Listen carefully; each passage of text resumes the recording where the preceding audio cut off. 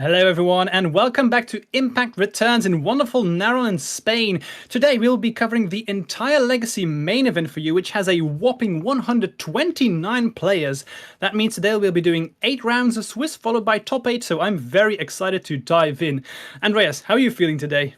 I'm feeling great. We were lucky to do the tail end shift yesterday of the Spanish Invitational, follow that all the way through to the two victors shaking hands and going off for a glorious dinner at the end. We got Be very, very difficult to do that. Be very, very difficult to do that. So let's take the time to thank them. We have a lot of them. So first off, Narón City Hall, that's the venue that we are doing this tournament in. So very, very good. Thank you very much.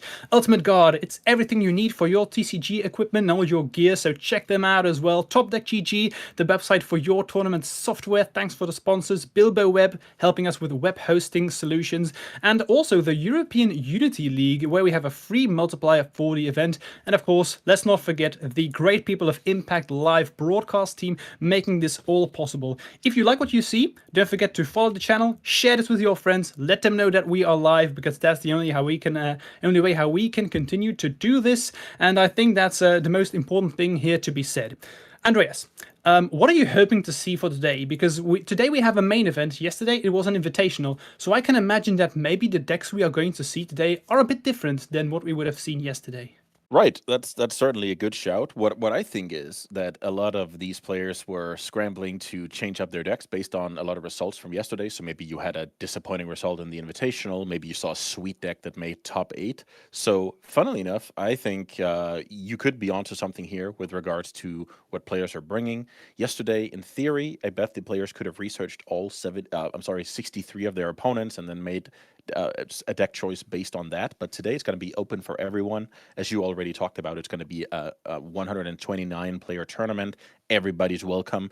And there is a little bit of a difference between a closed metagame where you know your opponents and then an open field where everybody and their uncle could join. So to be honest with you, I just expect a ton of different strategies, and also a ton of different strategies to be doing well. Because one thing is that you prefer certain decks, and another thing is whether that deck is actually good enough to go deep in a very competitive tournament. And I think both of those are going to be true today, here at Impact Returns. All right, that being said, I think we are ready to dive into round 1, and let's see what variants of decks we have at the ready for you. So we'll get the deck list on screen in just a second and dive into that game. I'm curious because yesterday we did see a resurgence of combo decks. Do you think that this is the state of the format right now? Are you expecting a lot of combo, or do you think it's more like you can play anything? Yeah, so in general, yeah, some decks are classified as combo, but they can play out like creature strategies. Let's think about the Welder Cam deck or a Breakfast strategy, that are also combo decks. But I think the main thing is to highlight that legacy decks in general need a proactive tool. You cannot just sit there with your land go and then hope to find your one copy of Entreat the Angels at some point. So that's why you see control decks running Murktide Regent, Triumph of St. Catherine. That's why you see combo decks pivoting into Barrowboy. That's why you see fantastic cards show up, in a lot of decks. So I think that being proactive and having tools like that is the name of the game. All right. Meanwhile, we do get the slide here of the casters. Look at these beautiful faces. Yeah, Today, oh Kai, man. Julian, Andreas, and myself will be hosting Legacy. And tomorrow we have Modern as well. We have 4 excellent people here. So don't go anywhere. Stay here for tomorrow and watch, because this is going to be amazing. So all these people are going to take care of you. And that being said, we also have the schedule here that we just discussed. Yesterday, Andreas and me did the Spanish Legacy National. Don't forget, you are able to rewatch. So go check that out on Twitch or YouTube. Both are available. And today we will be doing the Legacy main event. Andreas and myself will be doing the first part, and Kai and Julian will be doing the second half. So be sure to stick around. And tomorrow you can check out the Modern main event as well. So a lot of good play here that we'll be having. So I think we should be ready to dive in. There we go. Storm in the hands of Jens. Okay, talk to me, Oh Andreas. man, yeah, I'm so excited here. I see the card Mind's Desire as a 4 of. We all remember this card was on the ban list for so long, and people really wanted it to be unbanned. Then it actually was unbanned. People played it a lot for a couple of weeks. That card is so sweet. You get to storm off, and that feeling of shuffling your library, flipping over a random card, hoping to get to the promised land with the lethal tendrils of agony. That's the dream. I do spot another exciting one here. I see Flow State. Flow State is a card that gives these combo decks a second shot in the chamber. Imagine you go Dark Ritual, Cabal Ritual, Dark Petition, you get countered. Then you actually have pretty solid rebuilding potential with Flow State. So we see a Force of Will combo deck here. This is something that usually not the name of the game for Storm decks. So we have defensive measures against unfair strategies with Force of Will and Thoughtseize. And then we're just trying to play a land go game until it's go time with a big juicy Mind's Desire. I have high hopes for this deck. This feels a bit like the more old schoolish kind of Storm decks, if I can say it like that, but with some upgrades in the form of Flow State. Yeah, absolutely.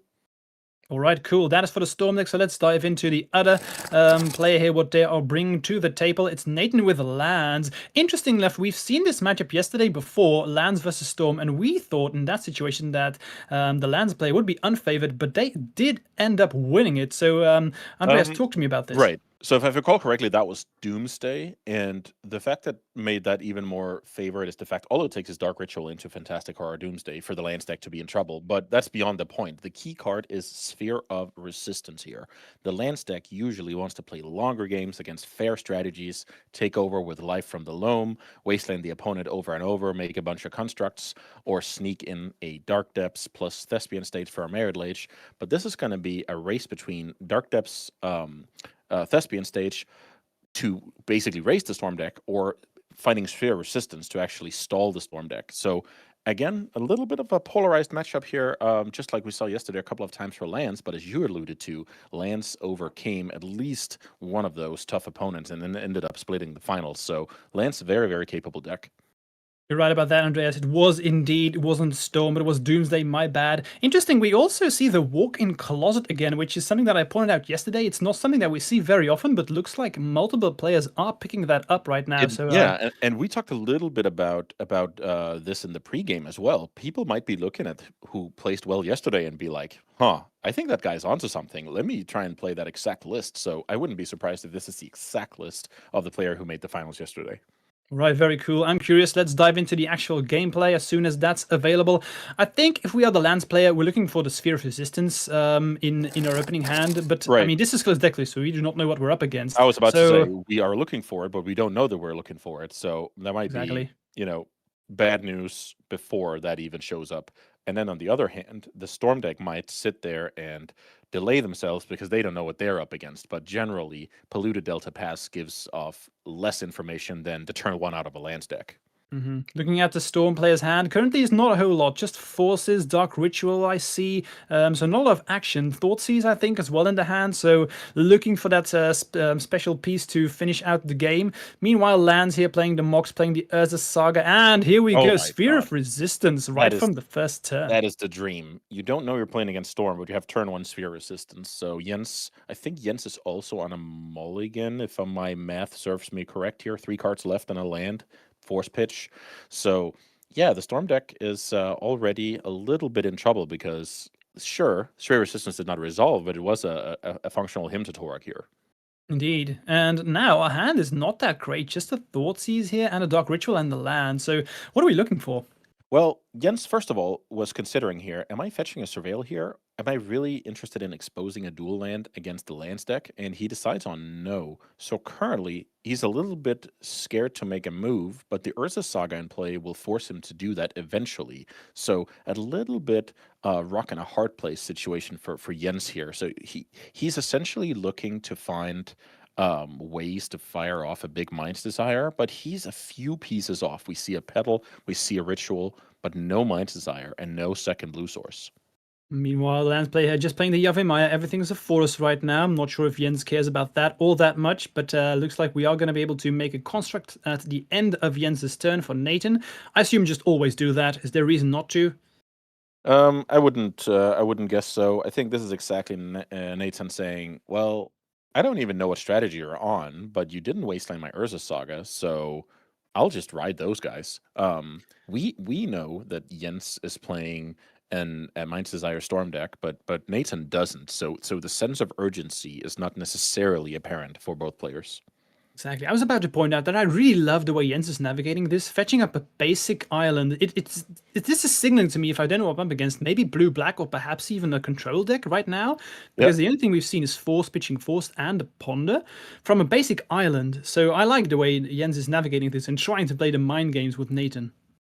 exactly. So what this could mean is that if Jens is able to disguise the fact that he's a combo deck, that can get Nathan to prioritize. Let's say he draws sphere resistance, but he's like, no, I want my second construct because I'm playing against, you know, maybe a fair strategy. So you can potentially get your opponent to make the wrong move if they're not familiar with what you're actually trying to accomplish. Mhm.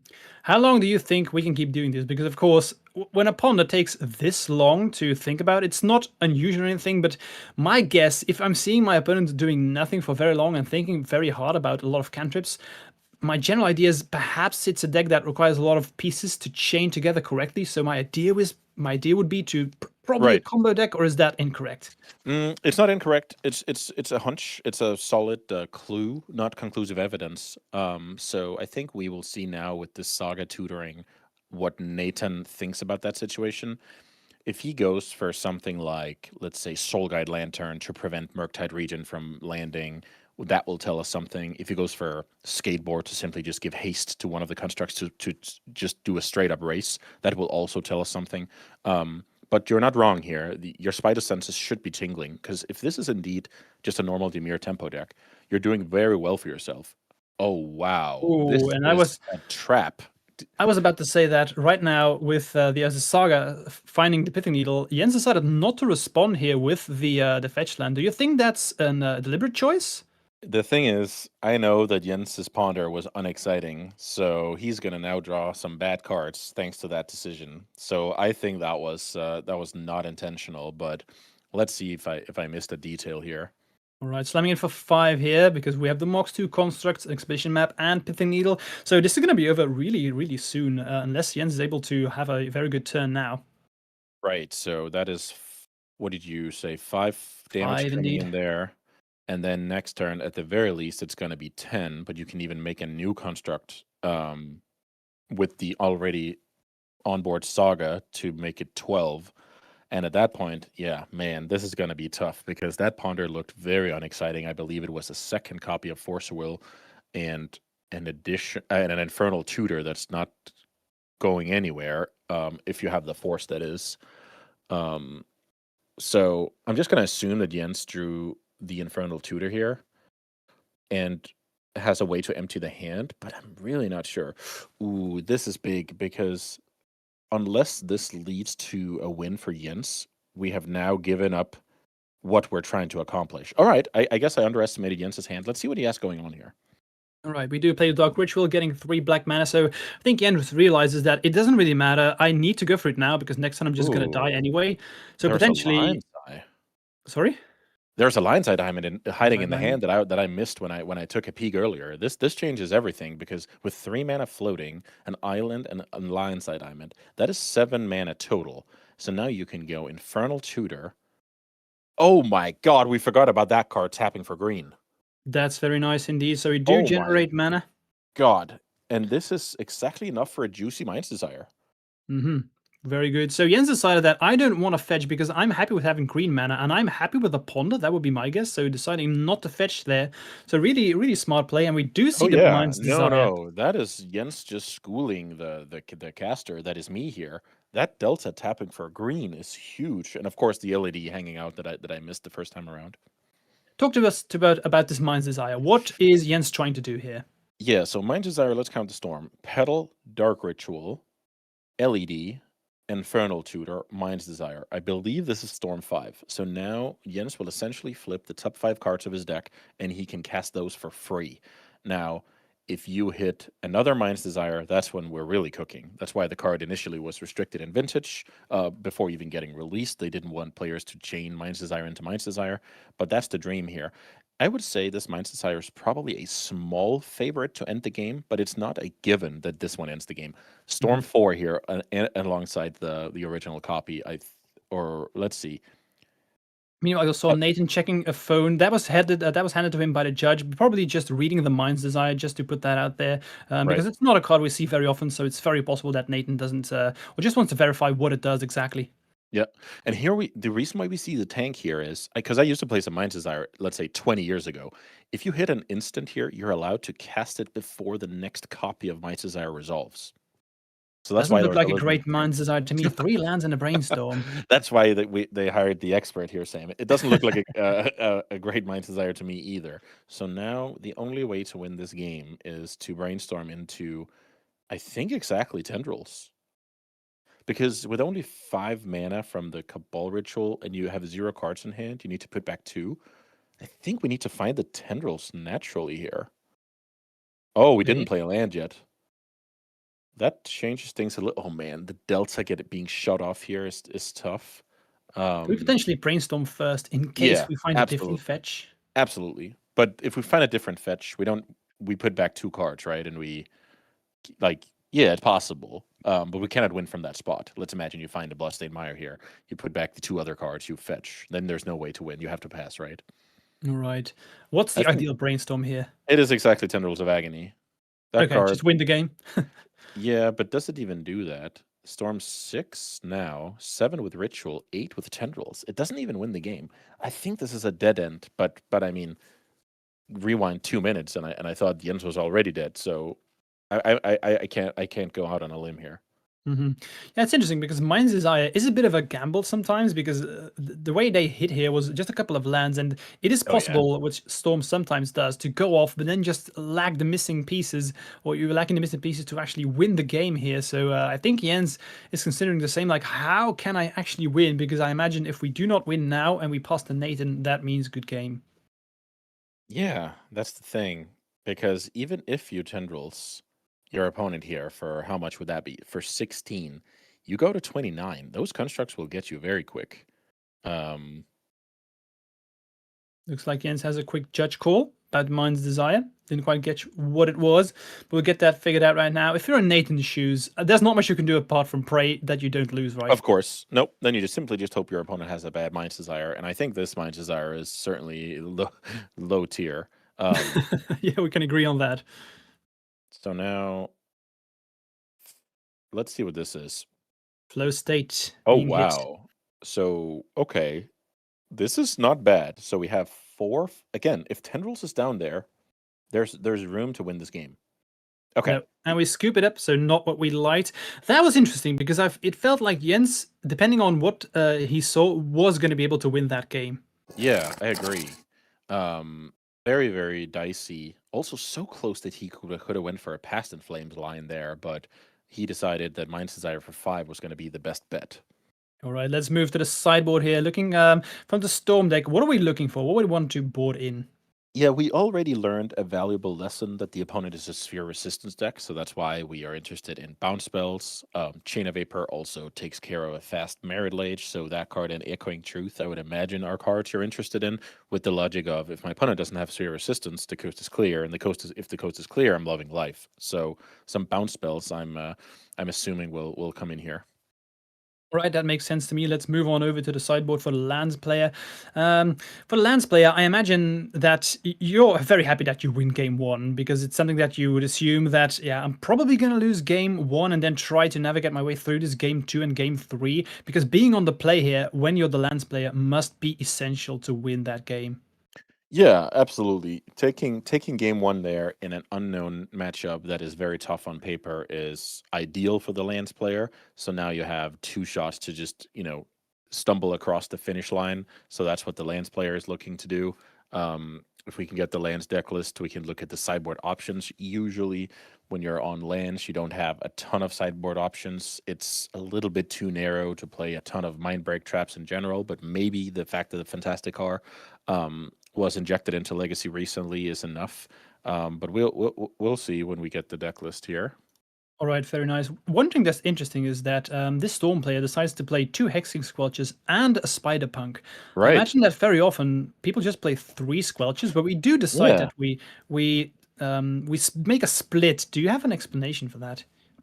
I'm trying to think about the fact that Spider Punk itself can actually get countered. I would be very sad to see that.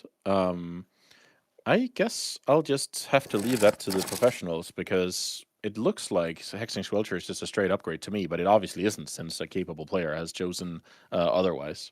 All right, makes sense to me. Let's watch the sideboard for lands here. Andreas, what are you liking? Yeah, so against Storm, man, this is a tough one. So I think from the side of the lands player, after seeing Mind's Desire, I think we are very doubtful this is a fantastic card matchup.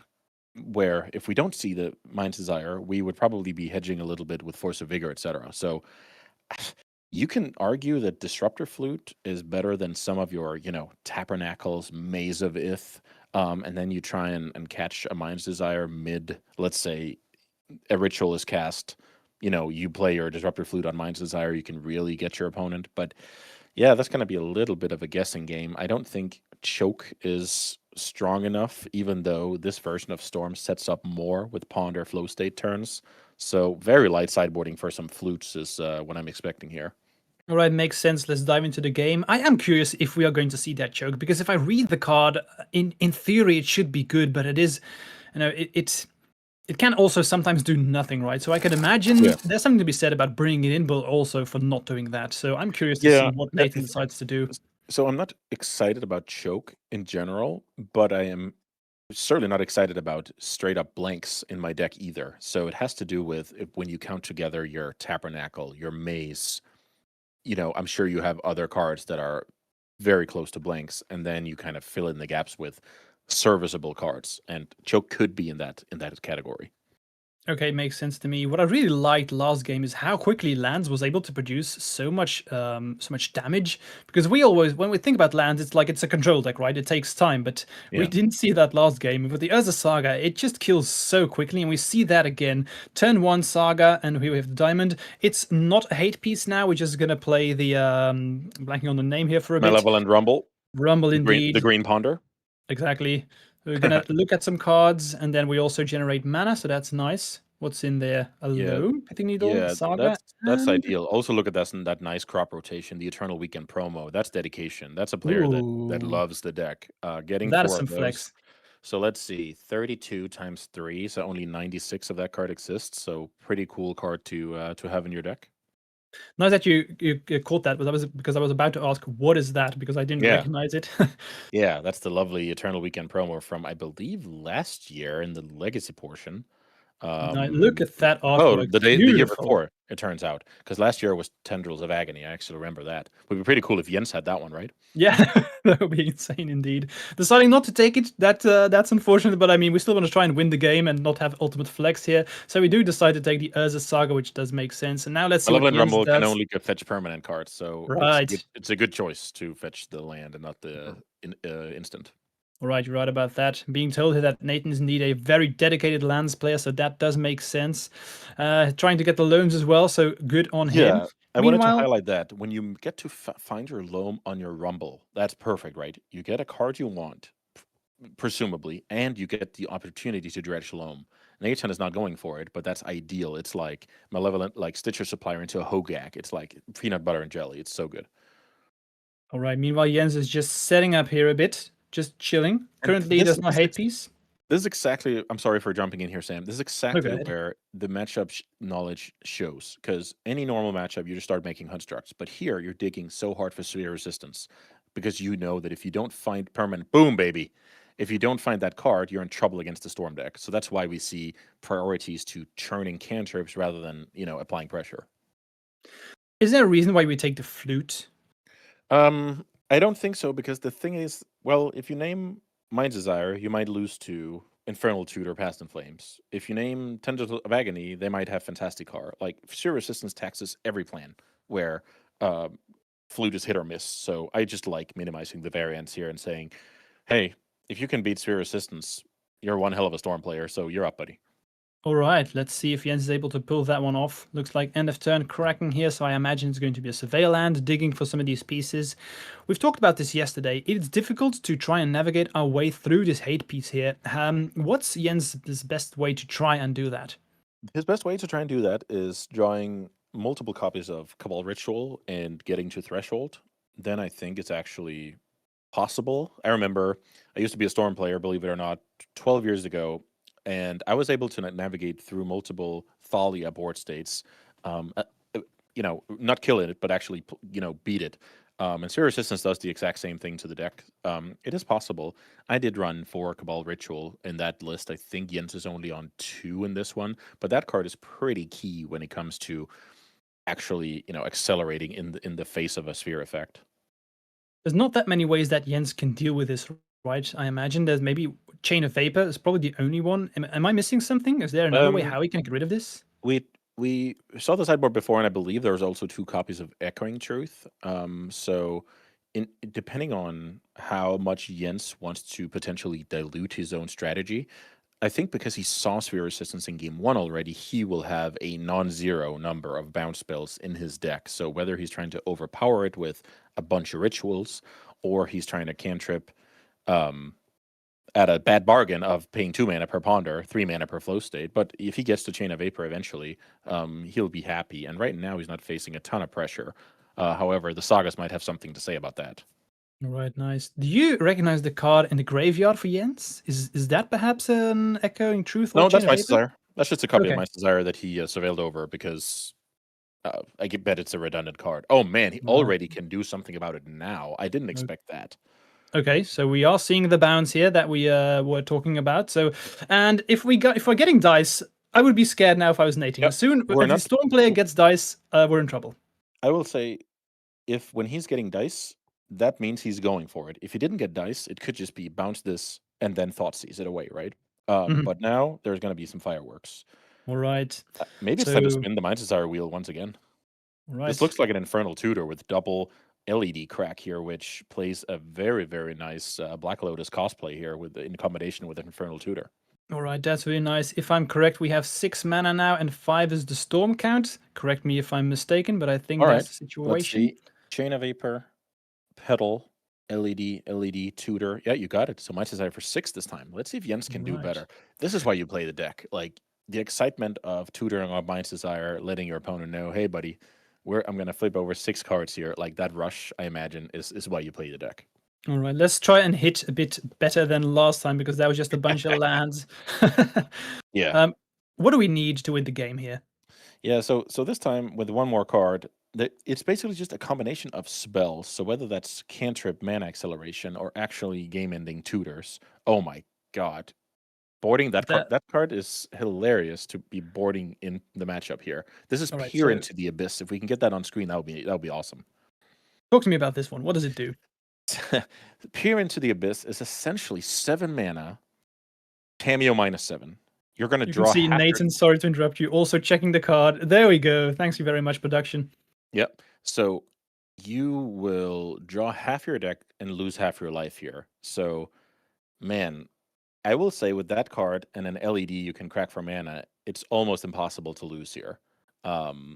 This is okay. Now it's not fun anymore because this is just this is just Let's draw. I like this for the show because now we just need to hit a pedal and a ritual and the game is over. So we go because we already made our land drop. Then we need to go Dark Ritual. Then we go Cabal Ritual with Threshold, and then we can just Infernal Tutor Tendrils. So I guess in this situation, Jens already knows there's no counterplay. If my opponent had Mindbreak Trap, he would have Mindbreak Trapped every single copy of my Mind's Desire, and we cleared that already. So this is a clear path to victory.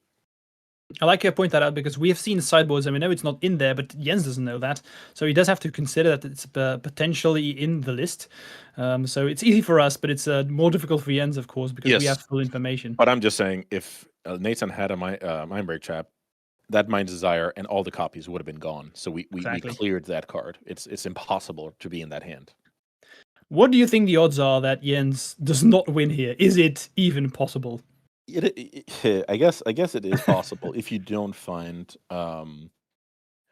where did the LED go or the LG system play. I guess if you find exactly no pedal, no acceleration, then you're left with if you break on the brainstorm, break on the flow state, and then your Infernal Tutor only has 3 mana afterwards, and 10 will cost 4. Like it is possible. This is actually a spot where I would have maybe I don't concede here. Maybe the opponent already saw Disruptor Flute. maybe there's no info in that hand. I just want people to be aware of, if my opponent is seeing a card in my hand now that potentially might help educate them for game 3, maybe that Thoughtseize is a good time to concede. Yeah, I was wondering about the same, because there is a argument here to just hide information. Meanwhile, we're already in game 3 and starting off here exactly with the sphere turn 1. Gonna be difficult for Jens right from the bat. Yeah, it is. Now, what Nathan is hoping for is the Storm deck to get into a spot where it has to go land pass, maybe Wasteland starts to become a thing, and you can kind of make the opponent crumble a little bit. This tap land is probably good news for Nathan, depending on his hand. And as we talked about last time, it is possible to beat the Sphere Resistance straight up, but most wins are through a bounce spell and then going off. We are happy with that land on top, so leaving it there, that's a bad sign for Jens. Wasteland here, going to take away that land, also very good. So we do have a fetch land, because I was about to ask, is it possible to just lose the game here because we only have some more non-land generating mana? If we kept the card on top of the deck here, I would assume we always get to keep playing the game against a Wasteland. Otherwise, that decision was probably questionable. But yeah, it is possible to stop playing lands and you simply just keep a hand of, cantrips and rituals and payoff. That is very, very possible. All right, makes sense. This is a low land count deck. Back in the days, I remember the standard was between 14 and 16. So let me just go and check the deck list out here for you guys. 4, 5, 6, 7, 11, 13. This is a 15 land deck. So yeah, very, very possible to stop playing lands anytime, really. We do have a swamp left, so just passing the turn, perhaps just trying to set up a turn again where we can end of turn, and after Nathan, that is bounce. Oh, Pithing Needle. Do we? Yeah, I was about to ask. In response, This we time, just always I crack. think it's time to go fetch your basic island and establish solid mana. Something that I was curious about when I looked at both of these deck lists is Jens has 2 islands in the deck, and that is not standard at all. And Nathan runs 2 copies of Ghost Quarter. So right now, Nathan could be like, oh man, you walked right into my trap. Now my Ghost Quarter is a strip mine. But he's going to learn soon that that is not the case, and there's actually 2 islands in the list. I actually want to see that play out. All right, interesting to note here. Nathan did have Yavimaya, so this time Jens was not happy with the land here being a forest. Was not good enough. Yeah, good point. Good point. So it's clear that Jens knows what he's doing. We do have another fetch available. And let's see, passing of the turn, looking potentially at a bounce spell on the sphere at the end step of Nathan. Oh man, that's the dream. Now, I wonder what the needle named, but I assume it's just named Polluted Delta, because there's 4 of that in the blue-black deck, and the opponent probably is a smart guy who split the rest of the fetches. Just like we talked about before going live, exactly. A guy that wasn't smart enough to split his fetches and got severely That's punished. the difference. That's why I'm just sitting here, because it's better for me to talk about the cards than to actually play them. So I imagine, is there anything else you could name with Pithing Needle that's worth it apart from a fetch land against Storm? I'm trying to think, because it would be pure guesswork. That could be something like Wishclaw Talisman in theory, but I think after seeing Mind's Desire, you kind of know that there's only fetches to name. But then again, you chose to have Needle in your deck post sideboard, so maybe there are bigger dreams for that Needle that I'm not aware of. And we do see that Jens is indeed splitting here the fetches, because now we have a blue-red and blue-green. So okay, doing pretty good. A bit land heavy currently for Jens. I think we'd rather not have that many lands. Absolutely, and Jens looks like, yeah, man, that card is a disaster. The second sphere. I will say, it's pretty cool that Jens has 2 copies of Echoing Truth. So once he finds that card, he can get rid of both. Right. Here's that's a very expensive ponder. We are tapping these fetch lands because they are forests. I would prefer to hold up a fetch land here. Now imagine this ponder sees the best card in the world and 2 bad cards. I would have loved to have the option to fetch away those 2 bad cards. Yep, I can see that. Perhaps Jens has another fetch land. That's also possible. Yeah, that's not impossible. He decides to keep them, so I hope for Jens that they were all good. Yeah, that's just good. Like, if you hold up a fetch land here instead of one of the basics, I think that just leaves you with better flexibility on the ponder, so I think that's a good one for people to think about. Yep, makes sense. So currently, Nathan is slowing down Tess, but I imagine you're not feeling particularly safe right now, because you are putting a lot of pressure on Jens, so we do need some action soon. 0 pressure, and last game you saw both Chain of Vapor and Echoing Truth on, like, surveils, Mind Desire flips, etc. So you know that Jens has to counterplay. Um, then on the other hand, there's not much you can do about it here. It looks like Thespian Stage hits the table, so that's half of the Marital Age combo. So ideally, you want to get into a spot where you produce that token and finish the game, right? The second priority is you produce that token and the opponent has to bounce the token and leave the spheres in play. And then it's going to be a long one where you eventually find Ursa Saga before the opponent breaks free of that. That's the goal anyway.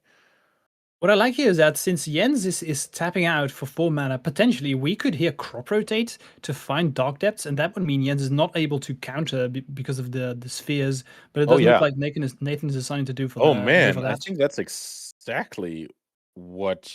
Yeah, you're There right. we go. There we go. And now because of Yavimaya, he's even able to activate end of turn here. But yeah, I love your point here. If you do it in response to the flow state, there's no counterplay for Jens because in theory he had the time to play a second land afterwards and force this crop rotation. But that exact window, yeah, you nailed it here. It looks like Nathan is gonna pounce on the opportunity and do just fine. So just the combination here is you activate and your Dark Depths can actually tap for mana because of the Yavimaya in play. Usually not the case. So this looks to be a Marital Age token, 2020 Flying Indestructible coming in hot here on the end step. And No concessions. Jens playing it cool here. Okay, yeah, there we go.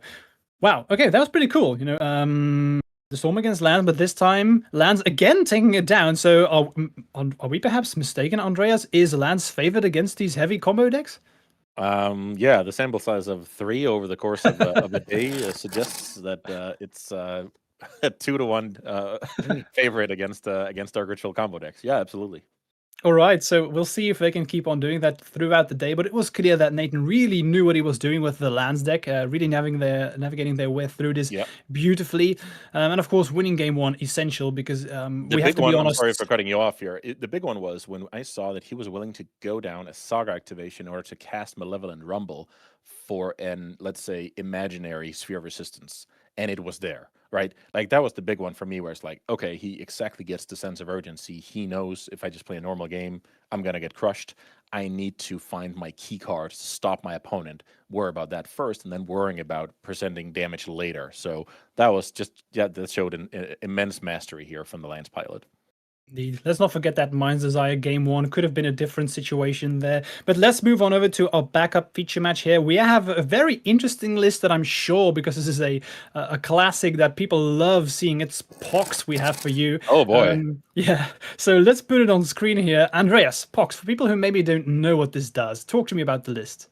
Right. So first of all, I want to paint the picture a little bit. This deck got blew onto the scene at Eternal Weekend US last year, where a copy of this deck made the top 8, and it made everybody super excited about this strategy. This is essentially a half of a lands deck, half of a black-green aggro deck mashup, where you're trying to set up, of course, Loam Wasteland, but you're also trying to choke out the opponent with the card Smallpox. This card kills a creature in play on each side, makes each player sacrifice a land. You get rid of a card from hand. It doesn't read like much, but then when this deck got the Eumidian Hatchery injection into the arm, that's when the deck really started to tick, because you can sacrifice this land and get a bunch of tokens out of it. Those tokens can, of course, pressure the opponent, but those tokens can also help power out Hogak. Hogak, as we see in the bottom right corner here, a very, very hard to deal with creature in a format of prismatic endings, lightning bolt, fatal push, snuff out, tons of cards that don't interact with Hogak aside from Swords to Plowshares. So this deck's just annoying. You don't know whether you're guarding against Saga or a Wasteland lock, your hand is getting shredded, or there's a big Hogak on your hands. Consistency cards in the deck, Malevolent Rumble, and then a ton of flexibility from the 2 Witherbloom cards in the bottom row there between Witherbloom Charm and Witherbloom Command. And I hope to see multiple of those modes come up in the match here.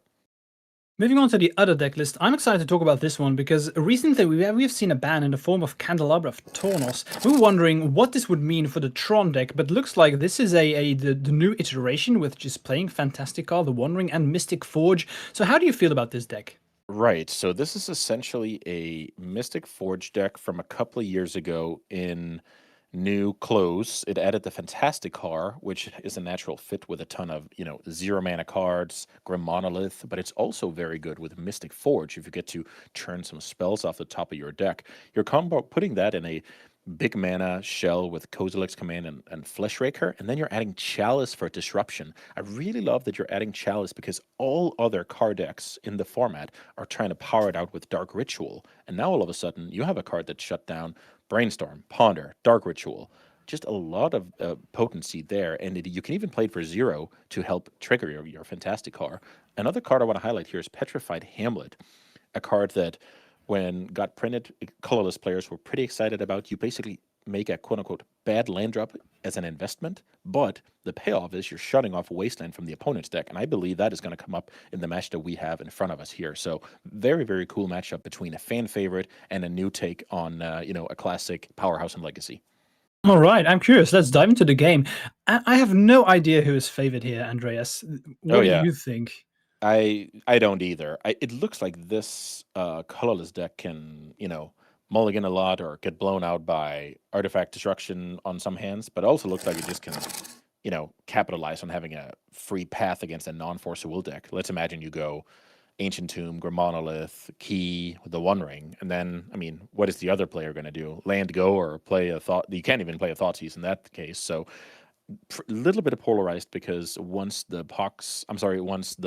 colorless player finds out that this is a non-force will matchup, you can start playing with a lot more liberty. So yeah, let's see about it. I guess the ideal start for this game would be the Pox player winning the die roll and leading on a turn 1 Thoughtseize. Then I think we're in for a treat because then both players, are playing a little bit short-handed, and I think that would make for the greatest gameplay.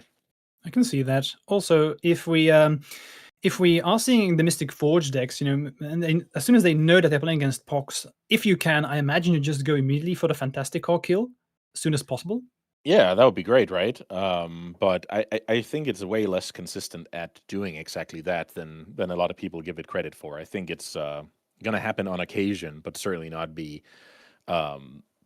anything you can consistently count on. But yeah, if you have it, you're going to fire it off. And then post sideboard, we have some complicated things with Force of Vigor being in the mix, etc. So we can have everything from huge blowouts to long grindy games here.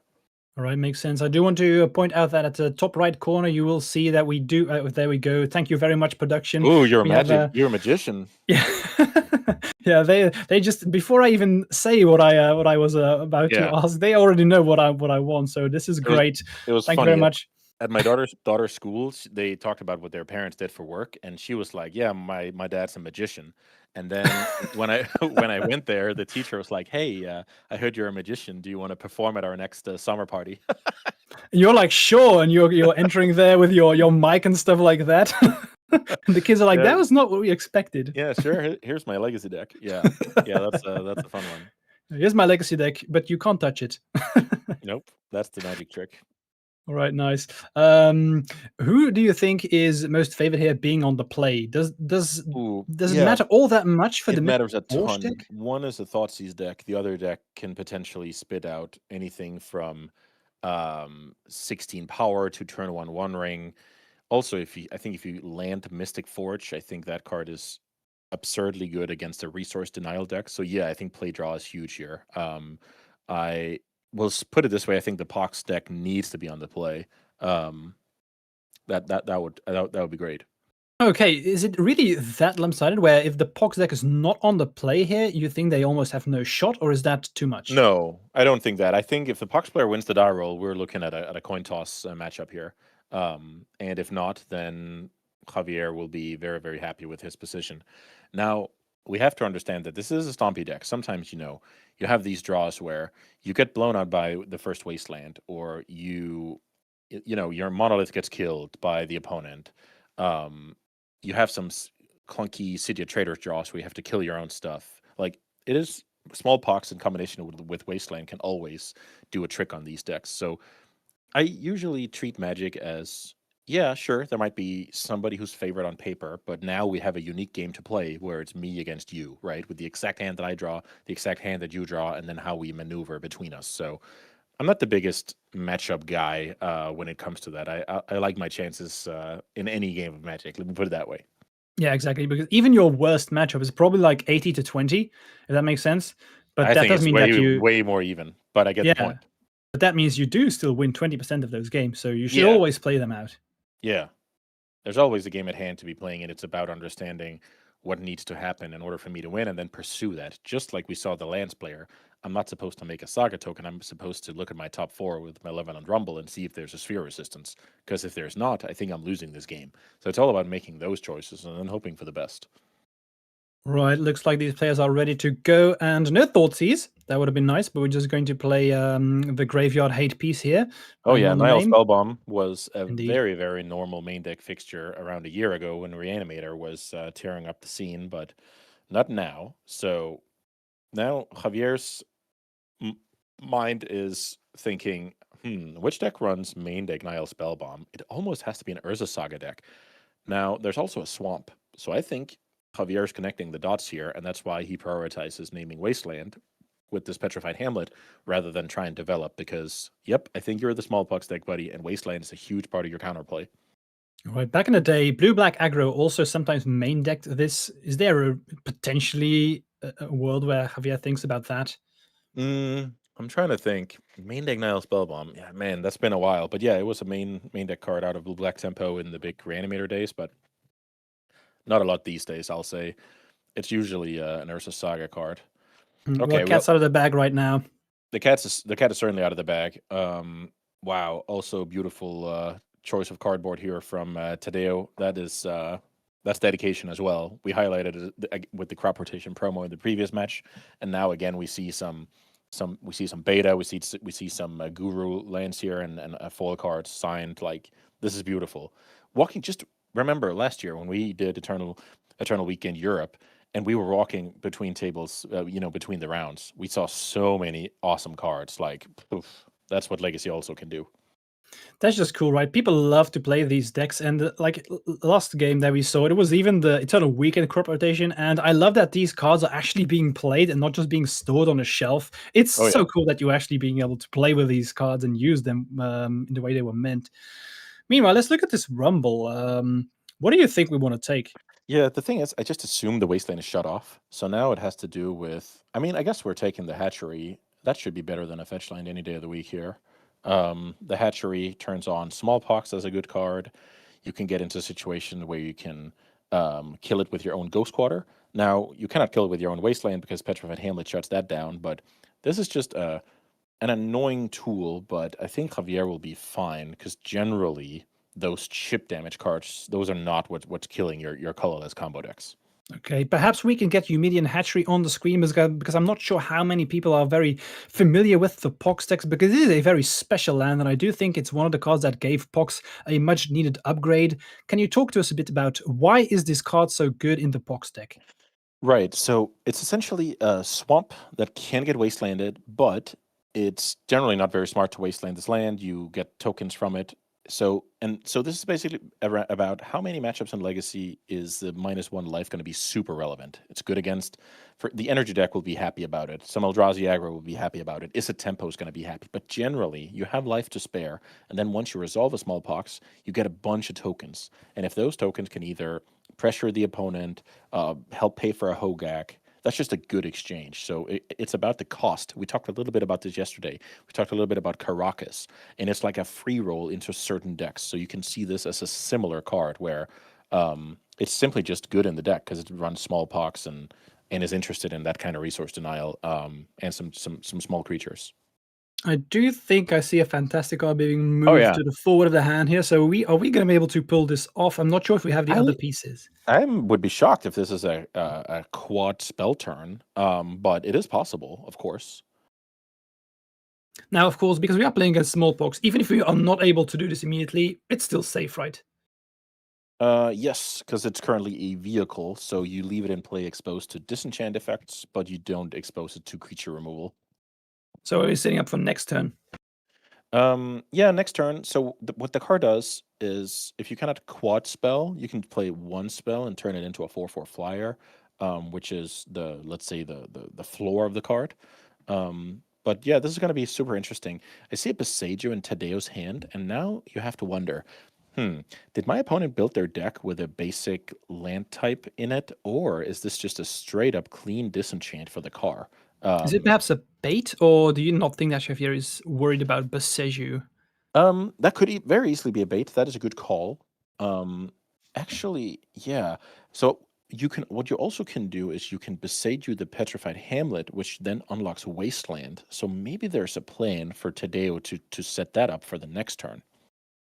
Okay, let's see what they do. We did play Live from the Loam here. We're going to play another fetch land. Currently, both players not just setting up. It seems to me like they are just Right. worried that whoever blinks first loses. But Also does note this one, Sam, that if let's say Javier cast the first 2 spells, then you probably have to respond with your Boseiju, because you do have that sneaky Scion lying around from the Malevolent Rumble. So you do have Boseiju up here. nice, I do like that. This could be an important one. Kozilek's Command. X3, so 3 spawns and 3 scries here. Kozilek's Command is pretty good at setting up the quad spell turn, because it does such a good job of, it buys back some of the mana and it finds the next spell. So yeah, this could be a little bit scary. I think the timing for that Boseiju is in response to the second spell, because if you do it in response to the third spell, in theory there could be a K command that then, triggers the car at instant speed. All right. I'm curious to see if Tadeo picks up on that. Now, they only have, quote unquote, only 3 mana available. So maybe that's the reason to say, yeah, I'm just going to do it in response to the third one to have a total blowout. But I mean, I think I agree with you. I'd rather just be certain and not have the shot of Do getting the blowout here. Yeah, and even think about it, the blowout is not that big because it's just putting like a lotus petal on the stack. Like it's not a blowout. That's the thing. We're not investing, rituals or whatever. Makes I think sense. this is That's number 2. Looks yeah, I like think this there's is no response. no response. So if there is another K command, this could be fireworks. Do you recognize the tokens there, Andreas? I don't. I'm generally with anything that is super nerdy that isn't magic or Pokemon, I guess. I'm lost. All right, that's Dragon Ball. So I like that. That's number 3 being played there. So I imagine there's no way Javier is not going for it here. But I think now today will probably respond. So they are asking questions. So maybe just checking out what's the number here. Is this number 2 or number 3? So just to use you as a case here to prove a point, like, do you see what I'm saying? When I'm saying it's not a blowout because it's just a bobble, right? Exactly. No response. That's interesting. This So is we're going to exact. respond. Yeah, go ahead. This is now we have to respond, because this is basically like, this is perfect. So that's why new cards are hard, even for so-called experts here. Now the car triggers, and then it is now up to the judge to tell them whether this is too late to sacrifice the car and get the 4/4. I think Tadeo is spot on here, and I need to do my homework better.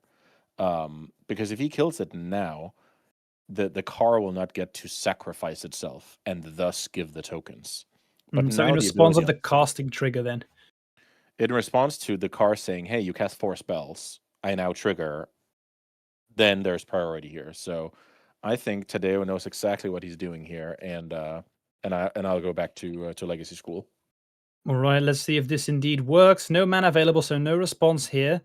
Indeed, that does work. Because it is Nice. I actually don't know what to call that, but you need to actually, it's not just, hey, make 4/4. You actually need to sacrifice the car. If you do, then you get the bonus.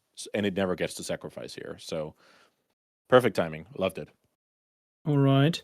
Looks like we should be able to fetch up a basic land, but Javier is not doing that, so that tells that there are no basic lands in the deck list here. Funnily enough, we could have done a cool trick here in response to the Boseiju. We could have, if we wanted to, bobbled ourselves. If we liked the card, we don't search. If we don't like the card, we do search and shuffle. Ooh, I do like that. That would have been a good play.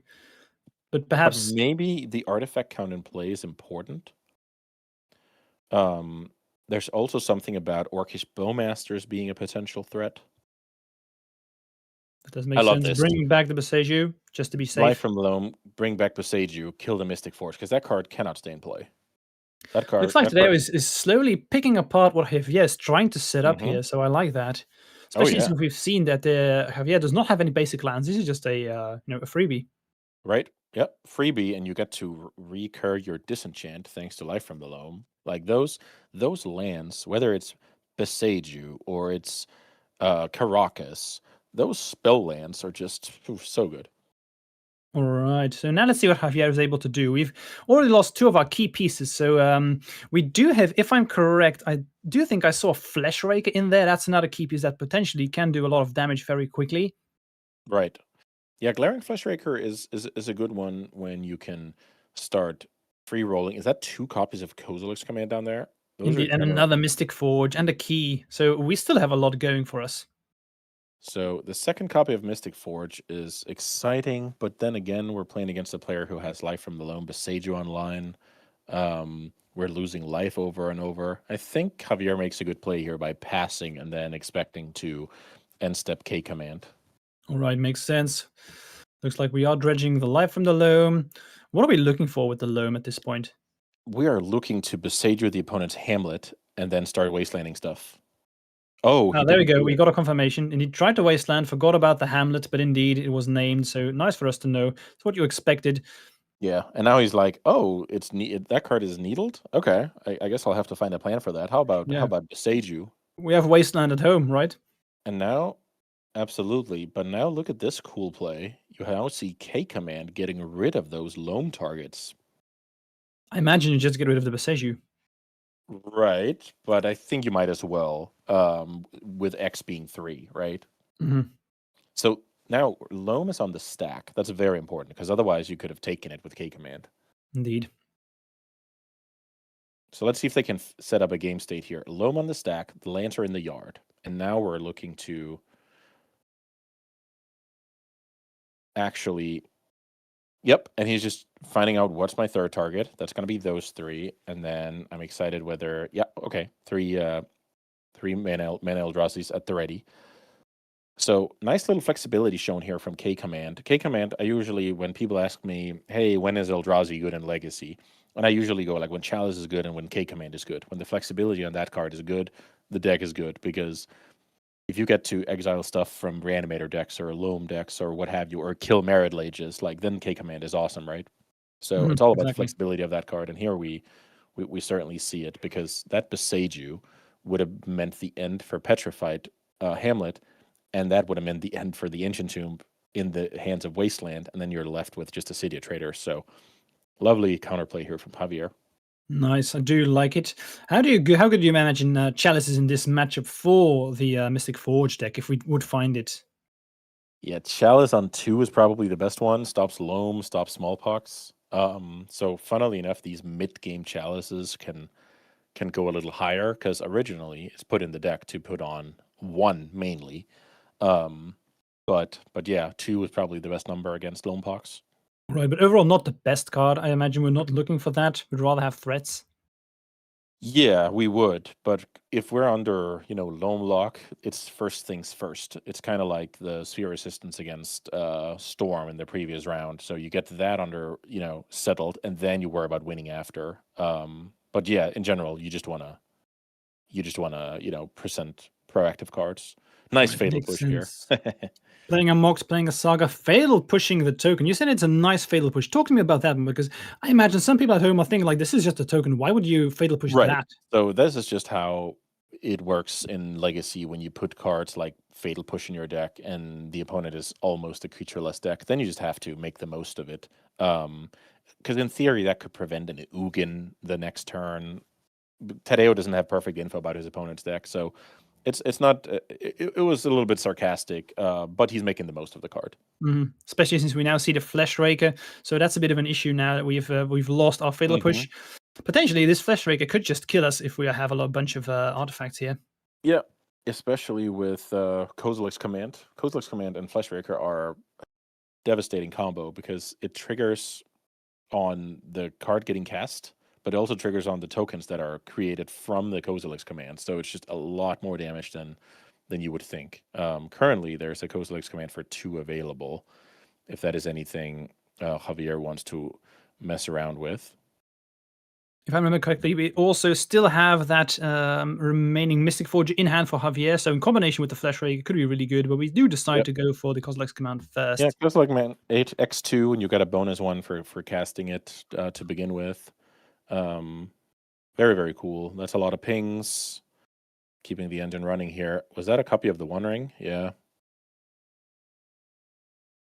So now we see Javier. This is high level play. So the City of Traders, not necessarily an exciting card, but that lets us have the One Ring on top of our deck, safe from Thoughtseize for next turn. And you get to develop the Mystic Forge. So heads up play here by Javier. I do like that. It's what I very often say, that the safest place to put your cards is the top of your library when there's a Thoughtseize deck. I do have the Mystic Forge here, so probably going to check that top and see if we can cast a bunch of cards here from there. I See if do the think One that Ring I is still there. spotted. Let's see. Let's see if the One Didn't Ring is quite still catch there. it. It's the Didn't One quite Ring. We catch saw it. it. Yeah. We just saw it. All right, nice. I do think that Tadeo has a Witherbloom command in hand, if I see that correctly. What do you think we can do with that card? Witherbloom command. That doesn't kill much here. It can only deal -1 to the Fleshraker and kill a key. So we need to do better than that, I think. But this, I guess, will recur. No, there's no Beseiju, I think. So yeah, it kills a 2 or less, and then milling 3 to return a land. So this is where Javier did his homework earlier, and now only a swamp gets back, and not a super useful land. All right, we do have Urza's Saga going here, potentially going to try and make some of these construct tokens to start banging in, but these tokens will just block them very efficiently. And now we should have the option here of playing the One Ring, and if One Ring does hit the table, I think it's going to be scary for Tadeo moving forward. It's super scary. The One Ring in combination with Voltaic Key is backbreaking, and the One Ring's ETB protecting you from Bowmaster just makes it a complete free roll here. Gonna check the top first. I do like that before we actually use the One Ring. Good call, because if that's like a 0 or whatever, you can just keep playing it. This is perfect as well. And then whenever you find a land, you can One Ring into the lands and hope to find more cards. Now, something that is not intuitive at all is you currently have protection. That means we cannot Kozilek's Command ourselves here to get tokens or draw on this turn, because we have the One Ring protection. That is something that is very, very easy to forget. So I guess you would have to have played the deck to think about that. Let's call it a dis-synergy. All right, we do have the skateboard here, tapping a land in response today. Will make a construct, so heads up play there. Let's see, what are we looking for if we are Javier? How do we finish this as soon as possible? Simply just churning spells. So, and now with Fleshraker in play, even your 4-drops are castable, which is awesome.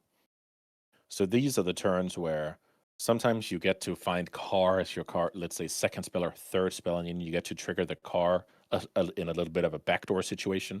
So this is why when I talked about on the deck tech that Mystic Forge and the One Ring are actually cards that fuel mid-game Car activations. So this deck is threatening super fast card plus 3 more spells, but it also has super solid mid-game chances for that card. But generally, the Fleshraker here will be enough. All right. I did see them pointing towards the other saga, so the other hamlet will name that. Makes sense.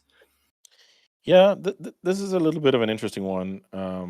Naming Ursa Saga, I think, yeah, I like that a lot, because right now you have to assume that you super brick here. Because if you don't super brick, you're just winning the game. So you should assume that you brick. And then what is now the smartest to do moving forward, if that is the case? But here we see the nasty combo here. Voltaic Key, so flexible in the deck, can untap the Ring for cards or untap Grim Monolith for mana. Okay, drawing 2 here. I did see a Chalice getting picked up. Didn't quite catch the other card. Right. But I imagine we just try. Do we just play the Chalice? Even if we could even play it on 0 if we want to, just to get more damage in. That is something that we can end our turn with or do later, because we can find a second Fleshraker, which would give us more bonus. But yeah, this just gets ridiculous now. I would imagine that this is the last turn that Tadeo gets to see in this game. Didn't quite catch the other card. Was it perhaps another Kozilek's Command? I could be off here. If that is a Kozilek's Command, we could see the awkward dis-synergy here, where you cannot target yourself because of the One Ring protection. No, it's an Ancient Tomb. My bad. So we can zero the Mystic. Tap the Mystic Force to get rid of it. Okay. So what was that? Chalice off the top of the deck? Yes. Okay. So now our zeros get countered, but we get to move on here. And generally, I think that's totally fine in a situation like this. Another key. Yeah. Very good. We can untap the One Ring again. So now we have the choice between using it as a colorless ritual or using it as a colorless ancestral recall. Two pretty good options. You're playing the bauble. I imagine at this state of the game, I think Javier is probably going to be able to just finish this game, especially if you can untap the One Ring again. It's going to be hard to not win here, if I can say it like that. Yeah, it will. It has to be tons of lands in a row. That's the only thing that can keep Javier from winning. Because he built his deck in such a way that he doesn't have bricks like, let's say, Ugin or super expensive stuff. So once he actually has his mana up and running, there's only lands as fail rate. Okay, playing the bauble. Remember, we still have the chalice in our hand, and we can just play for 0 again. Opponent's down to 2, so I think if we just find one more, we get there. And we can still untap the One Ring, so we should be very unlucky if we do not find that. Good point about the bauble here. That has to hit the graveyard. All right, there we go. That will be it for game number 1. Oh yeah, Mystic Force interesting took game. over. Yeah, and let me just highlight the key play here. Their key play is understanding, okay, we need to slow down. The opponent has Life from the Loam with Beseiju. Wasteland is coming. I need to disrupt that. Hey, wait a minute. Kozilek's command can exile cards in graveyards. I haven't used that ability since Entomb was legal. It's time to put that to use. Clear the graveyard, and then focus on rebuilding. Of course, drawing the One Ring there didn't hurt either. Yeah, makes sense. Let's dive into the sideboard. What are we looking at for Pox? What would we like to bring in? Yeah, so there's a lot of all-stars here, but I'm going to start with all the disenchant cards here. Force of Vigor, Pick Your Poison, Natural State, Haywire Might. Those are going to come in. You can bring in Needle, name the One Ring. Perfectly fine as well. I'm interested in Chains of Mephistopheles, which essentially says you cannot draw extra cards. But I think it's generally better to just try and prevent the One Ring from getting into play, to begin with, rather than try and mess with it after. Also note that Pick Your Poison can kill, let's say, turn 1 Ursa Saga. It can kill a One Ring, if it's the opponent's only artifact, that is. Get around some protection there. But in general, I think the name of the game here is to get rid of cards like Nile Spellbomb, Fatal Push, potentially Cabal Therapy, maybe the Currency Converter, and then really focus on disenchant effects and wastelands and getting over the finish lines with Ursa Saga constructs. That would be my game plan. Also, good to note that Haywire might exile, so we can actually get rid of the One Ring with that. That card deals with Saga and the One Ring. Very, very cool card. Nice. And then looking at the Mystic Forge deck, what do we want to take out when we are playing against this style of deck? Not much, I would say. I think with that needle in the sideboard, that shows that this player thinks that they will bring it in against opposing wasteland decks, I would assume. So I will expect very low sideboarding, maybe some needle effects, trimming a little bit on Chalice. But in general, when you play decks like this, you generally build your deck to be good against almost any decks, and then you make your sideboard for small adjustments or, really bad matchups. And I think the really bad matchup for this deck is combo decks. So I actually expect super low sideboarding and Javier to hope that game 2 plays out exactly like game 1. Okay, I dig that. Let's dive into the second game here, see what happens. What I really love is that we have 4 flutes and 4 chalice. I can imagine that depending on the matchup, you just swap these entirely.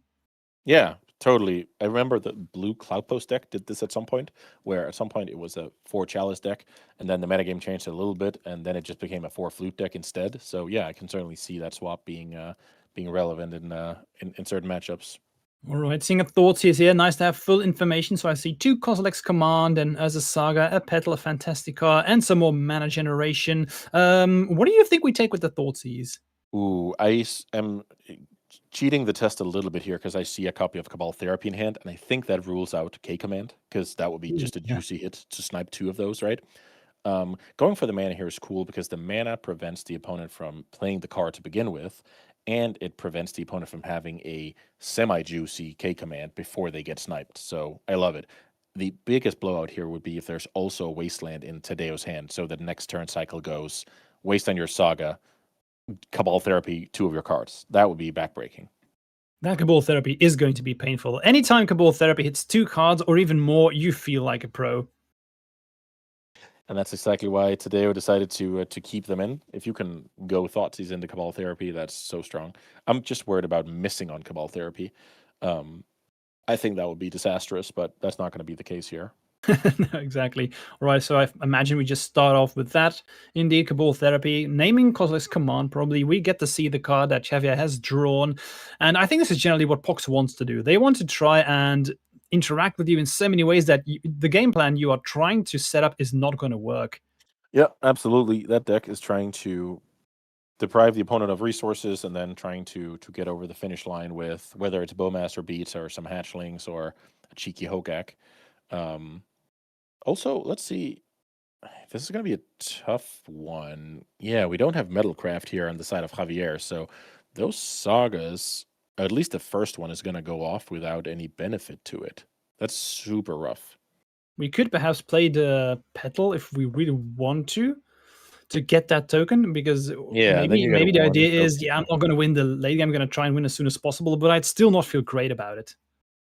Yeah, I don't think cracking a pedal for a 2-2 is going to be the game winner or a 3-3.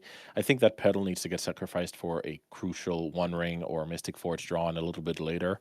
But that's essentially what the decision is about. It's about whether the small ball is going to be meaningful or you have to believe that you can find some of your heavy hitters later. Do you think we're close to having Fantastica? I think there's Fantastica and 2 baubles in hand. So if we have one more, which we do need a land to play the Fantastica, but if we get there, we might just be able to just go ham. Right. So if we draw a 0 next turn, we can tap our Saga for mana, tutor a pedal.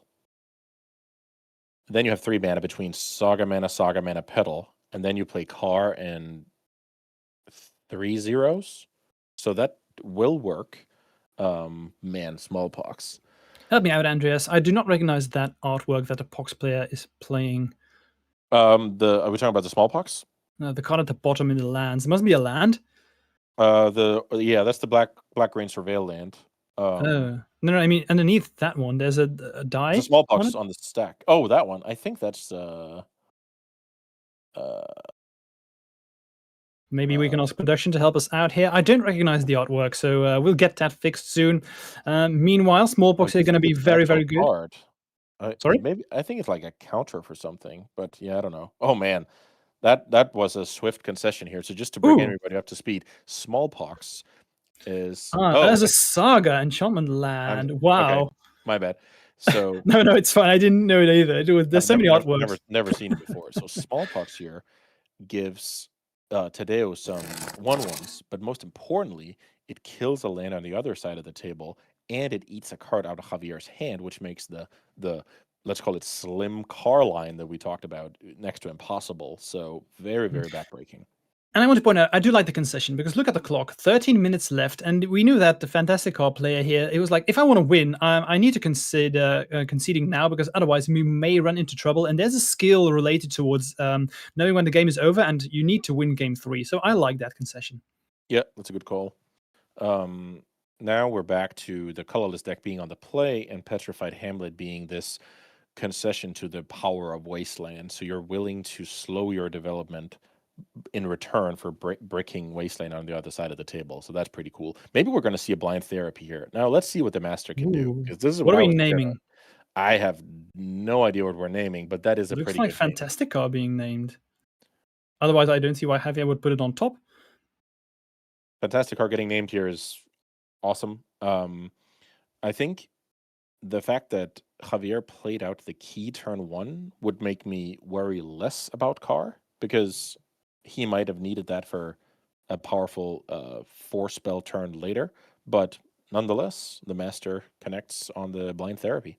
Yeah, perhaps it's just the card you're most afraid of. I like that. When you don't really know what to name Cabal Therapy, just think about, okay, what am I most afraid of? I'm just going to name that if they have it. So potentially that's what they're looking for. Yeah, I think I'll question that that's what you're most scared of, because the opponent just went key. Imagine the next turn is land monolith, the One Ring. Yeah, makes sense. I think that's what I'm the most scared of. But I can see that. Perhaps we have Haywire Mice, something like that in hand. Don't quite catch all the cards. We see the answer to my question here, actually, or to my dilemma here, is because there's a second therapy. So in case that there's trouble, we can therapy once more. Makes sense. There must have been something remaining. Getting rid of Wasteland, so that probably confirms the Hamlet naming Wasteland. We do play another Cabal Therapy. We have full information now. What do you like? What do you want to name the cards that Yeah, you know? so with the cards we know about, we know that there could potentially be a chalice coming next turn. What does that do? That shuts off flashback therapies. That shuts off the skateboard in hand, which is not the greatest impact. So taking the K command here makes solid sense. I like it. And look at the hand of Javier. Not much going on. We do find Urza Saga, which is nice because apart from that, there's not much in this hand that I think Tadeo is very afraid of. So I'm liking the odds here currently, and we still have the option of if we do sacrifice our land, potentially we can Cabal Therapy again. That would be nice. We do see a Chalice on one. Is that impactful now? It stops It the Cabal Therapies from returning. Yeah, so Javier's had the decision between developing Ursa Saga and getting going with that or developing Chalice. And he goes for Chalice here because of the card Smallpox, which is, it's not intuitive, right? Because Chalice on one. But if he plays out a land there, which is Ursa Saga, and plays the Chalice, then Smallpox hits, he will not be able to make tokens. So Taking care of that with the Witherbloom command immediately. Also milling 3 here, then returning a land. yeah, Wasteland Wasteland. cannot get activated, worth noting. I don't know what the second Hamlet is naming here. But I would imagine that naming um at Wasteland again is a good move against the the smallpox Beseju deck that can sometimes get rid of your one Hamlet. Right, we know it's not Fern Catacombs because that's getting cracked, probably getting a Surveyor land, while Javier is playing Urza Saga here. So when you're a Pox player, I do think we want to look for threats and try to finally beat down the opponent because currently we're a bit ahead, but we know we sort of power of the colorless deck. It could really swing around very quickly. So what do we want to find at this point if you're the Pox player? I think my best draw is probably something like Force of Vigor, get rid of the Saga, get rid of the key, and then try and work from there. But smallpox, I wouldn't be sad about either. Right, let's see. Mox, we do not want that, so let's just untap. Another Nope. land. Yeah, pick That's your not great. poison is back on. No, you're right. That's terrible. Bunch of lands in hand, and now the Ursa Saga is going to go unchecked. Going to be scary. Potentially, this as a saga, well, it's going to be been able to kill relatively quickly. So maybe looking for a way to sacrifice that hatchery just to buy us some time, being able to block a couple of turns. Yeah, the thing is, the way to sacrifice that is either ghost quartering yourself or smallpox, and time is running out a little bit on those kind of plays. Now we see the Grim Monolith plus Manifold Key being this persistent source of mana. And if we cannot deal with this saga now, we're going to be in deep, deep trouble from the side of the Pox player. Okay, have you emptied the hand? So currently, all we have going for us is the Urza Saga. So we do need a payoff spell here to take over the game. Currently, today, we're not doing much, just playing lands. We do see a skateboard in hand and more lands, so not ideal. I wonder if Let's. Skateboard is lethal on Javier's side of the table if he still has it in his deck. Let's see. Currently, tokens are 4. If you make another one, tokens are 5. Then you tutor up. Then tokens are 7s, and then +1. So you have 15 damage if you have Skateboard in your deck, and you did not draw an artifact. Okay, let's see what we have going for us. Just going to untap that. A flute. What are we naming?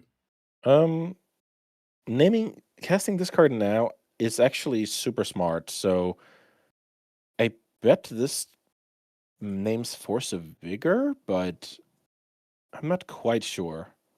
Because I think Javier now has to say, what is the card that changes the course of this game? Because I'm currently winning pretty big. So the timing here is if the opponent has Force of Vigor, they have to fire it now or have a spare green card, I guess. And then if they fire it now, I can activate my saga afterwards, or in response rather than losing both of my tokens. So I think this is an anti-Force of Vigor play, but I guess I was going to say time will tell, but maybe not. Okay, we'll find out soon. So I think they're counting the artifacts. I'm counting 5 right now. And I think this is lethal with Skateboard. Let's see if I'm right about that. I think this is 17. But yeah, let's see. How many artifacts are currently in play up there? 4 and 5. That was 6, and then you find number 7. So 7 artifacts plus 1. Nope, that's only, I would have been short. So going for Tormod's Crypt. I Maybe wonder. afraid of Hogak? Hogak. He's gonna take a peek here on the graveyard. So at the very least, it's an artifact that bolsters the power and toughness of the saga constructs. Javier is thinking that I don't need to win right now since this turn is not lethal. I'm just going to slam in with 1 creature here. That means next turn I will not need the skateboard because if I just attack with 2 creatures, that's lethal too. So I'd rather Right. just try and prevent my opponent from doing Hogak that blocks the tokens efficiently or doing Life from the Loam, stuff like that. Right. That's what Hogak I'm being an thinking. 8/8 is a good shout. But it's a little bit hard to imagine the situation where Tedio has. It must be something like Malevolent Rumble, milling Hogak, picking up Bowmaster, and that's the path to Hogak. Yeah, okay. I like the Crypt because that's actually a. Oh, And they actually reveal the Life from the Loam. That's yeah, funny. that's funny. Like the timing of the Crypt there was a little bit peculiar, but yeah, that just shows. I mean, This was essentially Urza's Saga and some random magic cards winning the game, right? Uncontested Urza's Saga against the deck with 4 Wasteland, 2 Beseiju, Force of Vigor out of the sideboard, pick your poison out of the sideboard. That was a very that's not going to happen every day. That Urza's Saga slips the cracks against that setup. So even 4 Smallpox in the mix. So yeah, the colorless player very very happy with that run out. All right, we saw the power level here of this colorless deck. It really did its thing, and once the One Ring popped off, there was not Yeah. much you could do. So, really showing the power level here. I was really happy with this round 1. We saw a lot of different variations of style of deck, so I'm hoping that we get to see something similar for the next round. Potentially, we could quickly get the sponsors on screen here. I quickly want to call out everyone watching. Don't forget to like the channel so that you can see, share this with your friends that we are doing this live and that they can pitch in for anyone watching some legacy content. That would be amazing. But before we go into the break, yesterday we had Santa Claus here in the form of Andreas, and I'm sure that Andreas is a lovely person, so he wants to do this again, sharing with everyone here, being able to give away some Magic Online tickets. Andreas, what do you have for us? Yeah, so I'm partnering with Magic Online to give away some Playpoint codes for the stream this weekend. Yesterday we got to give away some sweet ones, and yeah, they're going to be 120 Playpoints each. That's enough for either a draft or a league where you can win a trophy. So trophy is the key word. Put trophy in the chat, and you're in the running, and we will pick a winner. We'll be doing this all weekend, so make sure to stay tuned to try and get your hands on those sweet play points so you can go on the best online Magic platform there is to play competitive Magic. Yeah, Magic Online. Thank you so much to those guys for helping me and the show. All right, thank you very much for that, Andreas. We will go on a very small break, 5 minutes, not more. So don't go anywhere. Just type trophy in chat and ensure that you can get these wins. And we will be right back with you for round number 2. So just be back in a few moments and see you soon.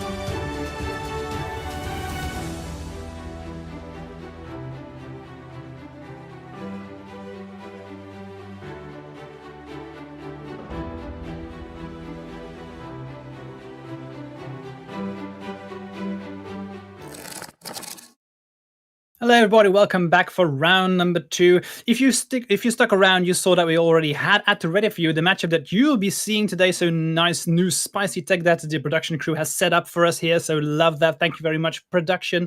I hope that you've all won some magic play points here, magic online play points given to us by Andreas. Lovely there, Andreas. This is a tournament with 8 rounds before Swiss. I can imagine that this must be grueling at times. How do you prepare for a tournament like this? Yeah, it's actually very, very good question because what I always try and encourage people is to make sure that your practice mimics the tournament you're trying to play. If you're practicing to try and do well on a Friday night 4-round tournament, you don't have to really think about the endurance. But if you're going here and you're trying to do well over 11 rounds total before you can lift the trophy, you need to do some long practice sessions. That could be on Magic Online, that could be locally with friends, and to just try and mimic that whole long timeline of grinding. But you also really have to prioritize having a break, standard stuff like hydration and getting some snacks. Yeah, sometimes you can just rest a little bit in the corner of the tournament hall rather than talk to people every single minute of your time there. And yeah, because otherwise you're simply just going to run out of steam and you're going to make horrendous plays at the end of the day. So yeah, make sure to dose your energy over the long day like this. All right, you heard it here from the pro himself, people. So be sure to stay hydrated and relax from time to time. Let's dive into the matchup here. We've seen Blue-Black Reanimator against Doomsday as a matchup. My first guess would be this is going to be a blisteringly fast game. But is that correct, or could there be more play to it? Well, I'll just take the other side of that coin and say these decks do a good job of canceling out each other, and it's going to be a slugfest. So let's see which one we end up with. So the Blue-Black Reanimator here, we all remember when Entomb was legal, this deck was a little bit over the top. But in these days, we have to use fair strategies like Bone Shards with the additional cost, or Tainted Indulgence, or God forbid we play Careful Study to put a big creature into the bin. I remember doing coverage for 4 seasons a couple of weeks ago, and we saw a player very, very skilled at surveilling a creature into the bin with Undercity Sewers, but we have to do things the old-fashioned way. We might even Thoughtseize ourselves to get a creature into the bin. Once we succeed doing that, Animate Dead and Reanimate are our paths to getting an Atraxa, an Archon, or the Valgavoth into play. And we have some Lotus Petals in order to be faster, and we have Flow State to grind back or to, keep digging. So a little bit of a cool deck here that can both be blistering fast, but can also grind with the best of them. Nice. And Valgavoth, that is an interesting choice. It's something that we do see played occasionally, but not very often. Why would we prefer this over, let's say, a third Archon? Right. That's exactly the question you should ask, because it's worse than Atraxa because it's not blue. And then we have so I guess this player decides that 7 fatties is the name of the game. So imagine a situation where you got your Archon surgicaled, or there's some situation where it could be awesome to switch it up. But yeah, I want to see that card hit the battlefield. Let me just tell you that much. All right, would be cool. Let's move on over to the Doomsday deck. If you've watched yesterday, a deck that we have seen on screen a couple of times, looks to me like Fantastica in the new iteration of Vroomsday. Andreas really pointed out that I should definitely name it that way because he loved the nickname. And what did what did this do for the list? Yeah, that card, the Fantastic card, gives the Doomsday deck actual, viable spell density rather than registering Personal Tutor or not registering any consistency card and then just hoping to find your key card all the time. So you should see this as a Dark Ritual combo deck with 8 payoff spells. Of course, we're pondering, we're brainstorming, we have Thoughtseize, Forcible Days, and then funnily enough, we follow the same formula of having Flow State for when things don't go perfectly, let me put it that way. And the spicy one, of course, is main deck Force of Despair. This player had a very bad dream last night about facing off against a ton of Fantastic card decks, so they decided that main decking Force of Despair is the way to take down this tournament. I secretly want that card to kill something like a Valgavoth or an Archon in this exact matchup, but probably not going to happen. All right, thanks very much, Andreas. Let's move on over to the game. I imagine it's very dependent on being on the play or on the draw, but I'm just going to ask it anyway. Andreas, who do you think is favored here? Yeah, it's tough to say because both decks are capable of having blistering fast starts, but both decks are also able to kind of diffuse that with Force of Will. So being on the play, being on the draw, when you play Force of Will decks, is generally not super important compared to, let's say you play a Chalice deck or you play some Boros Energy deck. Then you really want to win the die roll. But these decks do a great job of balancing that out with having Force of Will. So anything the other player can do, both players are able to stop. So I'm pretty curious to see if this is going to be a blistering fast combo game or this is going to be back and forth. All right, looks like Doomsday is on the play. Going to start off with the Thoughtseize, get full information. I just see a creature, brainstorm, and careful study. So what are we looking at? What did you pick? Yeah, so first of all, my opponent's on a Malta 5, which is never never a good thing, right? And Thoughtseize is exactly what the doctor ordered. Now, we have to think about we're never taking the creature. Careful study is a path to put Atraxa into the graveyard, but so is Brainstorm, thanks to Surveil Land. So this is going to be pretty cool. You can probably see a play on turn 2 here where Gabby tutors up the Surveil Land, then responds with a Brainstorm so that the Atraxa lands in the bin. That's what I'm expecting will happen. So I would have taken the Brainstorm out of that hand, unless I have a plan for specifically that Brainstorm on turn 2. But let's see, because I agree with you're picking something with Thoughtseize that enables the Atraxa into the graveyard. But so Surveillance plus Brainstorm does exactly that, and Brainstorm is just a higher quality card than Careful Study, where you go down on cards, etc. All right, makes sense to me. Animate Dead was picked up by Garby, and now Telmo here doing the brainstorm stuff. Let's see what we are looking for. Wait, Go was ahead. that 2 cards on the bottom of the deck, or what was that Brainstorm resolution? I'm afraid I missed that. Yeah, maybe I didn't see it. Also, we're streaming on a little bit of a delay here, so let's say we actually do catch some mistakes. We're not going to dwell too long on it because those are not something that we have a direct line to fix. So that's just something to keep in mind for you guys with eagle eyes at home. I know Twitch chat and YouTube chat are always very, very sharp. All right, let's see. We'll get that sorted out. I'm sure the players will be able to manage through. I do see a Thoughtseize there getting picked up for Garby, so maybe wanting to try to set up a turn soon where if we do want to go for it, if we do find the pieces we need, then we can Thoughtseize first and then try and go for the win. The thing is, we already have the pieces we need because you can fetch. Let's say you fetched Underground Sea with the first one, fetch land. Then you fetch with the second one. Surveil enters. Then in response to the Surveil trigger, we cast Brainstorm. And then we can place Atraxa on top of the deck and mill it over, and the Animate Dead from hand gets us to the Promised Land. So in your scenario, if we manage to find land number 3, we will have backup for the Animate Dead, and that would be awesome. Nice. I do like that. That's a really, really heads-up play. Brainstorm here. In forms of Doomsday, what are we looking for? I mean, imagine we want to try and win as soon as possible, but looking at the hand. Yeah, there are two ways to go about it. This reminds me a lot. We talked a little bit off air about like your experience with Vintage last year, and I think you played a deck where that exact scenario comes up all the time. When I'm resolving stock up, am I prioritizing winning the game or am I prioritizing stopping the opponent from winning the game? Like, should I take force blue card or should I take action? So this is essentially what this brainstorm is about. Can I either present something proactive or stop my opponent's attempt at glory? So let's see. I'm very excited to see okay, a little bit of double. I think we might see what you just alluded to, Andreas. Maybe just surveilling in response, playing the brainstorm now. That would be really cool if we see it immediately.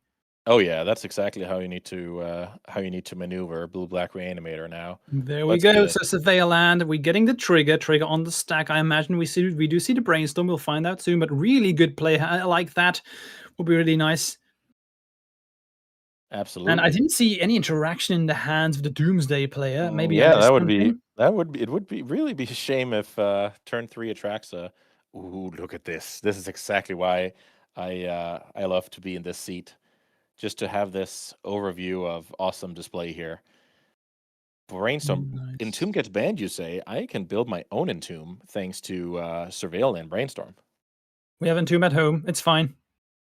Then we resolve the trigger. Oh, what do you know? That's Atraxa. So let's see if your Thoughtseize into the Animate Dead comes to fruition. That would be simply yes. Yes, please. Indeed. Please. Nice. And I like this. So this may be a bit weird for people watching at home. Thoughtseize and response, the Doomsday player just scoops it all up. And the reason here is simple. You do not want to give information. You're going to lose anyway. So it might as well just concede to not give information to the opponent. Really heads up play. I like it. I like the heads-up play of conceding, and I would have liked even more if we, took the brainstorm out when we had the chance on Thoughtseize and kind of yeah, of course, the dots there. That would have been chef's kiss. But I do love the concession in all seriousness. I think it's awesome to conceal info when you see the writing on the wall. All right, let's move to sideboard here. I like that. Look at this sideboard, show and tell in there as a tech to move on over to a show and tell list if we want to. What do we want to play if we are reanimated against Doomsday? But the thing is, do we know it's Doomsday? I'm trying to think about what the Reanimator player actually saw. They saw That's a fair point, Thoughtseize, they indeed. saw Brainstorm, and then they saw a Concession. So I think at Which is this point, exactly why the player made the concession in the first place. yes. So that actually just makes it super complicated. Is Bone Shards live against my opponent's deck? I have no idea. Do I need any of these sideboard cards? Well, who knows? So I would actually expect low sideboarding or a trimming of the reanimation package, assuming that you'll be facing graveyard hate and then adding show and tell. That's a pretty common pivot for this deck if you go into show and tell. But then again, if this is the mirror match, you can be in trouble. But yeah, probably trimming like a pedal, an animate dead, a copy of days, and add some show and tell, stuff like that. Inconsequential stuff. The bone charge can go, and then we're just looking to be, first of all, more threat dense, and second of all, hopefully, sidestep some hate cards. All right, I like that.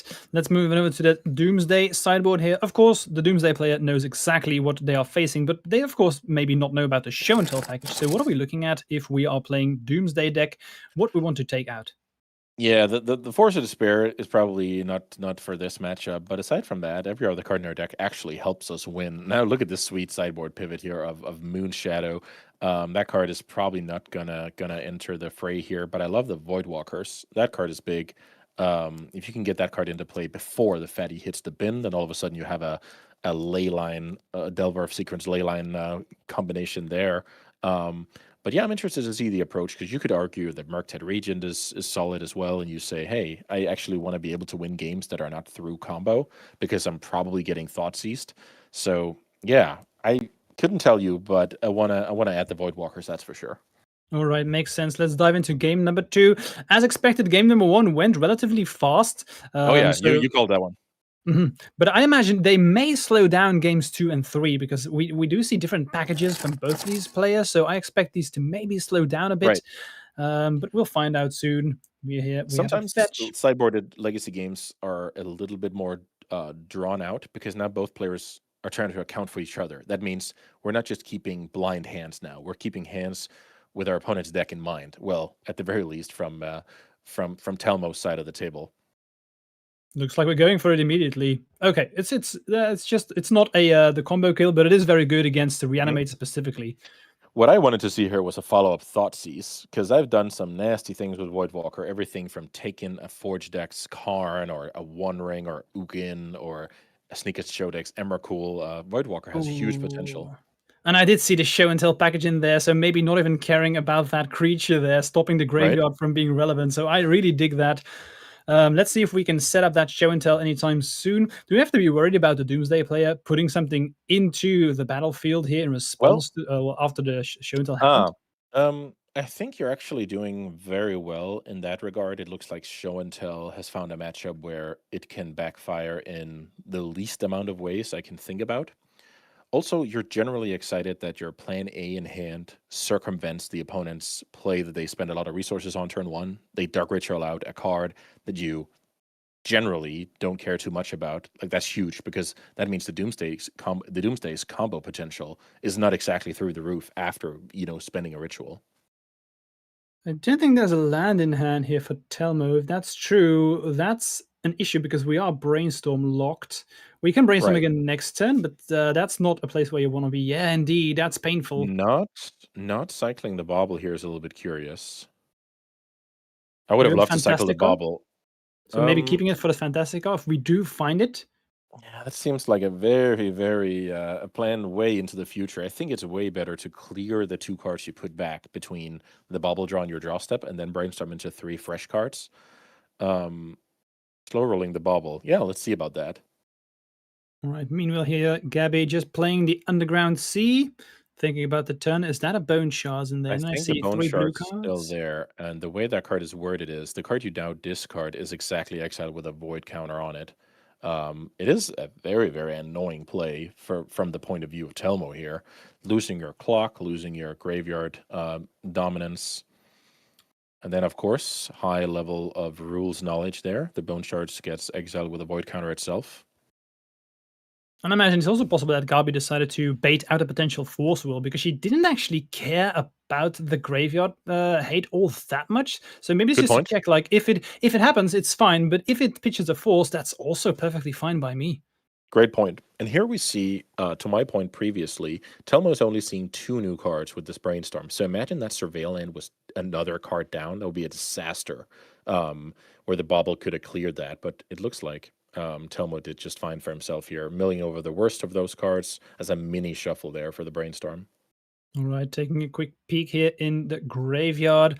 Currently, right now, it feels like we are in a setup stage, but I imagine next time we will potentially see a show and tell, but there's not a big payoff unless I'm mistaken. So I imagine maybe brainstorm first, something like that. That's a Ye- Thoughtseize? That could very well be a copy of Thoughtseize. No, I think actually, is it a copy of Reanimate? I think it's Reanimate onto the Voidwalker. Ooh, okay. I mean, I like that if we don't have anything in our graveyard. Let's just take that real quick. Yeah, this is one of these where it really emphasizes you to your point here and to what we discussed about the game generally slowing down post sideboard. These decks are just undoing each other right now, and we're trying to say, hey, I'm not going to win with this huge swing. I'm trying to go, inch by inch here with a Voidwalker. Is the ability of the Voidwalker relevant here for the reanimated player? Does it do anything to stop the Doomsday player from winning if they do go off? Imagine you see Thassa's Oracle now on top of the deck, right? Then you need to keep it, right? That would be an annoyance because if you don't, it enters the void and you can never come back. But in general, I would say it's pretty small. But I guess you can. I'm dreaming of this scenario, Sam. I want to see the Doomsday player cast Doomsday. Then I want to see the Reanimator player force will that, and then I want to see how the Reanimator player can play it. Yes, please. All right, it's happening. This is Doomsday. I want to see a situation where this gets force willed, and the Reanimator player is resolving a Doomsday on their side next turn. That's what I want to see. If Gabi decides to force will, I don't think Telmo has a force will back. I see 2 days, but she can pay for those. So Double day is not going to do the job here. This is. I'm already in the lab here trying to think. If I'm resolving a Doomsday out of my Reanimator deck, all of a sudden, what kind of pile am I setting up for? that would be crazy if we were able to pull that off. Because I imagine maybe we don't have that much experience with Doomsday. So what pile are we making? I couldn't do it. Let me tell you that. I wouldn't be able to do it. The thing is, it doesn't make any sense to put like Atraxa then show and tell Atraxa because the cards we're drawing are just getting us close to decking. So, man, an Archon will force us to draw and we can be in trouble. Oh man, we don't get to see it, Sam. I would have loved to see it because then that would be just maybe like a That would have been chef's kid kiss. in the candy store. But instead, the ley line of Delver of Secrets gets busy. Maybe next turn. It's not impossible. Not impossible. No, but I think the choice is made. It's not going to cast a Doomsday. So let's see what would be awesome there. I'm really just trying to think because you have to deal 16 damage before the game is over, and your library runs out of cards. That's a tough one. So let's see. Edge of Autumn and Brainstorm is in the bin, so this flow state is currently turned on despite Voidwalker being in play. Getting underground sea here with the fetch, being able to shuffle away some bad cards after the Brainstorm.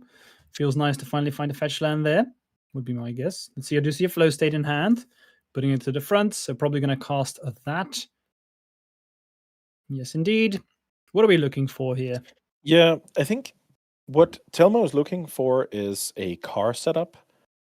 We have been slow rolling this bobbler for many, many turns, and that shows that we're very interested in getting to 4 constructs at some point and racing to the finish line with those. So Doomsday and Car would be the best cards here. I think it was a land for sure. Didn't catch the other card. Just passing of the turn here. Ponder. Okay. We're digging into show and tell, Brainstorm, and Atraxa. Sam, I'm ruining the stream here, but I can't stop thinking about what we would do with that Doomsday. Yeah, go ahead, Andreas. It's the floor is yours. Imagine you Doomsday here, then you can ponder into that pile. Is it really impossible to find something? It probably is, because all of your show and tell payoffs are cards that drain your deck for cards. Ooh, this is juicy for Telmo because that daze has been hanging out for a while. Indeed. I guess I don't see why we're not firing this one off. We definitely have to. Okay, that just happens. I think there was another show and tell in hand for Gabi, so we would probably just be fine. So she can go back to back. Oh, look, I think look so, at yeah. this. We're holding up the Voidwalker. So this is a powerful play because now you can daze your opponent's Doomsday. Oh, nice. That's really well set up. I like that. That is a lovely play. Not attacking there, trusting that daze is going to do the job. And Telmo voluntarily played into that. Yeah. All right, let's try again. Do you have force or will? Doesn't Yeah, look like it. I guess you don't, because otherwise you would have forced through the Doomsday is the logic here. And Atraxa and Atraxa. Surveilland. Active player's ability goes on the stack first, so Telmo's ability resolves first. And this just feels like old times. Atraxa into Thoughtseize Forceful blue card. That's perfect. I guess we don't have a blue card that overlap. They overlap with types, is my point here. So no spare blue card there. Man, that's brutality. If the last card in Gabby's hand is blue, then I think this is over. Ponder, Ponder, Bauble. I mean, my guess would just take a Ponder, even though there's two.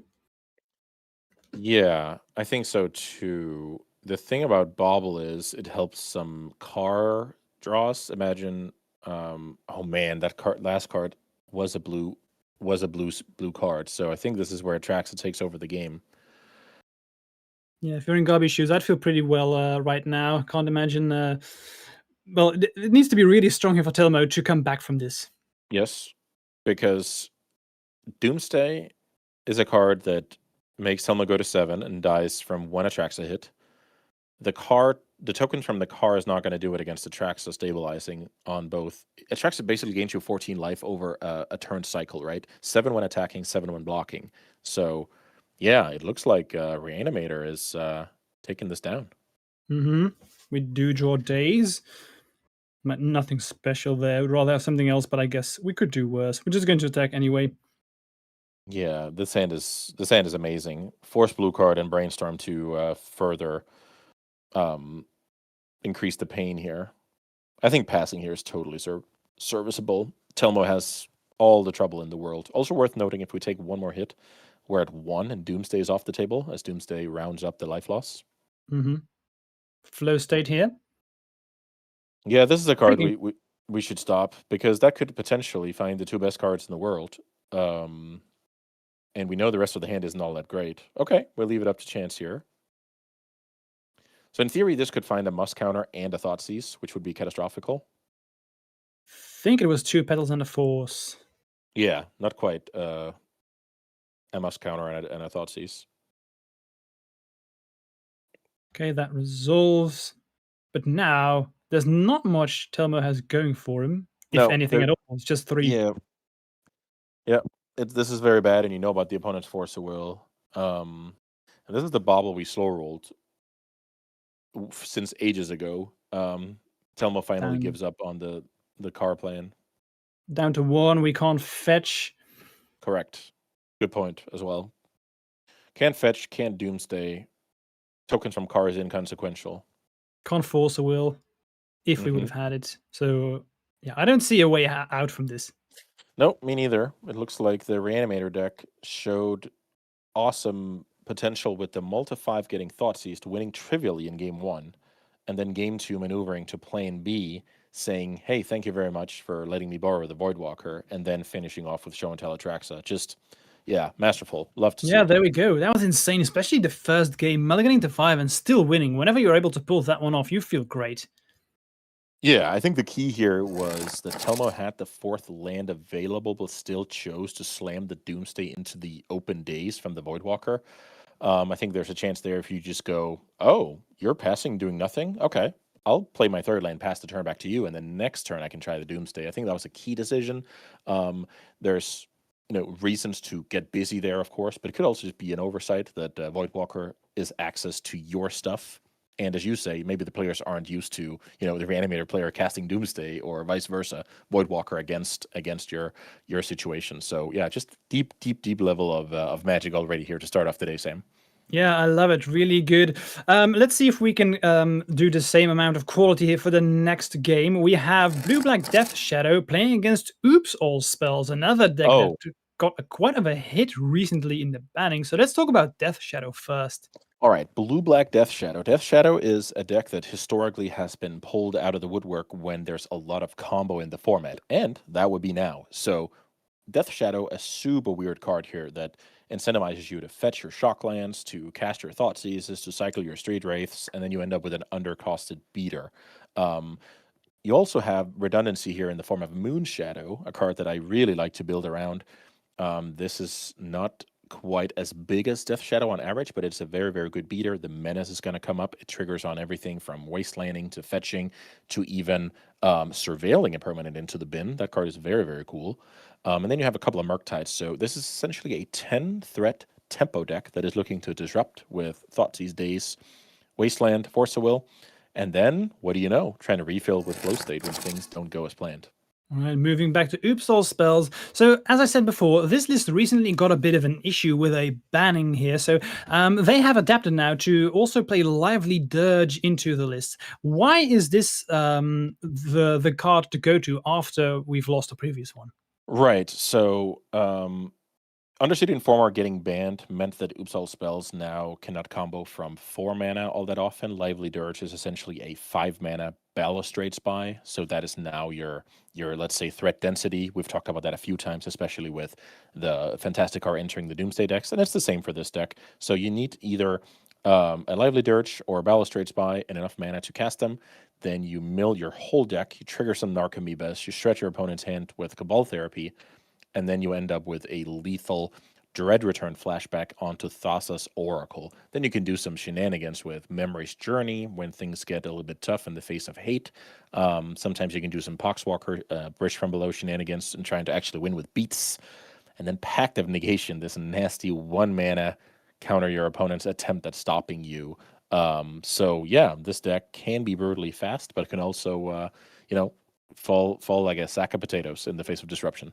Yes, Pact of Negation being free is just so impactful. Let's dive into the game here and see what's up. As you mentioned before, Blue-Black Death Shadow is a list that is primed very well to beat with combo. So maybe once we know what we're up against, it's not that... I mean, Alvaro maybe is not that unhappy with the matchup No, once you know what you're up against. I think you want to play against this deck any day of the week. Now, the thing is, you don't know that for game one. So imagine a situation where you just keep a hand, or you're like, "Oh, this is fine. I have a Thoughtseize and a Moon Shadow and a Death Shadow and a Ponder and a whatever," but you just die turn one. That is very, very possible. So, I think in order for the Oops deck to have a solid shot over the course of the match, they need game one. I think if the Thoughtseize Force of Will deck wins game one, then the Oops deck is in trouble. Yeah, that does make sense. I think that's a recurring theme for the Oops All Spells players. They really need to win game one, because if so, having to combat sideboard cards games 2 and 3 after losing the first one is going to be challenging, because there is a lot of hate available against this deck. Yeah, there's a lot of hate available, and the opponent now knows that that's what they should be looking for. And those two things combined is just, that makes it very, very hard for the Oops All Spells deck. But as always, we don't know how much is in the Blue-Black Death Shadow sideboard. We don't know if the Oops All Spells deck is running some cool pivot. Of course, there's always factors that can change that. So we're just talking about how things line up in general. What makes this Blue-Black Death Shadow so good against combo, Andreas? It's the combination of hand disruption and counters, and even land destruction from Wasteland, and then cheap threats that finish the game. So when you have these cheap cards like Death Shadow and Moon Shadow, and you disrupt while having those cards in play, it's the combination. Because if you just cast some Thought Seizes without pressure, the Oops All Spells deck can recover. If you just play some random creatures and hope to get there, you're probably getting comboed out. So you need the combination, and blue black with cheap 1-drops is the best color combination for that. All right, that makes sense to me. Players here are shuffling up. I imagine that if you're on the play, as the blue-black Death Shadow player, the thing you would love to have here, but that's true against pretty much any matchup, is just starting off with a Thoughtseize, because that gives you full information, knowing that you're up against potentially Oops all spells. That's just a power of the card. That Thoughtseize, I don't think there's a matchup where it's ever bad. Sometimes like medium, Yeah, but yeah, right. Like I've thought a little bit about this recently, especially with the Fantastic Car entering the format, and I think Thoughtseize got a lot better from that. Where imagine the metagame is like Chalice, Stompy, and Energy, and is it tempo? Like there's a lot of decks that can put on pressure and punish the life loss from Thoughtseize. But if the matchup or the format swings to different Dark Ritual decks, different Show and Tell decks, it's mid-range mirrors, the card is awesome, right? So I think you can get punished there if people play Chalice decks and hasty monsters. But now it looks like a very, very juicy card. all right, let's see who's on the play. It's nice to Always. sometimes get to see these die rolls. Okay, so blue-black Death Shadow is on the play, going to be very important here. Otherwise, we might just have seen it a turn 0 here for the blue-black Death Shadow player. It's possible, especially against Oops all spells. If you don't know what we're up against, I imagine if you do have Yes. the combo as the Oops player, just always go for it. Yeah, you always send it. You play the percentages. That's part of why the deck is good. You get to have none games, and then it's up to the opponent to win 2 in a row. I can't get a good enough peek here from the Oops All Spells player, but in general, the deck has to get to 4 mana if they have a Spy, and they need to get to 5 mana if they have Lively Dirge. And I imagine they mulligan almost any hand without any of these in the dark. And notably, the Oops All Spells player is looking like keeping 7 cards, because we do know that Oops, it relies on a lot of cards to work well together, and you do need a bunch of them together to work. So usually this deck often mulligans pretty aggressively, so them keeping 7 is going to be scary. It is super scary, because then we know that they have what they are looking for. The opponent doesn't know that. Also, the further that Alvaro is mulliganing here, the less likely he is to prioritize Force of Will on his mulligan. Imagine you mulligan to 5, then you might get rid of the Force of Will and saying, "Hey, I think I have to hope you're some kind of fair deck, and every card, every card counts." Yeah. I think I saw Flow State, Blue Card, and just Death Shadow. So not particularly exciting against Oops All Spell, but like we've noted before, they don't know that. So we'll see if the Oops All Spell player is able to go off right now. This is going to be fast, so prepare yourselves, because Right. this deck can win very quickly. Potentially. So now we see the Oops All Spells player revealing their deck. No other deck are running those cards. And they even get to cast on Mask here, which is huge. And I assume that since we're taking 3 damage from the land, there's going to be fireworks afterwards. Sometimes that is not the case, and you simply play out the land for 3 damage because you don't want to get dazed. But I can see the confidence here is huge. We're going to see Dark Ritual into Elvish Spirit Guide, and then we're going to see I was going to see Namesake card, but the Japanese players actually calls this deck Spy, which is kind of cool.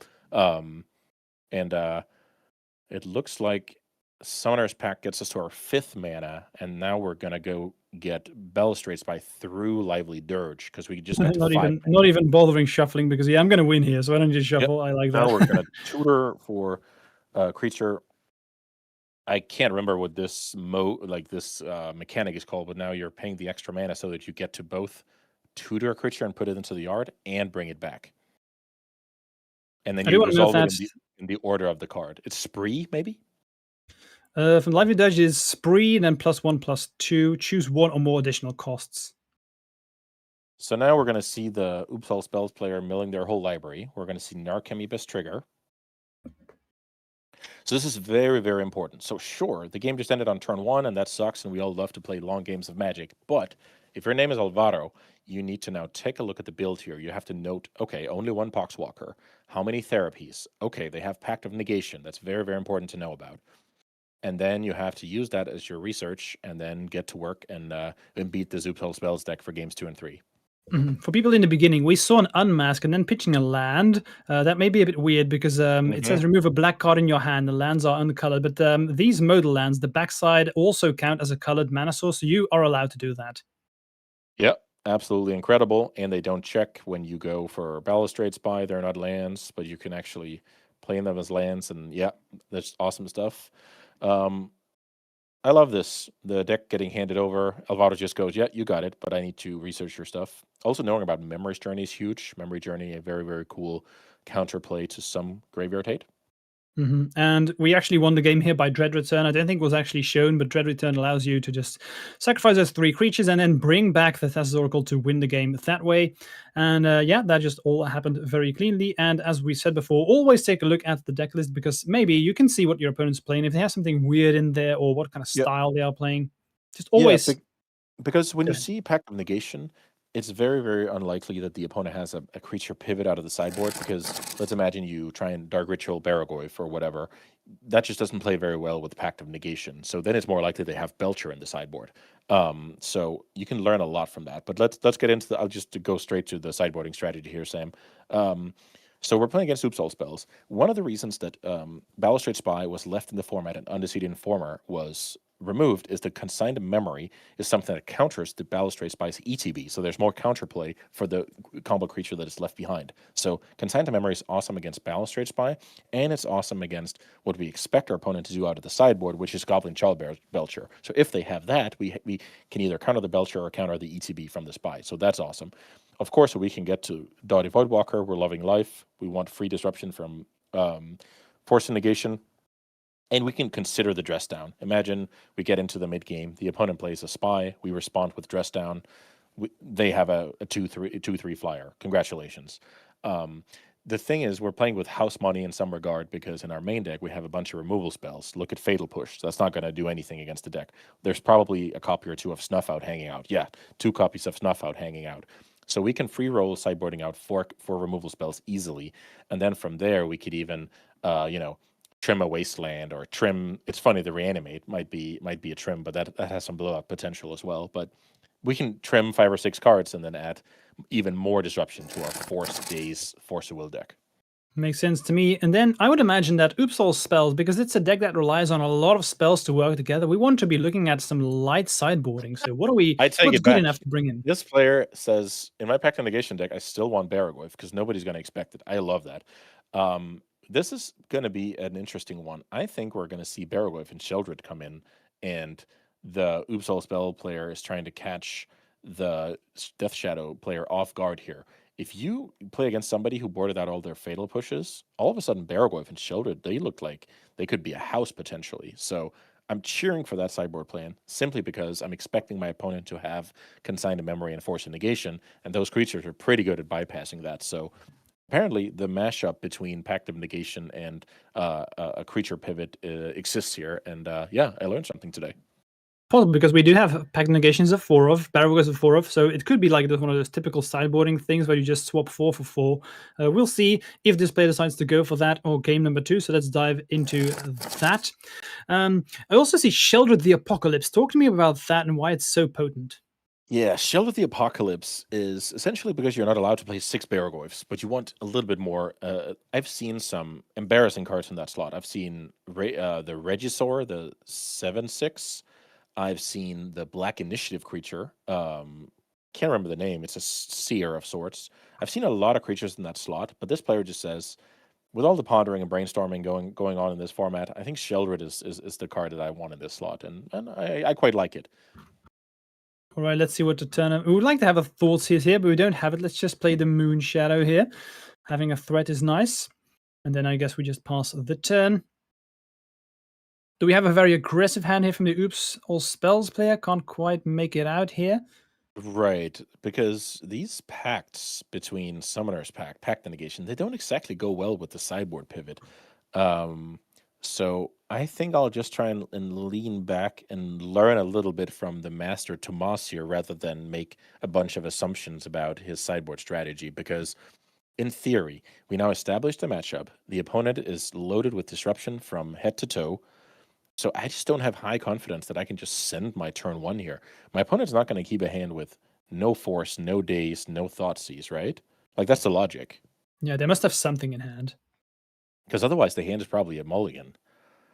And this is Tomas thinking to himself, am I really willing to... Okay, we're playing out a land here. This could be just so that... No, we're actually going for it. Okay. We do have Unmask. I saw that We one. have Unmask, but it hasn't been cast yet, which makes me a little bit suspicious that it's even gonna get cast. I'm curious because I do not have enough experience with Oops all spells to know all these The lines and what we sequence, should be right? doing. The sequence here is tricky because if you play out these artifacts, there's a chance that they get force and negated because force and negation cannot counter creatures.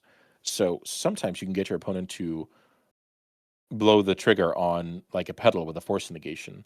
But this is like super all in. We're gonna go and get Elvish Spirit Guide here, and then we're trying to send it. And this Yeah, is for sure. without unmask backup, worth noting. With a back, if we do not win this round, we will not be able to pay in our next upkeep. Correct. So This there's is a no. Tomas's play here is saying, I don't think I think you kept the hand with 0 disruption spells. Let's see if they have it. Even a daze would be good enough here. So that is very, very aggressive. And Oh it looks like man, it I looks think it like it just works. worked. Oh my god. So it looks like Alvaro did keep a relatively slow hand over with not that much interaction. But maybe The is there a only spell we can do here? It's the only thing that could change things is if he has force and negation and chose to slow roll it. But the thing is, the Oops All Spells player can very easily just flashback Cabal Therapy and clear that card because if these Narcomoebas resolve, that means no surgical extraction. And then let's see what's named here on the therapy. I would guess it's force and negation, but let's see. We're getting a zombie from Bridge from Below here on the way out, I think. I think this is one of those hands where Alvaro said, I think you're going to be thinking there's no way I kept a hand without counter, so I'm going to get time to get into this game. But the reality of the situation is the Oops All Spells player's hand said, it's time to go for it, buddy. Wow, that And I love is those kind of mind games. It's like, I think that you think this, yes. so that means I'm going to think this instead of that, and that's like Mhm. the The only the problem ultimate is way. that sometimes the opening hand simply dictates what you're supposed to do. Mhm. In this case, Yeah, we had the consigned memory, but that's it. yeah, holding up consigned turn 1 is something you can consider. You can make the argument that if you hold up consign turn 1, you're not dying to the oops combo turn 1. Then you played Moonshadow turn 2 and you kind of keep playing the game. Now you have to hold that up against getting the Moonshadow into play 1 turn earlier and what that means in a longer game. Because in theory, you're giving up damage if you're not playing it turn 1. So another judgment call. I couldn't tell you what's right. I think I would have kept this hand and played Land Pass and then turn 2 Moonshadow and then kind Yeah, of played because the we would have red. been able to consign the trigger here of the spy, so that would have been that would have been an Yeah, option. But Tomas talking about the fact that the unmask was there, but he Mhm. needed the imprint for the Mox, and he needed every other piece of material to even get to 4 mana. And then the logic for him is, if I pass the turn into a Brainstorm, Ponder, Wasteland, Thoughtseize, Consign deck, things are not getting better from here. So get busy living or get busy dying. All right, I dig it. That's some really cool magic that we've seen here. Some brutally fast decks that have been played, but that's just the power that Legacy is. You can play everything right now and still do well. So I really like that. Let's get the sponsors on screen here. Meanwhile, don't forget, if you're enjoying what you see right now, don't forget to share this stream with everyone. Share your friends that we are doing this. Check out the channel that we have. Give a follow, and perhaps if you want to subscribe, that would be amazing. And don't forget, as we always do, we have some Magic Online playing points to be sharing with you. So, Andreas, talk to us about what you have for us. Yeah, so myself and Magic Online are bringing you guys some Playpoint code giveaways over the weekend. So type trophy in chat, and you're in the running to win 120 play points. That is enough to enter a league where you can win your own Magic Online trophy. That's pretty cool. I try and do that from time to time. So yeah, Magic Online, the best way to practice competitive Magic online when you're practicing for tournaments like Impact Returns. So thank you to Magic Online for powering our journey here. All right, and thank you very much for Andrea for supporting in doing that. Don't go anywhere. We will have round 3 up ready for you in just 5 minutes. See you in a bit.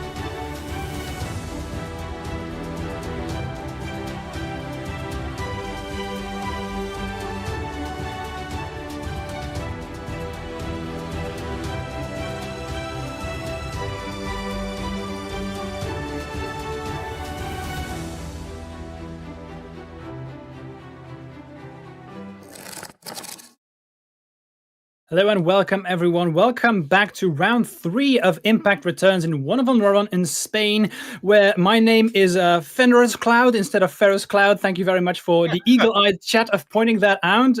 These people, they catch everything, Andreas. So we need Oh to yeah. be at the tip of our toes. Oh yeah, absolutely. No, those guys keep us sharp, or at least they try, and maybe we'll get there someday. Yes, thank you very much. It's lovely to have you all here and you're watching the stream alongside us. So thank you very much. Don't forget to share this all around with your friends so people can enjoy this legacy content as well. And thank you very much again for the production for doing a massively great job throughout the weekend. We are having a blast. And talking about having a blast, I suggest we just dive into round number 3 and see what we are up against. Maybe you've noticed if you've been sticking around here, we are going to be having Aluren versus Blue Red Delver for you. Ooh. And really excited because Blue Red Delver, if we're being honest, it's a deck that has been slowly declining recently. But is it fair to say that Flow State has given it a much-needed boost?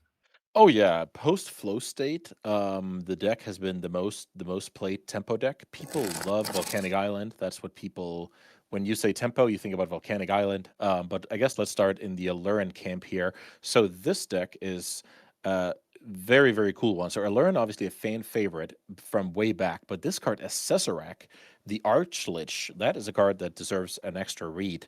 That if you have a Learn in play and you keep casting that card, you keep returning that card, then you keep getting benefits all the way through the dungeon where you can drain out the opponents. That is essentially a 2-card combo. This is in general a 2-card combo deck: Show and Tell plus Atraxa, Show and Tell plus Omniscience, or Learn plus Assessorak.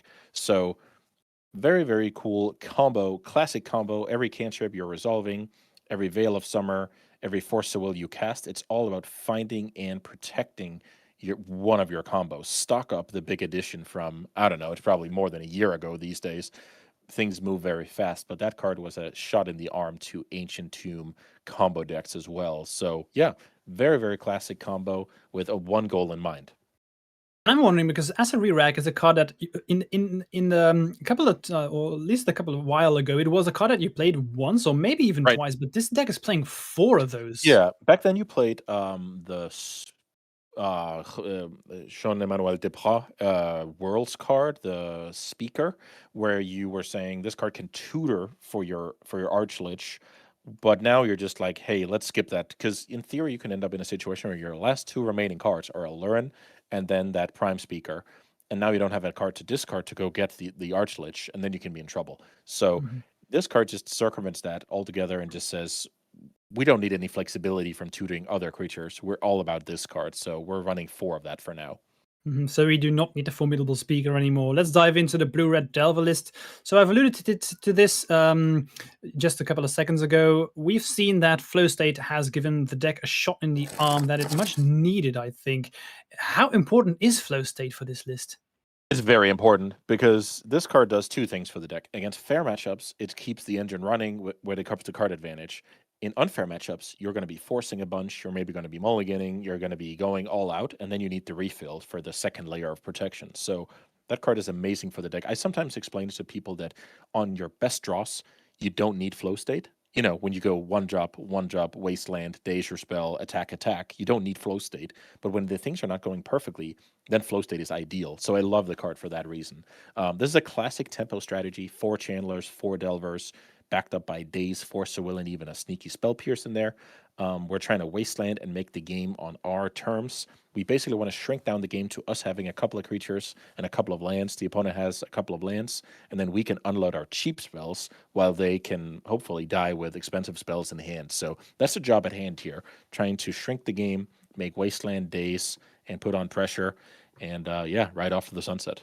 All right, I dig it. Let's dive into the game. Also, what I love is that one-off Prismari Charm, also a relatively recently new addition. I think it's really cool, the flexibility that that card provides us with. It basically upgraded Brazen Borrower from the deck. The type is slightly more convenient, with it flipping Delver and still handling a lot of the same things. I remember the player here on the right. I think this player did very well at one of the either Eternal Weekend or Four Seasons event that I was doing commentating for somewhat recently.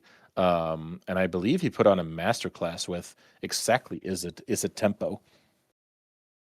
All right, starting off great here because we do have Delver, we do have the turn 1 threat, so that's always nice. Meanwhile, Alluring here, I think that's an ancient tomb if I remember that artwork correctly. Guess not, because we That can't play the that Ponder that off that, the that ancient turned tomb. out to be an island, but you're right. It Yes, looks like indeed. a It version looks of like an it, ancient right? tomb. Yep, I've Yeah. certainly.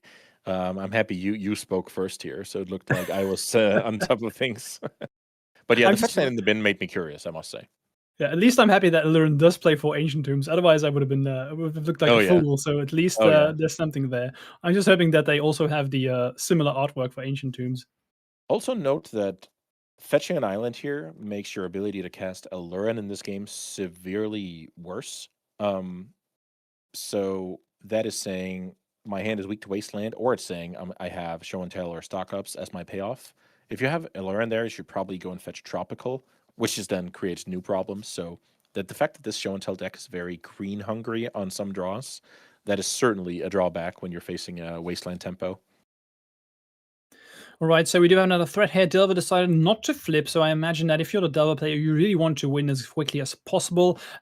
Generally, I think that the Delver player is happy to be playing against Allurin. This seems like a deck where Delver really can be the police of the format. Yeah, I think you like the pairing a lot, and then you just hope you don't have a super creature-heavy hand or draw a lot of bolts, because it really comes down to your ability to force a will the opponent's attempt at winning the game. But you're right, over the course of the game, I'm favoring the Delver deck. I want to say a few notes is the Alluring deck is going to have Carpet of Flowers in the sideboard. Those are nasty. And the Delver players are probably going to have Hydroblast in the sideboard, which are a blank against this version of Show and Tell compared to Sneak and Show. So there are a couple of factors that makes this slightly better for the Show and Tell pilot compared to other versions, at least. All right, we do see a brainstorm here. Let's see what we're finding. I think that was Atraxa being drawn. Didn't quite catch the other two.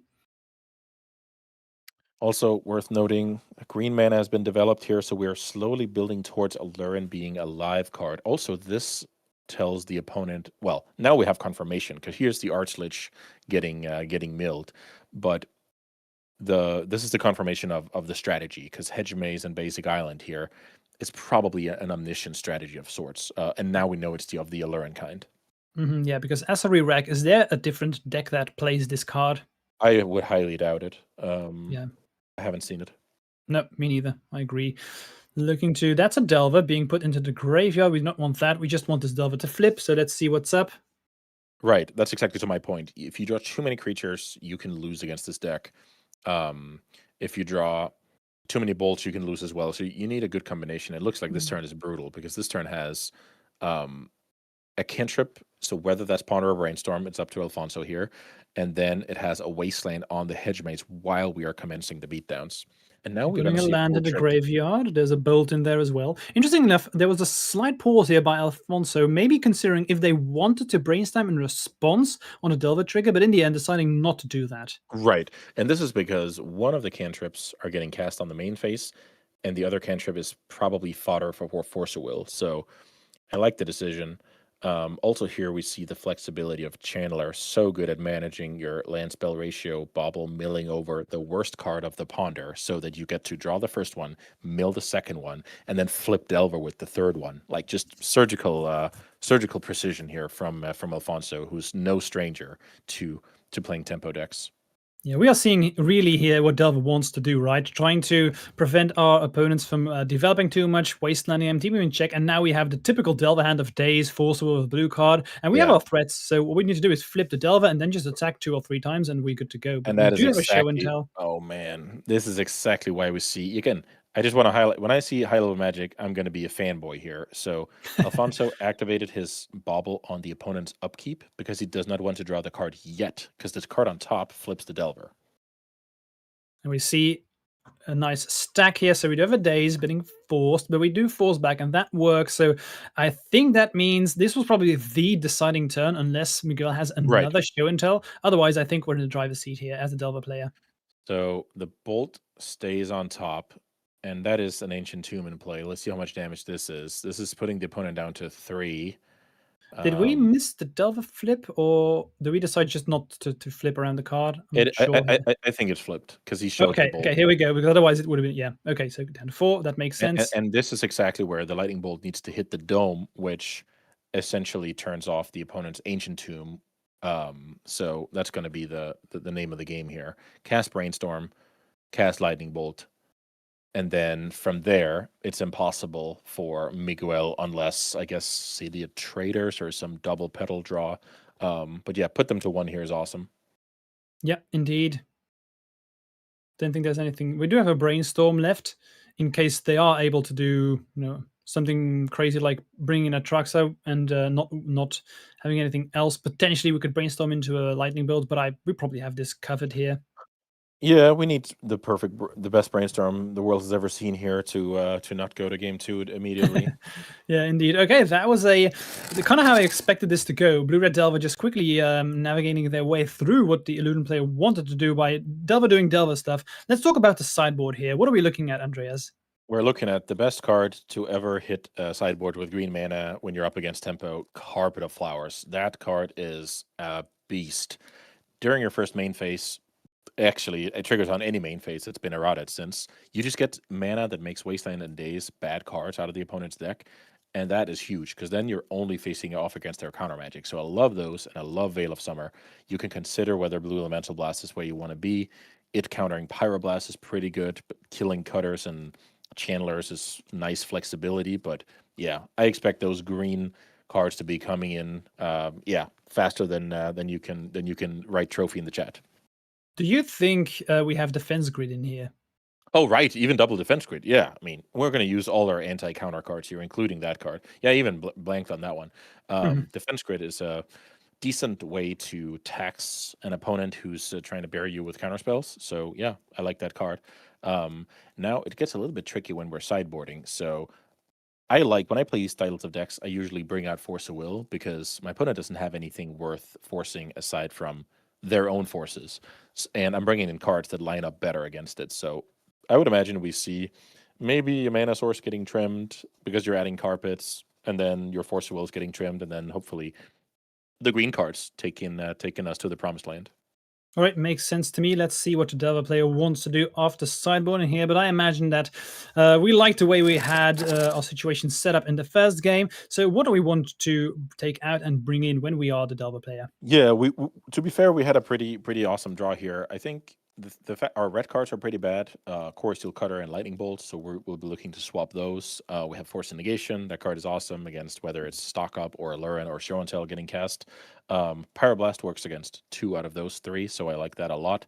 And then, depending on how we see the matchup going, we can consider Consign to Memory, because Consign to Memory does stop the Archlich. If they go Lurin, Archlich, the Archlich will trigger to return it back to hand. If you consign that, it stays in play and as just a 5/5. So consign is live against the Aluran deck, which is one of my biggest critiques of the deck, that you actually open yourself up to a commonly played sideboard card by choosing that plan B. So yeah, negations, pyroblasts, and consigns are on the table here. All right, sounds good to me. Let's dive into the game. My guess is that we still think that Delver is favored. Do you agree? Yes, but Carpet of Flowers will really, if that card resolves, I'll go from 40-60 in the favor of Delver to flipping those 2 numbers. So yeah, but yeah, you're on paper, absolutely. Okay, interesting. What's going on right now? Okay, so I think the Delver player just asked, can I read as a re-rack again? That's probably what's going on. Otherwise, I've never seen this kind of board state. I don't see what's going on otherwise. I love the hand gesture here, and that's exactly what the deck does, just bouncing that up and down. And now that is exactly what makes Alfonso consider Unholy Heat there, because if you can Unholy Heat it, it will never get returned to hand, and you kind of stop the bleeding. If you're actually into that, I prefer Consign to Memory a lot more, because you're a 6 force deck, and the color identity of Consign to Memory is better than Unholy Heat when the card is bad, so to speak. All right, makes sense. Looks like we're starting out with a Hedge Maze here, and we did like the card that was on top. Lotus Petal, Wasteland, going back and forth very, very fast here. But it's not impossible for Alluran to just go for Show and Tell if we have Land Petal, for example. Oh, wow. But we don't. We don't. Ooh, that's impactful. Yeah, there's a little bit about the Petal getting played out that just screams that Miguel's mana base is weak, and that makes Alfonso's decision on wastelanding so much easier. Here's Defense Grid. That's a card we cannot. Oh, we even brought in Surgical Extraction. So let me talk a little bit about Surgical Extraction. If we manage to force a will our way against a Lurin or Show and Tell, in theory, Surgical gets rid of the remaining copies. But again, that is assuming we already have a counter war. So generally, that's not how I like to approach the matchup. So I'm pretty excited to see how Alfonso made room for a card like that. Is this in response to the trigger brainstorm? I Yeah. think so. This is an upkeep brainstorm to get busy here. And this is Yeah. another cool aspect of competitive Magic, because now you're going to be revealing a card. Which card do I want my opponent to know about? That is exactly what Alfonso has to be thinking about now. So first of all, what goes underneath that card that you're not going to see on this turn cycle? And then which card am I revealing in order to flip the Delver? Because you don't want your opponent to know you have a Daze, right? You don't necessarily want them to know you have Pyroblast either. So what do you put back here if you're Alfonso? Yeah, good question. Everything that For- has to do with information exchange, I'm all over that. I'm a huge nerd for that. So if I play against an Izzet deck, I'll think about what do I brainstorm back in case I get bobbled. If I play against a Thoughtseize deck, we've talked about this numerous times. You need to hide your best card on top, or sometimes hide a card that sets up a trap in case. I had a cool situation recently where I had 2 Murktide Regents. I put one on top of the deck. My opponent Thoughtseized me, and they took one of the Murktides, but I didn't care about that. But I cared about the second one on top, so I misled my opponent to take the card I wanted them to take off of Thoughtseize. So much potential there. Okay, yeah, that does make sense. And there's so much going on. Like even the information that you show could be impactful. So that's just really cool magic. So what happened there? I assume it flipped, but I don't know with which card. It's potentially we I think what happened here is we put a card we really do not want on top. It was not instant or sorcery. We just fetch it away. So we didn't flip the Delver. Would be my guess because Okay. yeah, I think we prefer to just have maybe we had a lot of bad cards. Yeah, you're right. I mean, you nailed it. I've seen that very few times in the past where you choose to not flip Delver.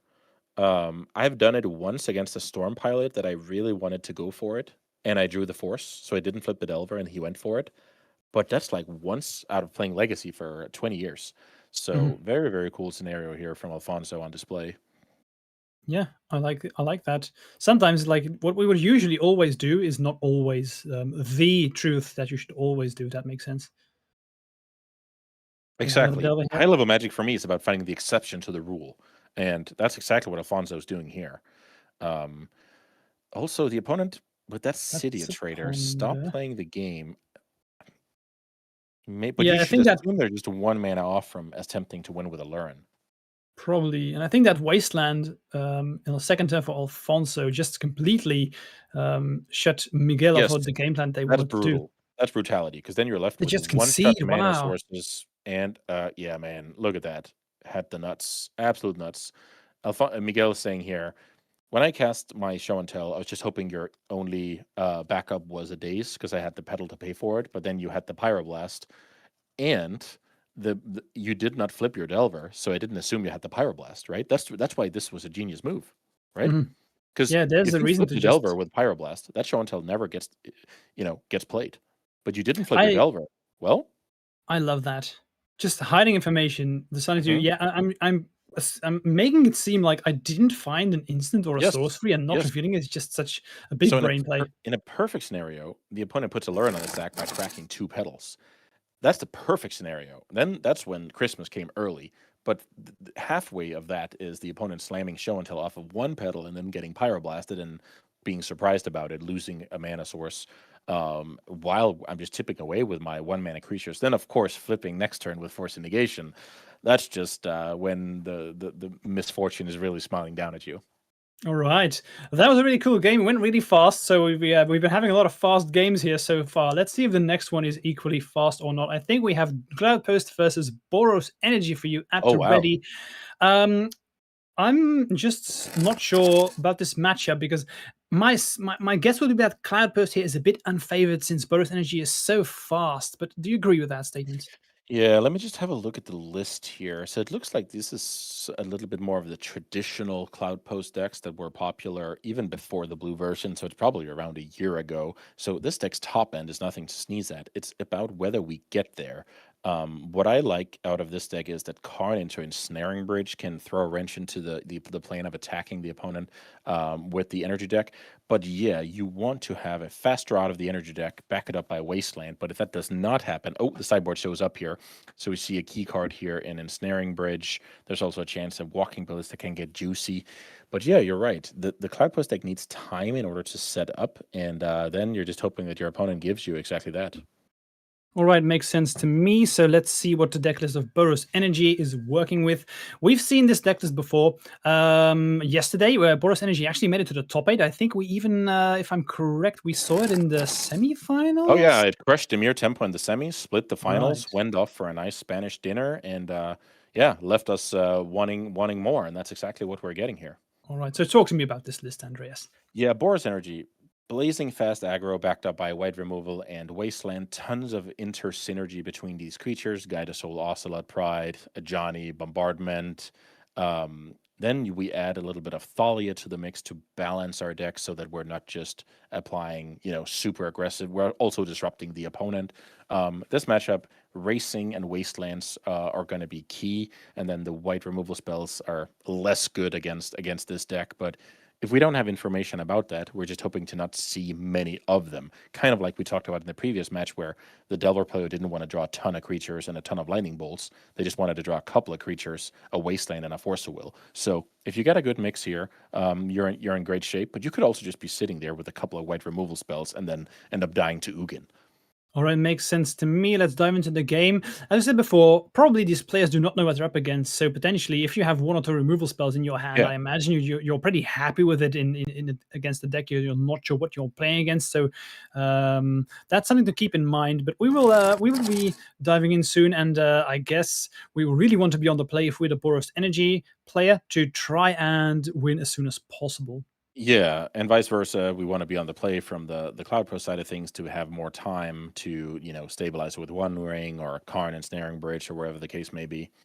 A Um, question I have for you, Andres, is we've only seen Boros Energy recently. yeah, In the past, these decks often splashed black. yeah. Is there a reason why we no longer I have prefer a to have the theory. black? I have Okay, a go ahead. theory that is Magic Online related. So when you play on Magic Okay. Online, you can study your opponent's deck history.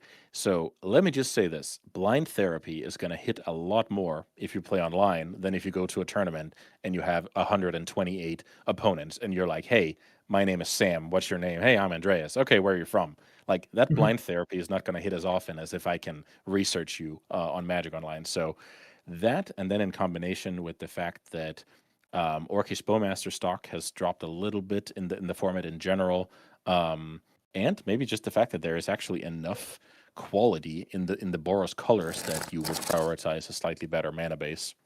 All right, makes sense to me. And I want to quickly add another question to that because you said that Orcish Bowmasters has been declining recently, which is true. And I've also seen that in Tamio, two menaces, where certain point in Mhm. time people were even wondering, is this too powerful for Legacy? Yeah. But these days, the cards seem to be both declining, where it's not like the power level has gone down, right? It's just people adapting and decks being more and more aggressive. So the more you sit there and pay 2 mana to draw a card from a clue, and you add flow state to your deck, maybe you have Kaicho in your deck. That's a lot of cards that don't do well at addressing what is going on the board. So it's simply just when the format gets faster, those grindy elements get less good. And with the more non-blue decks that see play, the less good Bowmasters is. Because in general, most decks don't put cards in their deck that are super weak to Bowmasters. I'm talking about, X1 creatures. So yeah, and all of that in combination just makes that color combination slightly worse than it once was. But now we see Thoughtseize picking up steam because a lot of players are playing these, let's call them key card combo decks. So yeah, it's all cyclical. Makes sense to me. Starting with Guide Souls here, pretty good for the Boros Energy player. Seeing Cloud Post, you immediately know what's up, would be my guess. So if I was in Pablo's shoes, I'd be like, yeah, I'm just going to play my threats, all of them as soon as possible, and try and overwhelm my green post opponent player as soon as possible, because you will not win the late game against this deck. But this is the perfect combination of Guide of Souls, and we also have the, what's the name of the card again? Ocelot Ocelot Pride. Pride. Yep. Yeah, indeed. So, These combined together is just insane. oh yeah, those two are so good. So I just wanted to mention that we actually don't know if we're up against a blue version or a green version at this point, um, which is why you see the Ocelot Pride getting cast first, because in theory it could be the blue version with Force of Will. So we're trying to sequence smartly here. Okay, makes sense to me. Parlor, let's take a peek at the top. I imagine if it's not a threat, we get rid of it, but we will find out soon. Maybe Wasteland could be good if we are Yeah, able to Wasteland. Wasteland is amazing. And then it has a lot to do with, let's say your hand is loaded with creatures, you can actually start binning creatures and looking a little bit harder for Wasteland, because this matchup is a little bit different than, let's say, the blue-black tempo we saw yesterday. Okay, that's cool. I'm sorry, Andreas, I'm just going to ask it again. Do you recognize that token? Uh, I It's don't. from I the mean, anime it. again. Certainly not. Certainly not. If I'm correct, I think this is Naruto, but I'm hoping that the chat is not exploding, and because Ooh, that's it's a bit cool. of a risk It's here. funny. It's not that many years ago that I was joking, like it's only a matter of time I'll be putting Donald Duck in my legacy deck. Like we're getting closer. Yeah, for sure. I Look like at this this one. Wasteland in response. Crop rotated away. That's so cool. That's old school legacy right there. I love that. I What are mean, we getting here? I would just imagine a second copy of, third copy that would be. Oh, I guess this works as well because that turns on the tower in Gabriel's hand. So if we can Okay, get so Planar Andreas, Nexus talk to on me the about this screen, one. This is Planar yeah. Nexus. Why does What this work with Tower? What are we setting up? this card reads, it has every subtype from all different kinds of lands. So whether that's, you know, Urza lands or I believe it's like a power plant and a mine and a tower. So it's like it's that card in combination with another Tron land turns on the other Tron land. So Urza's Tower is now tapping for 3 mana thanks to Planar Nexus, and it's also a locus, so it even makes the Cloud Post tap for additional mana. So that is a very, very smart tutor target for the crop rotation. The Spirit Guide always gets you. Nice. Everything you want and more. Maybe this is a theme, but I've been feeling like every single Boros energy player has their own cat tokens that they want, and Ah, it's always an right. anime or or some kind of Yeah, gaming reference. I've even seen players have like their pictures of their own cat and stuff. I mean, Yeah, that's amazing. I dig yeah, that. you, yeah, you're right. They always have some kind of cool trick up their sleeve. So now, just for everybody keeping count at home, this is 6 mana between Tower tapping for 3, Nexus tapping for 1, and Cloud Post tapping for 2. So 6 mana is not quite 7 for an Ugin, but we can start getting the One Ring going here. Okay, is the One Ring in hand though? I don't think so. I think there's nothing in there. Oh, we did have the One Ring. So we Yeah, decided but not it to play looks it. like we're using the turn for Eldrazi Confluence, and I would have to Mhm. look up the exact wording on that card. If we can get Eldrazi Confluence, that would be awesome. That's Um, some kind of a sweeper, right? it is also that, yes. I believe it's 3 times. Yeah, so choose 3. You may choose the same here. There we go. Thank you very Incredible. much, Look at this. production. So it is a sweeper in the sense that you can kill 3 small creatures, so to speak, with the triple spatial contortion, I believe is the I'm just wondering if this is going to symbol. be Yeah, if spatial we are in contortion. time. We're gonna play this. We do have Amped Raptor here though, so we're able to kill 3 creatures, but Are we responding to the raptor? that would be my guess before they actually So, attack or oh gain wow, energy. minus, minus, and minus. Man, that's brutal because the Ocelot Pride is only has 3 toughness. Um, and yeah, so when you said a sweeper, you were in line. No, it's kind of you do just kill the most important creatures, which is the token generator and the energy generator. So being able to Yeah, get that rid was of that crazy. is nice. So we do it in Let's see what response. Raptor So there's gets. no energy bonus from the raptor. Raptor Okay, into not too Johnny bad. yeah, that's a good it's a good rebound here. But if you don't have any more wasteland, this is exactly how when we scripted it in the beginning, we were talking about getting enough time to get into a spot where our superior mana situation can take over, and I think that's where we are. You even said, well, if you have an opening hand with a couple of removal spells, you're not that sad about it, and Pablo has a couple of removal spells left in hand here. Mhm. Which you keep in the dark, of course. Let's Yep. see what the follow-up is. Glimmer Apart from Post is the a sweet one. Little bit of a life buffer here, gaining 3, making your Cloud Post stronger. now we do have the One Ring. I imagine we play it because that does buy us time. And then I also saw a big Eldrazi in there. Yeah, even 10. I think it was 10 mana Ulamog. Ooh, that would be good. Being able to exile some stuff is always nice. So let's see what this is. This is 6 mana, 7 mana. Ooh, there we go. Good old Ugin. So now we get a trigger when we cast it. If we try and target the Ajani, Karakas will do the job, and that's exactly why we're pointing at the inferior creature, simply because Karakas bouncing back the Ajani is a sweet counterplay. So this is this is awesome, right? Because now Ugin starts to grind. Sure, that card will get dealt with by the Static Prison, but it's already done the job, right? It's killing we a can thing. still add 0 and Oh tap my this for mana, god, so we play even the get One the Ring. 3 mana. Oh my god. Nice. Yeah. Now we get paid off for casting one of the most powerful cards in Legacy. I guess killing a token is not that impressive, but still pretty cool. Here's the protection. Now, probably Pablo is not able to get rid of this Ugin. It's Well, not impossible, but Pablo will probably have to Static Prison the Ugin, but then he's trying to beat the One Ring. It's not exactly perfect circumstances. Mhm. We're rooting for hitting another Static Prison here on the Raptor. that would be good. I do think we do have a lot of energy at disposal. I think 3 currently. Yeah, indeed. Okay, that makes a lot of sense. We had a little bit in the bank from earlier. And then they forgot to subtract the Ajanis. Okay, so here we are. This actually flips Ajani. So we get a 2/1. We get to flip the new one. So that this one. Oh, legend rule, flip the old one, of course. Okay, that makes a lot of sense. I'm wondering if we should have seen this in the crystal ball and then attacked first so that the Ajani at least got in 1 damage on the Ugin. Yeah, it probably would have been slightly better. Unless there's anything that improves our attack step that we can hit that I haven't thought about. Do they have some kind of Lord effect?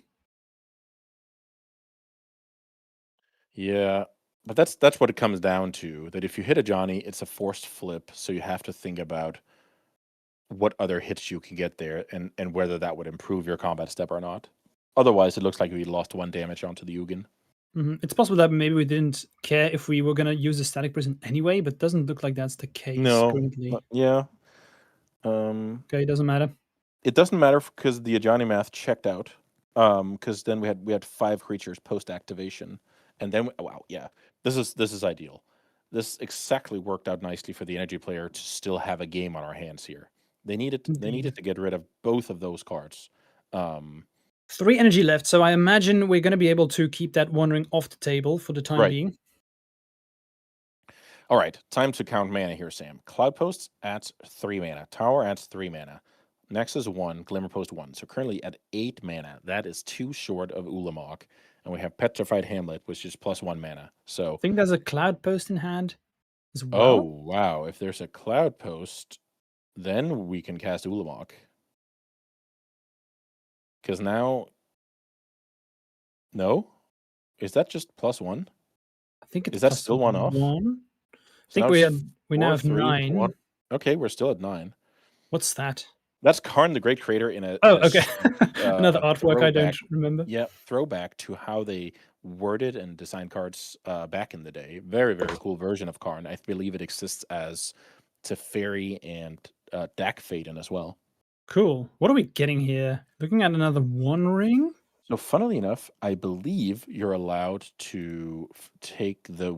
If you didn't have a ring in the sideboard, to begin with, I believe you're allowed to take the one under the Static Prison. Really? Yeah, I've been Tormach crypting myself in Vintage and doing some shenanigans with Karn before. I would imagine it's the same. I'm just gonna look it up here. That's pretty cool. I wouldn't have You may realized. It's possible choose an that artifact maybe you own from outside the game or in exile, and that One Ring is in exile. So let's imagine you didn't have one in your board. You could do it. So I've been doing stuff in Vintage like my Time Bolt gets countered, I Karn for Tormach Crypt, I get rid of my own graveyard, and then I Karn into that Time Bolt. So oh, you that's can do, really cool. yeah, you can do some stuff. It's possible that maybe Gabriel doesn't know about that. I mean, if they get this One Ring, they probably don't realize that. I mean, I didn't know it. I think it's actually smart to get that because the other one will come back automatically later. Right. That also makes sense. I actually think it is smart. But whether you connect the dots on, who knows? But then again, green post player, 2-0, doing well in a highly competitive field. Let's give him the benefit of the doubt. Yeah, for sure. All right, ticking down here, going down to 3 energy. Yes, indeed. So that one ring will remain exiled for now. Thinking for a bit. We Karn still have will get protection now. killed here easily. Yeah, Mm-hmm. we have protection on the life total, but the energy player is ramping up a big board here. I just peeked quickly at the chat here. This game is about over. Yeah, I mean that's what everybody thought a couple of turns ago, but let's see if Pablo is not shy to take on a challenge. If We've he seen some sees, turnarounds this weekend already, oh, so I'm afraid to call it out already. oh yeah, me too. That's the thing. When you're doing Magic coverage, you should always be rooting for the comeback. You should always be rooting for the game 3. You should always be rooting for the unlikely. So yeah, why not? I want to see Boros Energy overcome Ugin, Ring, Karn, and a ton of mana. And next turn, Eldrazi. So that's scary. The 10-10, right? Yeah, Ulamog is a 10/10. It has a cast trigger of exiling 2 target permanents. Then it really starts eating into the library when it gets to attack. And bouncing that card with Caracas is not exactly a sustainable strategy unless you disrupt your opponent's mana base in the meantime. Or if you need to swing in with everything and it's a blocker that you need to get out of the way. Right, that is acceptable. Trying to go, let's say, around the Ugin. But yeah, it's a cool one. Then again, we do have swords, but it does gain our opponent a lot of life, so yeah, not ideal. Wait a minute. Why didn't the Karn die here? Because we plussed the Ajani. Because we're looking to go, if we can get the Ajani flip side onto the screen, that would be cool because it has a really cool ultimate that doesn't see a ton of play. Okay. So I'm not sure why we decided not to kill the Khan. We decided not to kill the Karn because we think it's going to be better for us to -5 that Ajani. Mm-hmm. Okay, it's just feels risky, but I mean, if it works, that -4, I'm would be sorry. good. So it's essentially a Cataclysm, except they get to keep all the lands. Could we get this card on screen there, production from the green post deck? Oh, Because I'm not sure. battle cruiser or whatever it's called. Yeah, that could be a good one. What does that one do? I believe it's an anti-show and tell card, which essentially just kills a permanent when you cast it or exiles a permanent, and then you can Karn for it versus show and tell. But it looks a little bit tricky here that Karn still got to survive here. You got a free Karn activation, you cleared the board out. Karn could have been out of here because the One Ring only protects attacks onto the life total. You can still attack Planeswalkers all you want. Yeah, makes sense. And I imagine now it's time to play that Eldrazi there. Ulamog, the Ceaseless Hunger. That's the one. We're just gonna scoop it up. Maybe Gabriel says I'm gonna play Ulamog, and then they just conceded. I don't know. I don't think there was any way out here. I mean, with an empty board against green post deck, you're not coming back from that with your opponent having the One Ring too. That's the key to the story that Karn got to live, and the board was rebuilt here. All right, makes sense to me. Let's dive into the Cloudburst sideboard. What are we bringing in? Yeah, so the nature of this deck is we're a Karn sideboard, so we're not doing all that much sideboarding to begin with. But I believe Eldrazi Confluence and a couple of Dismembers will get added to the deck here. Cheap spot removal and then a sweeper-esque card. I think that's the way to do it. Looking at the deck, yeah, Eldrazi Confluence, super flexible card. As we saw there, killing, I believe, 2 Guided Souls and an Ocelot Pride. That was a very, very good Eldrazi Confluence in game 1. If we can just have a full peek at the main deck, I'll try and see if I can find some cuts for removal spells. Looks like Karn Silex is a little bit of an engineered explosives type card that also shuts down Force of Will. That's pretty cool, so I guess we like that card. It's a tough one because Warping Braille is decent against creatures, Disruptor Flute is decent against Wasteland. There is a world where those Disruptor Flutes are not where you want to be. Maybe the complete top end, like Ulamog and Emrakul can go against a deck like Energy, where it's all about, you should expect to get wastelanded rather than expect to have a million mana. So maybe we see some like Flute and a couple of big creatures go out for some flood removal. Yeah, makes sense to me. And then the Boros Energy deck. Let's look at that sideboard. I We've want to talked see about Prize of before. Progress here. Yes, Prize of Progress. There we That's my go. favorite card. Love that card. We've talked about this before. I imagine that swords are not particularly good, but what else are we looking at? Yeah, the removal spells aren't the best, and Source of Plowshare is certainly the worst. So against a deck like this, I'm interested in Price of Progress. I'm interested in Null Rod. Null Rod you can see as a glorified needle for the One Ring that also works against Karn's Silex. So yeah, Price and Null Rods in place of a Source of Plowshare sounds like a juicy place to start.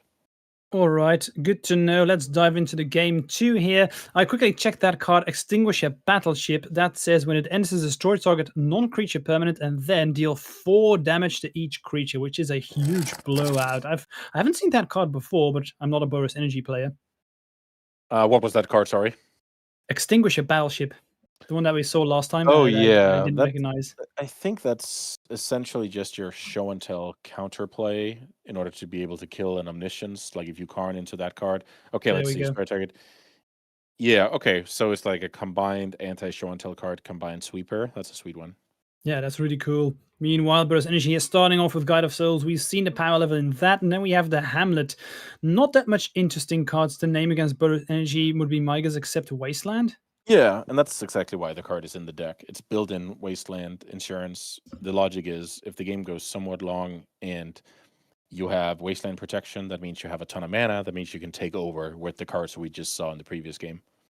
And we are seeing something similar. We have the Pride and we have the Ocelot, combining them together, getting a lot of tokens, getting a lot of energy. So that's really nice. Going to try and finish as soon as possible. We do see Cloud Burst from the post player. And let's see what kind of a board we can present now. Yeah, so when you have these blistering fast starts, a card like Price of Progress becomes monstrous, because that's a card that can deal the last, 8 or 10 damage quite easily. Ooh, look at this Johnny combo. too. We have a Johnny with the quarry, where you can tap it for mana, sacrifice a creature to get a mana. So this automatically flips the Ajani this turn. Okay, looking pretty good. Let's just slam in. Get energy, get another token, and then probably pass turn. The attacking the small the 1/1 cat to hit the bin here to the quarry and then flip the Johnny. Yeah, think about it. Indeed. This Nice combo Ajani is will flip. brutal. This card is a 0 mana sacrifice outlet that also has some grind potential against grindy matchups. So even though this is not a grindy matchup, it's still super useful. Oh, we have another Ocelot. Man, really putting the test here to the post player. Like, they will need some interaction next turn, or this game might be over. Yeah, let's see. Do we get to the City's Blessing here? End of turn, you get 2 1/1s. We now have 8 permanents, so That's 10, and then you double those, and you get the extra 2/1 from the Ajani. Oh boy. scary. Yeah, let's see. This you need to stack this correctly so that you check for City's Blessing. I guess no. Wait a minute. You get them one at a time. So the first one checks, and there's only 9. Then you get the second, and then it says 10, right? Yep. That would be my guess, indeed. And So I do think we get the City's Blessing. then you get the double, so that you get. I believe it checks every token that entered this turn, and then gives you an additional one of those, or double. Can't remember. So this is saying I already made 2 cats. Here's 2 more, and I made a 2/1. Here's 1 more of those. I would imagine. Okay. In any case, Green Post player is in trouble. How can we come back from this? So if we can chain One Rings, we are treading water, but it is very, very tough because we have to get over the hump at some point. That cat token there is probably not supposed to be in the graveyard because it will just get removed from the game since it's a Right. token. but it's not that impactful currently. Just something to point out. So And they are just quickly, they're working out now how many tokens they are getting, so let's just let these players do this. They'll figure it out. So this is for the first one. Mm-hmm. 4, 7. So this is 10.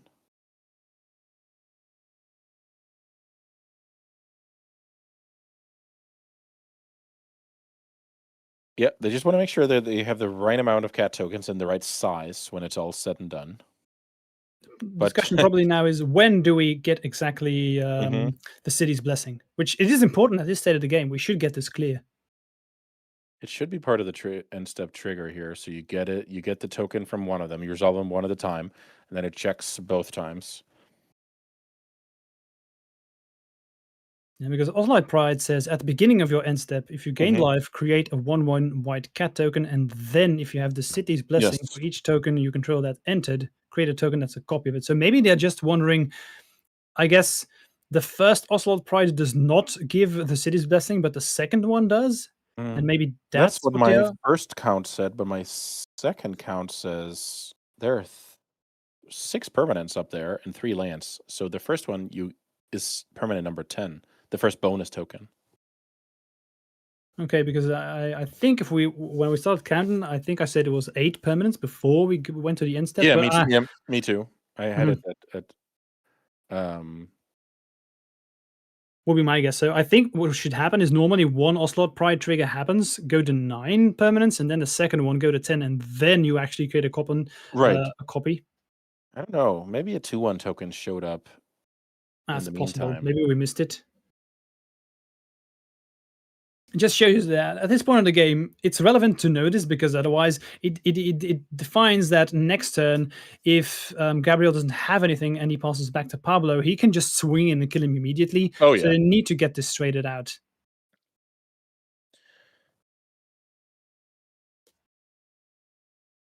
But looking at the green post player here, imagine let's just say they have enough tokens to kill us here immediately. What do we need to do to survive? I mean, if we just kill one of these creatures, that's not enough, but there's not all that much that we have to kill multiple creatures at this point. Karn Silex is a card that can kill all zeros, but then the problem is you're just losing to the rest of the deck. One Ring is a card that can keep time walking until you run out of them. And chaining One Rings lets you keep developing land. And then in theory, you can end up in a spot where you can Karn. The thing is, One Ring and Ensnaring Bridge are a non-bow, so you can't even, One Ring chain yourself to Karn Ensnaring Bridge. That's not going to work because you're going to be having a full grip. Yeah, they just concede. I guess we needed One Ring there to buy us some time. That's the only way we could maybe get back into the game. Right. Yeah, Boris Energy said, well, I can also just be blistering fast aggro. So we talked about that a little bit yesterday when the white decks faced off against combo decks, that sometimes your clock is enough, right? The opponent just has to stumble a little bit, or you have a very, very powerful nut draw, and that's going to be enough. So that is part of the Boris Energy player's range is fast hand with no disruption, any wasteland hand, any price of progress hand with some kind of pressure. So there's a lot of ways to get the job done. Especially after sideboarding. I imagine that the Boros Energy player will mulligan relatively aggressively to just try and get a fast clock going as soon as possible. But ooh, this is starting with a parlor. That's far from ideal. Right. Elegant Parlor, while being on the draw, means your opponent gets 2 turns of magic before you had your breakfast here with any sort of play. So yeah, you're right. It's not optimal. All right, let's see what we are starting out here with. Looking like a 2-drop, maybe not. We do have Ocelot Pride in here. I think we just drew it for the turn. Right. Ocelot Pride being the draw is not ideal here. Sand Scout. Ooh, this is a nice play, right? Because you'll know this as a control mage. There's no better feeling than you're under no pressure. You kill their only creature, you one tap, and then you get to play, right? Like that's exactly what the Cloud Post player. This exactly almost feels like a time walk for the green post player. So how I usually explain this is the Cloud Post player basically just teleported into turn 3 of the game and is not under pressure. What? We made a token instead. We prioritized okay. ramp instead of killing the creature. So I'm just assuming if we do that, we have a good reason to do so. Yeah, the Wandering is a good reason. That is a pretty darn good reason. What I'm curious about this game is the price of progress hanging out in Pablo's hand. How much can that catch Gabriel off guard here? Because hey, nothing bad can happen, right? I have 10 to 12 life in a couple of turns. Nothing bad can happen, right? It would be really cool if we see that just taking over the game. Probably just a game of do nothing or just pretend that we need to win with creatures, Yeah. and then just kill them with that. Because is there a lot of counterplay that Gabriel could do? Imagine It's, they're not in the loop that it might be right. in the deck.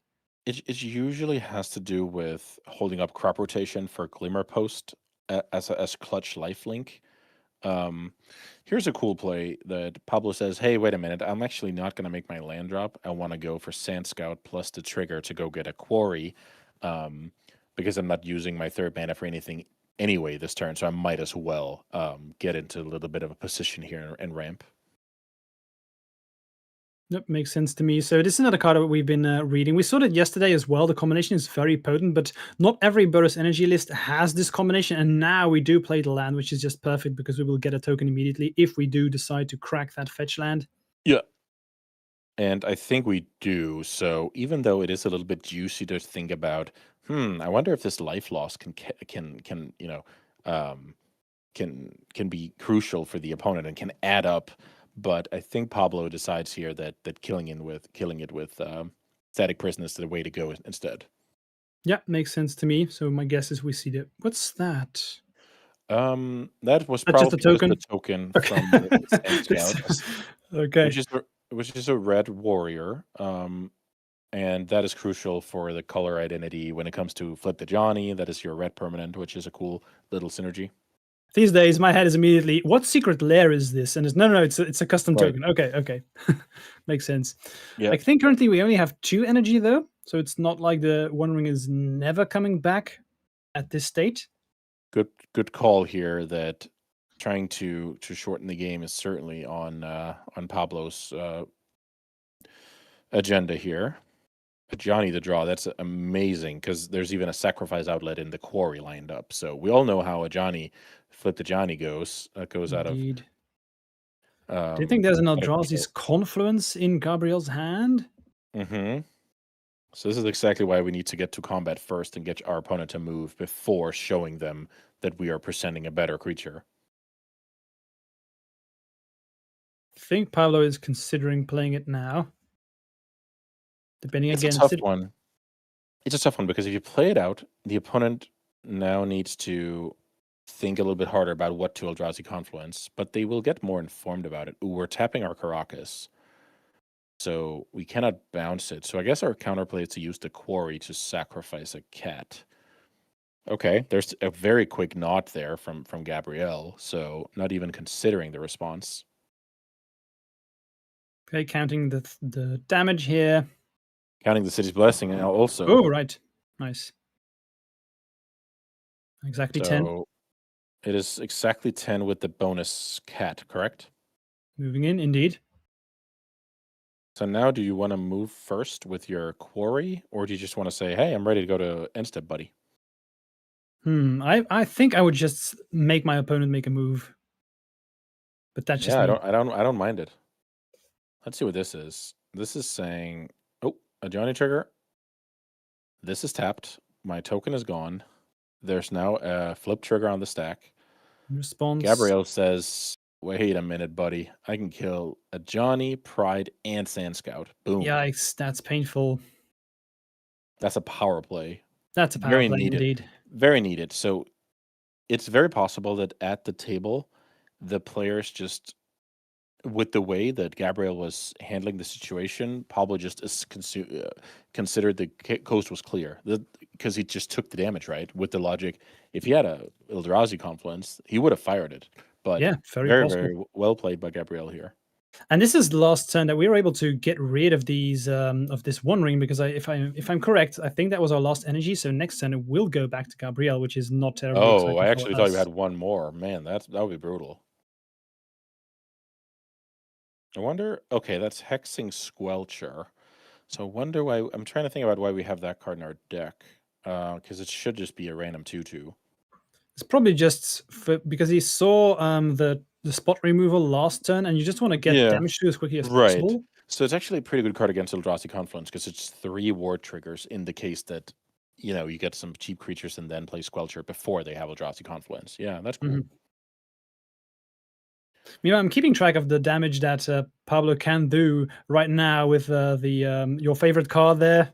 Yeah, the Price of Progress. Exactly. So currently it's 8 damage. So that's something to be aware of. So I would assume this case Kozilek's command is in response to the Voice of Victory, because otherwise Think you so. can't do it. Obviously, for us showing that a certain card is on the stack or in play is a little bit harder for the visual, so we're just going to assume that the players are surgical with their timings. Indeed. Right. Cloud Post. No, that's Glimmer Post. Gaining life, important. Yeah, a couple of life points gained here. And then we have a lot of lands that don't really help each other here. Sure, 1 Cloud Post taps for 2. That's 6 mana, that's 7 mana. And here's big boy Ugin. We will take damage though.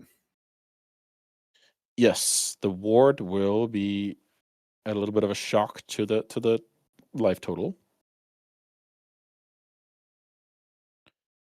I can't remember the follow-up. Okay, there's a flute. So fluting. I wonder which card we should name with flute. Price of Progress. Then we make it a 5-drop, which the opponent is somewhat reasonably likely to easily. Yeah, they can get to 5 mana. It's probably just Wasteland. Yeah, now the Wandering should go back. Indeed. Okay, you nailed it. No protection because it's not cast. Very, very importantly. Otherwise, you could be weldering and stuff like that with that card, but that doesn't work like that. You have to actually cast it. Indeed, but not much Pablo can do this turn. The warrior is a what? A 3/1? It's just a 1/1. 1/1. Okay. Yeah. A copy of a Looking at the braid green. hanging out in hand, so we get confirmation that Pablo considered a braid strong enough for the matchup. Depending on what they name with the flute, it's a potential target. Otherwise, nothing special right now. Right. Indestructible One Ring, colorless Planeswalker. Yeah, this is troublesome. The energy player is in big trouble here. Ugin, letting people untap with Ugin is very, very strong. I wonder what we did with the Ugin. I'm talking about activation wise, because I don't think we drew a card. I guess maybe 0 to get mana, but I'm not sure what they cast with it. Right. We maybe just cast Flute off of that and then kept. Oh, right, yeah, because we still have the Eldrazi tokens. That's kept it. the spawns around. Yeah, that's it. Pablo deep Now in the the best tank draw here. for Pablo is probably just draw another Price of Progress. Did he just go for the life total there? Rather than the Planeswalker? It's possible. Just trying to get them as low as possible for that Price of Progress. Because you're thinking like the One Ring, they're probably going to draw cards with the One Ring, and maybe they are not in tune with the Price of Progress. So there we go. That's 1 damage more. I wonder if we're supposed to have drawn 1 more card on our own turn here, because in theory we could find, stuff that kept triggering Ugin. Yeah, maybe. But the One Ring came back in Pablo's turn, right? Oh, you're right. It came back on the upkeep from the prison. Exactly. Yes. It got released on the upkeep. And this means that potentially, this One Ring, it's just 1 damage right now, but then 2 we are close to, because right now they have 1, 2, 3, 4, 5 non-basics. So it's close to this Price of Progress being lethal. That would be amazing if that happens. It's a lot about how Gabriel decides to manage his Ugin, right? Because if you just go gain 3, draw a card, he can stay afloat here. That's true. And then you find the crop rotation for the second Glimmer Post. And then bad stuff can happen for the opponent. So I think it's a stretch too far, but it's a lot about whether Gabriel has the card on his radar or not. I think if he has the card on his radar, he'll beat it. If he does not have the card on his radar, there's a chance he loses to it. What do you make of that? I agree. My guess is that It would not just be on my radar. That's the thing. Unless you have played Mhm. against Boris Energy a lot, and even then, I don't think it's a card that's it's a recent addition. So Yes. if it's on his radar, I mean that's amazing. Yeah, that would show true mastery. Um, we keep playing lands here. It makes a lot of sense. Playing out that land is plus a ton of mana thanks to Cloud Post and Tower. Karn the Great Creator. I am interested in how much mana we have floating if we can just kill our opponent and lock them out with Lattice here.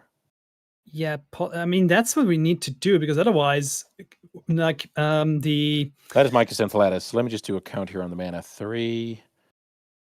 Yep, kill that. And then there's no more mana for you, buddy. And I can block with my spawn tokens that I very cleverly kept around for a situation like this. So which is right on time because this price of progress would have been lethal. It's 12, and then in the untap phase, take 2 from the One Ring. yep, yeah, you're absolutely right. So everything turns It's into more, it's much more artifacts. close than it seemed because of that price of progress. Yeah, you're absolutely right. But here's the, a little bit more life gain, as we also talked about a little bit. Then there's a lone breacher. So now the game is not winnable anymore because there's chum blocks and the opponent can draw a ton of cards and you're never casting a new spell. So Karn plus Mycos and Lattice, a very potent combination unless you're horribly losing on board. And I'm checking the deck list, but I don't think there's any out that Pablo might have to get rid of that Lattice. And indeed, we see an extension of the hand, and that's It's game. simply just impossible because even the card Force of Vigor turns the cards into not being green anymore. So it's like there's, I don't think you can do anything once that card is in play. It's always some frisky situations of, let's say we both have a Karn, then the game is a shit show. But the way to beat it, to be serious, is to have a ton of creatures that can then pressure the Karn and get it out of the way. But here, Ugin and some spawns in the bank did the job, and nice 3-0 start here for the green post player. All right, nice, lovely. And we've had this so many times where it seems like we are saying this deck is favored, and they end up losing. So I guess we're off a bit, Andreas. We should do the math. The matchup that we think, or the game that we think is favored, probably the other right. deck. Yeah. Yeah, No, exactly. but I think we also do a great job of talking about, there's a unique game at hand and we play with the best to our ability and see what comes out, right? We would have to run a computer into each other 1,000 times for that prognosis to make a ton of sense. Other than that, we're just playing a little bit of a loaded coin toss, really, with all the decisions mattering. So that's what I love about Legacy. You can always climb the mountain. All right, thank you very much, Andreas, for clearing that out. Before we go into break, we will only be gone for 5 minutes, so don't go anywhere. I want to thank our sponsors again, and don't forget that if you like what you are seeing, you can follow us, follow the channel, share with your friends, and also check the Instagram because there's also some information on that. But for the last time, what we will be doing today, Andreas, is giving out some play points. Talk us about it. Yeah, so Magic Online are kindly sponsoring me, so I thought, why not bless you guys at home with some PlayPoint codes? So this is going to be the last one that Sam and I will be giving out. You can type trophy in the chat, and you're in the running for being the winner of 120 PlayPoints. And of course, the trophy is what is awaiting the 5-0, the coveted 5-0 score on Magic Online, and you can enter exactly a league with the sweet play points. So thank you to Magic Online, and go get in the chat with the keyword trophy. All right, good luck, everyone. So don't go anywhere. We will be back in just 5 minutes.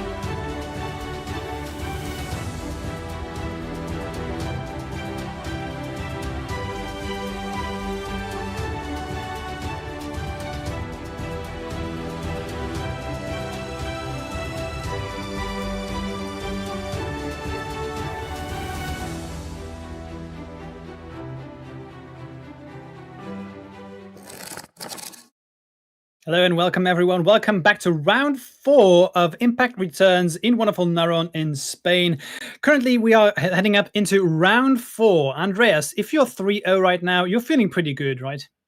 I'm feeling good, but I'm also channeling my inner Kobe Bryant here. Classic press conference where they're up, I believe, 2-0 in the NBA Finals. They play best of 7, and he's like, what's there to be excited about? Job's not finished. That's like an iconic press conference. So I'm just saying, okay, it's pretty awesome to have a good start here. Let's see what's up. What kind of lunch are they offering around here? Go get some fresh air, and then get ready for the tail end of the tournament. All right, makes sense. I want to thank our amazing sponsors again for making this event possible and thanking again the entire production crew for taking care of us. And we are trying to do the best we can to ensure that this is a nice stream for you. But of course, the stream can only be as potent as the support we get from you. So if you like what you're seeing, again, check us out on any place you can, on Twitch, on YouTube. Go like those channels and ensure that you like what you see and give us the support so that we know what is happening right now. Now, let's dive into the decks that we have ready for you for round 4, because we have some interesting ones right here. A deck I haven't seen in a long while, Andreas. It's Death and Taxes. I've not been keeping up all that much with Death and Taxes, really. How is this deck in the current meta? Yeah, so right now, the Death and Taxes deck can struggle a little bit if you're facing off against a blistering fast Fantastic Car strategy. You're not a Force of Will deck, you're looking to play longer games. But when you line up against decks where they're also interested in longer games, you're simply just going to do better than your opponent. So Death and Taxes is all about grinding, it's all about ETB triggers, it's all about grinding the opponent into dust. And then you even have some potent combos like Failure plus Overlord of the Balemerc. You have some nice additions with Meteor Sword in your Stoneforge Mystic package. And then you have the main deck, White Orchid Phantom, which is awesome against this, especially big mana strategies. So this deck is very, very flexible. Thoughtseize, always just a solid card. So Death and Taxes, you kind of try and change your game plan based on what you're up against. That sets us up for deck number 2 here. We've recently been seeing a lot of Yorion lists, but this one decides not to play it. Is that interesting? That's an interesting choice to me. Okay. Is this not a Yorion deck? Maybe not. In case it's not a Yorion deck. Oh, I'm mistaken, Andreas. There is a Yorion in the sideboard, so you're okay, correct. we got it. My bad. Because, so never mind what I said. Yeah, Let's that's just all good. move to the Doomsday deck then. We've had this on stream before. Yeah. Okay, so it's up against Doomsday, which is a little bit scary between fast Doomsday or fast Fantastic Car. I think we have yet to see those 4 constructs on camera. We keep talking about it, but it doesn't seem to show up all that much. No, indeed. But the Death and Taxes deck is going to be super scared of those 2 cards. And now the question is, when will we learn that our opponent is a Blazing Fast combo deck? Is it when we cast our Thoughtseize, which is good, or is it when they bury us with, a Thassa's Oracle trigger, which is bad? So this potentially Blazing Fast combo, but also does a pretty good job of setting up and winning comfortably on turns 3 to 5. All right, let's dive into the games. Andreas, running joke here. The matchup who's favored is losing. So I'm going to try again. So I would think that Doomsday is favored here. But what do you think? So congratulations to the Death and Taxes player. Exactly. We know that already. But Yeah. I'm still going to... I think this should be favored, right? Death and Taxes doesn't have all that much against the strategy. Yeah, it's very hit or miss. If you have a handful of plows and grindy creatures, you're going to be losing to the unfair playing out of the Doomsday deck. But if you go Thoughtseize, Bowmaster, Wasteland, you can pick the deck apart. So it has a lot to do with what happens here. Also, Ivan right now is holding his breath that this is a fair strategy. He's rooting for Nethergoyf past the turn. Exactly, because if I remember correctly, if I saw in the list, this list decided not to play the Thalias, which is one of those cards that's very good in game number 1.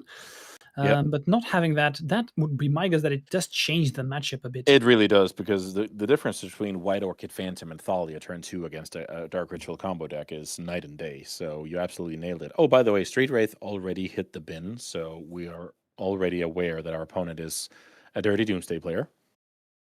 All right, we are pondering here. So Pablo right now, of course, does not know what he's up against at this time. So what are we looking at for this ponder? Well, you say that, and then there's the Yorion hanging out and a huge deck in front of him, right?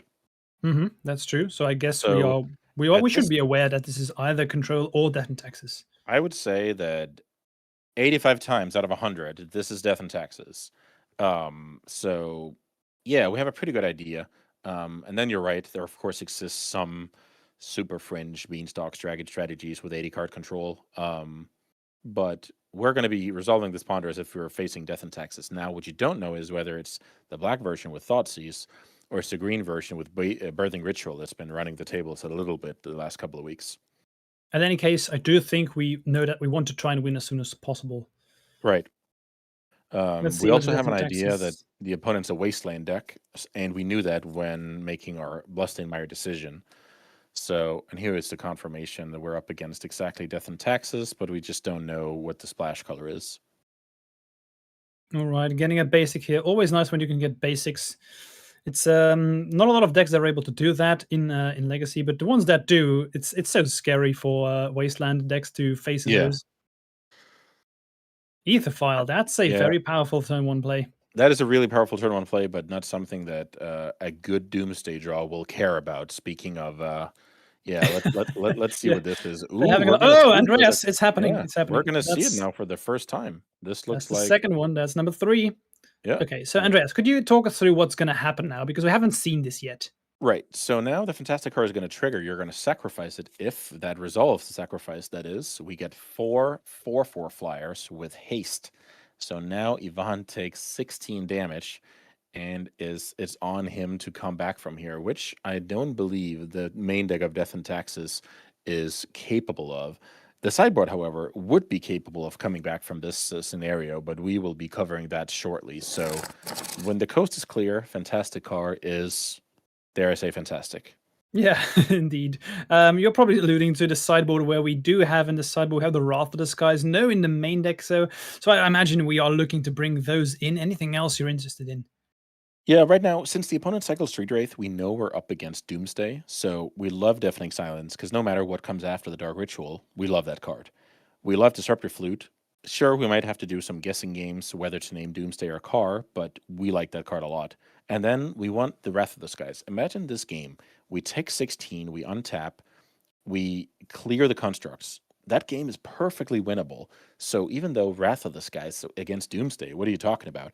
That card actually covers half of the opponent's combo potential, so it is a lot better than some of the cards in the main deck. That could be Swords to Plowshares, that could be Solitude, that could be White Orchid Phantom, that could be Lion Sash. We have a lot of cards that aren't all that exciting. So in that regard, we're playing with house money when it comes to sideboarding.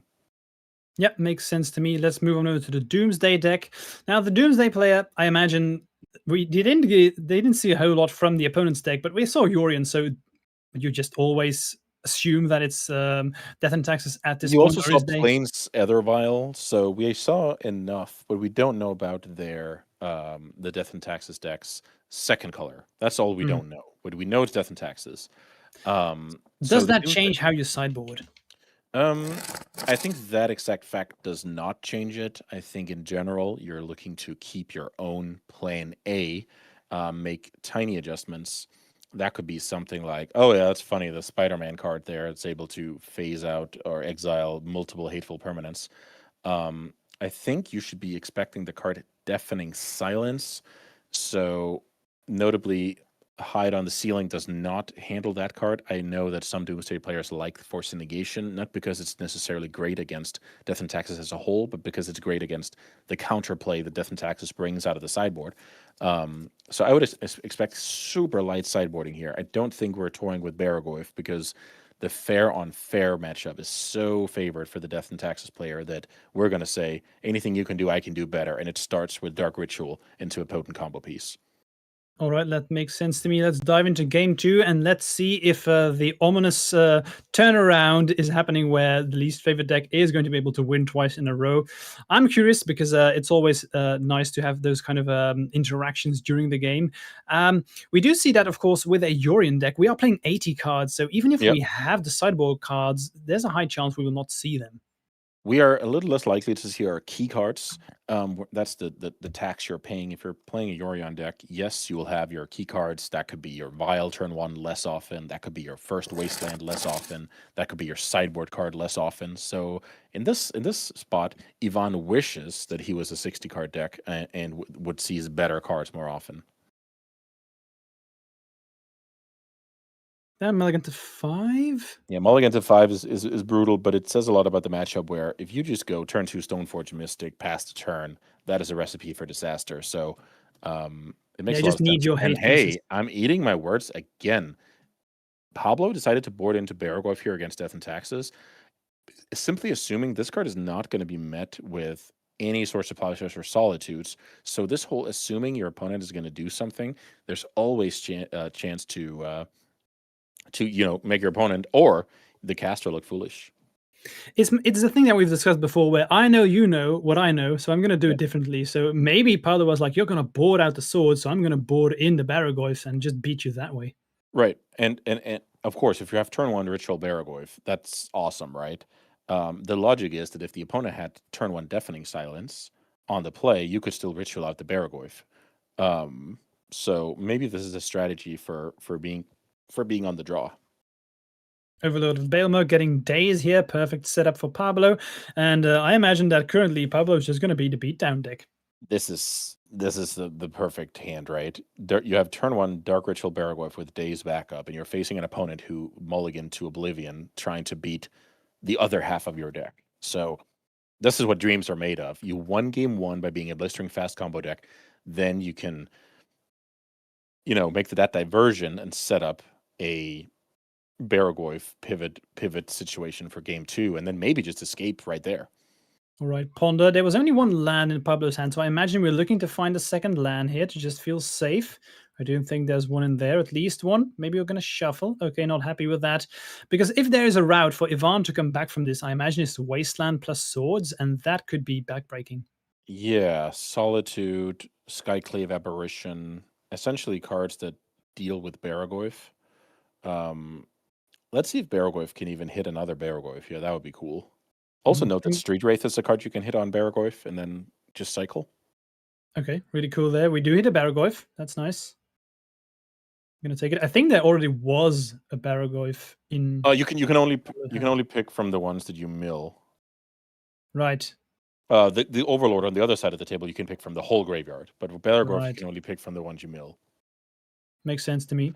A cool little situation here is Pablo has Consigned Memory in hand, which, if he gets to untap, is protection versus Solitude and Skyclave Aberration. I think this game, it comes down to whether Ivan can turn the corner against that Baragoyf. Okay, yep, Skyclave Apparition, that is ideal. The perfect card here. Killing Baragoyf before the opponent untaps for Consigned Memory. And now Pablo is left scrambling here in the land situation that you touched on. Yeah, looking for a land. Ponder, we really need to find that land. Let's see if we hit it. I think I can only make out a Force Will, I think. It's not going to be easy because... Double Baragoyf, but nowhere to go with it. Luckily it's a Ponder, so if there's no land we can shuffle, it's something.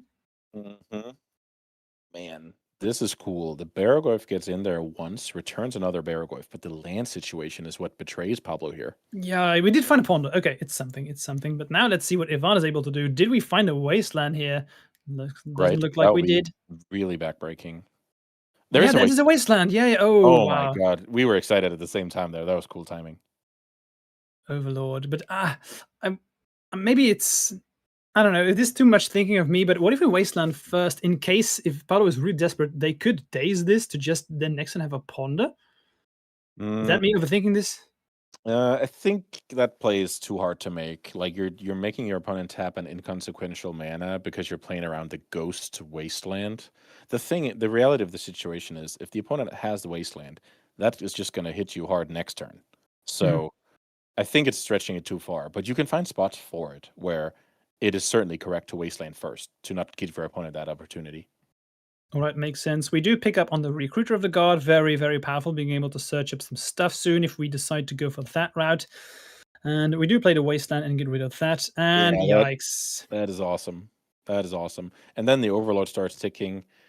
passing the turn back. Passing Oh the boy. turn. Wow. Okay, so completely turned around the matchup here. That removal spell and wasteland is what we discussed was really important to find. I wonder what this recruiter can go and get that let's say ices the game. Um, I don't know, maybe Solitude if they still have it. I think you're beating Dark Ritual Baragorv pretty easily with your current setup between chump blockers and Overlord ticking down. This makes a lot of sense because Flicker Wisp blinks the Overlord, and then all of a sudden there's a 5/5, and whatever you want back from the graveyard. We decided to take the Flicker Wisp over something like Ophelia. Right, because you have just seen that the opponent plays Fatal Push, so if the dock doesn't survive a turn cycle, we don't get the blink ability. Flicker Wisp does it on ETB, so I actually like that decision a lot. Yeah, makes sense. We did find the land from the Doomsday player. Okay, it's something. Start.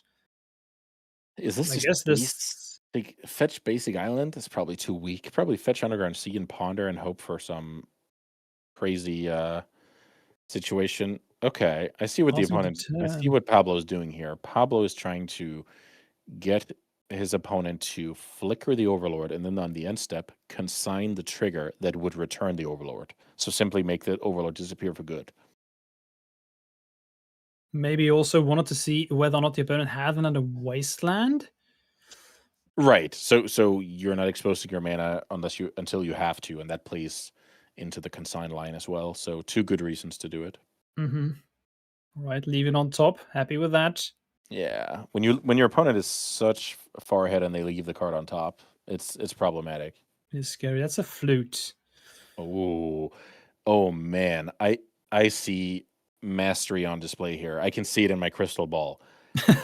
Here Talk us comes through it. here comes Flicker Wisp onto the Overlord. The opponent says sure. Then on the end step, the delta will get cracked. And then Ivan is like, wait a minute, I think you're cracking a delta because you have consigned the memory. Response, slam the flute on consign. That would be cool. But then we do have a daze. But We're doing no, a response to we're the fetching. fetch. Mhm. Right. That would be cool. Yeah, I see it. Oh, No, it's not happening. that's a weird time to pounce on the daze. I'm sorry, on the consign. Because you could consign the delayed trigger that says it comes back. Yeah, maybe not considering that. Maybe we just really do not want this to happen Huh. and Okay. feel more We safe could have made to. the Overlord disappear for good here, rather than have it as a ticking time bomb. Yeah, makes sense. It's possible that maybe we do not realize that we can actually do the end of turn. We can Yeah, also it's a little bit stifle convoluted. that. So here's a card that's gonna just get dazed. I don't think Pablo is interested in fooling around with that flute, because if that names Dark Ritual, I think the game's more or less over. I think we need Dark Ritual no matter what our path is. Yep, we'll get dazed. Okay, we didn't get to see the mastery on the consign play that I would have loved to see on both sides, but that's okay. Thoughtseize, not ideal. No, that's terrible, because look at this board. Next turn we're coming in for 6. I'm sorry. Yeah, I agree about the ponder.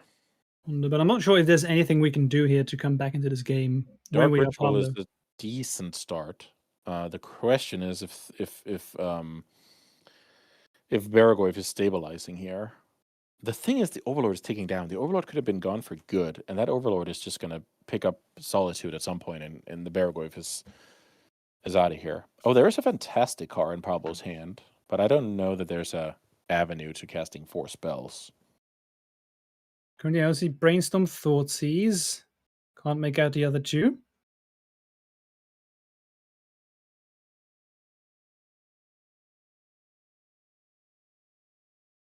And I think right now, if you're Ivan, the best choice is probably just another Wasteland. Right, because that completely buries Pablo here. And similarly to when I mentioned a turn or two ago when Ivan kept the card on top from surveilling, when you keep your ponder, like, that is a sign that you have something useful coming up. All right, untapping here. Attacking's easy. There's no reason not to do that. Yeah, it takes 6. That's almost half the life total. Oh, wow. Was that a copy of Thoughtseize or just a vial? Okay. A vial. at this point of the game, it doesn't do all that much. But I mean, Right. there's no The reason not to game play it.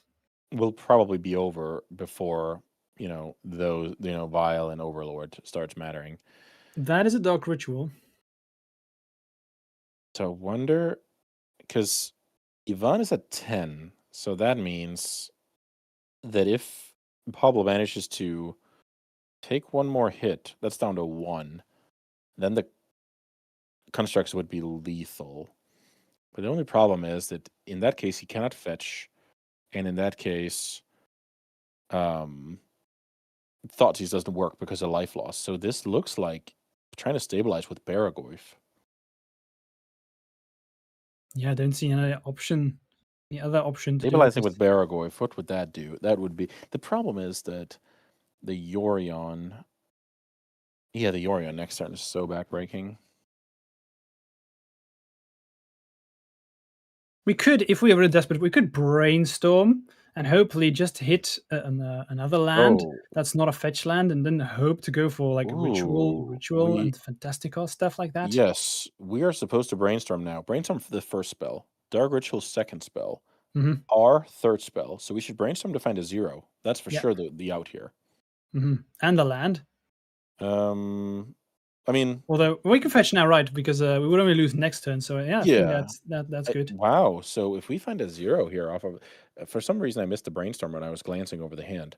I think if we brainstorm into a 0 here, that's our best chance. That Baragoyf is not going to win the game because the opponent has an Overlord up and running soon. That would be really sweet. I think that Pablo is Yeah. probably considering. It's not that bad, right? You have 4 Petals and 4 Mishra's Bauble in your deck. Like, the odds are not terrible here. And I actually No. like thinning first. You're saying, I don't care about fetching after, because if I brick, the game is over. I care about, thinning this 1 out of 45 or whatever it is in my deck, 2.5%, we take it. And then here's Brainstorm into a 0. All right, I dig it. Let's see what we get. Would be really cool if we get to see that on camera here. That would be Oh, yeah. sweet. Let's see some car stuff. People talk a lot about that card. 0, 0, 0. And the middle card, that's the mystery I one. don't know. It's 2 lands and a force. So No. now we have to pivot back to Dark Ritual Baragoyf. We don't even want to give that a go. Okay, fair enough. Exactly. I was considering, can we like counter one of our own stuff with a force of will to get to 4, but we still need a 0, so it's not happening. Yeah, it's somewhat tricky with Fantastic Car. It's not just casting 4 spells. It's also the order also matters a lot. So All right. so Cool. now let me just paint the picture a little bit here. Now we have there's been information exchange. Baragoyf was spotted game 1. I don't expect it to be in the deck here, so I guess we'll see when we Doomsday. I think it's awesome to pivot back and then make the opponent have cards like Solitude, Swords to Plowshares, stuff like that in their deck now. So Pablo set himself up nicely for a game 3 here. And obviously, when you have Dark Ritual Doomsday against the deck with no Force of Will, that's pretty juicy. Makes sense. Okay, but we just have the backbreaking turn 1 Doomsday. What pile do you make here from if you're the Doomsday player? Because my head tells me that there is a winning line here, right? But I'm not smart enough to figure that out. So Andreas, why don't you talk us through it? Well, if we don't have a free cycler, there's no way to get into the deck, so we would have to pass the turn. But next turn, we can pretty easily set up a win. However, we have to understand we're playing a Wasteland matchup, so we have to make sure we don't just crumble to a Wasteland. We also have to understand the opponent probably fired at least 1 mulligan and will have deafening silence out of the sideboard. So those are the cards we need to maneuver against. And then third of all, we also have to say, okay, last game I showed them Baragoyf, so they might have Solitude in their deck.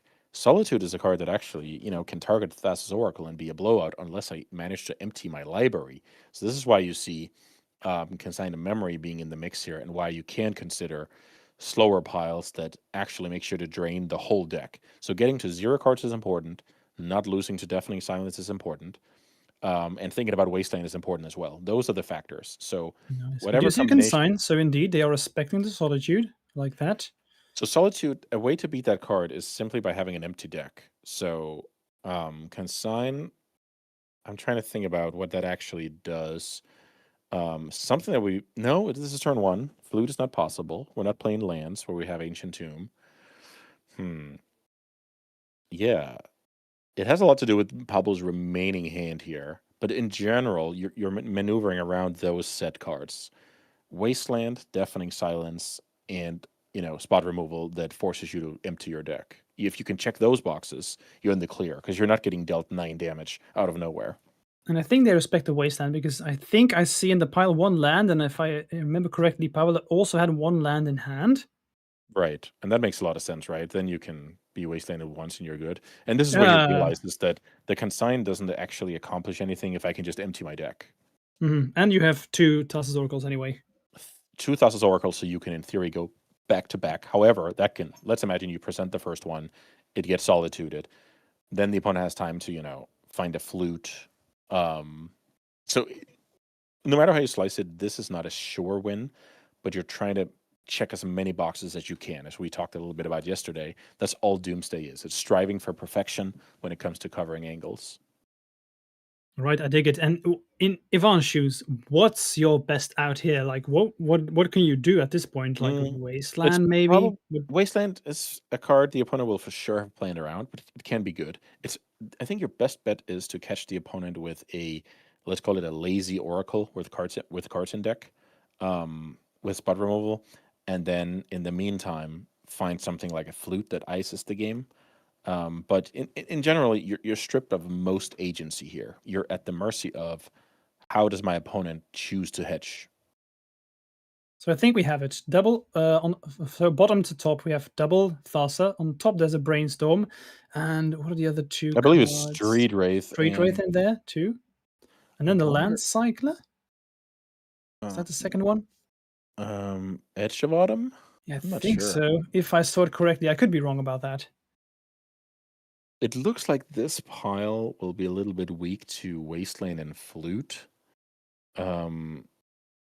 It'll be a little bit, but maybe that's okay, because if the opponent Wastelands us, they're 2 land drops away from Flute. This is a really hard one, but you have to think about this. What qualifies as a keep on the side of my opponent? The fact that I played Baragoi for game 2, this might come back and haunt me now, because there's a higher chance my opponent has Solitude white card or Plow. Yeah, makes sense. Okay, I guess we'll find out soon. So passing back to Ivan. Let's see if we can tag along. Lots of stuff up for debate here. So the LED, this is exactly, Ivan knows what he's doing here. He's looking for key cards. So LED is only a 1 of. He's going to be counting the petals. He's going to be checking for the number of oracles. Do you keep in mind force wills? Yeah, I mean, but the thing is, you have to stop your opponent, right? So you don't have any ways to play smart against force of will. It's mainly just too bad if they have it. Yeah, indeed. In the spot. But in general, yes, you should count the force number as well. All right, so let's see what this is. If this looks like he's going for the swamp because he's looking for so long, right? Yeah, exactly. Swamp. Maybe a Thoughtseize could be good here. So Thoughtseize is a good card if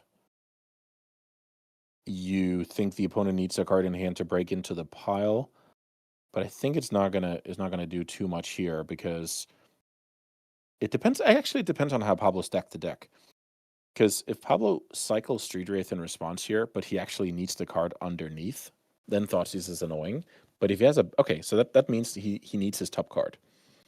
Yeah, I do like taking the cycler here with the Thoughtseize, because you're definitely not taking the Doomsday. That's not worth it. So I'm just assuming that, let's see, the opponent draws 1 card. I'm just assuming my opponent's top card now is Brainstorm. So now what happens? I believe if we take the Street Wraith, they untap, they cast Brainstorm. Then they draw 3, put 2 back. That's 3 cards left in the deck. And then all it takes from there is Cycler, Petal, Oracle to present a lethal Oracle. So that's what I'm thinking I'm up against. That will turn on Solitude in case I have it. So I'm generally somewhat excited for that to happen. But the opponent will present a lethal Oracle next turn if their top card is indeed Brainstorm. All right, and we don't know, of course, what's been put on top, so we can only work with what we're seeing in the hand. So it looks like they're taking the Doomsday. If you're taking the Doomsday here, you're saying, I think this could come down to a second round of Doomsdaying, which is very unlikely. Yeah. Especially because you can check the exile and it will have 4 Dark Rituals in it. Exactly. I think I can't see a line where we wouldn't take the Street Wraith. Indeed, yeah. Yeah, Let's let's pass the see. turn. I'm almost sure this is a brainstorm, but let's see. Yeah, passing. Passing. Not brainstorming. Not brainstorming in case it was brainstorm. And a pass again from Ivan. Okay, I'm curious. Okay, That's all. play out that card. And now we're cycling Edge of Autumn. Okay, that's the cycling. And So now we we're did call that presenting correctly. a lethal Oracle, which spot removal will buy time against. And then we're doing the same next turn. That would mean that Ivan's hand was just Thoughtseize and nothing else. Yeah. We need spot removal now, or the game ends with this Thassa's Oracle trigger. Mhm. Yeah, I think they're taking a quick read. Just to verify that if I remove this, I in fact do not lose. They just concede. Okay, wow. That was a lot of tactical planning, but it didn't look like Yeah. Ivan's hand was particularly exciting in this situation. No, he was saying, hey, if you have Ritual Doomsday, you're the boss. But if you don't, I have turn 1 Thoughtseize, turn 2 Failure, turn 3 Overlord. So sometimes you have to hedge a little bit and hope to not face the nut draw. But at the end of the day, Doomsday takes it down and marches on. Look at that, Andreas. We actually had one correctly where the favorite deck actually won. So Oh, yeah. at least that's something going for us. But we already have the next decks at the ready for you guys, and we have Storm TES for you at the ready here. We've seen a lot of Storm this weekend already, so this seems to be rising in popularity. Do you know a reason for that, Andreas? Yeah, the reason is a 3-mana artifact that slots in nicely in Dark Ritual decks. The Fantastic Car ups the threat density, is a quality threat where you're not all in, you're not sacking, discarding your whole hand to a Lion's Eye Diamond and casting Infernal Tutor and closing your eyes and hoping for the best. You're actually just present a nasty car that the car, that's a fun one, a nasty card that the opponent will have to deal with. So yes, this deck is either trying to storm to 4 with the Fantastic Horror Storm to 10 with Tendrils of Agony. A bunch of cool ways to get there. One of my favorite cards is the Runehorn Hellkite, an uncounterable draw 7 out of the graveyard. So annoying. I've been losing to this card with double force hands at least a handful of times. So I hope to see some clever gameplay from the Storm Pilot. All right, nice. So very curious to see how this deck will perform. And I think we have the other deck here at the ready, but I am getting signals here from the production that maybe we're going to go back to casters because we are going to be moving just to round 5 in just a bit. We fortunately don't have the opportunity of being able to cast this one. But I just want to quickly go back to this, the last that we saw, because it is insane to me how much of an impact Fantastic Car has had on this format. And we're already seeing the flexibility and the adaptations that decks are doing, because right now I think if you are playing Legacy, you should be prepared for that card, right? Oh yeah, you need a plan. A lot of cards go up in stock. Cards like Wrath of the Skies, Meltdown, Engineered Explosives, Mindbreak Trap, Force of Vigor. Tons of these cards that just have overlap to handle the card. So yes, please keep that card in mind when you're building your deck and you have plans of doing well in a Legacy tournament. All right, makes sense to me. Once again, if we could get the sponsors on screen, that would be amazing. And don't forget to share all of this with all of your friends. And we have now passed round 4, so that means we are halfway there. We will be doing one round after this one, and then we will be giving you in the excellent care of Julian and Kai. But before we go that, we will have a 5-minute break. Don't go anywhere, and we will see you soon. 5 minutos.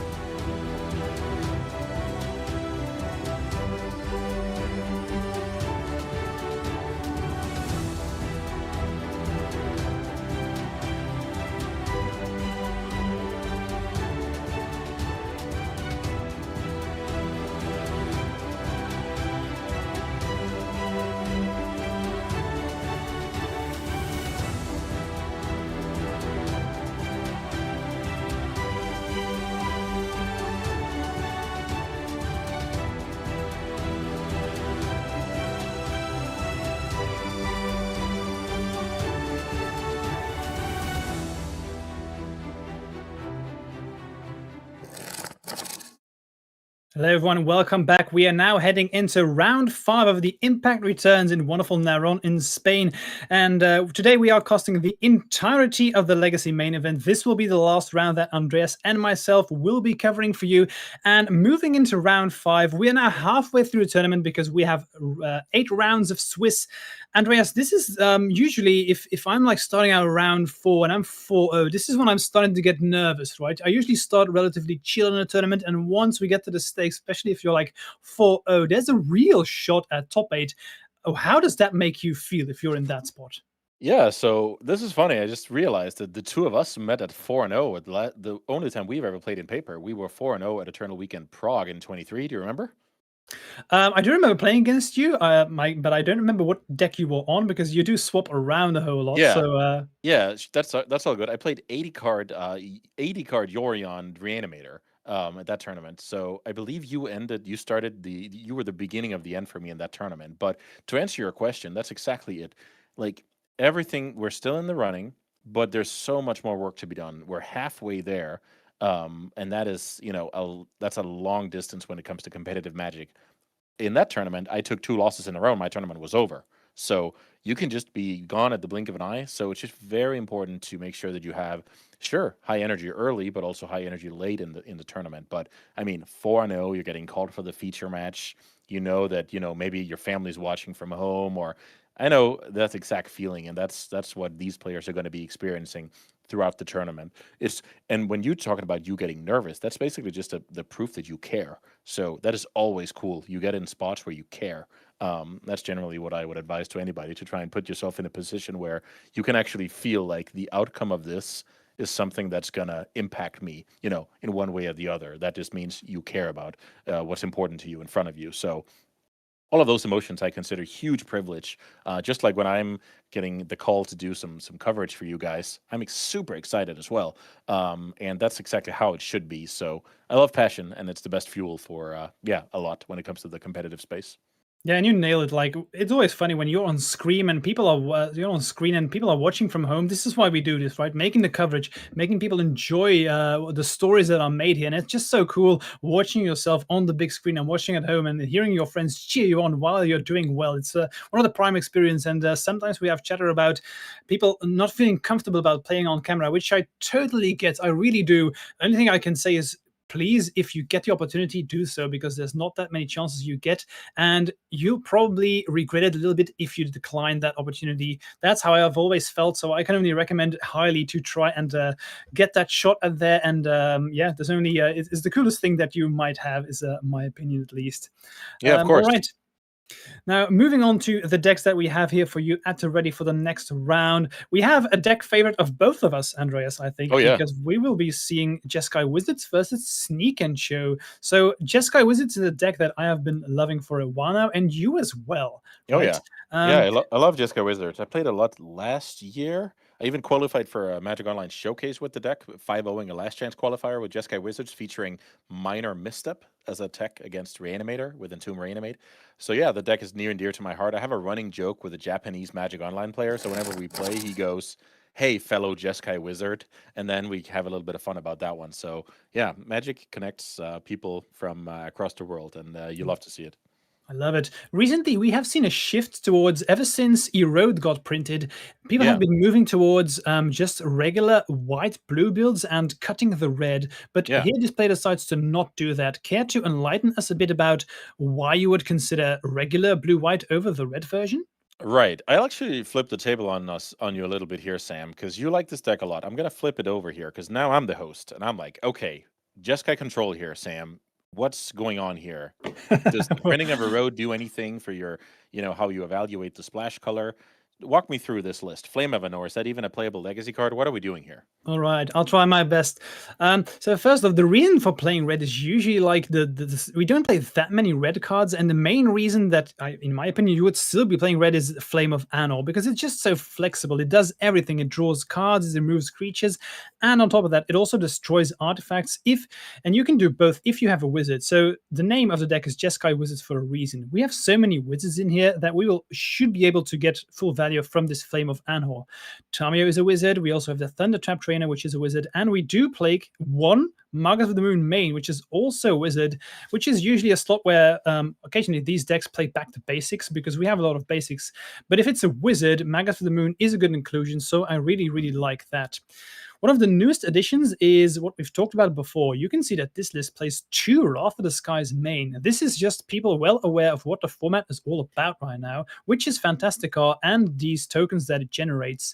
So what we really want to do, if possible, if we are playing against the Fantastica list, is hopefully being able to play the Plains turn 1 or have the Tundra available so we can turn 2, play that Wrath of the Skies and get rid, apologies, for that tokens if we do need to do that. Apart from that, the Thundertap trainer generates so much value, and so does the Tamio. Everything in this list is all about I'm going to generate card advantage. I'm going to have cards that both remove your threats and draw me cards. And of course, Flow State is a card these days, so we're going to be playing that as well to find the stuff that we need. So overall, Jeskai Wizards is a deck that is very, very favored against fair matchups, but it can sometimes struggle against certain combo decks. So yeah. I don't know if you have anything to add to that, Andreas? I love it because that's a good segue. So let's see what the Jeskai Wizards is up against, and then I guess we should swap back. I just wanted to give you some time to shine here because I know you really, really love the Jeskai shell when it comes to controlling games of Legacy. Appreciate it a lot, Andreas. I do occasionally play a card here from time to time as well, so and this is one of my favorite decks to play if I'm not playing Infect, of course. So moving on over to the Sneak and Show deck. This is another one of those decks that I don't think there's a situation in Legacy's history where this deck has not been a deck that is being played all that often. We do have swap arounds of being very good or maybe tier 2, tier 3, but this has always been at least playable. Yeah, that's a good way to put it. And then, of course, we've had some metagame developments like Reanimator going Thoughtseize, Reanimate on Eurotrax, and then maybe that's not the time to play it. But in general, this is an A plus B combo deck, meaning that you want either Show and Tell or Sneak Attack as your A piece, and then you want Atraxa, Archon, or Emrakul as your B piece, or Omniscience, and then combine those two and present a big creature to end the game in swift fashion. This deck is powered by the normal cantrips, but also 4 copies of Stock Up, which gives you a lot of staying power and digging power for that matter. And then it has these nice little 1-mana counters in Flusterstorm and Spell Pierce that sometimes you're catching Thoughtseize, sometimes you're countering your opponent's Force of Will, sometimes you're even countering your opponent's combo attempt. Imagine Dark Ritual Doomsday getting met by a Flusterstorm. That's nightmare fuel. So those cards are pretty flexible these days. And then you also see a cool little land there, Mistral Village, which can give you some inevitability in longer games against control. Imagine the game goes super long and the control player's like, I have a million forces, how can I possibly lose this game? The answer to that question is Mistral Village. So I'm personally rooting for that to come to fruition in this particular matchup. Something to note, no Flow State. Why would this deck decide not to play that card? Because we've seen it everywhere, so why not in the Sneak and Show deck? Yeah, it's essentially just a worse stock up if you're playing an Ancient Tomb combo deck. So at that point, it's about how many, let's say, worse stock ups do you want in your deck. Also, this deck can have a little bit of trouble putting instant and sorcery into the graveyard. So in theory, in short, it's just you have other better options. The 1-mana cantrips are better. Prismari Charm is a somewhat new addition that lets us bounce hate permanents, do a preordain impression, or kill a Bowmasters, more or less those modes. So this deck has enough going on when it comes to card churning that Flow State is not worth the squeeze. Okay, makes sense to me. So I suggest we dive into this matchup.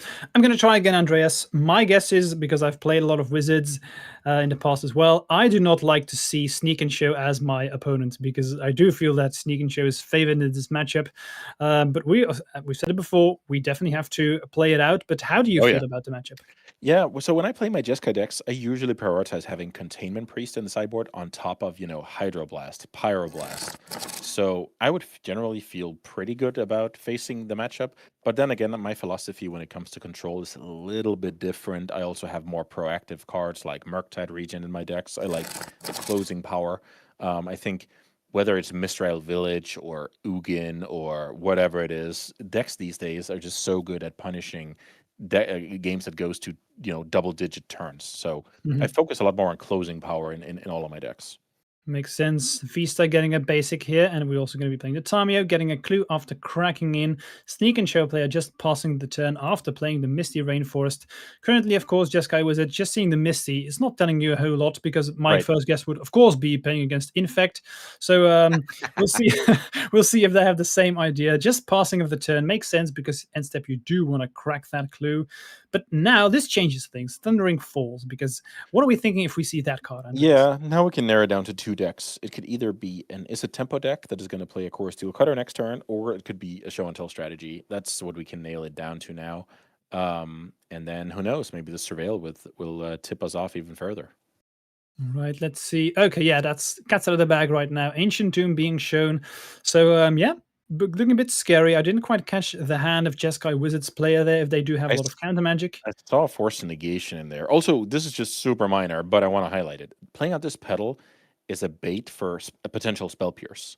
So if my opponent is like, huh, you played out a pedal and you kind of pay for Pierce, let me pounce on the pedal. But the whole thing was a ruse, and Fran doesn't care about the pedal.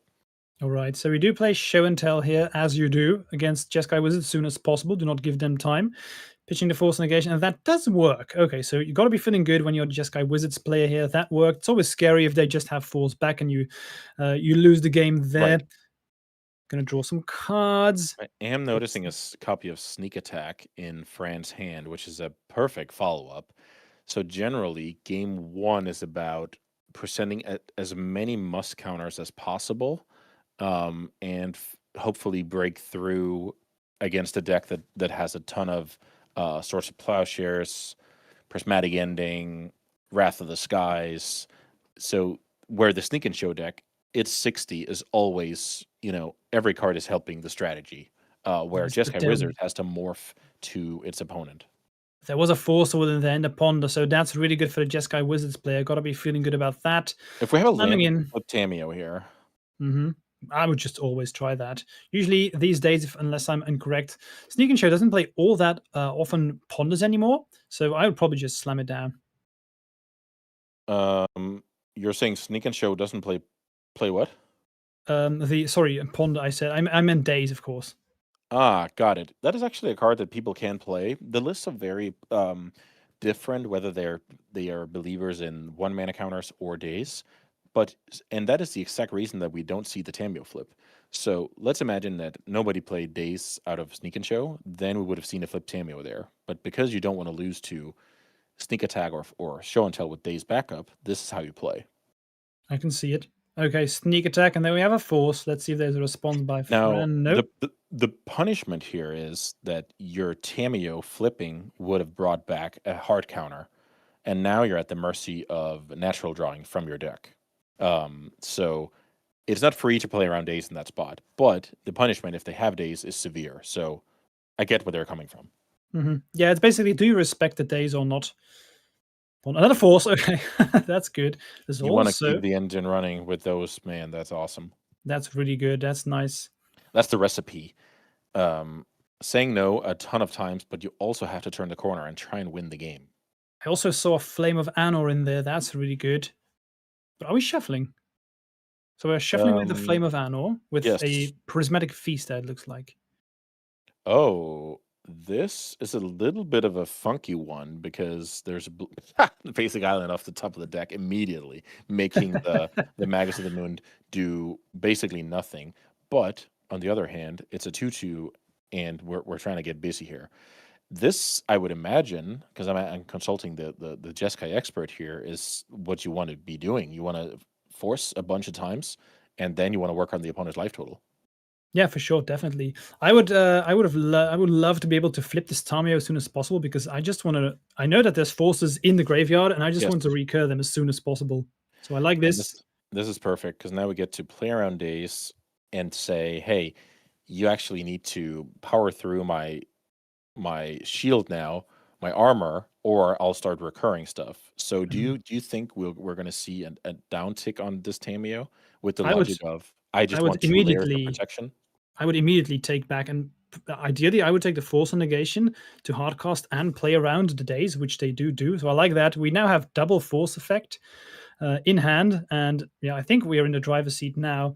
Especially last turn was important. Being able to untap with a flip Tamio and bring back everything you want. And now we are drawing cards, getting rid of the petal. I think this is looking very good for the Jeskai Oh Wizards yeah, player at this point. that was amazing. Getting rid of the pedal here on top of course drawing a couple of cards. Let me quickly check if there is some spicy lands here in the Jeskai Wizards deck, because sometimes they play like a Surveyor land or they play the I think there was Sanctuary. none of that, and just really focus on basic and then one of each duel. Okay, makes sense. We had a Magus anyway, but still. Okay, this Here's is cool. Trainer with Offspring, so that's when you're really firing on all cylinders. You already have Force Blue card ×2 in hand, I would imagine, and now here's digging power. Swords, almost a brick. Another force. No, it's a dress down. Okay. Not terrible, but not exciting neither. Right. Tamio's at 3, so we can just grab another force next turn. That's probably going to be the check mark. For sure. Opponent's down to 9, so we can just attack a couple of times, and with infinite force or will effects in hand, it's okay. Yep, absolutely. Getting back the third one here is probably going to be the... Nope. Saying 2's enough, or I already have a third. One of the two. Yeah, it's possible. Because Tamio's not going to make a difference cards at this point, yeah. I think the right play might be just to bring it back. This Tamio's not going to do anything this game. I'm talking about aside from bringing back cards, because the game's going to be over before it has that chance. I agree. Yeah. Okay, getting Tamio to 7. I mean, we can win in multiple ways here. But look at the hand. Yeah, I think it was like dress down, double force. At a certain point, it doesn't matter at all, right? That is the dream control here, Sam, because there's no guarantee that you're drawing a million forces. You might as well have been drawing a million plows and Wrath of those guys. Yeah, for sure. This felt like Jeskai Wizards winning in less than 8 minutes. I would expect that to be the other way around, right? Because usually Jeskai Wizards is a deck that needs to set up time, but they just had everything that they needed here at this point. All right, let's swap again for Sam. Jeskai Wizards, we win game 1, and now we know things only get better after sideboarding when you're playing a reactive deck. Tell us why that's the case.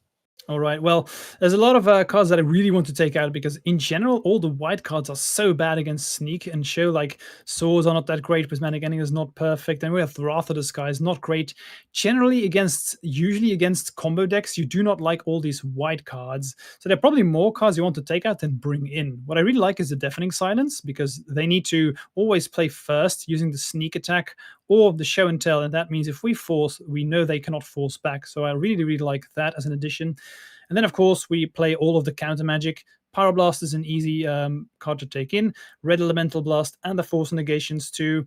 Consigner Memories is also an option, but I wouldn't bring in too many, if any. This depends on how many cards we want to take out. Like I said, white cards are bad, so very often we just swap a couple of those to bring in some of these consigned memories.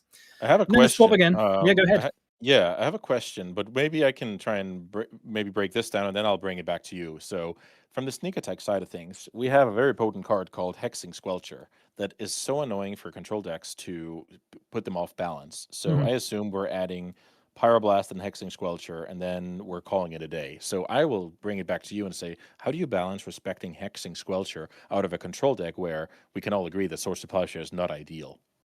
Excellent question indeed. Ever since Hexing Squelcher got printed, I think where in the past it was very often correct to just take out all 4 swords. I generally like keeping in like 2, maybe 3, depending on how many cards you take out. But then again, our list also plays Jeskai specifically. Since we do have the Flame of Anors, it's not the end of the world when they have Hexing Squelcher, because that's a built-in removal spell. We keep it usually for drawing the cards and pitching to force. But the fact that the modal mode is also able to get rid of the Hexing Squelcher is what makes the Wizards deck so potent in that regard. We also have one Hydroblast that I'd love to bring in this matchup, so even if we go down on the white sources, it's not like we have no ways to remove the Squelcher. Yep, perfect. I like it a lot. All right, let's see what these players can do post-sideboard with both players having upgraded their setup, but especially their reactive deck in Jeskai Wizards. All right, starting off here, playing a fetch land, playing a petal. I do see a force, double force in the hand of Jeskai Wizard, so already that's a hand you snap keep. It doesn't really matter. You'll I was find about to say. The other cards aren't too important. We just play from here, and we see the cards that you highlighted during sideboarding. I really love that you highlighted this deafening silence. And the first thought for people might be, well, that deck is not looking to like storm, quote unquote, storm off unless we're doing omniscience things. But the fact that when they go first with a haymaker and they cannot counter you back, that's just so annoying.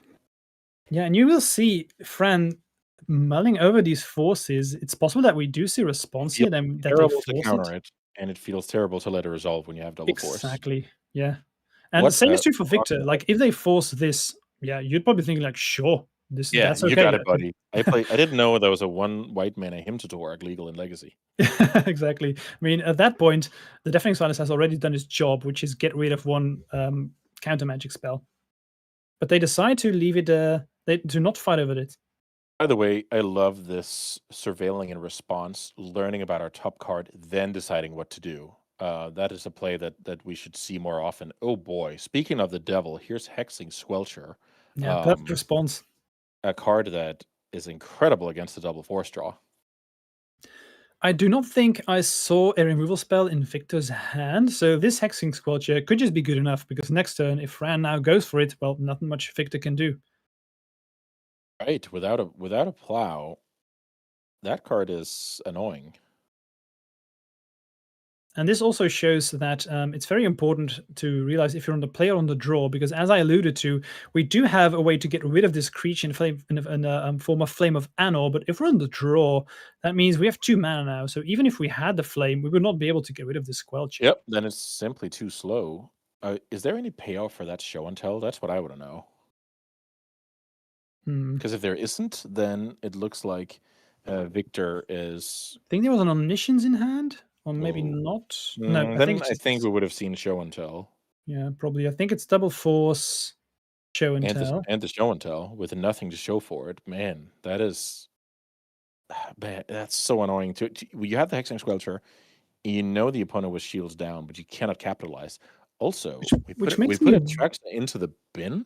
yeah, exactly. I had the same question. Maybe we didn't have the show and tell yet. Right. Okay, that is possible. Oh, That's here's a Hydro. I'm interested in when that is cast. Because this is where it gets technical. With Deafening Silence in play, when is the optimal time to cast your Hydroblast? ideally, since we can only cast one spell, I'd like to do it in the end step of my opponent's turn. Yeah, exactly. Or maybe the upkeep so the opponent doesn't draw a Pyroblast for the turn. Mhm. But the whole point is I wanted to do it on my opponent's turn, so their turn is jammed. Imagine Yeah. we draw Atraxa now. Then the turn is not jammed. Yeah, that also makes sense. We do have an So island now. because the logic, I guess I see. The logic is if the Hydro resolves, then Victor's Force of Will is alive on the opponent's turn because of Deafening Mhm. Silence. So you can either assume it's resolving and you make the best play, like he did, or you can assume it's not going to resolve, and then you can do it on the opponent's turn to hedge. So very cool situation. All right, now the question is, what's the remaining card in Fran's hand? Because Sneak Attack has resolved, so now it's down to, yeah, if you have a big monster, there's not much I can do, so let's just make the best of it. Developing the sneak attack here is cool as well. Getting it into play before your petals get killed by prismatic ending or stuff like that, I think is important. Once the sneak attack is in play, I wonder how many quote unquote disenchant effects are actually in rotation aside from that Hydroblast. Yeah, usually not all that much. The only thing you really have is a blast, but we've already used that. But Yeah. now, since this flips, if they're not able to use it next turn, I would always Yeah. bring back the blue blast. Then we can disenchant the sneak attack and take the game from there. Such a scare when the opponent has Hexing Squelcher and that card stays in play. It definitely is. But I do think, if I remember correctly, that Victor did have the Flame of Anor. So in the upkeep, they could potentially play it. Oh, okay. They play that one. So that is a card that turns off the opponent's cantrips. It's not that bad, honestly. On paper, it's not supposed to work. But Exactly. it's actually been solid a few times here. Okay, so did not have a monster. That's big because I think now you can turn the game around. Bring back the blast, get rid of the sneak attack. Yes. But you're still worried about them having force now, because if you bring back the blast, they can actually force. If you bring back the blast and you use it, and they can force back, that's still, if the top deck one monster, you'll still lose. So it's not that Yes, easy. it's not trivial how to play this. But I think Victor is doing everything in his power here. Ooh, look at this.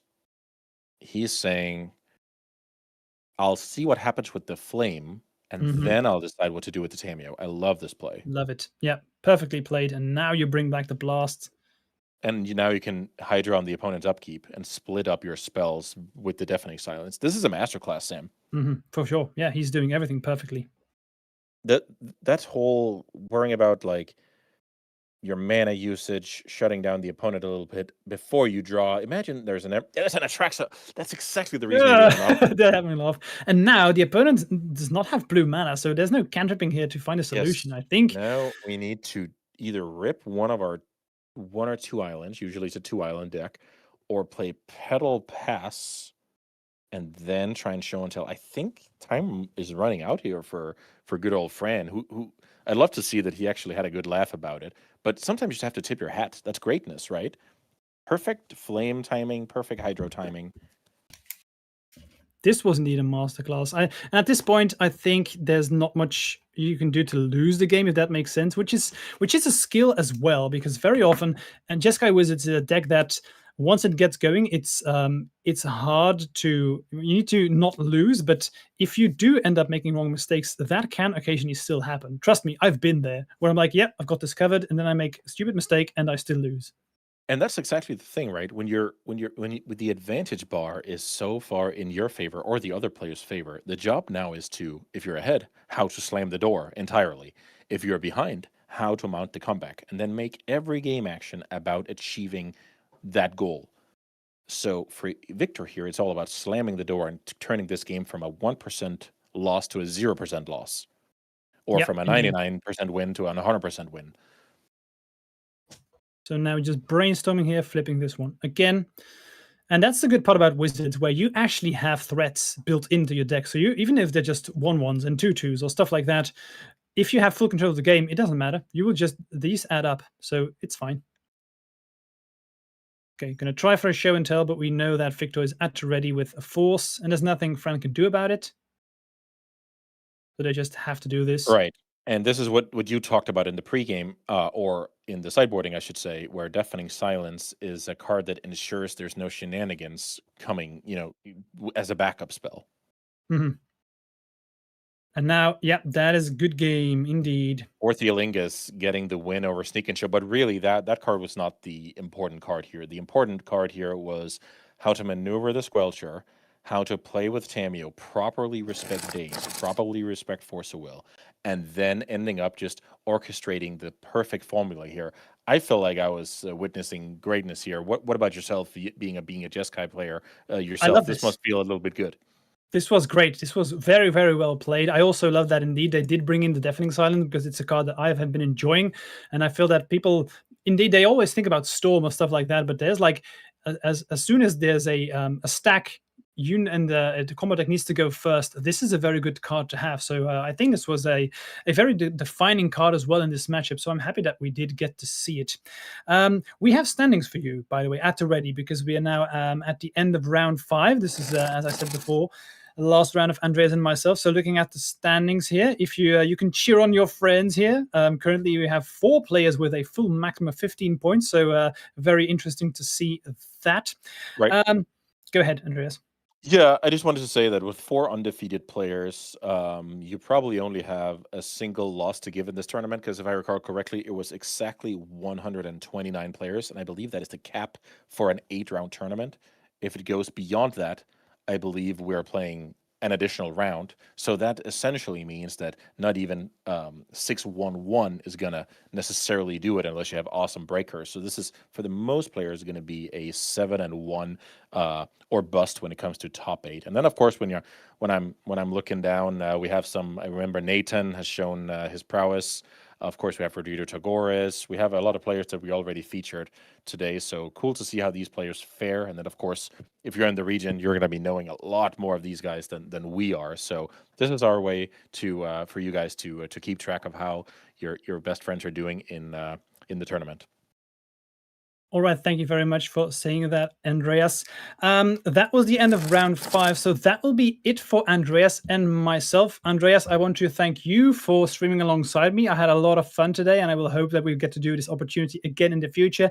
I want to thank the entire crew here for giving us support, for doing this stream, because this was lovely. It was great. You are doing an excellent job, and we will be passing it over to Kai and Julian for the future. Check out our sponsors, check out the stream. Be sure to check that out. Andreas, if there's anything you'd like to add, now is the time to do so. Yeah, I'm pretty excited to just lean back and catch the rest of the coverage. As I said on the previous stream, listening to Julian cast Magic is like hearing Arnold Schwarzenegger read you bedtime stories. So I'll be looking forward to that, and of course Kai bringing the energy as always. So yeah, I guess just enjoy the show, and thank you so much for having me. All right. Thank you, everyone, for watching. Don't go anywhere. We will have a short break of 5 minutes, and then we will be handing it over to Julian and Kai. See you soon. Bye.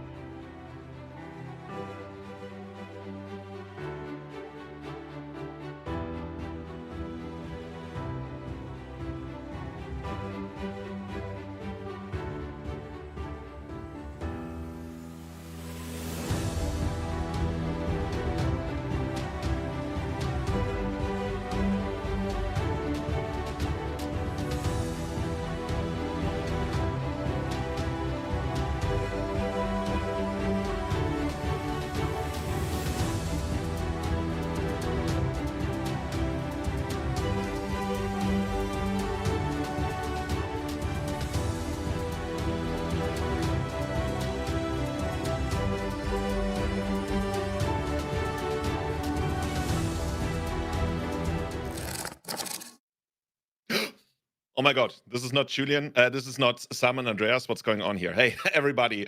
Thank you so much for staying tuned. My name is Julian Knab. This is Kai Sawatari. Kai, did I do that well? Yeah, technically we are still Sam and Andreas. We just, had a makeup session.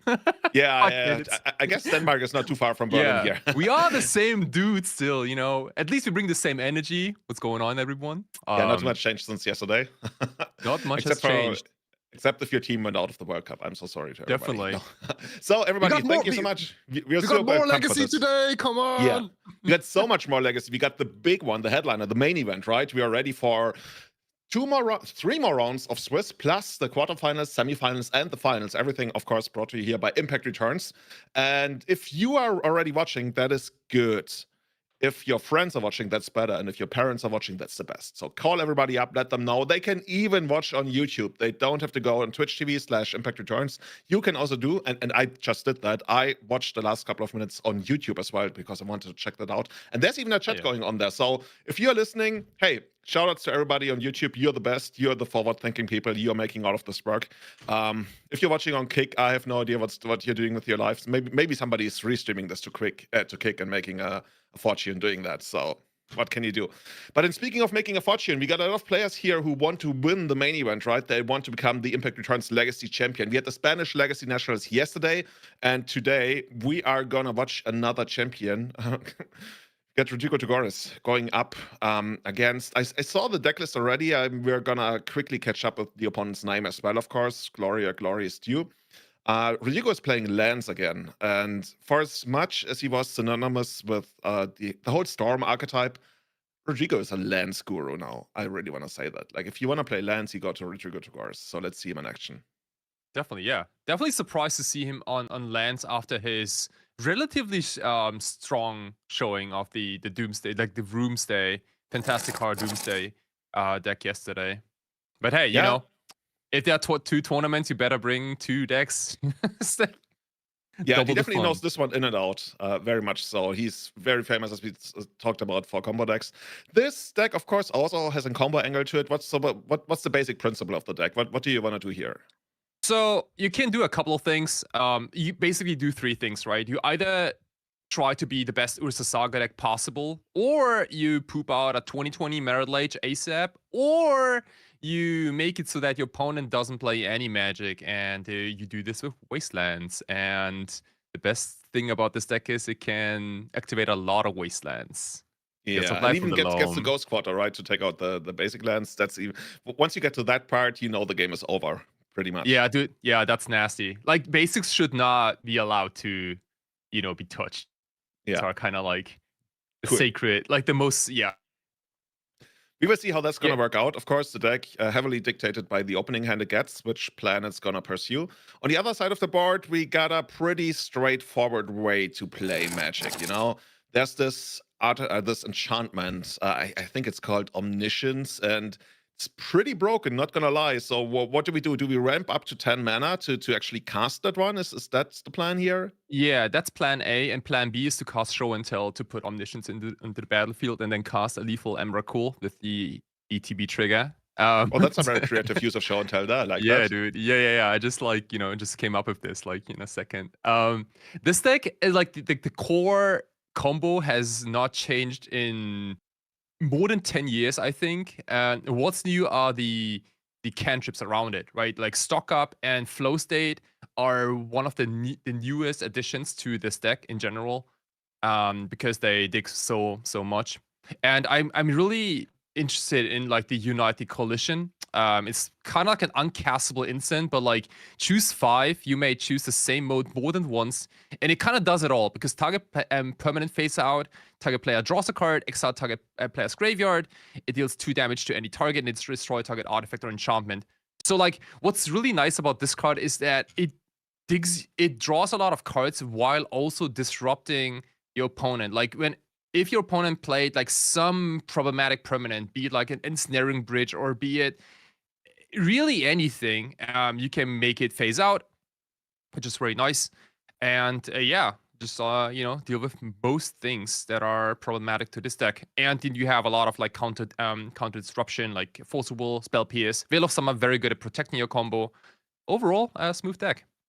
Yeah, the coalition thingy, I'm really gonna be curious how that one's gonna work out, because I haven't seen it in action yet. It's a 4-off, so I guess at the very least it can still draw you deep into the deck once you have missions out. So have you seen it in action yet?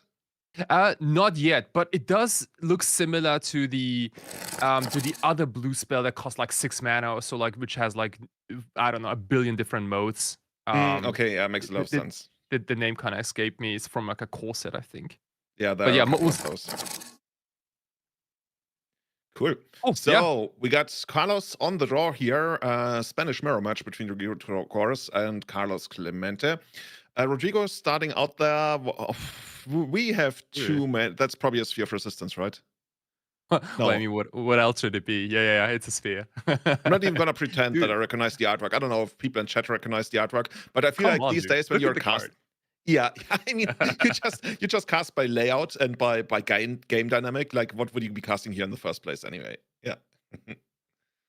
so response the brainstorm, of course. So I mean, this is like the best possible start for lands, I think, against a combo deck. A turn 1 sphere of resistance. Yeah, this is from the Fallout. I think it's a secret layer though. It's either secret layer or it's from the Fallout set, but I believe it's a secret layer. A distinction that is lost on many people, including me. You know, like one of my best friends, he actually built a deck only consisting of secret layers, and it's kind of obnoxious to play against, but like I played against it so often that I kind of got used to it already. So what I want to say is, everyone just get used to it. Is that friend from Berlin? Yeah. Okay, I see where you're going with this. Okay, interesting. A friend of mine actually tried to build the ugliest Death and Taxes deck imaginable, and I thought it was really cool. And then, like, after 2 years, I told him, dude, I really like the project you're doing. He's like, which project? I'm like, wait, you're not doing this on purpose? He's like, no, I like these cards. I'm like, oh my god. Speaking of ugly and disgusting, how about 2 Sphere of Resistance against Omnitel? It's okay, but I would even say, like, at a certain point, if you don't disrupt their mana, they're still gonna get to, show and tell, omniscience, and then cast Emrakul. It's just gonna take them a little more mana. Yeah, Carlos didn't seem to like the second sphere. Like 1 is okay, but like 2 is a little. Come on. Yeah, pitching the omniscience, which he probably doesn't need if he's already got a second copy lined up. The one thing you probably don't want to do against lands is just go show and tell Emrakul. So in which way could that go wrong? Yeah, pray that your opponent doesn't have Caracas, right? Like, it's just, do you have it? Plays for crop rotation, yeah. Yeah, do you have it? Question mark. Oh, okay. Okay, and Rigo's side of the board, we don't really see anything from his major game plan yet, unless that is an Urza's Saga, which it could be. Actually, yeah, there's a Dyson 2 in that. Oh, I saw that artwork yesterday on the stream when I was watching Andreas and Sam, and they were also wondering about that one. Would you have recognized that as Urza's Saga? Oh yeah, 100%. Yeah. Okay, I'm so glad that I with you. I don't know many of them, but like Urza's Saga is still kind of iconic to me. I think we talked about that. We want to see like a secret layer Sawatarix one day. Oh, dude, that'd be sick. I won't be doing a Sphere of Resistance. I promise you. You say that now. Okay, cool. So we got an expedition map out there, and Rodrigo probably cracking it right away. Interestingly, already made his land drop for the turn, so I'm curious what he's going to get. Okay, he's just going to get the Dark Depth. So interestingly, he's saying, okay, the constructs are too slow. I'd rather not make one. Oh, we are at the end of... No. Yeah, that was the end of Carlos' turn. Oh, that was a very quick turn on Carlos' Yeah, turn. dude, like, yeah, he just drew in past. I'm a fan of this, of the search. Yeah, just getting Merit Lage ASAP instead of doing like Wasteland shenanigans. That was very quickly. 2020 Avatar jumps on the skateboard, runs Carlos over, and who's the combo deck now? Says Rodrigo to Chorus as he kills his opponent on basically turn 4. Let's take a look at the sideboard, because there's probably a lot of things that Rodrigo doesn't need from the main deck. What do you like here? So like Disruptive Loot is a slam dunk, I think, against a deck that only has Show and Tell as an enabler. Doesn't run Sneak Attack. Very, very good choice. I wonder how good Choke is and Force of Vigor. Like, those are like potential candidates. What do you think, Julian? Yeah, the thing about Force of Vigor is you usually want to put in something with a triggered ability on the opponent's show and tell, so you can then Force of Vigor the Omniscience, so they can't cast the Emrakul right away. Traditionally, they used to get around that by having something like Cunning Wish, which is not present here. So Yeah. I'm curious. I don't hate the Force of Vigor. I actually kind of like it, especially when you keep something like, I don't know, Bochuka Borg as a triggered ability. There's actually not too many things. And Dude, imagine if you expedition map for Bochuka Borg and just hold it in your hand the entire time. That's oh my goodness, dude. It's maybe a little too far.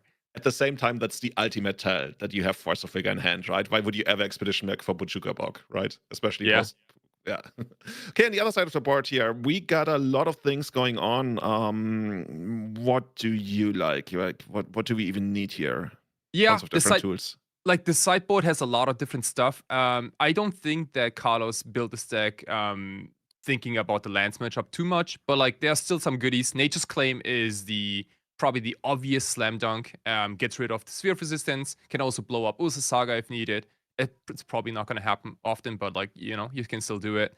Force of Negation also kind of looks appealing. Just more ways to deal with sphere of resistance and random crop rotations, maybe, if they're timed correctly. And I think that's probably it. Maybe the Hercules recall too.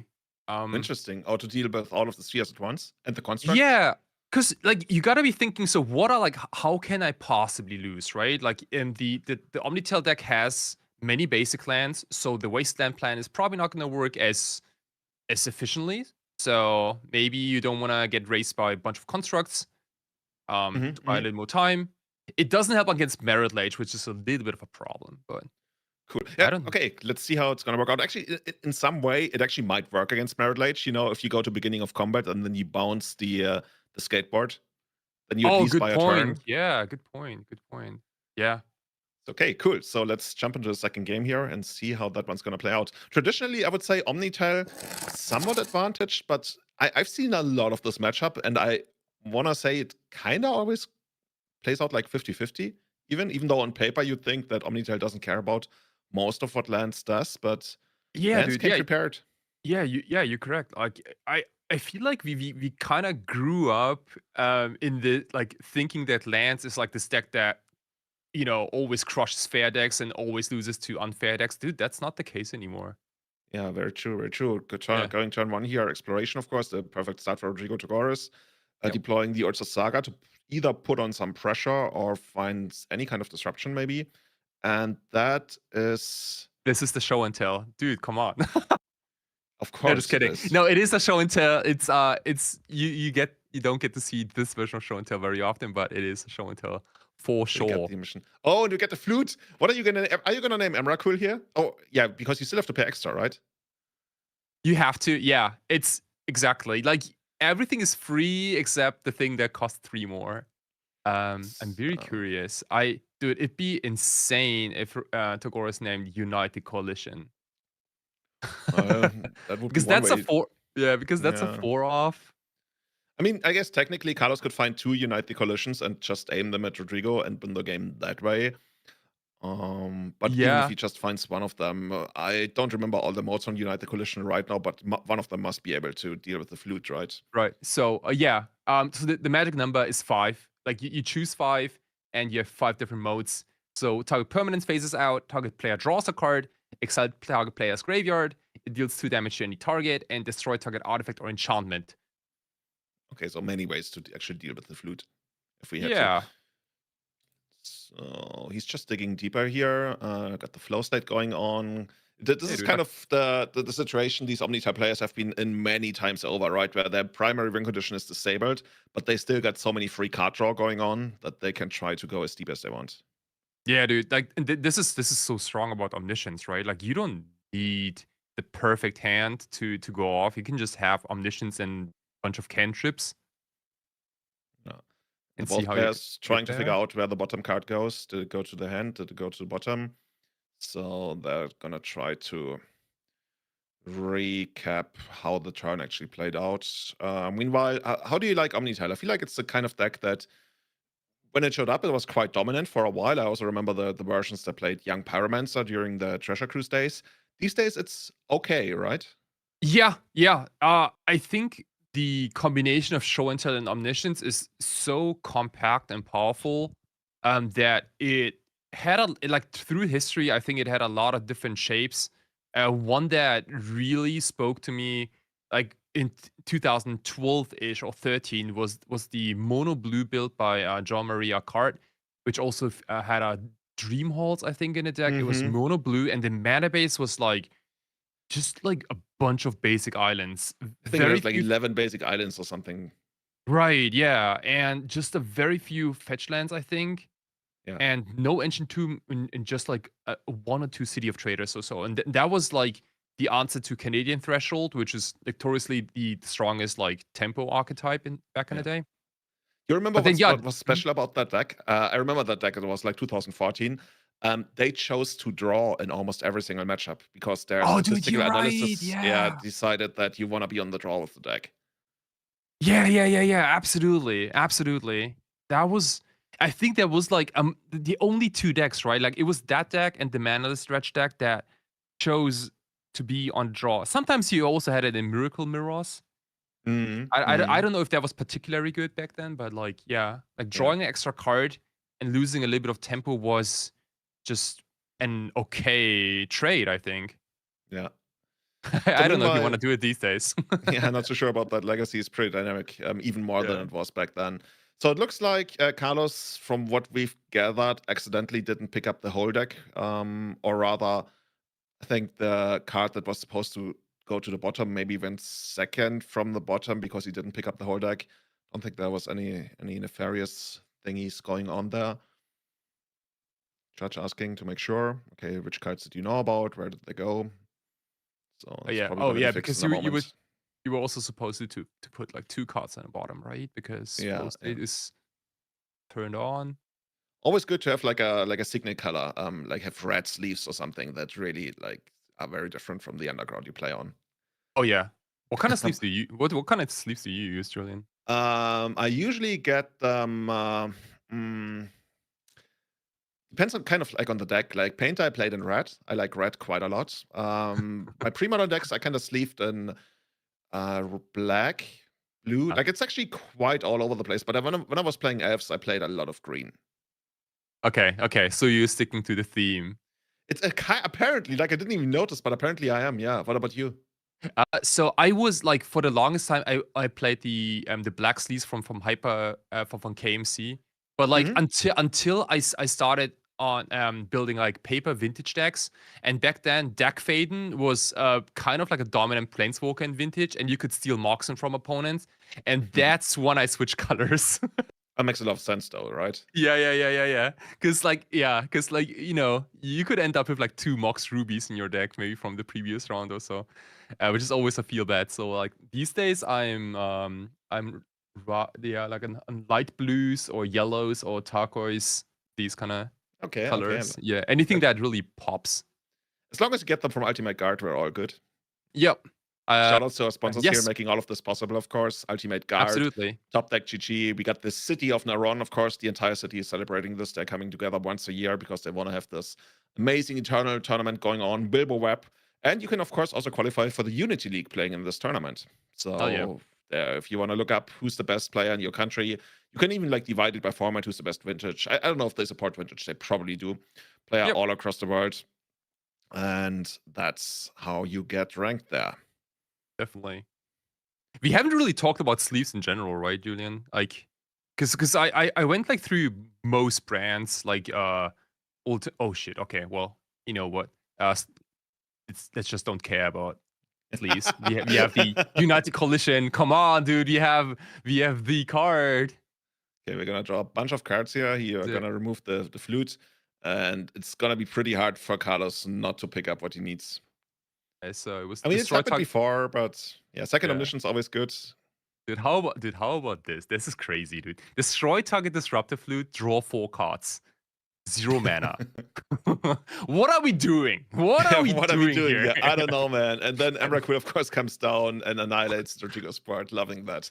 By the way, Omniscience, we had a thing at a shop here in Germany quite a while ago during M10 when Omniscience came out, where you could qualify for like a best player in the region thingy, and you could qualify through all different kind of formats. And like we qualified on Legacy, but then the final tournament was split between Legacy, Modern, and Draft. And one of the Legacy players, he was like your typical Legacy player. He didn't do anything except for Legacy. So he actually drafted Omniscience and thought it was a card you could build around. I was like, dude, you're one of the best Legacy players I know, but you just first picked Omniscience and Draft. What are you doing? It's like, it looked like a good card. It is a good card if it's on the battlefield, yes. Yeah. Okay, so Rodrigo, once again, of course, here starting on the Exploration, a card you always want to see in your opening hand when you're playing lands. Cracking the Expedition map for an Ancient Tomb. Interesting. Cool. That's like, I guess, one of the ways you could get... I was going to say to 2 mana for Sphere of Resistance, but he already had that in the first place. So I guess he's using it to ramp his mana for the next turn, and then immediately goes for the Flute in his main phase. Of course, what are you naming here? Probably Show and Tell. This is especially nice because one of the other lands is Wasteland. So Carlos has to get to 5 mana without using without using non-basic lands, basically. This is definitely a challenge. Because it will take a little bit. On the flip side, though, like Carlos doesn't face any pressure, right? Like there's no Ursa Saga, no Dark Depths combo whatsoever. So while that is true, lands, of course, always known to sometimes kill you out of nowhere, especially when you have Exploration on board. So you could literally just drop the combo and try to go for it. Yeah, we gotta stay a little vigilant. Oh my goodness. What's better than one Flute? Like, we're gonna get the band together. Gonna have a whole concert here. So we need like 8 mana now. Like we are actually getting close to having to hardcast Omniscience at this point. Dude, I think it's 9 mana, no? It's like 3 extra per Flute.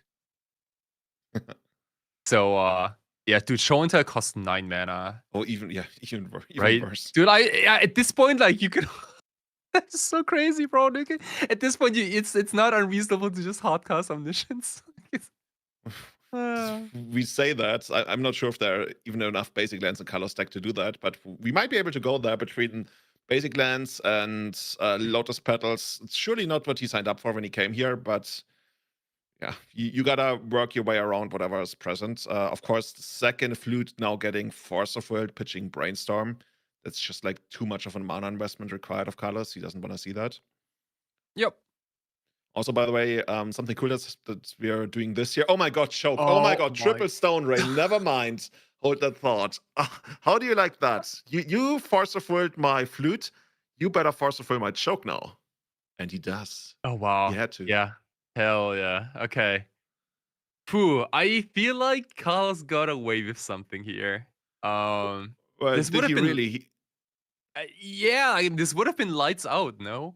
It would have certainly been lights out, but he's still like, he's got a tall mountain to climb from this point on, right? He still needs so much more mana. He pitched some of the most important spells in his deck, of course, between Brainstorm and one of the ways to actually win off Omniscience, unite the coalition. Chat's asking what was the Flute on. The first one is most likely on Show and Tell. The second one would have probably also been on Show and Tell, but it got forced. Also, something about the cameras. I hear people have been asking about that. These days, we got these automated monitorized cameras. So whenever the people move around, if you still want to enjoy the beautiful faces, our cameraman is gonna point the camera straight, like it's happened right now for Rodrigo. So feel free to move around. We're gonna follow you, at least for the feature match, all day long. Technology, yeah. What's actually that thing on Rodrigo's shirt?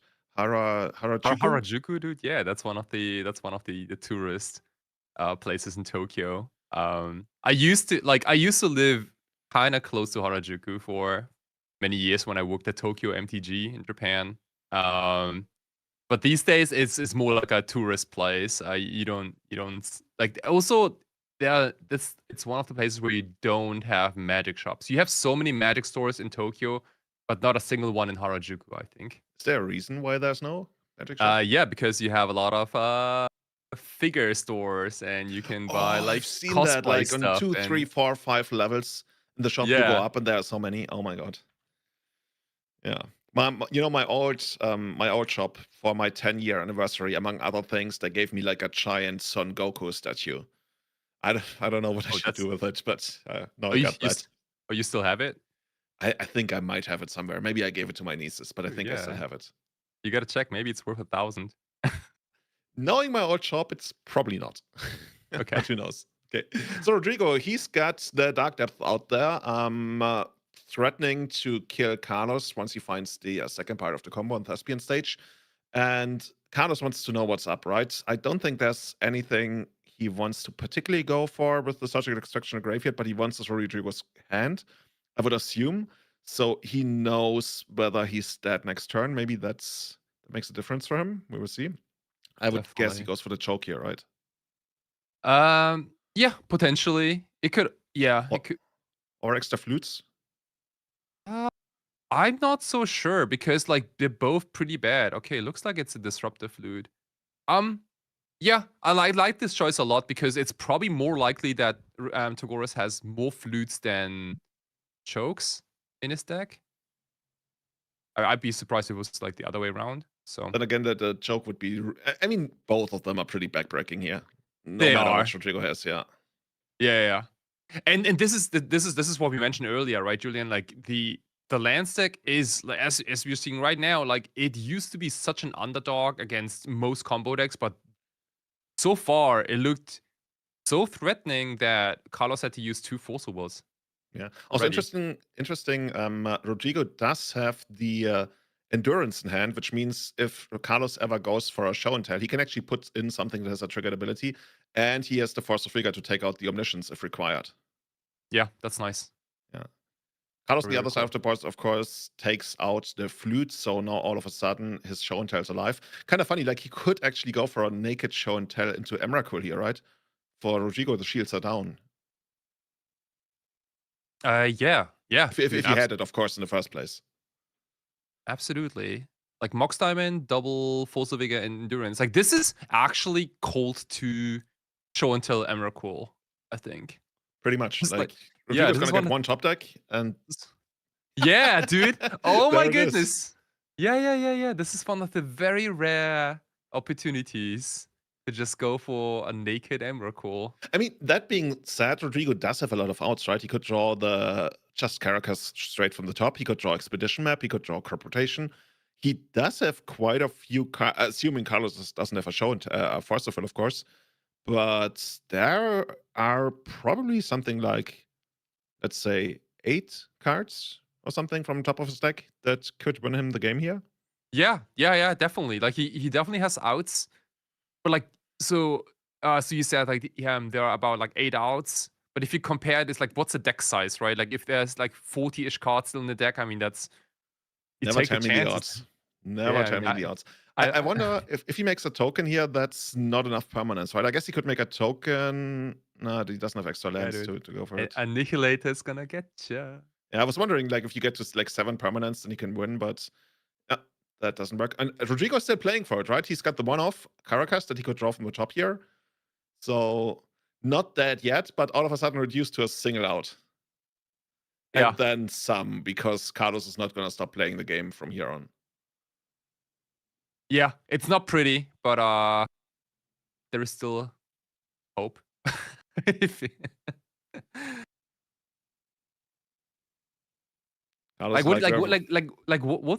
think? Like, what were they thinking if when they put like Annihilator 6 on Emrakul?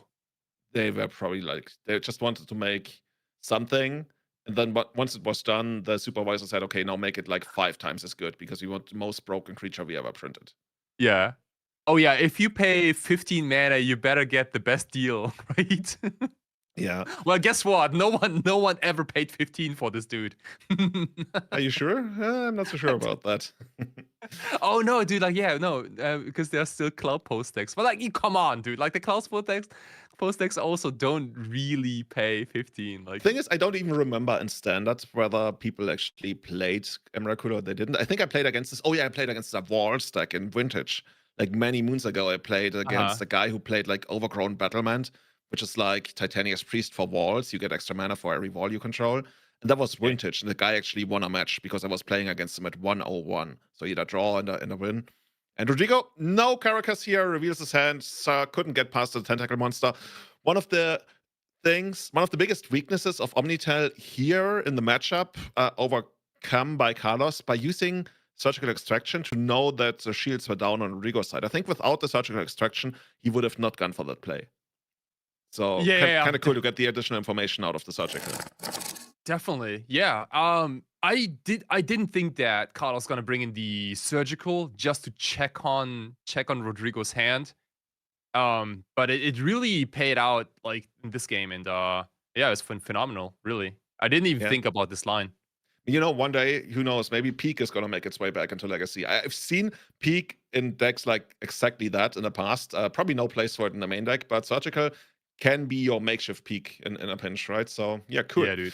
I don't know if we're going to have a backup feature match. We'll know in a moment. Otherwise, we might be going to a break here. So maybe production can let us know. We're always down for more Legacy, for more Magic. We got 8 rounds of Swiss here, of course, followed by 3 more rounds of top 8. And from there, we're gonna go to a big up. Oh, yeah, cool. So we got this one coming up here. Oh, that's a mouthful. Gilberto Daniel Ferreira Pires da Silva. Let's call him Chill. Gilberto. He's playing Eldrazi, and that's a deck that kind of went away for a while in Legacy, but now it's back, right? This is. You talked about this yesterday as one of the 2 proper aggro decks in the format. How do you like it? Yeah, absolutely. It kind of looks like the old like Eldrazi Stompy deck from like way back from 2016, I think, or so, or maybe later when Over the Gatewatch came out. Like you see Thought Not Seer and Reality Smasher, which are all stars. Even now, like the power creep, didn't affect those guys. They're still very good. But we got a lot of additional Eldrazi's, and probably the most dominant one is Eldrazi Linebreaker. It's incredibly good at closing out the game quickly. 3 mana, 3/3, Devoid Trample. Most Eldrazi's have Devoid, I think. But at the beginning of combat on your turn, target creature you control gains haste and +X+O until the turn where X is the number of Eldrazi you control. So it can also give itself haste, which is very very cool. So you will regularly see him crashing for 4, 5, 6 damage immediately. I certainly lost to this guy like many times. Yeah, that is the stuff of nightmares, right? We still remember when Reality Smasher became a card. We were run over by this one, but Eldrazi Linebreaker, that's the real deck. I would assume that's a 4-off. We can probably see it on the deck list in a moment here again.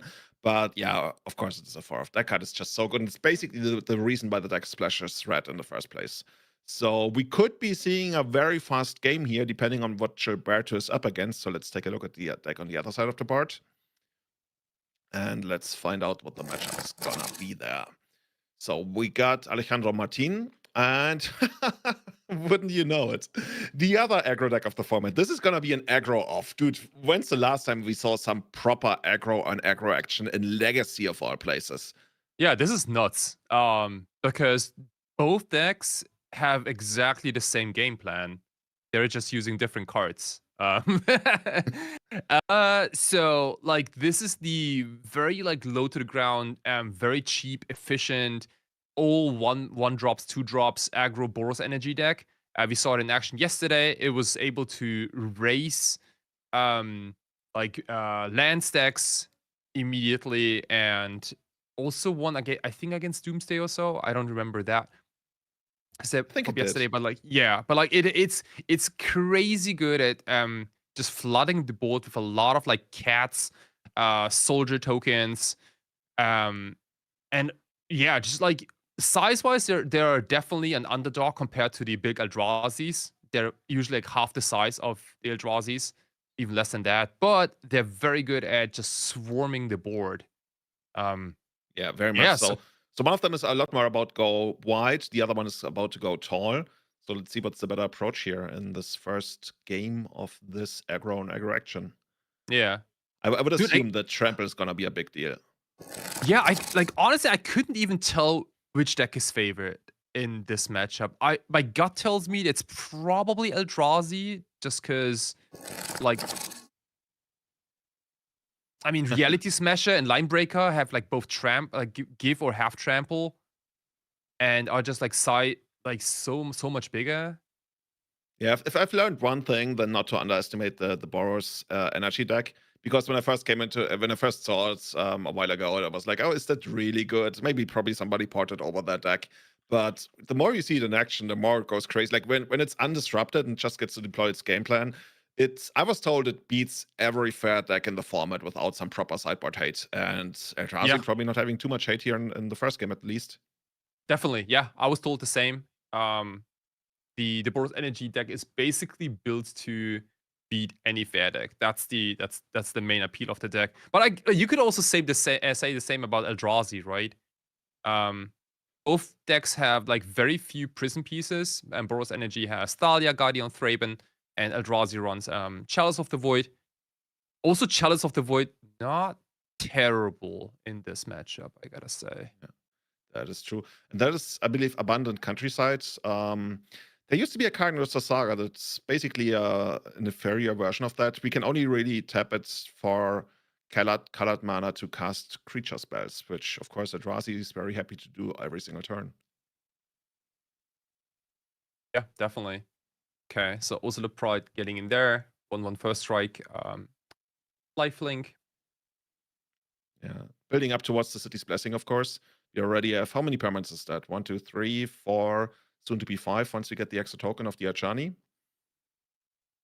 Okay, Yeah. sure, yeah, you got that one.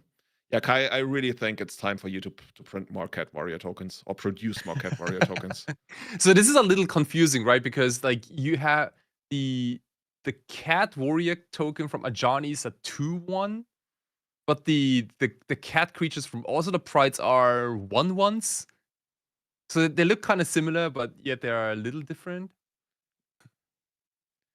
Chat is also asking yesterday about the Spanish Legacy Nationals. Of course, I believe anybody qualified can play. You have to play qualifiers throughout Spain all year long. But I'm pretty sure we do not check passports here. So if you feel Spanish, you're ready to qualify and try to become Spanish. Yeah. How Spanish are you? Yeah, enough. Yeah. Are you Spanish? Yes. Okay, sure. Yes. You talked about Chalice of the Void being a big deal here. Fortunately for Alejandro, he already got some, at least one of his one-offs down, already used Thoughts of Plowshares as well. The deck does have a decent amount of 2-mana creatures, and he's actually running out the Ajani here to basically legend rule his own Ajani out, which then would trigger the second one, I believe, to flip over while also getting an extra token. Dude, there's so much going on here. Yeah, get the extra token, flip the Ajani into a Planeswalker. First side, not that relevant anymore. Second side, we learned that yesterday you can plus it to put a +1/+1 counter on all of your creatures. You can zero it to basically, if you control another red permanent, shoot. How does it work again? Shoot damage according to the number of creatures you have, or number of cats you have. And you also create a 2/1 White Cat Warrior token. Yeah. And then you do the shooting. And then the ultimate was Cataclysm without the lands for just the opponent, if I remember correctly. Yeah. Okay, let's. Yeah, I mean, look at this, right? I mean, this is it. Like, this is 1, 2, 3, 4, 5, 6, 7, 8, 9 permanents. And turn 3, I think. And the Eldrazi deck is kind of on its back foot. Yeah, the Eldrazi deck's just being too slow. We got the first creature, and then we didn't really have a proper aggressive play for the second or third turn. Dude, I wonder whether Eldrazi is actually heavily outmatched here now that I think about it. Of course, this deck, this game went very well for Alejandro thus far. But if you go wide, then the opponent's removal spells aren't nearly as good than if you go tall. And that's maybe going to be a problem for Eldrazi going forward for like the second or potentially third game if it gets to that. So yeah, definitely. Yeah. Like the Eldrazi deck is just not built to be defensive, right? That's usually not how you build a legacy deck. Like you rarely, especially if you're a beatdown deck, you rarely think about the scenarios where you're behind on the race. Board. Yeah. In the past, like Stompy decks like Eldrazi, what they used to do for matchups like this is they used to play Umesawa's Chitte, which gave them a way of crowd control that of Gilberto, of course, now desperately lacks. Yep, definitely. Yeah, Goblin Bombardment does definitely similar things to Misawa's GTA. Yeah, but for the other side of the board, I guess, in this case.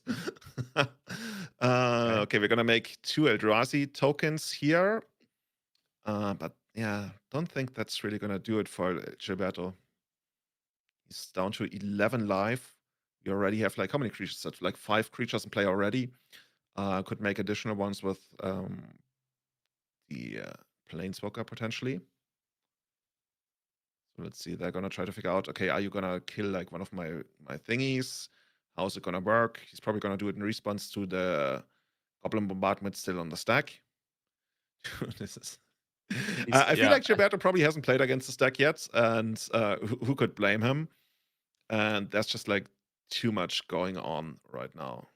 They're gonna try to figure out the order, keep everything right. Okay. So now I got my Goblin Bombardment, and I'm ready to go in the attack. Yeah, Gilberto is in a world of pain because you can't, now that the Goblin Bombardment is in play, you can't just wait. Yeah. Like you have to raise Goblin Bombardment. Yeah. Damn. Okay. I think one of the ways that this deck used to come back is what's it called? Orders Dust. That's a card that we used to see in the past. That's not in the main deck anymore, of course. It was more like in the ramp decks. So let's see whether he's got any form of crowd control here in the sideboard. Kai, what do you like here? What do you think is going to help us against the cat onslaught? So yeah, there are. I think you could bring in the Eldrazi Confluence. It's a little slow, but it does have different modes. One of them, the most important one, is it acts as a removal spell, and you can do it, I think, up to 3 times. The +3/-3, which will kill basically any creature. So it's kind of like a nice Wrath of God effect at instant speed. I also kind of like the Eldrazi Obligator. Which steals a creature for 1 turn, give it haste, and then they get it back. And as we saw, like this, so in a very tight race game, like the Obligator could actually change the math a little bit, maybe, and yeah, like win the race, right? Not a big fan of Dismember, even though it's a removal spell. It probably just costs too much life, and the other cards also don't appeal to me too much.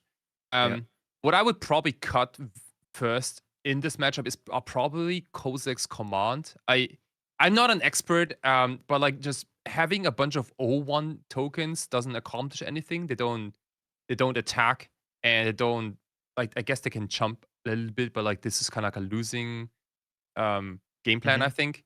And I would probably just stick to, like, having a Chalice of the Void very early and just dropping Thought-Knot Seers and Line Breakers and Reality Smash as kind of ASAP. Okay, cool. So let's see what's going to be going on the Boros Energy side of the board here. That first game worked out really well for Alejandro, so let's see what he might want to bring in to even further improve his matchup here. Not too much, really. Or is there anything that jumps out at you? Not much. Yeah, as you said, maybe the Braids if you're worried about Chalice of the Void. It also like randomly kills, I think, Line Breaker, because it doesn't have a lot of toughness. Yeah, so you could bring in those, and not much else. I think I'd rather focus on the main game plan. I think you could probably trim the Hexing Squelcher, maybe. Although Hexing Squelcher, probably Thalia, I would guess. Oh yeah, dude. Yeah, Thalia's kind of terrible. Yeah. Thalia card you don't really get to see a lot these days. Used to be one of the most dominant creatures in Legacy. A lot of people still have like a soft spot for it. Okay, here we go. It that heralds the end. Didn't really herald the end in the last game. Alejandro on the other side of the board here is gonna have Caracas and Swords of Plowshare as well. I've seen that start before. So, Gilberto, are you gonna do the Dream, the Eldrazi turn 2 Thought-Knot Seer into turn 3 Reality Smasher? Yeah, I mean that's a juice, right? You should also probably mention that like having Ancient Tomb as your main land comes with a cost. In this matchup in particular.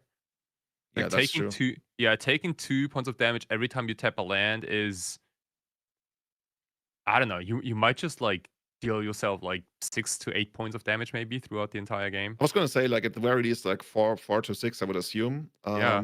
That's a real downside, but of course, it's also like pretty broken, right? Not going to lie. Okay, we got the Raptor here. The Raptor, if I remember correctly, basically does like the fixed version of Cascade.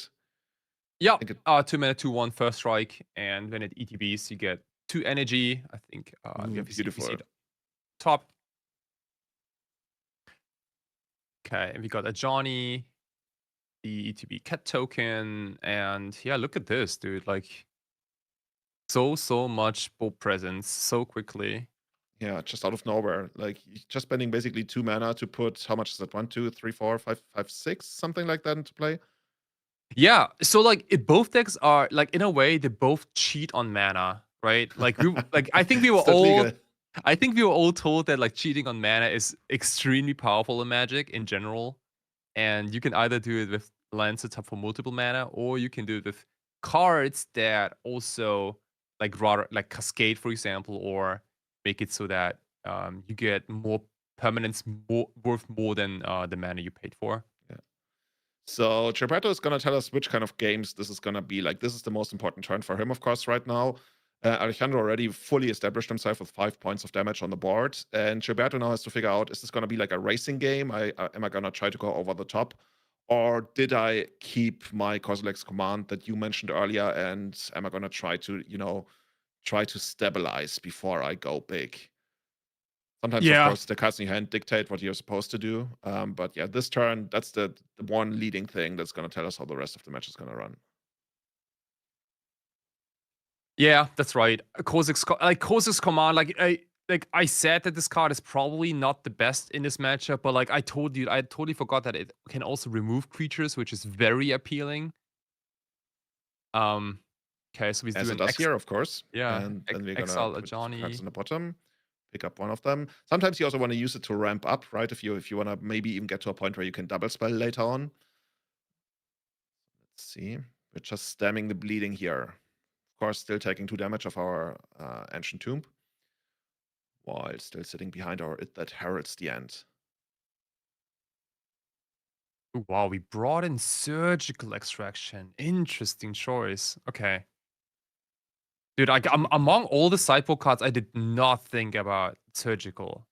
You know what I think happened? We talked about how Thalia is not very good, and you also talked about the Hexing Squelcher not being very good. So maybe it's one of those cards you bring in.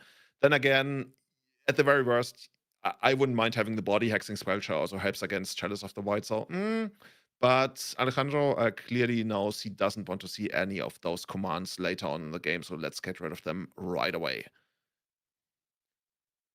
Also, looking at the hands on the other side of the board, of course, we got the Thought Knots here, but Gilberto consciously choosing not to deploy that, but instead take out the Achani here on the last turn. So next turn, how much mana is he going to have next turn? 1, 2, 3, 4, 5, 6, 7. Not enough to deploy his entire hand, but, he's got his game plan carved out for him right now at this point. Definitely, yeah. Like, he purposely didn't cast a Thought Knot Seer, but instead went for Kozilek's command. I don't know if this is like necessarily better, because this matchup is a lot about board presence. Alejandro not wasting no time, just getting in there for additional damage. Now Gilberto is able to probably deploy some kind of wall, as Alejandro just like keeps running around it. You imagine this like this giant tall wall with spikes on it, and you try to attack the city, but you can just like literally walk around it left and right while one of your creatures dies, but you still get in for the damage. That's what's probably going to be established right now as we run out one of our big Eldrazi's. Okay, he's got the Hamlet. Not the most amazing name here, I would guess. Maybe he's going to name the land on Alejandro's side that allows him to embalm creatures from the graveyard. And we got the Thought Knots here. Okay. What's it going to be? We got another. Is that just another Surgical Extraction? Yeah, this is another Surgical and another Raptor. Okay. Alejandro pretty hellbent here. Second Surgical, not really going to do much for him. Yeah, and so Surgical, like bringing in Surgical comes with a cost, right? Like this card, like if this Surgical Extraction was like any other magic card, any creature removal, I guess even land, like it would add to the board presence or like have an impact on the game. But like the surgical right now, like Gilberto doesn't have any cards in the graveyard in this He doesn't even second have any cards in surgical. graveyard in the first place, yeah. Yeah, so the surgical is just sitting there waiting for its moment. Alejandro legend ruling his own Caracas to the graveyard. He likes having different artworks for all of his different cards, I just noticed. Different surgicals, different Caracas. Okay, but nothing happening on his side of the board. So now it's time for Gilberto to try to get back into the game. And it looks like he's not even interested in casting Reality Smasher. Instead, he's got the Flash Raker. The Flash Raker is one of the cards that actually allows him to also go wide while still giving him some reach. So this is, dude, I think Gilberto is in the lead now. Wouldn't you agree? I think so. Yeah, he has definitely stabilized. Glaring Flash Raker is very nice because like Gilberto now doesn't even have to attack. He has his 3-mana 2/2 sitting around. Whenever he casts a colorless spell, he makes a Eldrazi spawn token. And whenever another colorless creature, including the tokens ETBs, it deals 1 damage to each opponent. So he can kind of just sit there. Yeah, he's getting additional tokens here, of course, dealing extra damage to Alejandro, who's now falling down to 14. Right. And I feel like the Reality Smasher might actually already start attacking at this point. Like now is the moment where we need like a combat specialist, right? Like, how do you attack? If you attack, how many creatures do you attack? Like, what stays back? I think how, there's like, you could make a case for attacking the Thought Knot Seer here as well. I don't hate that. I don't think hate that either. Yeah. Like the best Alejandro could do is like, I don't know, try to double block it in some way to kill it, to draw an extra card because he needs that. But then again, he's just losing to the Smasher. So yeah. Okay, the conservative way, of course, is just to get in with the Smasher. I like that. The other creatures can't really attack past the Thought Knot Seer without taking heavy casualties. And I think Alejandro, yeah. I was going to say, I'm not even sure if there's something great he can draw here, but he just scoops them up, and we are already headed for game 3. Dude, I like that. You know, I like aggro and aggro action. Like, we haven't really seen that since the days of, you know, Sue, Maverick, Murfolk, if you remember those decks. That was cool. Yeah. Being on the play helps tremendously in this matchup. So, you as the guy who knows all the different artworks, is that Guide of Souls? Shit, I hope so. You hope so. Okay, let's assume so. I can tell you it's definitely a 1-drop for 1 white. Oh, good that we established that. Gilberto's thinking 1-drop not that good. Let's start off with a 2-drop. Okay. Gets the Chalice on 1. Of course, the Chalice on 1 now protects his creatures from Swords to Plowshares. That's a pretty good thing. Yeah, Voice of Victory is not at its best in this matchup. Like it has this incredibly strong line of text which says the opponent can't cast spells during your turn, which is so strong against control decks, or really any deck that operates on instant speed, any deck that runs counters. Gilberto doesn't run any of those.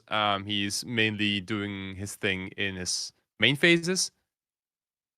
So yeah, Voice of Victory kinda mediocre in It's this true. matchup. It's still synergistic with the overall game plan, right? Of creating a bunch of tokens and then using them. It's also like works really well with, let's say, Goblin Bombardment. But I agree, like the static ability on that card, not the greatest for this kind of matchup. Yeah. Right. Okay, we're gonna get in here.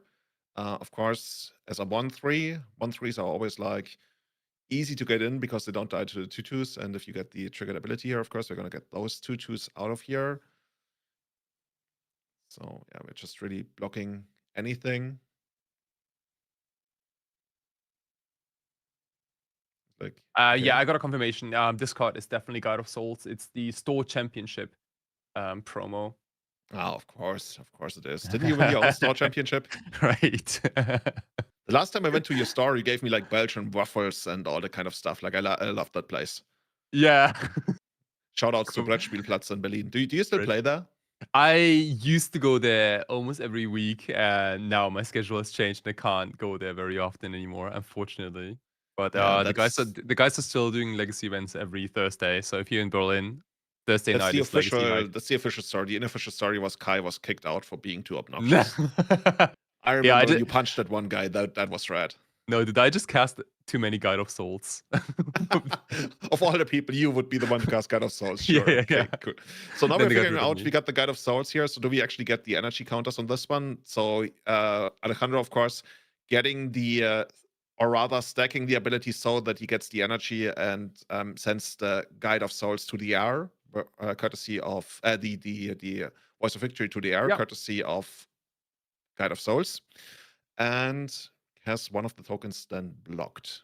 So all of a sudden, Guide of Souls is a flyer. Pretty good in the matchup, I would say. Yeah, it's not bad. Also, like whenever another creature enters, you not only get energy, you also gain 1 life every time. Which kind of neutralizes the glaring Flesh Raker's triggered ability.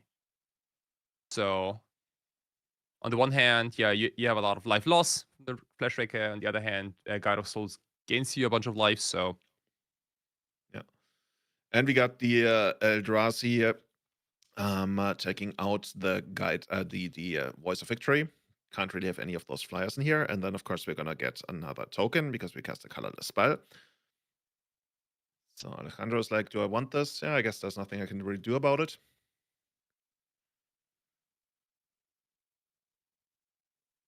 yeah, glaring Flesh Raker and Kozak's command are so synergistic. I lost to this combo many times. Usually, they don't even need to attack. Sometimes But that's more of a Kozak's vintage thing, right? I've seen that doing in vintage, where they kill you like in basically a single turn with 2 flash. I guess yeah, you're right. In Legacy, they also do it, especially once the second Flash Raker is involved. Yeah. And like what's the scariest is if they chain Kozak's command into each other with the draw and Eldrazi spawn mode. Because the first Kozak's command can find the second one, then that one finds the third one, and every time you do it, you shoot your opponent for, I don't know, 5, 6, 7 points of damage. So that like the Eldrazi deck has kind of like a combo finish too, which Boros Energy doesn't. What Boros Energy does have is a beautiful mountain. And we Yeah. got the Amped Raptor, getting, That's of course, here That's extra a- energy. That's a Trying to wild amp up choice. our board, getting even more energy. The most energetic deck in the entire format. Oh, look at Definitely. that. Deja Yeah. vu. How about a Voice of Victory? How do you call it deja vu in Spanish? I don't know, man. I'm not Spanish enough. Yeah, clearly not playing in the Spanish Legacy Nationals. Yeah, I wasn't there remember- yesterday. I remember like 2 years ago when we were there with Callum Smith, of course, and we always told Callum, okay, we are going to cast and you're going to play in the Spanish Legacy Nationals. And then at some point, Callum was like, dude, I can't, literally. Like, it's like, oh, damn, yeah, you're right. Gotta find something else to play on Friday then. Okay, so over to Gilberto here. Dude, didn't we talk about that card maybe getting sided out? It looks to be the MVP thus far. Yeah, dude. Yeah, okay, yeah. Looks like I was completely wrong on this. Wait, Damn, like, are you telling me you didn't practice the Eldrazi versus Like, Boros Energy matchup? Look, like when Over the Gatewatch came out back in the day, I was because I played Ad Nauseam Tendrils. That was my main deck, and it could not win against Thought Not Seer, Throne of Amethyst, Chalice of the Void, Reality Smasher, like ever. So Must I have was been a very nightmare. short. Yeah, I was about to quit Legacy for maybe like a year or so. So much to pretty rough. for my engagement with this archetype. Dude, Alejandro's in big trouble here, by the way. Down to 13 life, facing 5 points of damage here. Hasty coming his way. We don't know how much damage the Chalice on 1 is doing. I would assume it's actually quite a lot. He's got a Wasteland in hand. That's not really going to help him. He picks up an Ajani, which is going to make a second token. Or rather, a second creature. He's got 2 mana. There's the Ajani. He's got another Raptor if he wants to. You get a lot of energy, but not really great ways to apply it. Okay, second Raptor. Okay. Yep. 1 more life, 1 more energy. Bigger Guide of than Souls. Eldrazi Smasher, I guess. A Reality Smasher. Not sure that's gonna happen. And here we have an Orzhov of Pride, which gets countered, unfortunately, by Chalice of the Void. Oh, interesting. So you need to pay mana to cast it. You need to pay energy, right, to cast the Oscillate Pride, I believe. Hmm. I guess Alejandro couldn't have just chosen not to do it. I'm not sure about the wording or replies, but he still has a lot of energy left. It's a may. Like you may cast a card by paying an amount of energy equal to its mana value rather than paying its mana cost. So like he purposely paid the mana. I guess Chalice of the Void is still like a triggered ability. You can miss it sometimes. Especially in paper Magic, it happens way more often than in online, because in online, like, it automatically tells you that Chalice of the Void triggers. By the way, chat is saying, good to see Gilberto Silva picking up Magic after finishing his football career. Yeah, I was thinking the same when I saw the name earlier on. Okay, so here we got it that heralds the end, pumping some of our creatures, getting us an additional Flash Raker token. And trigger, of course, as well. Dude, we got so many triggers going on here with the deck.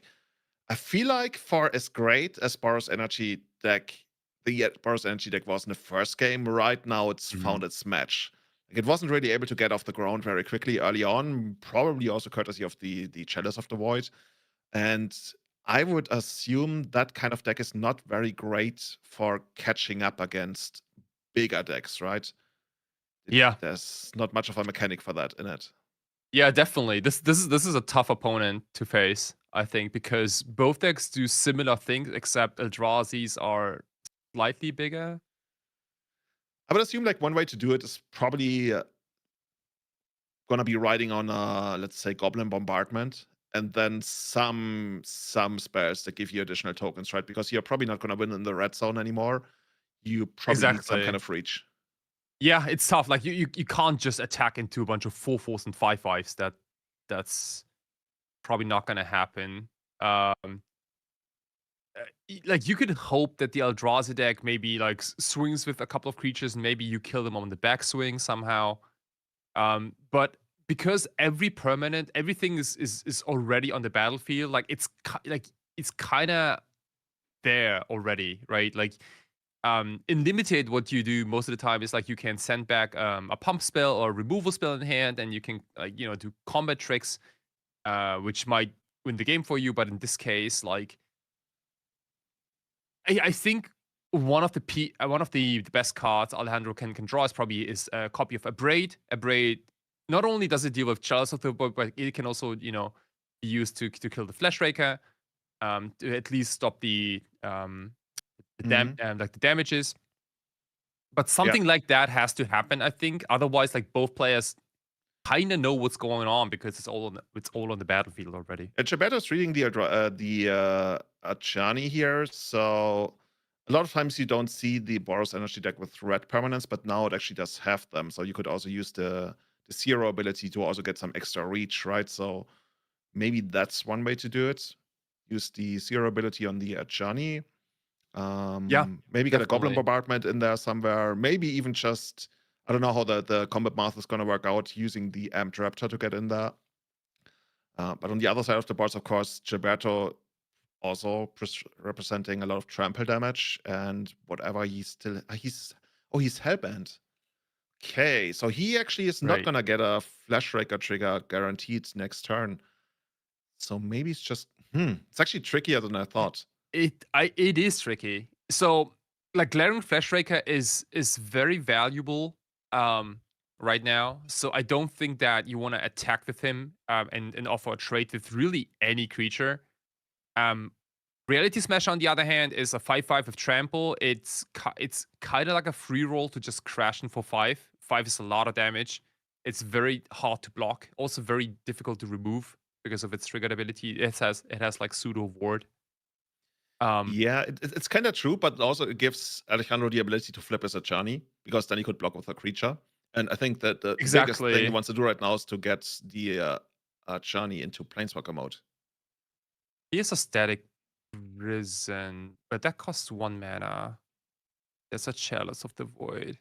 So what are we doing here? Wait, that one gets countered, right? I think so.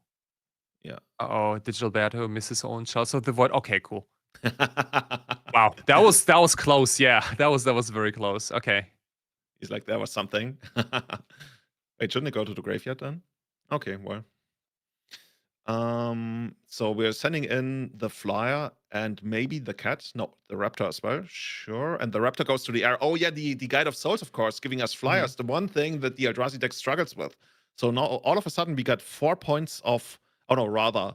Is it 8 points of damage in the air? Dude, we're actually doing it. Yeah. Those creatures have 2 +1/+1 counters and a flying counter. You don't really see the flying counter on them, but they do have flying now.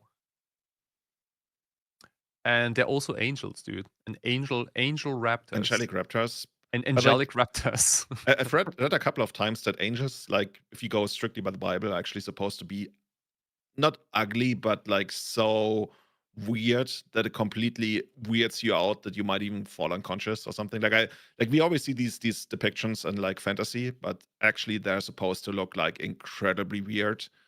And yeah, that's your how many years do you give Wizards of the Coast until they print regular angel raptors as a creature? Regular angel raptors? Yeah, I don't know. Maybe there's gonna be some weird set that does that. Okay, but here we got a second Achani, or is it a second dude? We got way too much stuff going on the battlefield over here. Okay, we got this guy. This guy destroys an opponent's land, right? I think so. Yeah, I don't know exactly what this card is. I'm pretty sure it's Sand Scout. Just trying to actually Sand Scout. I think it destroys one of the opponent's lands, and then they get to search for something. And this battlefield, if an opponent controls more lands, then you search your library for a desert card, put it into battlefield, tap, then shuffle. When one or more lands are put into your graveyard from anywhere, create a 1/1 red, green, and white Sand Warrior creature token. This ability only triggers once each turn. Okay, this is like an additional potential token engine. It's really just another body. Okay, we got the second Flash Raker, but that one must have come from the top, right? We talked about how Gilberto was hellbent, so no Flash Raking action right now, but he seems pretty excited about this card. Yeah. So it does trigger the other Flash Raker. Make another token. Shoot for a little more. And now Gilberto has to full swing, I think. Because he's certainly not gonna win the game by sitting back here. Yeah, he has to. Like, everything has to go face because he doesn't have any flyers. He can't block. He will certainly die. The backswing. So this is like the easiest time when you go to attacks. Like, you know you're gonna lose next turn, so you might as well just attack with everyone. And yeah, you know, make your opponent do the math. Yeah, it looks like Alejandro already got this. He's probably going to take some damage, and as long he's got perfect information as well, right? Because Gilberto is tapped out, or rather, he's hellbent and pretty much tapped out. So as long as he manages to navigate these blocks correctly, he's going to have lethal on the very next turn. Dude, Boros Energy. Like I was told quite a while ago, Boros Energy destroys fair decks. Wouldn't say it destroyed Eldrazi here. Like, Eldrazi certainly did have a chance, but turns out going wide better than going tall. Yeah. Like, even after this run, I'm not sure like which deck is actually favored, because the game went like back and forth on both sides. We had moments when it looked very good for Eldrazi, and then, you know, a turn later it was kind of flipped. And you know, back and forth. You know, seeing what we have seen now, I actually think you talked about, okay, GG Alejandro takes the game. We talked about how Dismember is not very good. This game was very much on the back of Guide of Souls, sending creatures to the air so Eldrazi couldn't block. So Yeah, I definitely. wonder, you know, maybe there's a world where we want some kind of removal, even if it hurts us really badly, as of course does Dismember. But yeah, that is it. Alejandro moving on. I think he's got only one loss for now. But Kai, do you know who's actually making all of this possible? The city of Narón. The city of Narón, yes. The beautiful city of Narón. You got Ultimate Guard, of course, sponsoring as well, and Top Deck GG. And of course, BilboWeb for all of your ring disposal or web solutions. We got those guys going on. And of course, by playing here at Impact Returns in the main event, you can also qualify for the Unity League. So if you want to check out who's the best Legacy player in your town or in your region, your country, your continent, it's probably going to be Europe, check them out. They got standings, they got rankings for all the different formats, for all the different countries. So amazing place to see how well you're doing. Do you remember, Kai, when we had ELO and Magic? Like that's 2009, 2010, 2011. Were you playing back then? I was playing back then. I was terrible at. I would do that. That was even before I started Legacy. So. Oh, okay. Maybe Because back then you could go to the Wizards website and you put in even like your state, for example, for my state, for Bavaria, you could look up who's the best Eternal player. And I always wanted to get on the first site. You needed like, I don't know, 2000 something ELO. And back then I was sitting like, I don't know, not enough to be in the first page. I think it was in the second page. Now, that gave me so much drive, so much ambition. Climb higher. And after every tournament you played, I looked up my opponents. Oh, who is that guy? Was he good? Was he bad?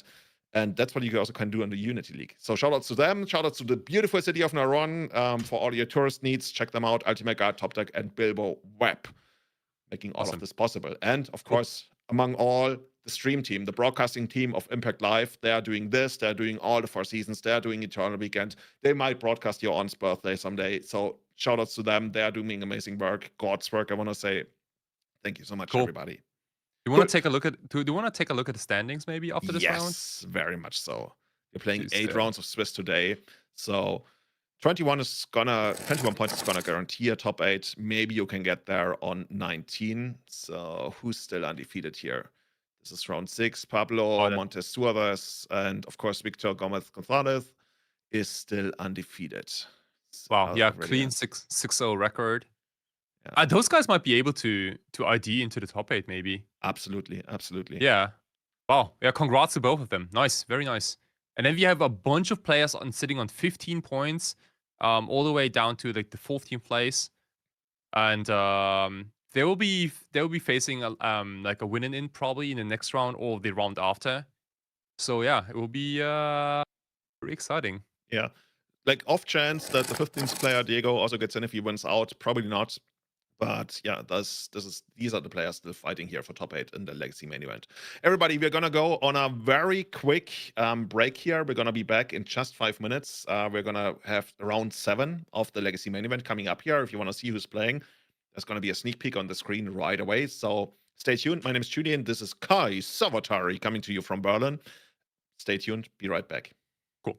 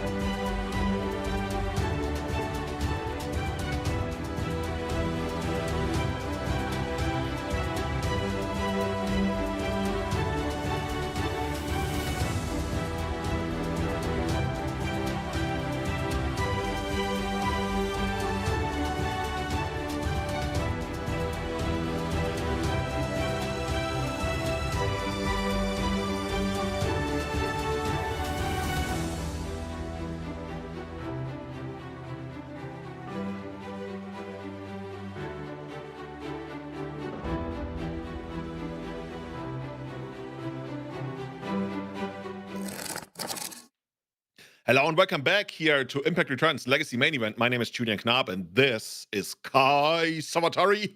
Hello Kai, hey, how are you excited? This is the penultimate round. We already got 2 people kind of confirmed for top 8, but something like 30 more people are still fighting for the last 6 spots. Which deck would you want to be piloting at this point?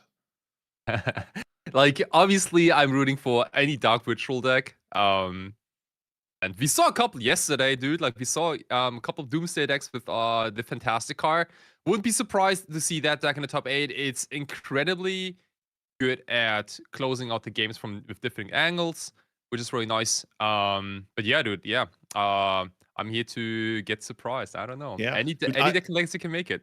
Dude, I know which kind of deck I would want to be playing. There are a couple, and the one deck that we're going to see in just a moment is certainly one of them. So we're going to have what people call Cradle Control on screen in just a moment. So let's take a look at the deck list here. Piloted, brought to you by Ramon Sanchez-Rey Floro. Oh, my heart just... I love this deck. Any kind of variations of, like, only 3 Cradles. Apparently, that's what the cool kids do these days. But acceleration... potential for combo, just mid-range scrappy games. This is what I'm all for. So yeah, this deck has not changed much. I think the only new thing is the Badger Mole Cup, which was so strong they had to ban it in standard. I think that's pretty normal these days. Like these days, like 5 cards get banned standard, right? Okay, yeah, I guess that makes sense. But like, yeah, Badger Mole Cup incredibly good at ramping. And probably even so that you don't even need Gaia's Cradle every single time. And other than that, it's a very toolboxy deck. I think you used to play this deck as well, right? In paper, I've seen you pilot. I did. It was my secondary deck for a long time, yeah. Because I thought, I can't always play Brainstorm Pawn there. Sometimes I want to play something different, and I had just a couple of Bayous laying in my house, so I thought maybe I just built this. Sometimes white reliquary scratches that itch that you have, and I can totally feel that. So let's see what's going to be on the other side of the board there. What is Ramon going to go up against here, trying to fight for the top 8? There's a chance that if either player wins this match, they might be able to draw in the last round. And, ooh, the villain, the deck that somehow never wants to die. It's the Sneak Show version playing, well, Omniscience as well, right? So we got a couple of different game plans here. Kai, what are we trying to do here? Yeah, we saw it like 2 rounds before. That was the Omniscient, like the pure blue-green Omniscient deck. This one is Sneak and Show, plays both Show and Tell and Sneak Attack, putting giant monsters on the battlefield. Like the most dominant one, probably Atroxa Grand Unifier, which will, just get you even more Sneak Attacks and Show and Tells if you really need that. Backed up with Counter Magic, even Flusterstorms in the main board, which is very, very good. And yeah, Prismatic Charm also here as a one-off. This deck preys on decks like Cradle Control, I think, because does it really? Well, it's technically built to beat most non-blue decks. It's like the main appeal. Yeah, it got a little dicey earlier. And let's see if this deck can pull off its combo in time before it gets run over by like Natural Order Crater Hoof Behemoth. Cool. It might be a tough one. Yeah. So let's jump into the first match here. Traditionally, when the Cradle Control deck was more like Elves, I hated playing against this kind of deck. I always said this is the only bad matchup that we have in the field. Now the Cradle Control deck, it has so many tricks, and I want to say, like, unless the Sneak Show goes for, let's say, Omniscience into Hardcast Emrakul, which even then is gonna be somewhat hardish to accomplish. I don't know, man. I feel like Cradle Control got so many tricks up its sleeve, especially postboards, that I want to say I want to be playing Cradle Control here, but maybe that's just my huge, very real existing bias. Yeah, dude, that's totally legit. I will say though, like the Sneak and Show deck, you kind of know what's going on, right? Everyone in the room has seen Sneak and Show do its thing many, many times for many, many years already. And you can't surprise your opponent very often because you basically dig for cantrips for Show and Tell Sneak Attack plus a fatty to put into play. And that's kind of it. That's your game plan. Yeah. On the other hand, like the Cradle Control is complicated, right? It can, whenever, like, I don't know if how you feel about this, but like whenever I play against Cradle Control, I usually never really know what's going on. or Yeah, if I'm the big dead upside of next the turn deck. or not. Yeah. That's the uncertainty that it uses, right, to push you into conservative, maybe even bad plays at times. That's the beauty of the deck, very much at that kind of whole archetype of having hidden information about whether you're grindy or you're aggressive. It's absolutely beautiful. Okay, so we got the Birds of Paradise here, of course. Cool. Picking that one up of the Once Upon a Time, running it out there, and Fren. Ooh, that end of turn brainstorm, right? That always that makes you feel things if you're sitting across the board when you're like, okay, you're happy to use the inefficiency of an end of turn brainstorm to maybe just pick up what you need and kill me on the second turn. That's at least what I'm feeling if I'm Ramon. Yeah, end of turn brainstorms are either incredibly bad or incredibly scary. One of the two. If you get into Legacy, you are usually told or that main phase brainstorms are usually how you're supposed to cast this. For the most part, obviously brainstorm is like far too complicated, and there are also scenarios where you want to cast in response to authorities and stuff. But if you see an end of turn brainstorm, that's usually bad sign. In this case, though, Fran just played a Scalding Tarn. Yeah, and we're running out the Bechamel Cup here. Usually a card that we see paired up with something like, I don't know, Gaia's Cradle. And here, we're also going to be able to get that White Reliquary out there. Okay. Oh, here's another. Is this probably in response, maybe? Yeah, it looks like it. Very much so. Storm.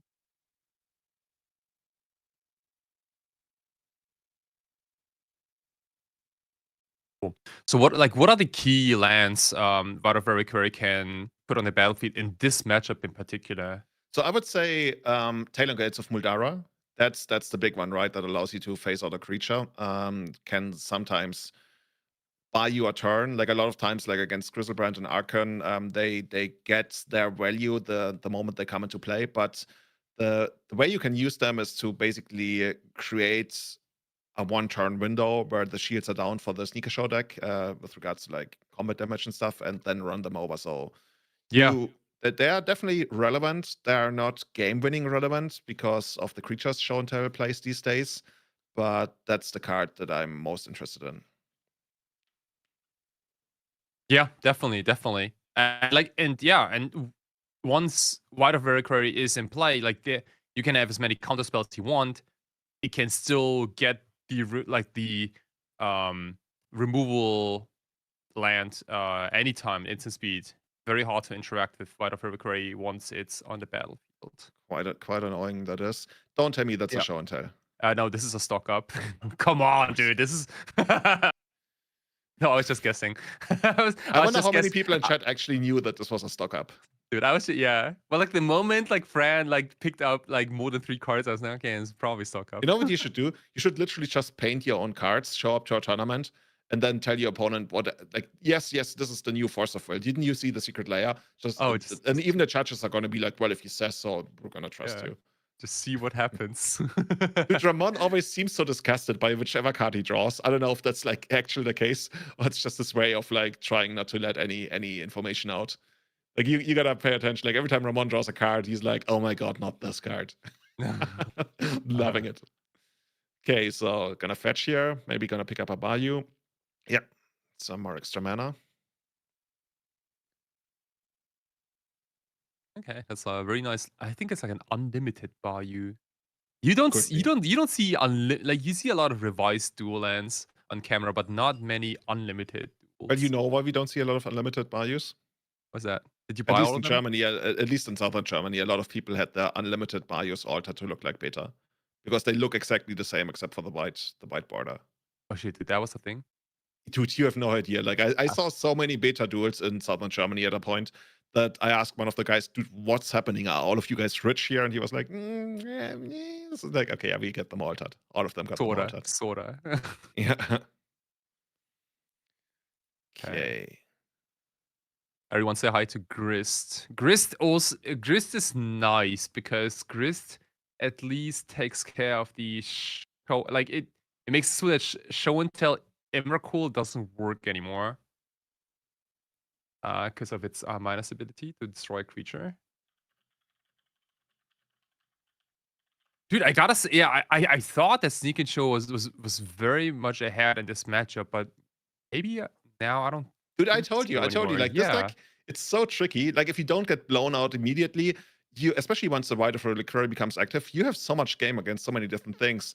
But traditionally, and I think that's what's happening here, of course, Sneak Attack is the one card that's the most annoying to you because of the haste it provides. Sometimes they even go Show and Tell into Sneak Attack to get 1 more points of activations. And now we get the Emrakul out of here. Sneaky Spaghetti Monster sneaking up on you. Nobody saw the 15-15 coming. Okay, this is very scary. And now we have the Annihilator trigger on.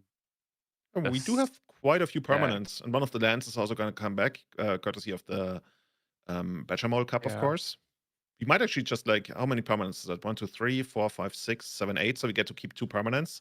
So maybe like the Planeswalker and the white, I wouldn't hate. Okay. I'm a little surprised that Ramon didn't activate the white to get a Talon Gates before combat to phase out Emrakul. Or what, wasn't it like Summoning Sick? Oh, maybe it was. Okay, yeah, okay. I mean, that will explain a lot of things. I'm not sure, but it might have been. Okay. So now we're going to get our land back, of course. We're going to keep our Birds of Paradise. And apparently the Bechamel Cup is important enough. Dude, Annihilator 6 is just so... I think you would still play Emrakul if it had like Annihilator 4. Maybe even 3. I'm just saying, right? Like the number 6 is just so alien to me. You think like in Legacy, everything is either 7 or like 3. That those are like the magic numbers for a lot of things. Yeah, okay, cool. So now Fran is going to need another creature next turn, of course, to try and close out the game. Whereas Ramon, I'm not sure whether he has a main deck way to deal with the sneak attack. He probably has more main deck ways to deal with the lands than the actual sneak attack. He wouldn't mind a wasteland there, of course, trying to get Fran off the red mana eventually. We see another Ancient Tomb. We see an Omniscience. Oh, dude, I hate that situation where they ponder and you're like, please don't find our creature. Please don't find our creature. And Fran didn't. Picks up 2 fetch lands and a forest. Of course, that's going to be a shuffle. And then we cut. So you're saying that you don't cut to anything. You're saying there's a chance. This is where they draw. This is where they draw Crystal Brand. Yeah, this is where you cross your fingers. Oh my god, it's gonna be a stock up. That's gonna dig even deeper. I don't like those odds for Ramon. Let's see how deep we are gonna go here. So we got a natural order in hand, so we actually have to kill next turn. If Ramon doesn't find a creature. Oh, and he finds an Emrakul. Ooh, and that's pretty much it, unfortunately. That's another Annihilator 6, yeah. So you die and you lose your entire board. How about that? Yeah. In the other order. Boop. Bam. Hello. Never didn't have it. Okay, but Ramon put up a good fight here. Like, I really like that Creative Control deck. This is one of those decks that really makes Legacy in many ways. Like, so many tight decisions. This is... Some people would call it the green death and taxes. I think that's defamation. So I will not stand for that. So let's take a look at their sideboard. What are you going to bring in here, Kai? Yeah, so most cards, honestly, in this sideboard. Force of Vigor is interesting. It can deal with like Omniscience, potentially. Vampiric Trap is also somewhat okay if your opponent goes for Omniscience, because you can usually Mindbreak Trap the spell after Omniscience is in play, which might steal a game or maybe buy you enough time. Disruptive Flute and Thoughtseize are probably all auto includes. Those are like the best tools to even stop Show and Tell from like happening. Very, very potent cards. And yeah, like this sideboard is mostly cards against combo decks because the main deck is so soft against it. It's going to be interesting. You highlighted up to 10 cards, if we count the Mindbreak Trap, that we might be able to bring in here. So we'll have to cut a lot from the main deck. I'm actually kind of happy that I don't have to make that choice, because I would not know how to go about this. But we're going to learn from Ramon. Ramon went pretty deep into the tournament, piloting one of the coolest decks in Legacy. So let's see what Sneak Attack is going to have to show for this. Okay, Sneak Attack here, of course. Pretty straightforward game plan in the main deck. And then let's see how Fran is going to try to fight against this. Ooh, okay. What do you think about the Magus of the Moon? Yeah, Magus.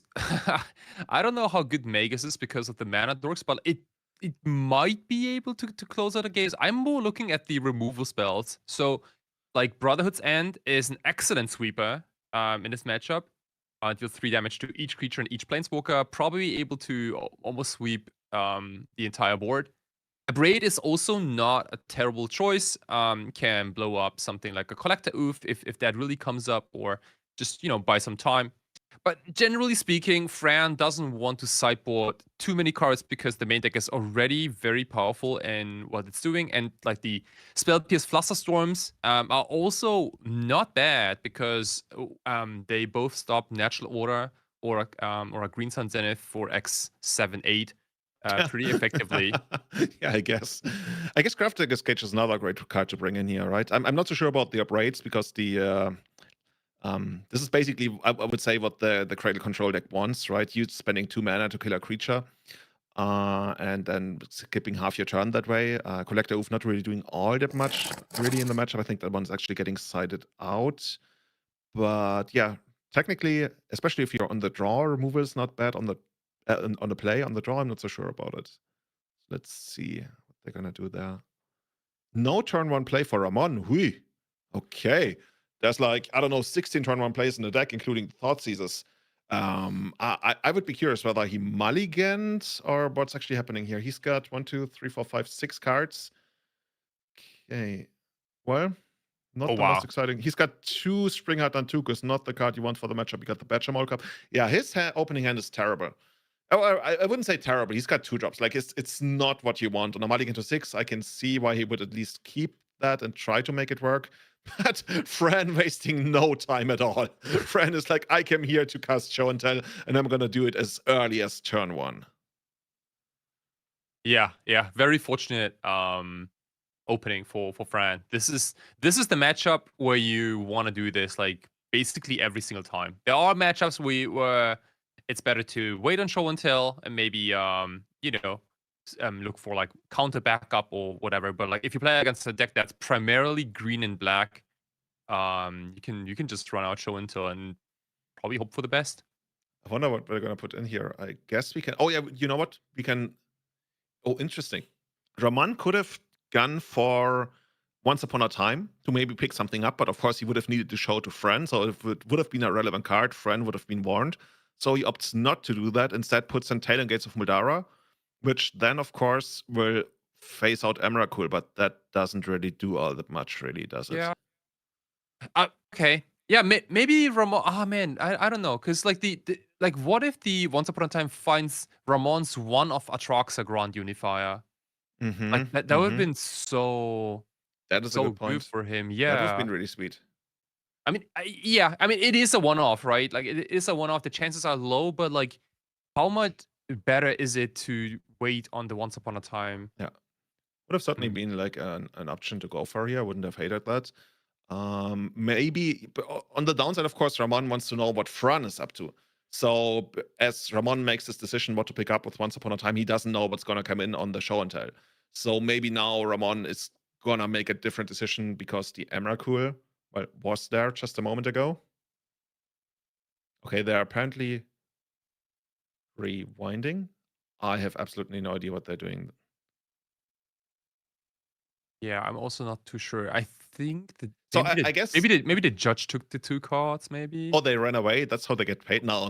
Judges take everything for it. Like once per round, you may steal a player's card. There was one. Like I'm not gonna say where. I don't wanna like. Anyway, I once went to a tournament where somebody pretended to be a judge doing a deck check, took both decks, ran away, and never came back. That was one of the worst things that ever happened to somebody I saw. That was actually kind of crazy. Oh yeah. Okay, so you know how you're actually supposed to resolve Show and Tell? What do you mean? Like, you don't put the card into play and then flip it, because there's a chance that you don't want to put a card into play. And like, how are you gonna keep that from your opponent? You're actually supposed to write it on a piece of paper and then reveal the piece of paper. And you could write nothing on that piece of paper, or you could write the card that you want to reveal. You know what I mean? And that's is it like- actually really important when you have like an Oblivion Ring effect, because I've seen it at times that the show and tell player plays show and tell but doesn't put Yeah. anything in, but the other player wants to put an Oblivion Ring. So you're trading one of your copies for show and tell for Oblivion Ring. And both players were aware of that dynamic, and they called over a judge, and they were like, you know what, you just write down what you put, and then you reveal it at the same time, instead of like putting a card to the table. Because when your opponent Yeah. puts no card to the table, you already know that they're not going to put anything in, and you're not supposed to know that. So the active player chooses first, right? It doesn't Because- matter who chooses first. It doesn't matter because you don't know what the other person chooses. Okay. Understood. Yeah. Yeah. I think I've yet to see someone cast show and tell and write something on a piece of paper. I don't think I've ever seen that. Though. You've never seen that? No, that's actually I pretty don't think common. so. Maybe I haven't played against good show and tell players. I don't know. Or maybe they run you over and you never have anything Or interesting maybe- to put in yeah. other than a street wraith, the way I know Or like you. I generally scoop even before it happens. Maybe I don't know. Yeah, no, it's Okay. actually like a common thing when people played something like Duplicant, even in Vintage, but also it used to be a thing in Legacy at times where you could do it that way. Like basically dodging the Duplicant was the big thing where you would play empty show and tells. But of course, it's a they know thing, and the way you get around it is by just writing it down instead of putting it on the table. Okay, we got the Spring Heart Natuku coming down here, just as a creature. So now we're gonna get maybe some landfall triggers. Yeah. Probably not So, enough to survive the Emrakul hit. Yeah, one Nantuko boy against one spaghetti monster. Who's gonna win? Chat. Let us know. Yeah. It's one versus one. It either wins or it loses, so it's 50-50, Like- right? That's how you do it. You know, like the moment you step into the arena and then you see who you're up against. Yeah. It's just one dude. Okay, yeah, we're probably not gonna get enough tokens, of course, to make that one work. We're gonna get one here on that trigger. By the way, Ramon, does he have like the Eye of Sauron on the back of his hand? Yeah, I That's think so. Pretty sick. Cool. Yeah. Yeah, like one person who's definitely excited for the Hobbit set, the upcoming Hobbit set here. Nice. Yeah. Not sure whether that's gonna help us, of course. We talked about Annihilator 6 taking out the entire board. So just passing back to Fran, who made a 15-15 on his very first turn. That's quite the play. Watch him just turn it sideways and shrug and be like, okay, dude, what's it gonna be? And he's gonna fetch here. Is there gonna be some kind of like beginning of combat? I think we're not playing crop rotation into like Talon Gates. Let's see. Yeah. I have to gonna say, like, what something about this Annihilator 6 is very satisfying to watch. Because it's such You keep bringing it up. You really like yeah, it, right? dude, like yeah, it's like you know, like it's like sweeping an entire board is you don't. Oh man, I don't know. It's very It's satisfying one of to those watch. humph moments. Yeah, Yeah. I almost don't care about the 15 points of damage. Yeah. Okay, Ramon's like, Like- you know what? Actually, that doesn't matter. I tried to make it work, but there was nothing. And then Fran actually did bring in the upright that we talked about. So still had some backup here. But yeah, takes the match 2-0, moving up to 6-1. Depending on how he gets paired, he might actually be able to draw onto the top 8 from this point on. Yeah, very exciting for Fran. Congratulations, nice. Yeah, really excited for that one as well. So we are told there's also going to be like a round 8 matchup. I'm not aware which one we got here. Okay. How do you think? What about we watch some Alluren next game? I've seen some Alluren coming up. I think chat would like that. You think so? Yeah. I think we're Maybe going to go so, for yeah. some Alluren next round. Okay, so everybody, hey, stay tuned. We are here coming up with the last round of the Swiss, of course, here at Impact Returns in beautiful Narón, Galicia. We're going to be back in 5 minutes. If you're watching, that's great. Get some people on the phone. Call your town up. The city of Narón is celebrating this tournament. So should your city. So call at least a couple of people. Get them on. Impact Returns on Twitch as well as on YouTube. So this is the new thing we're doing. I already saw a lot of chat going on YouTube. Some people watching over there as well. Yeah. See you in just 5 minutes. Kai and I are going to be back with what is most likely going to be an Alluren deck. Stay tuned. Awesome.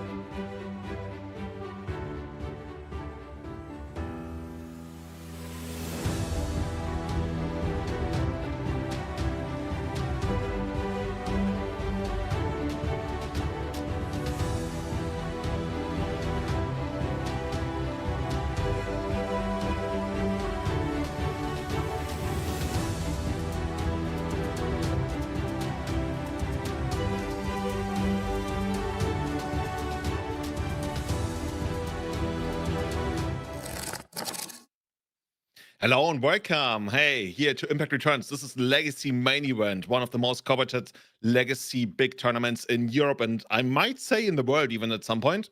My name is Julian Knab. This is Sawatari, of course, coming to you straight from Galicia in the beautiful city of Narón, which is also sponsoring this tournament. Kai, we went through almost all of Swiss. You know that feeling when you come to the last round where you feel like, dude, just one more round, just one more round. I'm going to let you in on a secret. It's not just one more round. It's 4 more rounds. You know, if you want to take down the tournament, it's this one plus 3 more. Some of our players, at least 2 of them, they're already chilling. You know, they're out there. They probably find some private swimming pool or something. They're hanging out.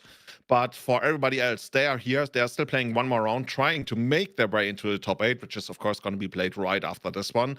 And we picked a spicy one for you. We got Aluren, dude. When's the last time you played against that? This is very exciting. Like, I haven't seen Aluren in a long time, just because like I don't know, maybe it wasn't fast enough maybe to keep up with the format or so.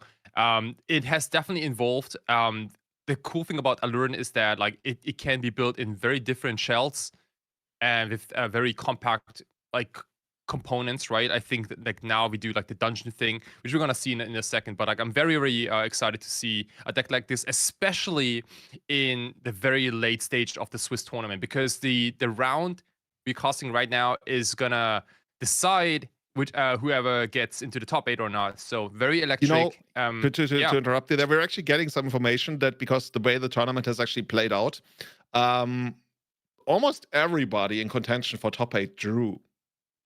I don't know how that works, but apparently there's some magic math going on, and pretty much everybody in the running for top 8 drew. There's sometimes these rare corner case situations where the way the math works is that the top 8 players are already guaranteed. I've rarely ever seen it but apparently that's the case. So now we are casting some players who are currently sitting in X and 2 with no chance of making the top 8, but still playing amazing decks and of course fighting for those top 16 prizes.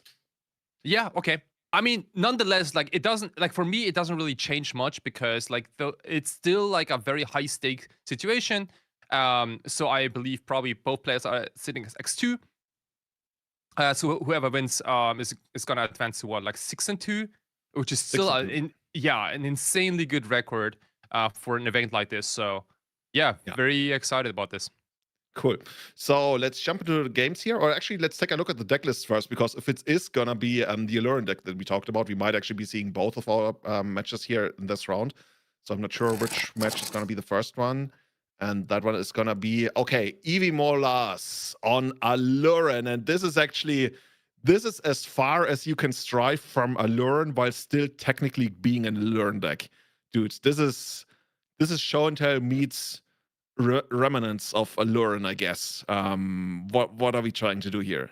Yeah, this is like basically 2 decks smashed into each other together. Like this Show and Tell Omniscience Atraxa deck, we saw it previously in the Swiss base blue-green, and this deck in particular basically cuts down on cantrips. There are no flow states, for example, no spell pierces, but instead we run a secondary combo, Aluren with Accelerac, I think it's his name. And this is probably the most compact Aluren package ever printed, because usually Aluren decks are known for running the card Aluren, but then also running like 10 up to 20 cards, which are like kind of mediocre creatures just to make Aluren work. But Accelerac makes it so that it by itself wins with Aluren. Just because. And also with Omniscience, right? You can also use it with Omniscience to venture through all the dungeons and then win the game that way. Oh yeah, that's pretty cool too. Yeah. And so I guess there's some overlap on the combo there.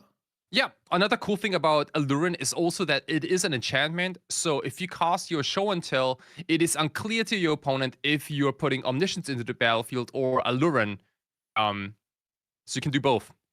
Yeah, I guess the upside of the Aluren over the Omniscience is that it also gives your creatures flash. So you can like try to pick a better spot or even win against some comes into play abilities that Omniscience would otherwise maybe struggle against. We're going to see how that one's going to work out. So let's see what's going to be there on the other side of the board. I think that's going to be a player that we've already seen plenty of this weekend, and that is, of course, going to be Rodrigo Togores on his trusty land stack. So let's see whether anything changed between rounds. I would be surprised. Land's not exactly, of course, known to be great against combo decks, but Sphere of Resistance, that's a big one, right? It definitely is. Yeah, we saw Rodrigo Togores and earlier this tournament against a very similar deck, blue green Omni Show. I think this matchup is kind of similar. I would say. Rodrigo's plan is basically to either raise the Alluring deck or to deploy enough prison pieces, such as Sphere of Resistance, or maybe like a Ghost Quarter lock to prevent Ivy from playing the game. I think the most straightforward way would be to just like run out one Sphere and then focus on your own game plan, because the Sphere basically kills the opponent's game plan, at least half of that. But let's see what we're gonna do. So it looks like Evo is gonna. I like the dice, by the way, on the battlefield, indicating a mulligan, at least one. Yeah, cool. Because Sphere of Resistance does interact with Alluring, right? Yeah, it certainly does. Yeah. Okay, You have cool. to pay extra there. By the way, if you're waiting here for our players, of course, to finish their mulligans, you can follow us on all of our socials, Impact Returns and Impact Returns 1, just in case you were wondering, on Twitter. The other one being on Instagram to be up to date. We post pictures of our players. We post information about new tournaments, relevant information, prices, what have you, impressions from the tournament. So check them out. They put a lot of work into production of this event, and they would certainly appreciate it. And you're also getting your money's worth out of a follow there. Cool. So no turn one play for the Alluring player. And Rodrigo once again starting off the exploration, following up with an Ancient Tomb, which could cast Sphere of Resistance if we had it. Looks like we don't. I mean, still a powerful start. Yeah. 3 mana on turn 1 is and who knows, maybe this might be like a path for a very quick Merit Lage, maybe. Ancient Tomb is exceptionally good at tapping for Thespian stage, I have to say. That is true. That is true. Let's just see what Rodrigo's got there in hand. I can't really make it out. Doesn't look like a quick combo. Oh, the crop rotation, though. Crop rotation is going to find you whichever piece you need. And the first land, of course, being a Yavimaya, makes it so that Ancient Tomb is able to tap for green mana without even costing you any life. That's pretty broken. And let's see what's going to be the call. Are we going to go... Oh, that's a Wasteland, right? Yep. That's you know what Rodrigo did there? Did you see that? What do you mean? He's doing it at his own end of turn because the opponent fetched for a surveillance, and now Rodrigo is taking out the surveillance. So it's while it's tapped. Yeah, that's exactly. Nice. Really nice. Yeah, sometimes Beautiful. you can get people this way. Heads up play there for sure. Yeah. Balin's Tomb, aka Ancient Tomb. Yeah. Go. Oh, that's rough. You talked about like the Wasteland Ghost Quarter lock. Rodrigo there with the Life from the Loam, getting back his own Wasteland. Eevee. Oh my goodness! Ivy just stacking it up. Damn, that was a very quick concession. It was almost a little too fast for my taste, because this deck still runs a lot of basics. Like, okay, I guess one each, but like still close enough. Wow. Okay. So what do we have here to try to defend ourselves? Yeah. We got a couple of things. Like Force of Negation, and Force of Vigor, both good at stopping the Sphere of Resistance. And maybe you could talk about Pithing Needle to name Wasteland. That's another thing. Dude, I'd be looking at the Harbinger of the Seas. Oh, yeah.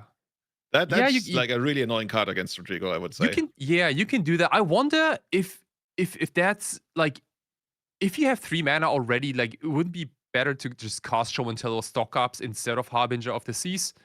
But I would say Show and Tell is better. Stock Up is not better, because that card is so backbreaking for Rodrigo. Okay. Yeah. I think it's basically, to me, that's like a Show and Tell number 5, because it's such a powerful card. It is very appealing. Yeah. Okay, cool. Let's see how that one's going to go. I also like the Pithing Needle if you feel like you want to protect your mana base, but probably don't need to. Like, you got the Veil of Summers that you can take out there. But let's see. Let's see what Rodrigo's got there on the other side of the board. what he is working with to try to stop the combo. Right now, all he needed was basically a life from the Loam plus a Wasteland. Yeah, that was really surprising. See like a Wasteland lock make Omnitel concede the game. So this is Rodrigo Tagores' lands deck. The main deck is pretty standard, has spheres already. Wouldn't be surprised to see Disruptor Flute from the sideboard. Additional prison pieces. Dude, we talk so much about Disruptor Flute. I sometimes feel like it should be a main deck card in the first place. Like I feel like it comes every almost 70% of matches we just cited in. Yeah, dude, I totally agree. Yeah, Disruptor Flute is so versatile and has so much synergy with Ancient Tomb, especially. And we're maybe running 2 copies of Ancient Tomb at this point. Like I used to see lands with a single copy, now we got 2. Okay, so Disruptor Flute definitely coming in. I don't know whether Rodrigo has any more information about the deck. Like technically this kind of Alluring combo you can break up with Dismember by targeting the Lich, but not really sure that's the way to go against the Show and Tell deck. Force of Vigor, probably, if you can navigate it in some way. Of course, assuming that he knows what he's up against. Right. Both Omniscience and Alluring are both enchantments, so they can be hit by Force of Vigor, even both at the same time. Choke, we saw earlier, which is a nice, fine card if your opponent taps out every turn. Previously, like we saw the build with flow states and stock up, which makes it very likely that all islands get tapped. So yeah, choke was excellent there. Even took like a Force-Will, I think. Yeah, cool. So let's see how that's gonna work. Let's jump straight into the second game. Let's see whether that one's gonna be a quick one as well. Both decks actually able to produce these very quick wins from either side of the board. Game 1 was Rodrigo. With not exactly the kind of combo he intended to pull off here, but it was good enough to get the W. So let's see. Eevee is on a mulligan to 6 once more, running out Fetchland and passes. I'm curious whether we're going to see the same kind of pattern where he fetches a Surveilland at the end of turn, and Rodrigo is willing to trade his crop rotation for a Wasteland on that one. Instead, he's got the Mox Diamond and critical piece of acceleration, of course, for the land stack, especially against combo. And running out that exploration. Okay, he's got all the mana in the world, especially for the second turn. He might even empty his hand on this turn already, depending on how this goes. Yavimaya, Urza Saga, bringing those beats required, and just passing there. Okay. Ooh, Pithing Needle, nice pickup there from Eevee.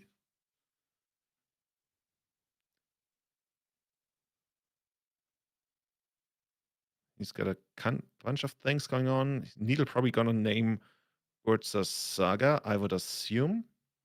Jigo's like, sure, you got that? Yeah. Yeah, and the way I read his lips, he actually said Urza Saga. You know how at the World Cup it's actually forbidden to hold your hand in front of your mouth, like covering your mouth? You get a red card. Okay. In Magic, I wish we can always see that. I assume it's Urza Saga. Yeah, maybe very Wasteland? much so. Yeah. It looked like he sounded mouthed out. Urza Saga, but we will see. Maybe named Wasteland. Rodrigo, of course, deploying 2 Wastelands there. No proper targets yet. And Eevee once again going for. Is that gonna? Oh, so I think that's gonna be the end of turn Surveil, and so he might have actually named Wasteland. Otherwise, he wouldn't go for the end of turn Surveil there. Okay, so he's like, you know what? Urza Saga, I don't care. Bring them beats. I'm gonna kill you quicker. Okay. Yeah, triple Wasteland is definitely a statement. Also, we're getting some info from the chat. Apparently, that it says Ariel on that. On that needle, which is, I guess, Spanish for Wasteland. You learn something new every day. Oh, gotcha. Cool. Okay, now we got Urza Saga and hardcast Alluring into the Lich. And Rodrigo got a way to take out the Alluring. So we're gonna get the Lich. We're gonna venture into the dungeon, bounce it back to our hand. And then that's gonna be it for Eevee. Dude, that's gonna be rough. Otherwise, of course, the Lich would be able to bounce back and forth because we haven't completed the Tomb of Annihilation, I believe. We would venture into the other dungeon that nobody remembers and go through it multiple times. One of those things is the, what's it called? The trap that makes the opponent lose 5 life. And of course, that would kill Rodrigo eventually. But Rodrigo there I'm not so ready to sure, stop the Alluren. I'm not so sure, like, which dungeon it is. Like, because there are several dungeons I think you can venture into. And I'm not even sure. Like, I guess you could use the one with the -5, but there's probably a couple of others. okay, because I thought that one is for the initiative creatures. Oh man, dude, like I never question, because I never questioned like which type of dungeons you wanna venture into. It's actually a good point. It's actually a good point. I actually don't remember which one it is. I just know that if you haven't completed the Tomb of Annihilation, then the Lich Yeah. bounces itself. But I've also never seen like this combo getting interrupted like this. So my goodness, dude, check this out. We got all out of the printed out. Okay, perfect. Oh Dude, no I want to way. somebody take a screenshot and post this on Twitter. Seriously, I love this. No way, bro. He's got the secret documents. He's like, okay, Ivy did some actual prep work for this. he's got some Rube Goldberg kind of plan diagram how this is going to. So this is my 17-step plan to kill you. I'm at step 1. Rodrigo goes, sure, that's what you get. That's insane. Okay, so I don't know what any of those do, because you're not supposed to stop at, you know, a certain room. Like you're supposed to just like run through it many times. So I believe, is it like a scry one? Dude, I don't even know.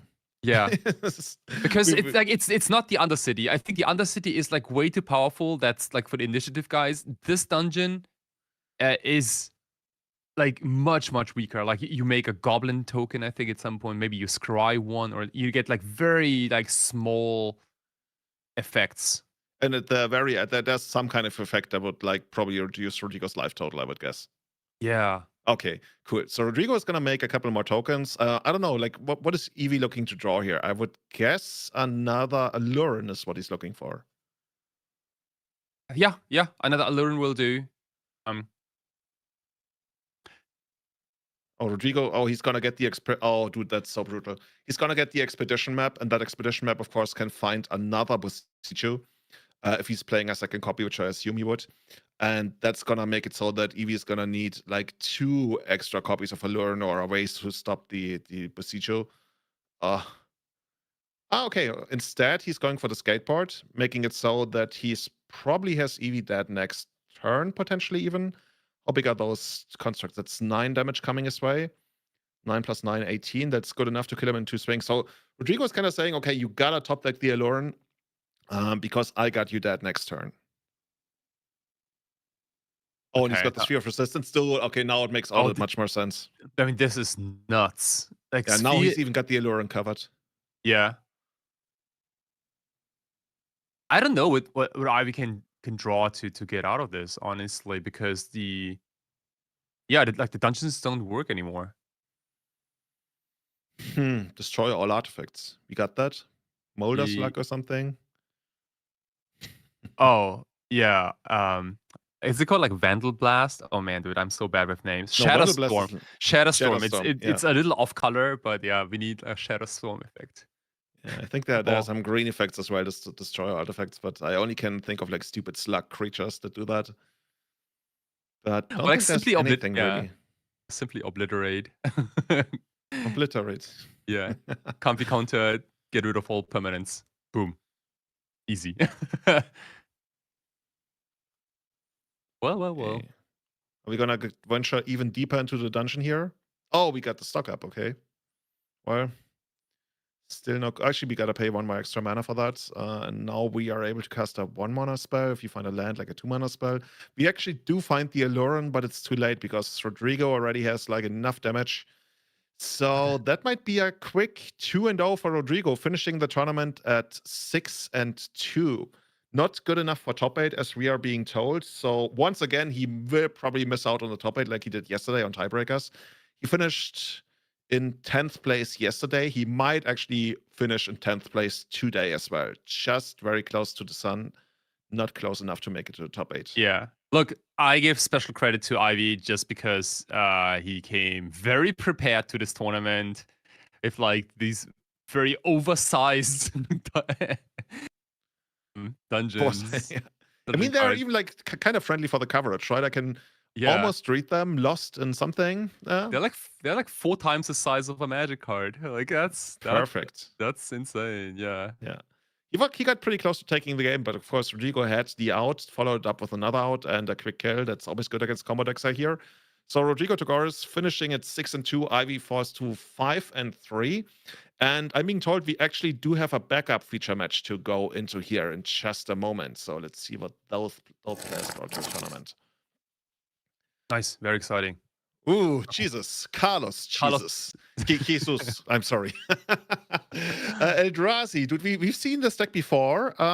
It did pretty well. Couldn't overcome the onslaught, of course, of the red-white energy deck. This one's pretty similar. It's got 4 Thorn of Amethyst, which, of course, heavily synergizes with most of the rest of the deck. Yeah, definitely. A little more like it's definitely a prison-ish build of the Eldrazi deck. It runs Shadows of the Void and Thorn of Amethyst, both as 4-off, but gives up. It doesn't run any reality smashes. So, and yeah, that's about it. Like you have a little bit less. How do you say brutality maybe in the main deck? Brutality. we need some kind of stats like how much brutality do we have in the deck? Like is it an 8 out of 10, 9 out of 10? How much brutality is required for this job? Yeah. Do we really need a 5/5 trample haste there? Cool. Let's see what he's gonna go up against. Also, he's got the gemstone caverns. Oh, that's a nice tag. I like this land a lot. I like this land a lot in general. Okay. Yeah. Abraham Urenia, and he is playing well. Apparently, Spain, they really like their show and tells. And I would have told you that before. Of all the players I've played in like European tournaments on Omni Show, Sneak Show, Omni Tile, what have you, I want to say the majority of them were actually Spanish. Maybe that's a Spanish thing. Maybe I'm also making it up. Yeah. This like lands and Omni Show have been the 2 archetypes I think we saw the most on camera, both yesterday and today. That's true. Doomsday as well, right? We saw a lot of Doomsday. Doomsday too, yeah. Doomsday. That's the one. This one's quite different though. This build, yes, it's different. Like it runs Cunning Wish, which we haven't seen before. And usually the sideboard is a bunch of 1/1s, not 1/1s, one bunch of 1-offs, instants you can grab. It also has the One Ring. So again, we saw a lot of different Omnitel decks, and they all look different, which speaks for the format, I think. If you can build an archetype in 3-4 different ways and still be competitive. To play devil's advocate, some would also say that the format hasn't really figured itself out. If yeah. play like all these different versions of the deck. So I guess you have a point in either direction there. And great play from Carlos in the first turn. Eldrazi Flash Raker, that's going to provide a lot of oomph going forward here. I think you called it brutality. I like that. Maybe we can make that like a thing. That's good, dude. Like, in a few years, this might be like an actual like new keyword in Magic, maybe. If you had told me that brutality was a keyword already, I would have believed it. Like my creature has brutality too. Honestly, I don't know what might actually be a thing. That it's because it sounds kind of smooth. Anyway, I'm gonna make up 2 keywords, and you have to guess which one is real. Rampage. Dude, I had Rampage in my mind, and I thought you would not believe that Rampage is a keyword. I don't know why I thought about Rampage, though. Dude, I thought about Rampage as well, because that's the one that nobody uses anymore. I couldn't explain what Rampage does. Actually, it's pretty easy. Oh, yeah? Like it's probably pretty bad, no? I think Rampage, like, beyond the first creature blocking it gets, like, +2/+2 or something. Or, like, depending on which kind of Rampage you have. I think that's how Rampage works. A trigger which only happens if your creature gets blocked. That sounds terrific. I mean, there's a reason it's not being played anymore. Yeah. Okay, so on the Omni side of show, Abraham, beautiful basic island, of course, here into the best art on Ponder. So thus far, everything going right in the art department, but unfortunately for him, Carlos, calling on some brutal powers. I don't even know how much damage that's gonna be, but it's gonna be a lot. You're gonna have like 1, 2, 3, 4, 5, 6, 7, 8-ish damage, I wanna say. This might be 8. Yeah, 1, 5, 6, or maybe 7. Like the line breaker gives a creature +X+O, where the X is the number of Eldrazi you control, and haste. This might be a very swingy game. Yeah. Yeah, it looks like it was 8 damage, falling down to 11. And unless Abraham has a show and tell here, the game might already be pretty close to over. There's a chance he gets another turn, depending on what Carlos does. But look at Carlos, like rubbing his hands together. Yes, Yeah. my diabolical plan is coming to fruition. Abraham, not so sure about what to do here. He's got a couple of basic lands. He's got a Lotus Petal. So if he does have a show and tell, he can try to pull it off. I see a couple of Omniscience. A multicolor card, never a bad thing to pair with Omniscience. I think that's actually the One Ring. And he's not able to get that one out. Yeah, the One Ring isn't bad in this matchup. It's a Time Walk-ish card. Carlos can hold up a Kha'Zix command maybe and trigger Flash Raker on Abraham's turn once the protection has worn off. But Abraham picking up not the cards he wants. Finds a Veil of Summer, Flow, and nothing else that really helps him here. I think he was looking for something like an Ancient Tomb plus a Show and Tell, which might have been able to do it for him. Unfortunately, though, I think the best he can hope for is that he survives and then is able to make the One Ring next turn. I'm not sure he can actually do that unless he's got an extra land. Interesting. He decides to keep the One Ring in hand, which would be the one card to bail him out of this. Could have considered like putting it on top, unless he follows it up with like some kind of shuffle effect. I think he doesn't have. Yeah, good point. So if Carlos picks up a Thought-Knot Seer, well, I guess that one would get haste anyway. So yeah, okay, doesn't really matter. Dude, Linebreaker is so broken. Seriously. Yeah. So Abraham doesn't know this, but Carlos' deck runs Thorn of Amethyst, and it'd be a game changer if Abraham holds on to his Lotus Petal instead of playing it out. This might, this might make a big difference if Carlos rips a Thorn of Amethyst. Does it really though? I mean, maybe not. I think Abraham is pretty much dead on board from what we've seen, at least from the cards he has in hand. Pretty much because, of course, we still need Carlos to have something. Like, he can probably attack for, what is it, like 9 here now? Okay, yeah, that's probably going to be good enough then. Dude, this Eldrazi deck. It's not exactly the kind of deck I would love to play, but it certainly makes for some serious fireworks. Yeah, it is very fast. Lotus Petal triggered the Flash Raker. Take 1 more damage, and here is a Thought-Knot Seer. Oh, Wow. we talked about that one. Okay.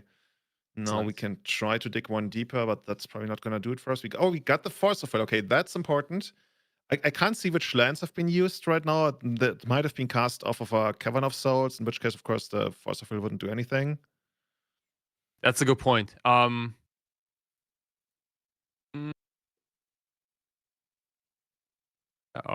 Okay.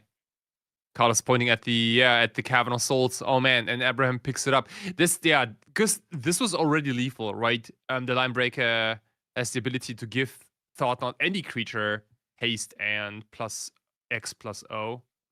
So True. the Thought-Knot Seer would have been like a, I don't know, like 7-8 power creature with haste, which is almost already enough to kill.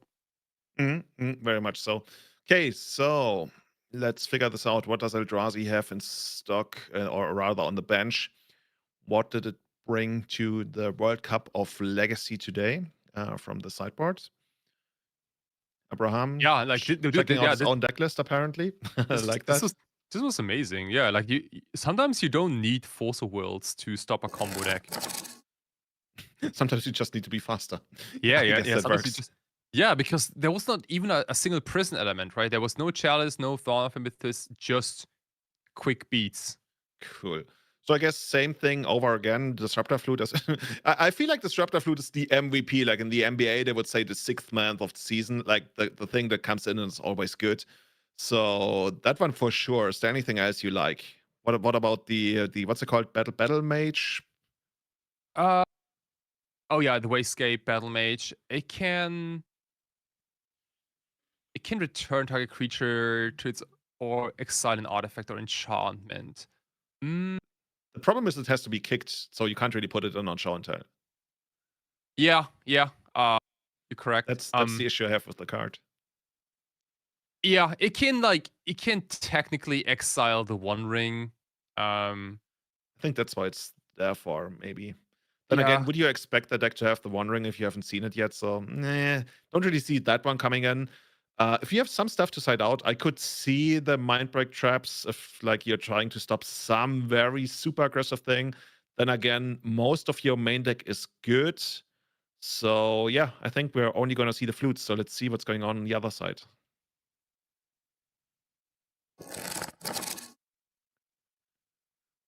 Okay. So all the different game plans available. Yeah, and like Veil of Summer screams to be sided out in this matchup. Very much so. Yeah. Oh, look at this, dude! We have a Eureka in the sideboard. I don't even want to know how much that is these days. To me, that's like a 16 euro card. But if you tell me this is 600 euros now, I'm gonna trust you. I thought it's maybe like $60, maybe, but I don't know. Maybe it's 600. I have no idea. I don't think I've never checked the price on Eureka, but it is the show and tell number 5. I would say that. Yeah, and it's and in the sideboard, there's also like Sublime Epiphany. Like you see a lot of like weird instance, but that's because there's Cunning Wish in the main board, and because of Cunning Wish and because of this Wish board, there are not many real sideboard cards.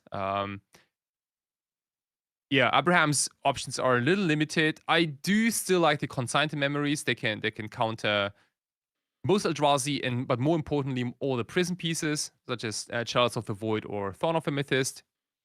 Very nice. And other than that, I think Abraham wants to keep his deck very streamlined and, more importantly, fast. Yeah. Okay, cool. So let's switch into the match. There's probably not too many changes, as you mentioned, that Abraham is gonna make.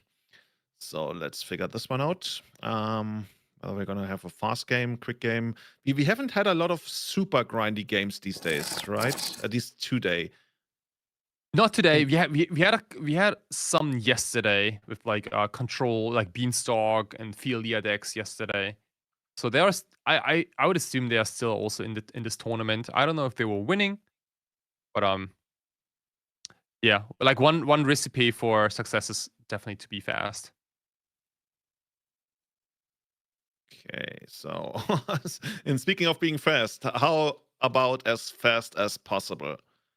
Turn 1 show and tell. Abraham not wasting any time. Let's see what that one's gonna be. We already see the show, the Omniscience in hand. We see an Atraxa hand. Oh yeah. I don't think Carlos has much counterplay against this, except for the Thorn of Amethyst. Even the Thorn of Amethyst actually kind of funny because you could still play the Atraxa through it. I mean, you couldn't follow it up with anything else unless you find additional creatures. But even the Thorn might not do it from this position here. Abraham is just so ready. What should be a land? Just some random land. Boom. Okay. Choose wisely, my friend. What are you gonna flute? I mean, most people would just say Emrakul there, right? I think so, yeah. I think so. Emrakul is a decent call. Emrakul, if you know what Abraham is playing, you could say Cunning Wish. I don't think it's crazy to name Atraxa. Sometimes they play like, I don't know, 2 Atraxa, 1 Emrakul or something. Dude, if he actually does name Atraxa, I guess he's still probably gonna lose because there's the flow. 1, 2, 3. And why does stock up? Stock up is good enough. Taking 5 deep. It should own. Okay. Yeah, it found the stock up. Nice. The One Ring. Well, that's basically just a cantrip. Oh, the Brainstorm is good though. Guess we're gonna keep the One Ring and the Brainstorm. Yeah, I also like Force of Will. Like if you brick this turn for whatever reason, it's nice to have a 0 mana Force of Will ready for whatever Carlos wants to do. That's true. It's rather defensive, and I can see how you wanna push now and just see if you can get there. Yeah, makes sense. Also, sequencing it correctly, going for the One Ring first, following into the Brainstorm, so he can dig one card deeper, and he picks up the Cunning Vision. That's gonna be game. Oh wow, yeah, that's the big money. Yeah, he can pick up, for example, let's say the Summoning from the sideboard to allow him to find 2 creatures to cast, which of course one of them is gonna be Emrakul. There's probably some. Remember when we did like Entreat the Aunts, release the Aunts in as a way to win the match as well? That was so clunky, not clunky, so weirdly makeshift. But that's not a thing anymore. Cool. How about Cunning Wish? Yeah. What's it called? Shared summoning or something? Yeah. So we both still assume that Emrakul was the call, right? No, Atraxa. Oh, Atraxa. Gotcha. Otherwise, he Okay. would have cast Atraxa. He's got in hand. Okay, that makes a lot of sense. Okay, so now you grab the creature that was not called with Disruptive Flute, outcast it, and that should. And then once the Emrakul it. attacks, you can just attack again, and it just doesn't matter. Yeah. Easy as that. Well, turn 1 kill. He even had the Force in hand already, apparently. We were even talking about picking up another copy, but he had Atraxa. Okay, dude, this is the ultimate game 1. You got the turn 1 kill with Force backup against an opponent who's not even playing blue. Yeah, sure. Yeah. It's like the perfectly scripted opening hand, I think. Okay, let's jump straight into game 3. Carlos, can you do the first turn kill? Oh, we got Eureka in hand for Abraham. Hell yeah, this nice. The Hamlet. Probably just gonna name some kind of random fetch land. Would you name like Misty Rainforest in the blind? I wonder if there's anything cool you can name with this. I mean, I would name Misty Rainforest. Because, okay. Yeah, so Misty Rainforest only taps for a colorless mana. Yeah, it's not I mean, it's the most likely fetch land that Abraham would have here, and he actually has one in hand. Dude, there's a real chance that there's the Misty Rainforest. Ooh, wow. And he needs a lot of green. He's got the double green, of course, on the Eureka that he needs to fulfill. Oh, look at this. Apparently he named something else then. Never mind. Oh, interesting. Okay, so apparently he named something else, and now as the second Hamlet comes down, Abraham is gonna fetch in response to the triggered ability and is gonna get a basic land there. I'm curious what the first one named. Okay, maybe it named a different fetch land, like Flooded Strand, maybe? Could be, yeah. Right? Esoparise. I have no idea what that is. Could be Flooded Strand. Sounds Flooded Strandy. Isn't Playa Strand? No, that's beach. Delta. Polluted Delta. Okay. Spanish lesson for all of us here. Okay, so I wonder what the second one is going to name. Maybe the second one is now going to name Misty Rainforest. Not so consequential from this game thus far. Oh, that's also why Abraham smiled as he deployed the Misty Rainforest on his turn, because he was scared that Carlos would name it. I like it. Okay, consign to memory in hand for Abraham. No need for it yet. Picking up the Atraxa. Nope, and no play, at least in the main phase. Interesting. Okay. No play on 2 mana. Oh, interesting. He goes for the flute in response to the Brainstorm because he wants to have the highest likelihood of it resolving in the first place. And I would assume that one's going to name Show and Tell, right? Yeah, probably Show and Tell, definitely not Eureka. I expect to see Eureka doing its thing this game. That'd be so cool if we see Eureka as to sidestep Disruptive Flute. Remind us again, what exactly does Eureka do? It's not exactly the card you play against every other week. Yeah, Eureka is basically Show and Tell, but like it's infinite Show and Tell. Like, so starting with the active player, so with Abraham, each player may put a permanent card from his or her hand onto the battlefield, and they basically get to repeat this until nobody wants to put anything on the battlefield to play anymore. Yeah. Right. Basically, both players get to empty their hand. Right. So like the two main differences is, first of all, this with Eureka you can put any permanent on the battlefield. And also like if you reading the card explains the card, as you can see. So you can also put planeswalkers into play, or you can also put, I don't know, battles on the battlefield if you want to. You also can put in different numbers of permanents, right? So one player might just put in one thing while the other puts in 5. Yeah, like show and tell. Absolutely. I think the card has the same text as Hypergenesis, which used to be like a legacy deck of like 4 or few 5 years minutes. ago. Yeah. So the Eureka decks are usually loaded with just like a ton of stuff you can put into play. Yeah, but you gotta be careful because your opponent also gets to basically drop their entire hand. I would be like, and Carlos deck is like all permanents. So yeah, cool. So Carlos here with the Thoughtness here wants to see what's up. Abraham thinking about it and might actually go for a basic island, of course, into the consigned to memory to counter that one if it didn't come out of a Cavern of Souls, which we'll find out in a moment. Oh, he's like, do I really want that? Kind of tricky because if it resolves, there's a good chance it takes the Eureka, which is your best out against the Flute. But if you have to fetch a basic island for that, then you really gotta start finding some green sources. And I think that's what he's looking his hand for. He's searching his hand for additional ways to get green mana. And it's not looking pretty, gotta say. Yeah. Eureka comes with a cost, right? It's 2 green. And $500. And $500. Okay, the thing is, if you get that basic forest there, then you're not gonna consign to memory. Oh, tricky. Yeah, I guess. Prismatic Vista, you gotta pay some price. Can't fetch the tropical island that he so desperately wants here. Instead, he has to go for the Force of Will. Pitching, stock up, maybe? Let's see what that one's gonna be. Even a Truxa he's considering. Wouldn't hate letting go of a Truxa, I guess. Yeah.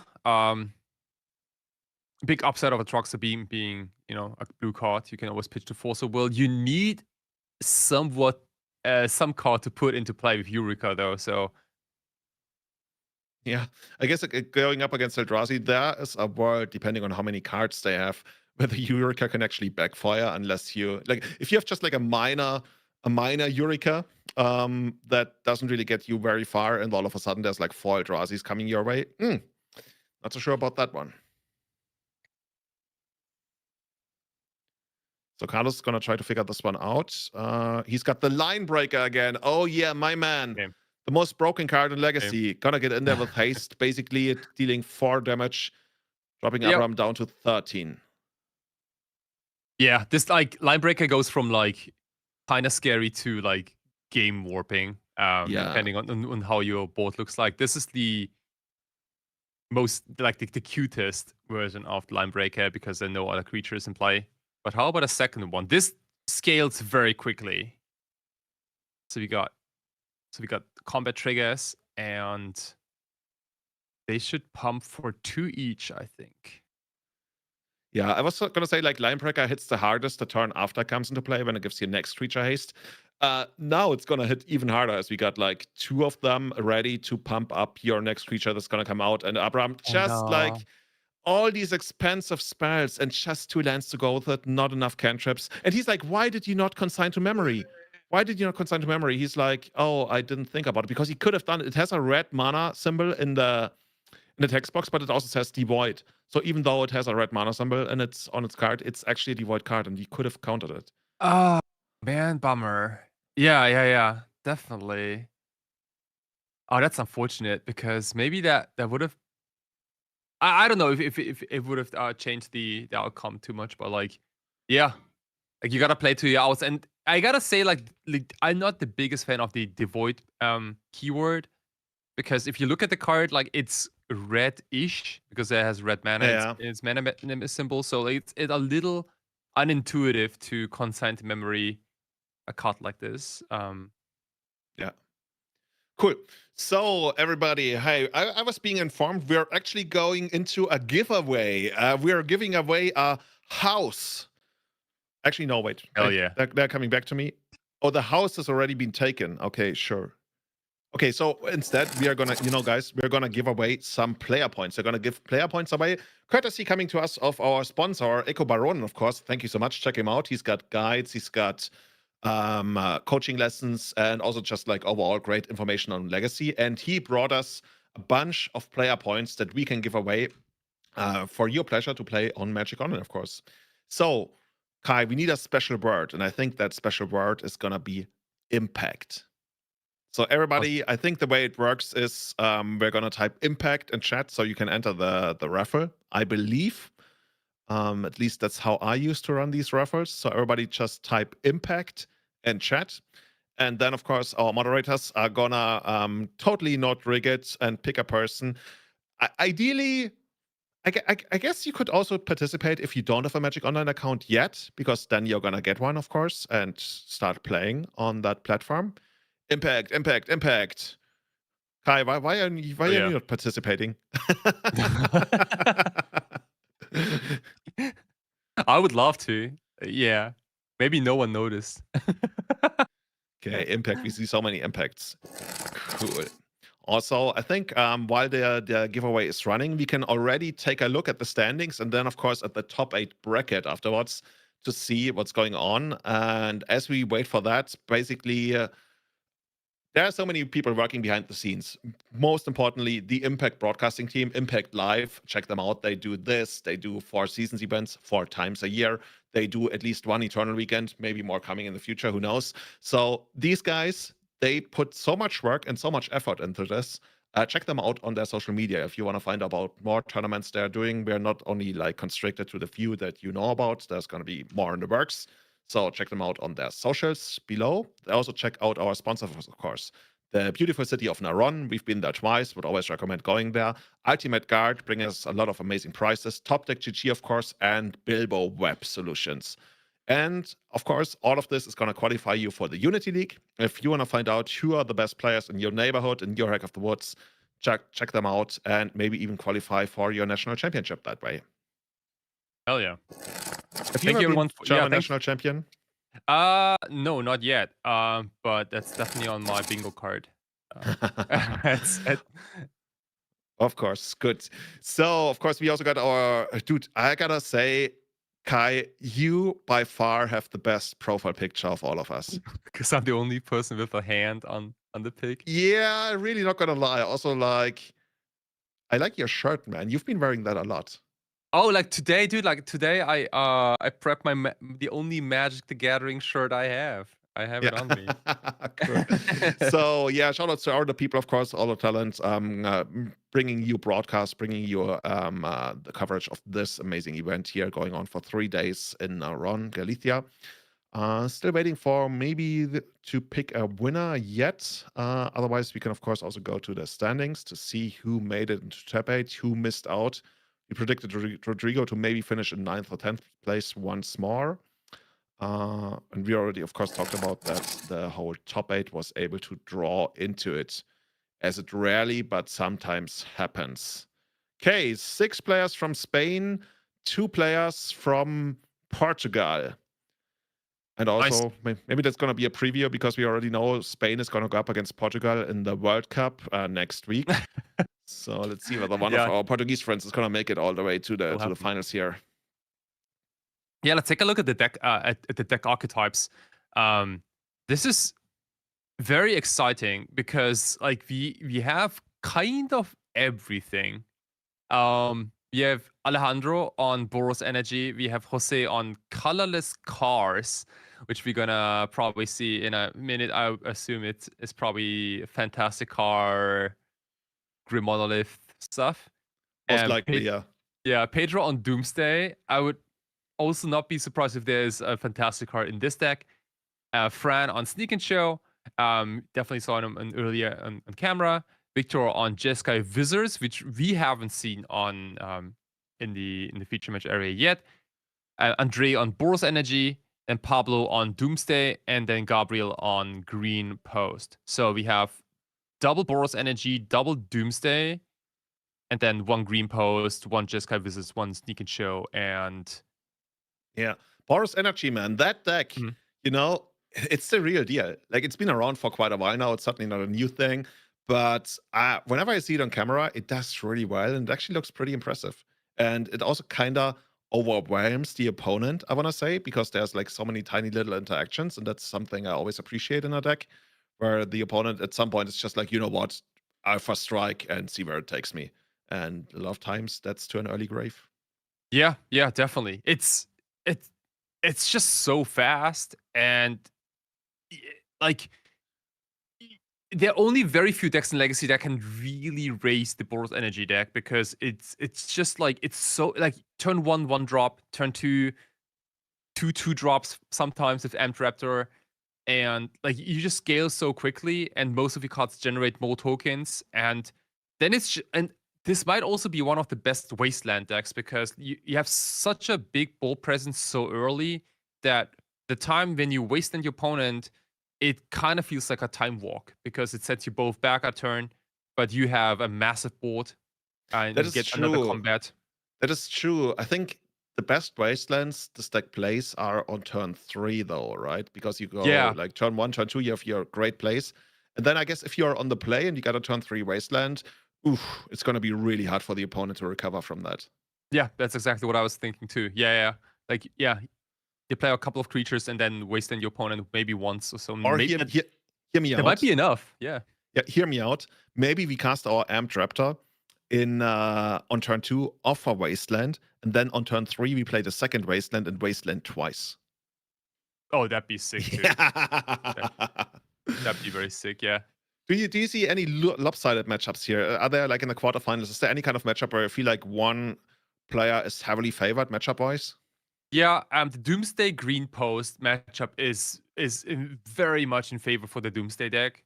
Green Post is just not built to beat Doomsday, like, at all. It's there to basically crush any blue mid-range deck, some tempo decks, but most cards in the Green Post deck don't interact with the card Thassa's Oracle in any meaningful way. So that's probably like the most like lopsided matchup. Other than that, I think I'd be very interested in the Doomsday versus Sneak and Show matchup, which is like a pure combo mirror. A matchup where like Flusterstorms are very important, and also speed.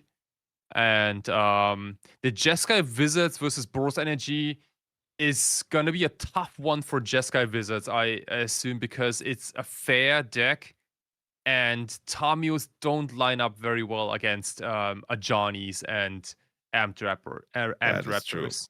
That is true. So we're getting ready. We're getting all the players in the feature match area, setting up the broadcast, the coverage here. So everybody, stay tuned. We're going to be back in just 5 minutes. This is the last moment where you are able to get all of your friends, all of your family together to watch them, have them watch the playoffs here. We're going to resolve the giveaway during the break in just a moment to see who's the proud owner of a bunch of new player points here from Magic Online, brought to you by Eco Baronen. My name is Julian Knab. This is Kai Sawatari, and we are going to be back in just 5 minutes. Stay tuned for the quarterfinal action.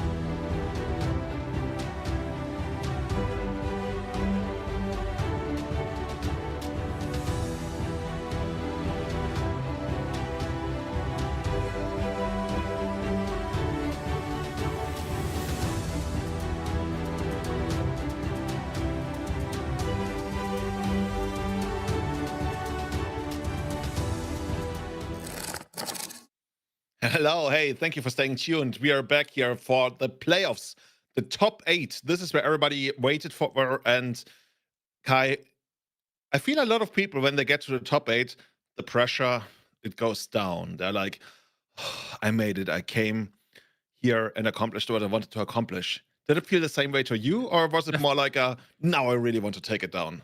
No, I can definitely feel it. This is like okay. So we made it to the top 8.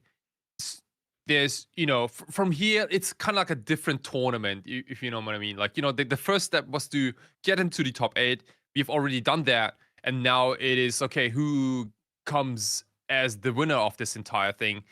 But even if you scrub out, like you still got amazing prizes. You had a great weekend and so on. But like the competitive part of me would like start to actually play now. Yeah. Very excited about this this top 8. We announced the deck archetypes already. It's kind of diverse. We have 2 pairs of Boros Energy and Doomsday. So there's that, but other than that, we also have like Jeskai Wizards and Green Post and Sneak and Show. Colorless Cars is also among them. Oh, by the way, what's your favorite color of car? Like if you had a car, which color should it be? Oh, like chrome colored. Chrome colored? Is like that a color? Silver chrome? Yeah, silver chrome, like dark chrome. Yeah. Dark chrome, okay. Then it's like the cheapest car in the world, but you pick the best color or something. Yeah. Yeah, okay. Yeah. We should maybe go to a car show together. A friend of mine actually wants me to go with her because she's really into cars, but maybe one day. Okay, cool. I mean, we are also into cars. More importantly, the fantastic car, right? At least for now we are, yes. Yeah. A 4-off in this Doomsday deck. Pablo brought this blue-black Doomsday deck with 4 copies of the new card from the Marvel set. It's a pretty stock-looking Doomsday deck. It has Thoughtseize, Daze, and Force of Will as disruption. The best cantrips in the format with Ponder and Brainstorm. There's also like a 1 of Consider in the deck. A lot of Dark Rituals, Lotus Petals, 4 each, just because this deck is very mana hungry and wants to either get a fast Fantastic card or a Doomsday. Both cards require 3 mana, and you want to get those cards early. Wait, I thought this was like a beatdown deck. Like you run out your Street Wraith. Isn't that what the Dark Ritual is for? No, beatdown is correct. Yeah, but you Street Wraiths and cars. A combination. Kind. The Street Wraith jumps into the Fantastic car. Yeah, I guess that's how it works. Before Fantastic car, the actual plan B was Street Wraith beatdown, but now you have a legit beatdown. Okay, it's slightly more legit, yeah. 16 points of flying, hasty creatures. That sounds a lot better. Okay, what are we gonna go up here? Oh, well, you already talked about this, right? This is one of the more lopsided matchups in the top 8 here. Green Post. The deck that wasn't hit as hard by the loss of Candelabra, of course, compared to other post decks. But this is still the same deck overall, I would guess. Make mana, get big Planeswalker, win the game. Yeah, Gabriel, with the deck that punishes blue mid-range decks, it is very difficult to interact with this deck. Like you can't prevent someone from making land drops.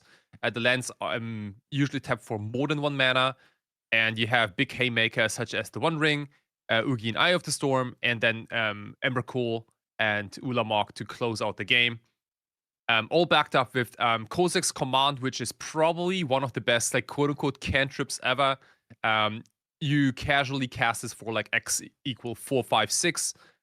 Make a bunch of tokens, go through your deck, and then find all the bits and pieces you need. However, this deck is not built to beat Doomsday.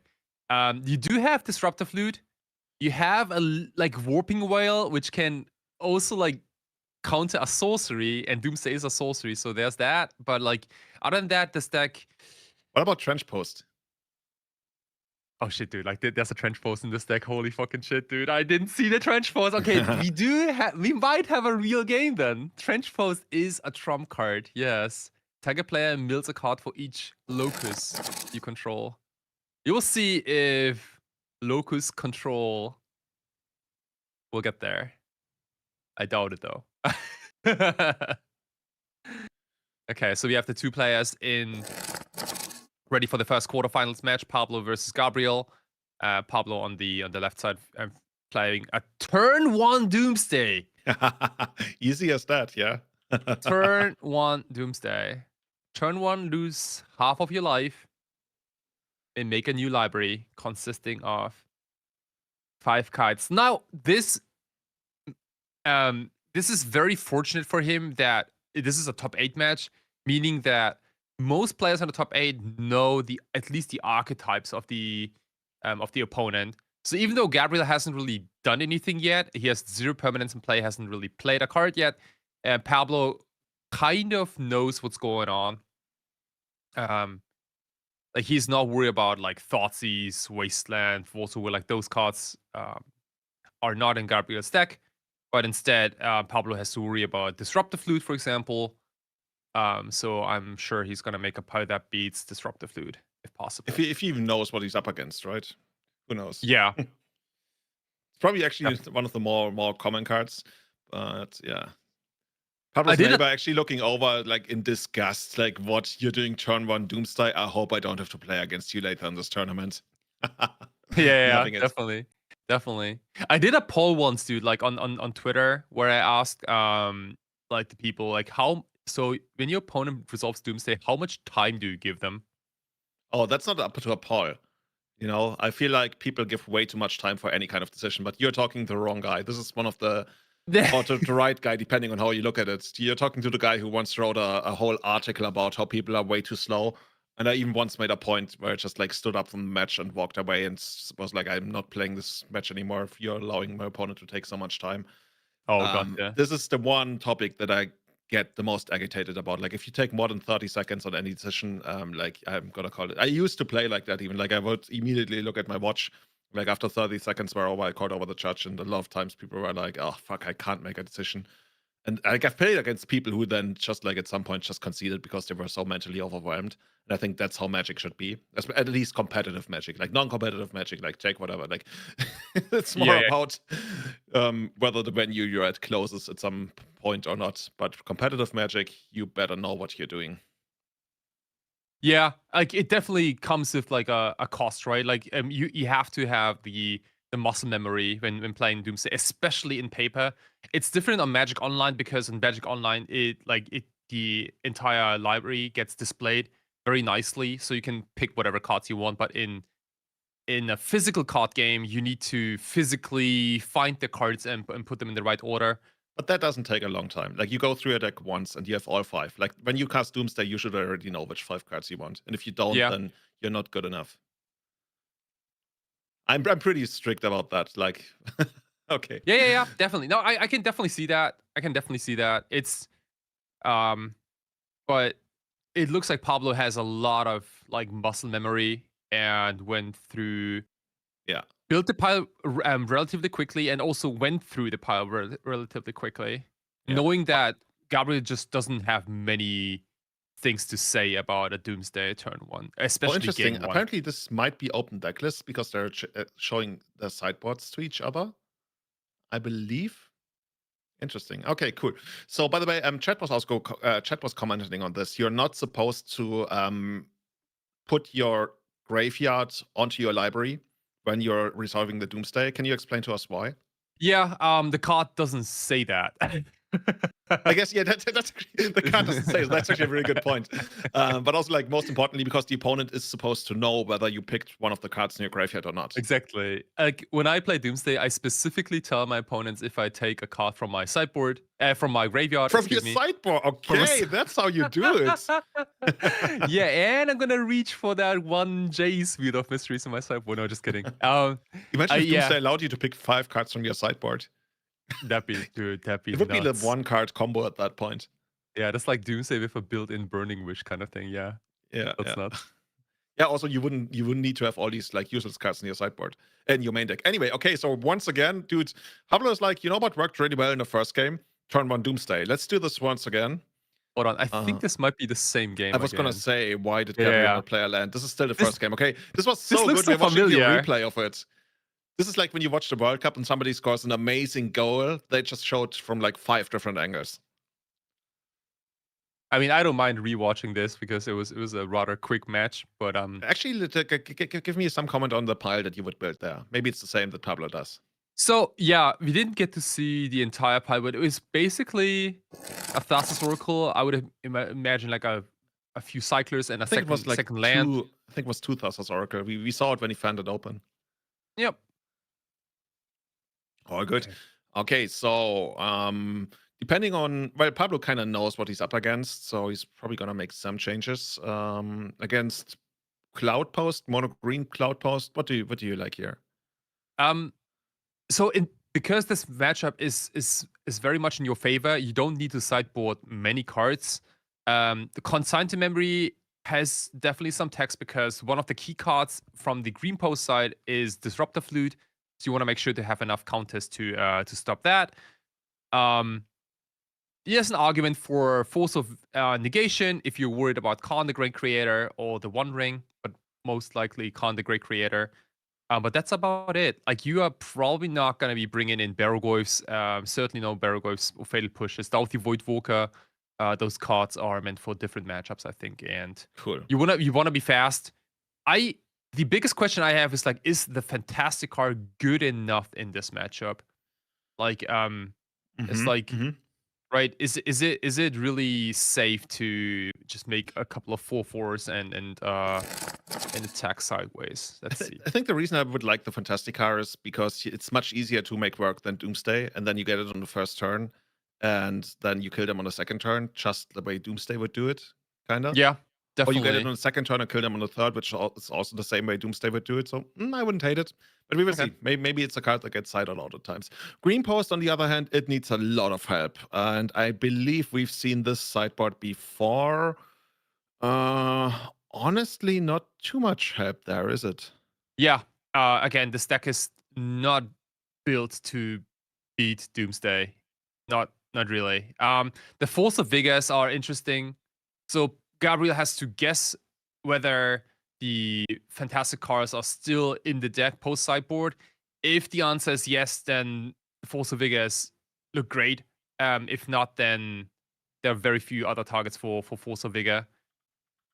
Veil of Summer could technically come in to protect a Khan the Great Creator, but I don't know if that's like a winning strategy. The Disruptor Flute will most certainly come in.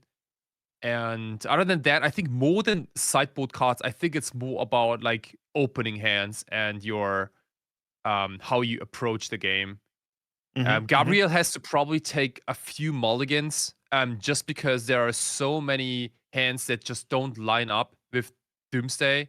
He has to aggressively go down to 6/5, maybe even down to 4, just to hit Warping Veil to which counters a sorcery like Doomsday, or Disruptor Flute, or a very fast Khan the Creator to at least stop Lotus Petals from working. Cool. So let's jump into the game. Let's see how that one's gonna work out. Current Silex, quick question, doesn't stop Doomsday, right? Because it only stops you from paying life, but Doomsday makes you lose life. Yes, exactly. Yeah, exactly. I mean, you can stop like forces and fetch lands maybe. Yeah. Okay. Looks like Gabriel is happy with the opening 7. And Arvid is like, stop. Gonna make you wait for a short moment here. Okay, and now the match is ready. Starting off the names like Cloud Post, of course. Passing over to Pablo, who's got the Fantastic card, a bunch of Dark Rituals, a Forcible. Could this already be the dreaded turn 1 Fantastic card to the kill? The Ponder probably not helping him all that much. Actually, are those Dark Rituals? I think they are. I see 2 Dark Ritual, a Fantastic card. Is there like a way where you use the Forcible at some point? No, because you gotta play something after the Fantastic card and you get to 5 mana. Is there like any black spell you can cast afterwards? I think there's a Thoughtseize. Yeah, there's a Thoughtseize. Dude, we might actually have to turn 1 Fantastic card. If those 2 cards that I think are Dark Rituals are Dark, and they are, well, we're gonna find out. You were asking, is the Fantastic card gonna be good enough? If it's not going to be good enough on this turn, then it certainly is not good enough for the matchup. But let's see where this goes. By the way, Pablo also undefeated thus far. 6-0 into 2 IDs. looking to not stop his rampage. Yeah, very impressive run, Pablo. Interesting. Yeah, the stack looks so powerful, and it might not even be crazy to call this one of the best legacy decks we've ever had. Maybe. It's probably a little early to say so, because we've got some real juggernauts. Like, we've got decks that completely annihilated the metagame, and Froomstay certainly hasn't done that one yet, but it might actually do so. Yeah. But like, Julian, from like yesterday, the matches we saw yesterday and also today, like what we can certainly say is that it's difficult to sideboard. It's difficult to sideboard against a deck that runs Doomsday and the Fantastic card, just because they're so different. Yeah. You know what you would need against a deck like that? You would need something like Deafening Silence, so you can at least kind of attack both angles somewhat. And even then, Deafening Silence isn't that great against Doomsday, but at least does a little bit, especially on the first turn. It also makes it so that you can force a fill and they can't force back. But dude, Gabriel, how many spells did Gabriel play this game? Gabriel has not cast a single spell. He has played a single card. He made a land drop. He made one single land drop, and that was his entire appearance in this quarterfinals match. Thank you for playing. Which, dude, this means something, right? Like this definitely speaks for the Broomstay deck. Very much so, yeah. Goodness. Oh wow, dude, Pablo, he's on an absolute rampage. He's bulldozing his way all the way to the semifinals by now. I think we're gonna look at more of the quarterfinals. I've been being told. So there's more legacy action, of course, coming your way while you're waiting. Check us out on Instagram. Check us out on Facebook. Yeah, sure. Check us out on Twitter. Are you still using Facebook, by the way? I'm not. Like, I use Facebook Messenger maybe, but yeah, at the very best, right? When you still have some friends who are stuck there. Yeah. Otherwise, you can get your favorite conspiracy theory from Facebook. That could be a thing. Okay, so here, and speaking of favorite things, Jeskai Wizard's certainly one of the cooler decks in Legacy these days. We got Victor Gomez, and he is playing, well, basically what you could call Wizard's tribal mid-range aggro. This is basically, I want to call this Jeskai Maverick almost, because it's all about the mid-range. It's definitely a collection of nice flashy Jeskai cards. Tamio, Thanatar Trainer are the main creatures that hold this deck kind of together, and you have Flame of Honor, which is kind of like a command card. You choose one, but most of the creatures are wizards. So it will, you will be able to choose multiple things of this. The Magus of the Moon is kind of cute in the main deck. It's a wizard after all. It is a wizard, Harry. And you get to steal games against lands, maybe. Also, 2 copies of Dress Down and 2 copies of Wrath of the Skies. So a lot of cards against creatures in combination with Soul Supplantation and Prismatic Ending. A lot of the best answers you can have against most decks in the format. Something we haven't seen at all. I'm just noticing, because as we see a Jeskai deck, and you mentioned Wrath of the Skies, we haven't seen any of the Sewer Valence camera decks. But that's, I guess, a different topic. I was just like feeling randomly. Yeah, we haven't, because this deck would be like reasonably good against that. But yeah, this deck is the kind of deck, it's never really bad against anything. It's also probably not gonna be massively favored against anything else. It's just a pretty solid deck, and I mean that comes from you and me, who are both Jeskai haters, right? Yeah, that's more like Jeskai wannabe control deck haters. It's a little difficult to be in the commentator booth with you, commenting on a Jeskai deck, just because like we have a very strong opinion about Jeskai decks in general. But that should make it even easier, because now you have something to bounce off. You see, look, Victor went undefeated with Jeskai Wizards. We clearly didn't. So, who am I to tell? Also, shout out to Team Lintering Souls here, of course, Andre Compile, playing Boros Energy. I want to say kind of like almost, if it wasn't for Broomstay, I would say this is the deck of the weekend. Whenever we see this deck on camera, it does really well, and basically performs even better than you would expect it to. this is just an overall pretty synergistic aggro deck that we haven't really seen in quite a while in Legacy. So I'm excited to see what it can put up against the Cheskai deck, which I would guess is supposed to take the role of the control deck in this matchup. Wouldn't you agree? Yeah, absolutely. Absolutely. I'm very keen to see if Boros Energy just, overruns the opponent, or if Wrath of the Skies clears up the entire board and we see like a Wizards comeback. Also, This this can is go one blue card short of also being a Cheskai deck. Sure. Sure, that works as Sure. well. Okay, Yeah. cool. So let's jump into the match. Let's see how things are going. I would guess Victor is actually gonna be on the play here. And he's got Tamio on the first turn. Second turn, nothing, just getting the clue token. Oh, actually, it's the third turn after being... Oh, no, the Wasteland has been surveilled in the graveyard. Okay, just catching up on the game set here. Andrea, of course, got a second Wasteland, running that one out here. Probably not excited to use it. Oh, smart. See? Okay. But can you tell us why does he sort of Plowshares at that point? Yeah, you have to be careful when removing Tamios. You want to do it when there's no option for the Tamio player to transform it in response. Okay. Yeah, and Victor, of course, using his clue token there, tapping out for it. It's kind of like Andre kind of gave a tell by not using the Wasteland on the main phase. But yeah, okay. I mean, it would have worked out the same way, so it doesn't really matter all that much. But Tamio is still in there, creating additional clue tokens. And in the absence of any aggressive start out of the Boros Energy deck, I would say even that Victor is happy just collecting and cashing in his clue tokens. Yeah, definitely. Like so far, it's smooth sailing for Victor and his Jeskai Wizards. Andre kind of far away from any pressure so far. And using the Flame of Anor to flip the Tamio there, plus 2ing it on passing the turn back to Andre, who now really needs to make something happen. You can't sit back against the Jeskai Wizards deck with the basically aggressive deck, the deck that's supposed to be the beatdown in this matchup, and do nothing on your third turn as well. Like Victor is sitting there pretty happy. Yeah, totally agree. Yeah, absolutely. And like in Tamio's backside is also like weirdly powerful against Boros Energy in particular, because it gives all attacking creatures -1/-0.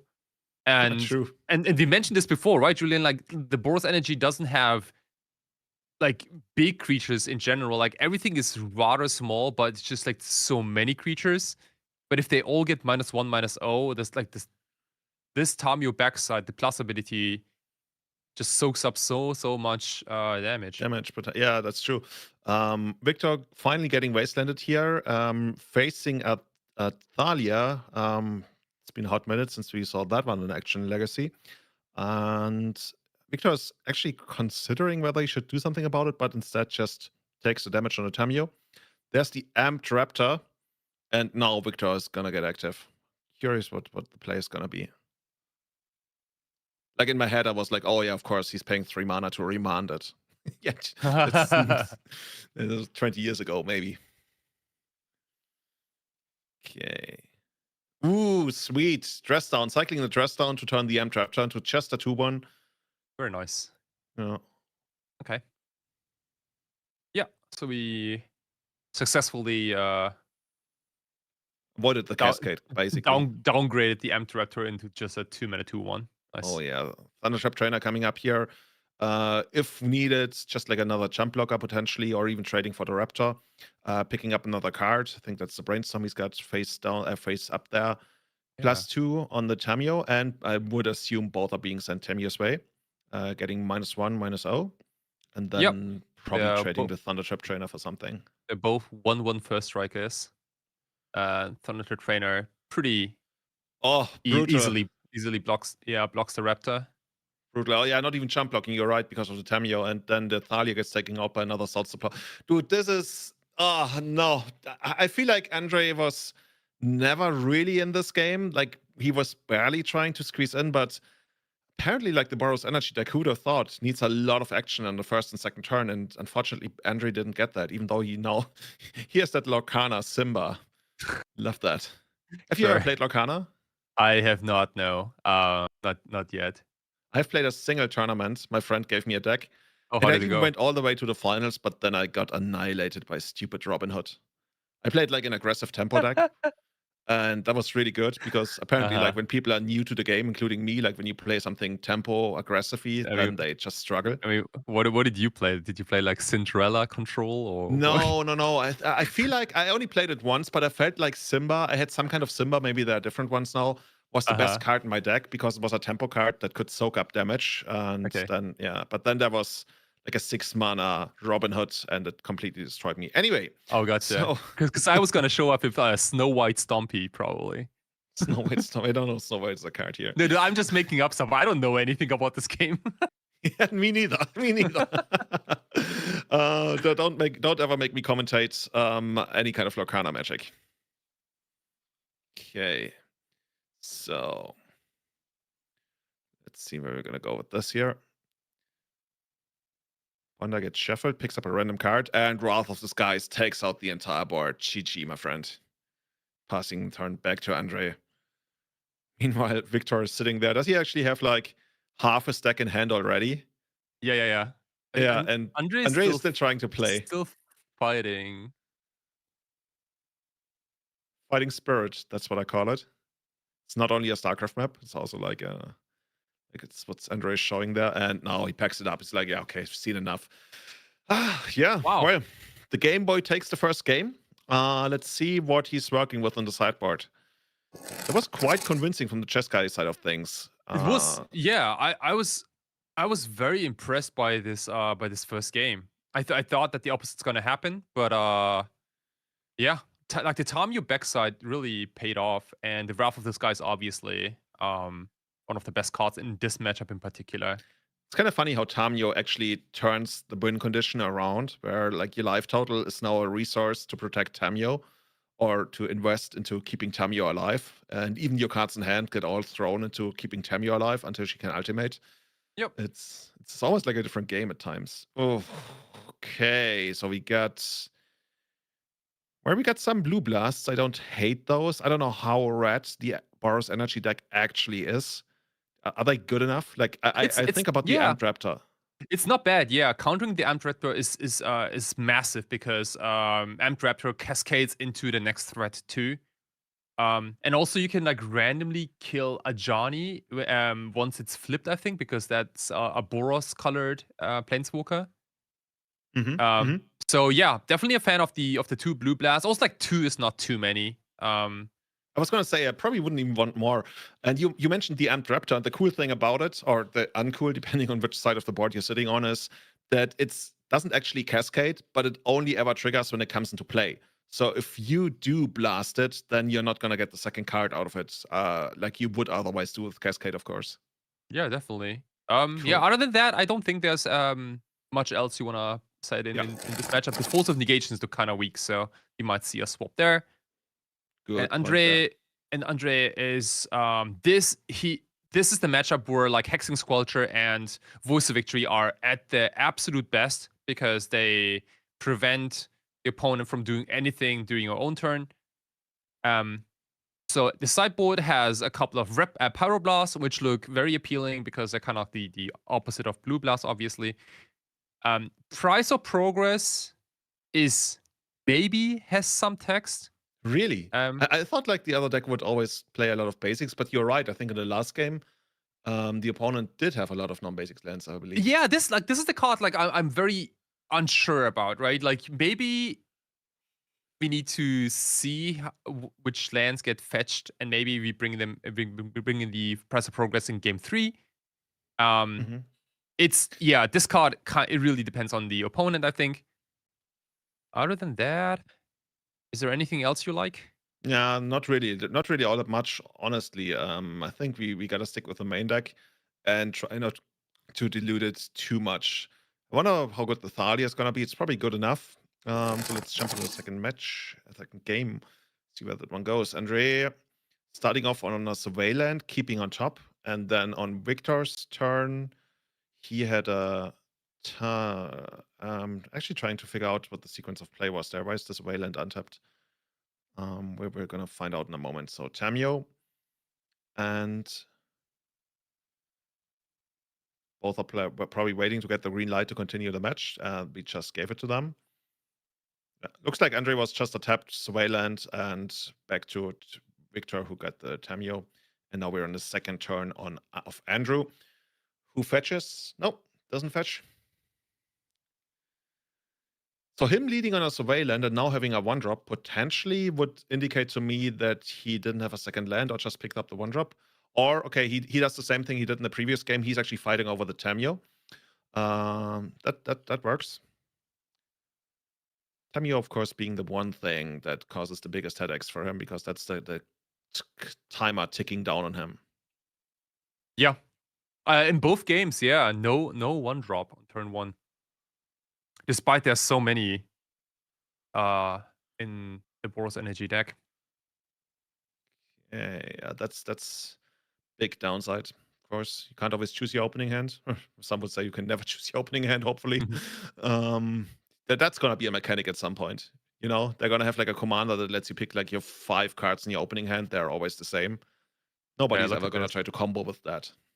Hexing Squelcher, Maxing Appearance. This is a very obnoxious magic card. Some people say it's the best card from the Loven Eclipse set. I think it's definitely up there. Formidable Speaker is also an insane print from that set. But Hexing Squelcher, 2 mana, 2/2. This guy cannot be countered, and all your spells also cannot be countered, and has a ward 2. Pay 2 life. Yeah. I guess in the end, nothing a little Swords of Plowshares couldn't fix. But other than that, yeah, it's quite the obnoxious card. The ward 2, pay 2 life, of course, would be even better if we had any kind of offense going. So I think Andre's next turn is gonna be very indicative of whether he's gonna have a good shot at this match. Because if he's not able to produce a little bit more offense, I think that the raw card power of Jeskai Wizards is gonna bury him under Flames of Anor eventually. Yeah. Definitely. Yeah, like the Hexing Squelcher, like, definitely had some like Vexing Shusher vibes, I think. Yeah. That card I remember. I used to play that in Enchantress many moons ago. Yeah, that was a fine magic card. Kinda. That's a Thalia, I believe. Dude, Thalia against Tamio, not that much of an even fight. Because at the very worst, Tamio just stays the same. But Thalia, if they had some kind of built-in tick down to win the game, who knows? But yeah.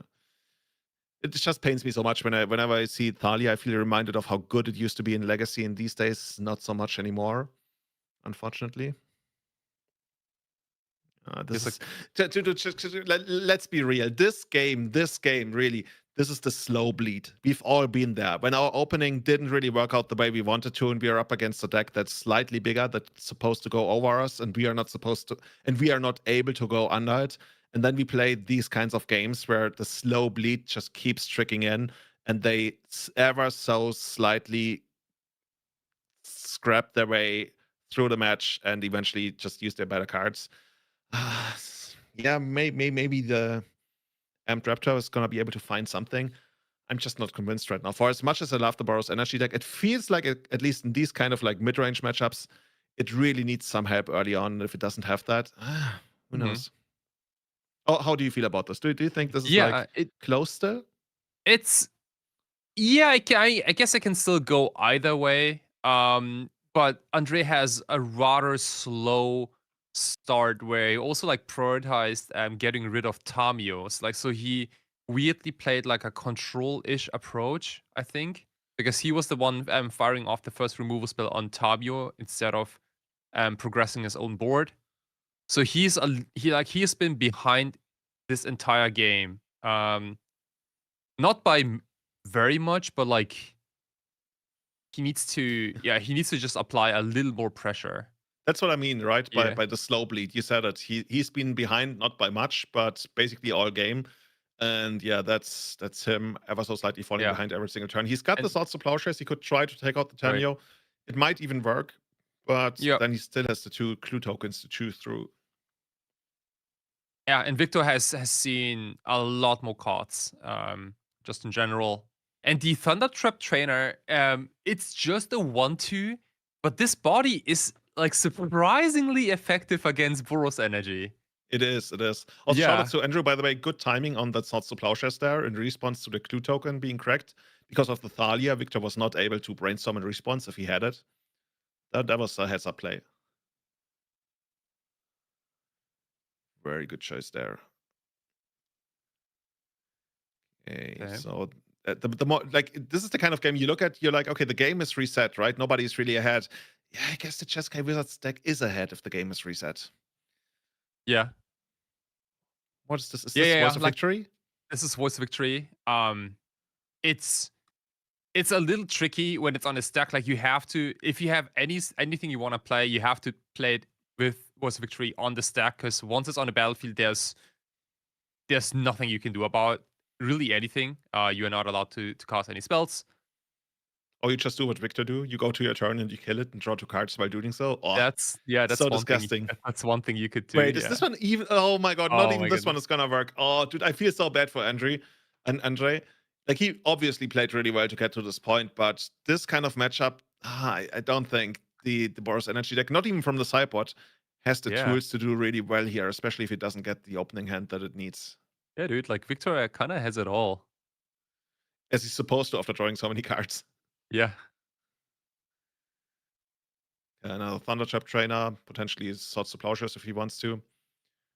The Greed is probably gonna win out. Let's put the Thunder Trainer on top. How much is it to copy? Like 4? It costs 4 mana for Aladdin, I believe. Yeah. Which is possible in this deck. Jeskai Wizards is not a big mana deck. Like most lands only produce 1 single mana, but you will get to a point where you can just like randomly cast it with Offspring and get another copy in. By the way, Kai, how do you feel about that Magus of the Moon we talked about during sideboarding? Dude, I hope so much. I hope for Victor that it's like now it's actually not terrible, but I would probably immediately side it out against a deck that's half red. Or that's Price of Progress. Price of Progress from Andrew would be like really awkward. See, like, I mean, that's why you and I are not in the top 8 and those guys are. Like, I would have brought in Price of Progress and cut Magus of the Moon. Oh my goodness, dude. Let me remind you, you would have brought in Price of Progress. Yeah. Okay. Okay, so yeah, this is pretty rough for Andre. I don't think his deck has a good catch-up mechanic. He's certainly gonna try. There's another Voice of Victory. If that one maybe sticks this time. And we see so much removal, of course, on the other side of the board. Raptor crashing in, gonna get the double block. Victor doesn't seem to care too much. Yeah, Ocelot Pride, of course. Ocelot Pride, one of the few ways to, I guess, build a board and try to catch up if it survives. But it's gonna need some backup. Probably something like what's it called? Soul Guide of Souls. To send it to the air to gain some life, and then I don't know, Goblin Bombardment, your way to victory, while Victor only draws the basic land or something. It's gonna be rough, not gonna lie. This game certainly not indicative, this entire match certainly not indicative of the whole power of Boros Energy. Looks like to be a great deck, just couldn't do its thing this time. Maybe it's a little underwhelming, this game, just because we've seen how much it can do in previous rounds when it played against like lands and Eldrazi, and it had like such a good showing of what it's capable of doing, right? In this matchup, we were actually kind of biased because we saw it doing so well, and that was an outlier, and it's actually not as good as we made it out to be. Possible, that's very possible. But you've got a nice way of saying a deck is not really good without actually saying it. See, That's why I do coverage. No, just kidding.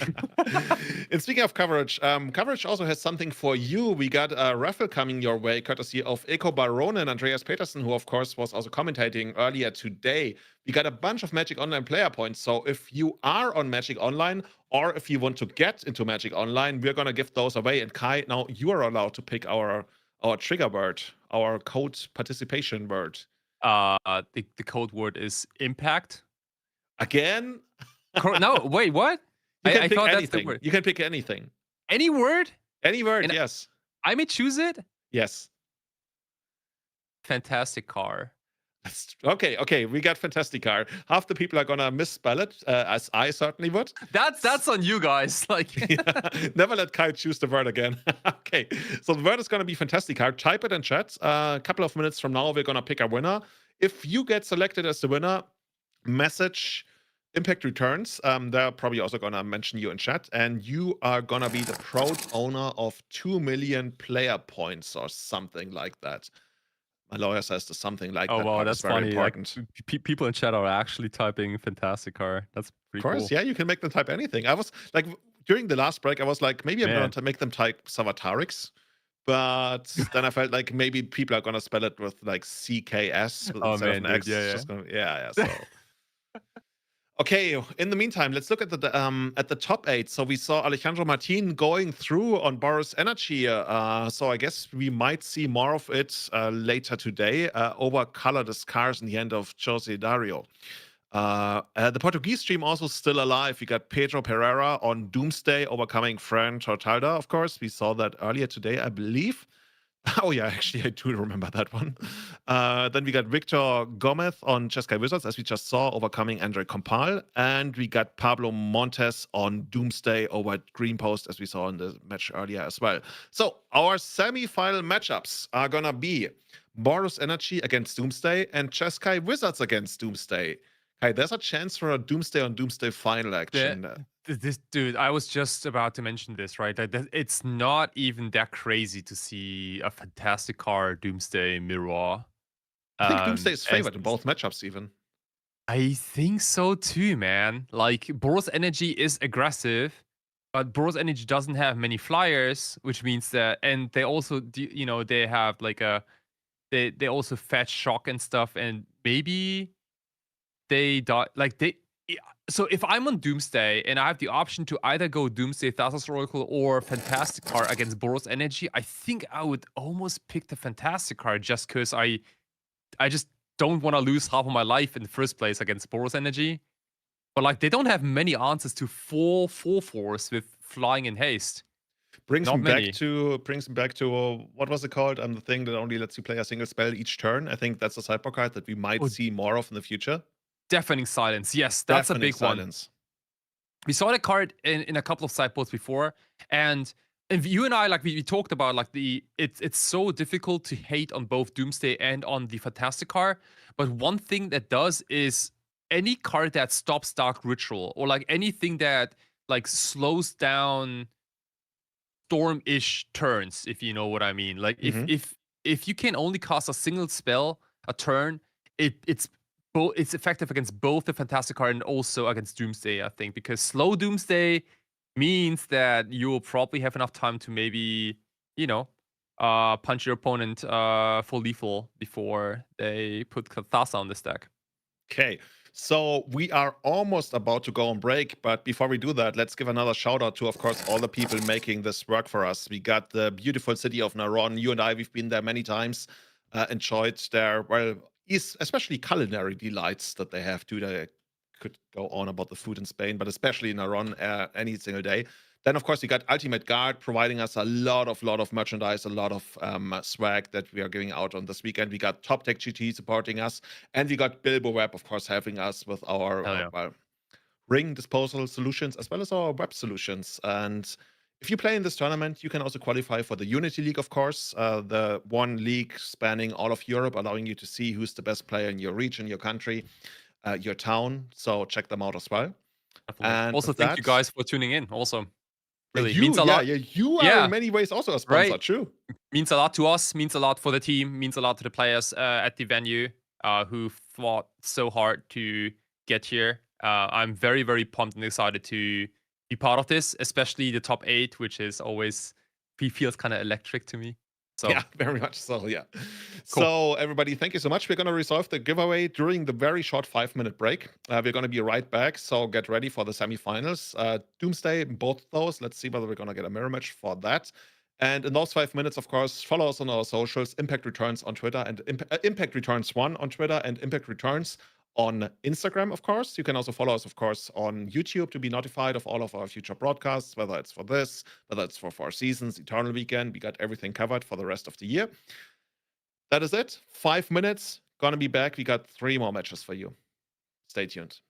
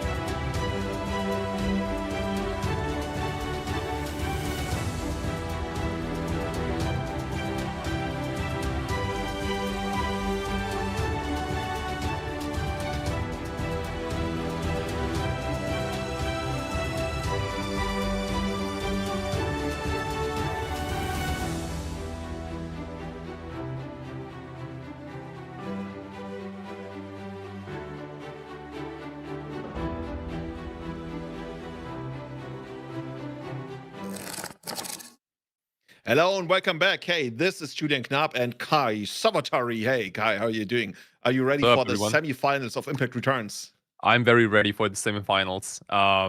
And I got good news. Half of the semifinal decks are my favorite deck in Legacy. Oh, I never took you for a Boros Energy kind of guy. Oh, no, that's actually a quarter of the Yeah, anyway. Yeah, you're right. You're right. Half the semifinals are going to be Roomstay. And as we were just getting ready for this round, you and I, we were talking about what's the maximum speed on a Fantastic car? Has that ever been properly established? I would say like it's at least 400 kilometers per hour.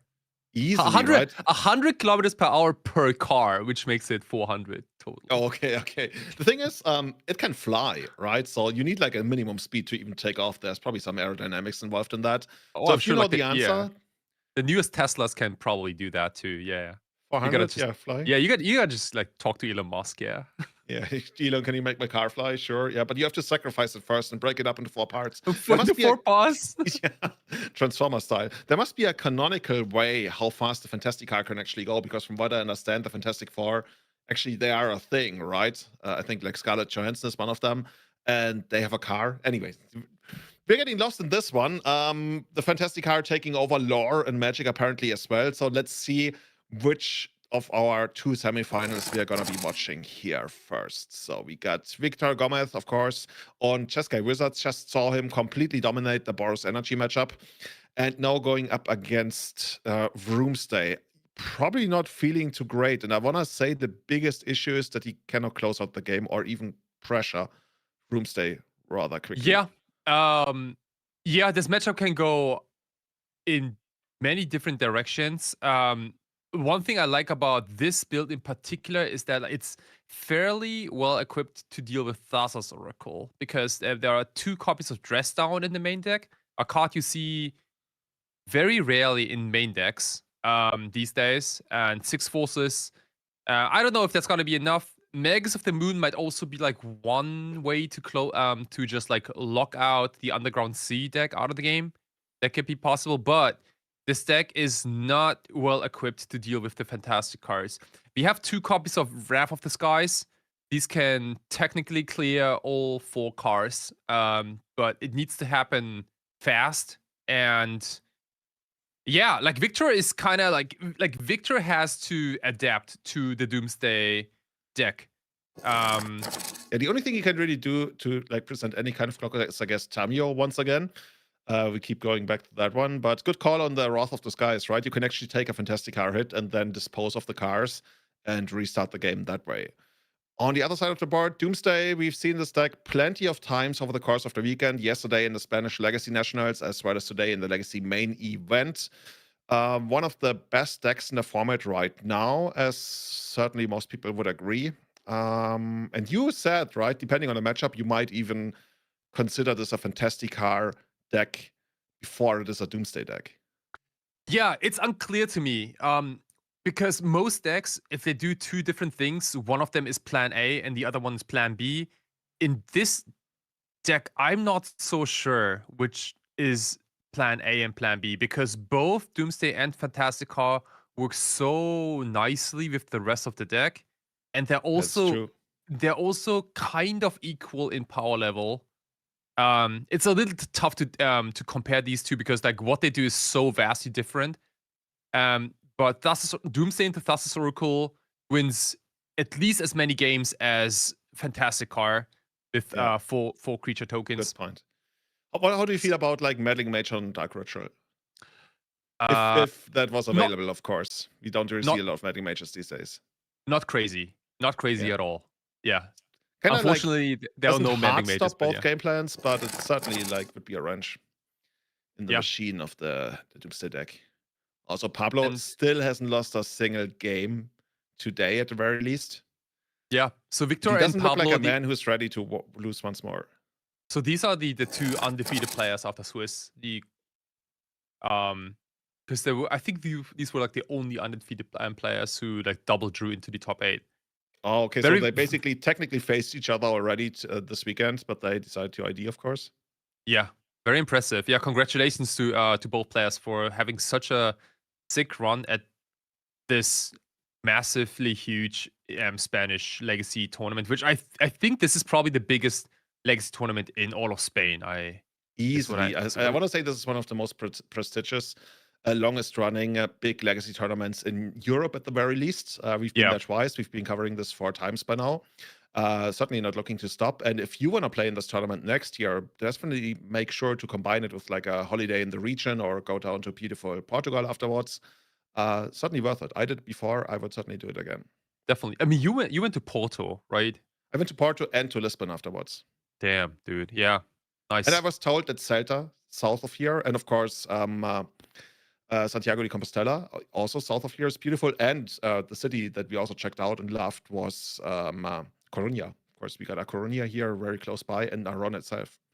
Definitely. So if you're watching this, if you enjoy the show and enjoy this tournament run, you can be part of this too next year.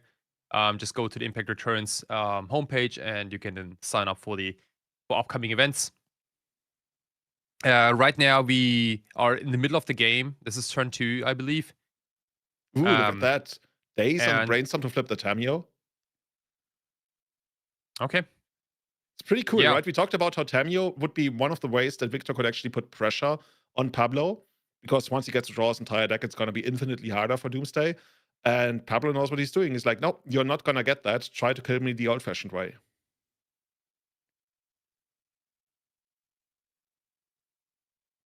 Yeah, so far, Victor is definitely slightly ahead with Tamio. 2 clue tokens. He has his main engine rolling. And now it's the question, like, can my cantrips get me all the tools to beat Doomsday and the Fantastic Car? Because both can kind of kill out of nowhere. Yeah. So this time, Tamio actually gets to flip as the brainstorm resolves. Meanwhile, while we're waiting for Victor to finish this, everybody, we just talked about this tournament. Actually, turns out there's going to be another Impact-produced tournament next year. It's not only going to be the 4 seasons, the Impact Returns, the Eternal Weekends that we bring you, that you love, that you crave so dearly. We are also going to have a big event by the end of March in Bilbao. So Bilbao, of course, a lot easier to get to. Lovely city in the north of Spain. So if you want to play Legacy, if you even have like maybe a family, you want to take them on a vacation, make sure to earmark March of 2027 in Bilbao. So more information coming your way, especially for Europeans, of course. I checked it out in the past. There are a lot of direct flights to Bilbao. So if you like this tournament, and the only reason you didn't come was because it's a little bit harder to get to, Bilbao Impact Returns, or whatever you're going to call it, the name hasn't been decided yet, is going to happen next year. And for more information, make sure to follow us on Twitter, on Instagram. Impact Returns on Instagram, Impact Returns 1 on Twitter. That's awesome. I'm going to be excited for that. Cool. Yeah, because Impact Return, like, they started a little smaller a few years ago, but I'm so happy to see that they've been growing rapidly. Yeah. Very nice. Oh, and by the way, of course, because not every tournament is the Impact Returns tournament, but it's of course going to be produced by the Impact TCG live crew. Make sure to follow those guys on Twitter as well. Those are the ones who are actually like, your Inigos, your Davids, all the people behind the scenes making this work. So make sure to follow Impact TCG live. Cycling here, getting a little bit deeper. Tamio has been flipped. We got now 2 clue tokens as additional available cards.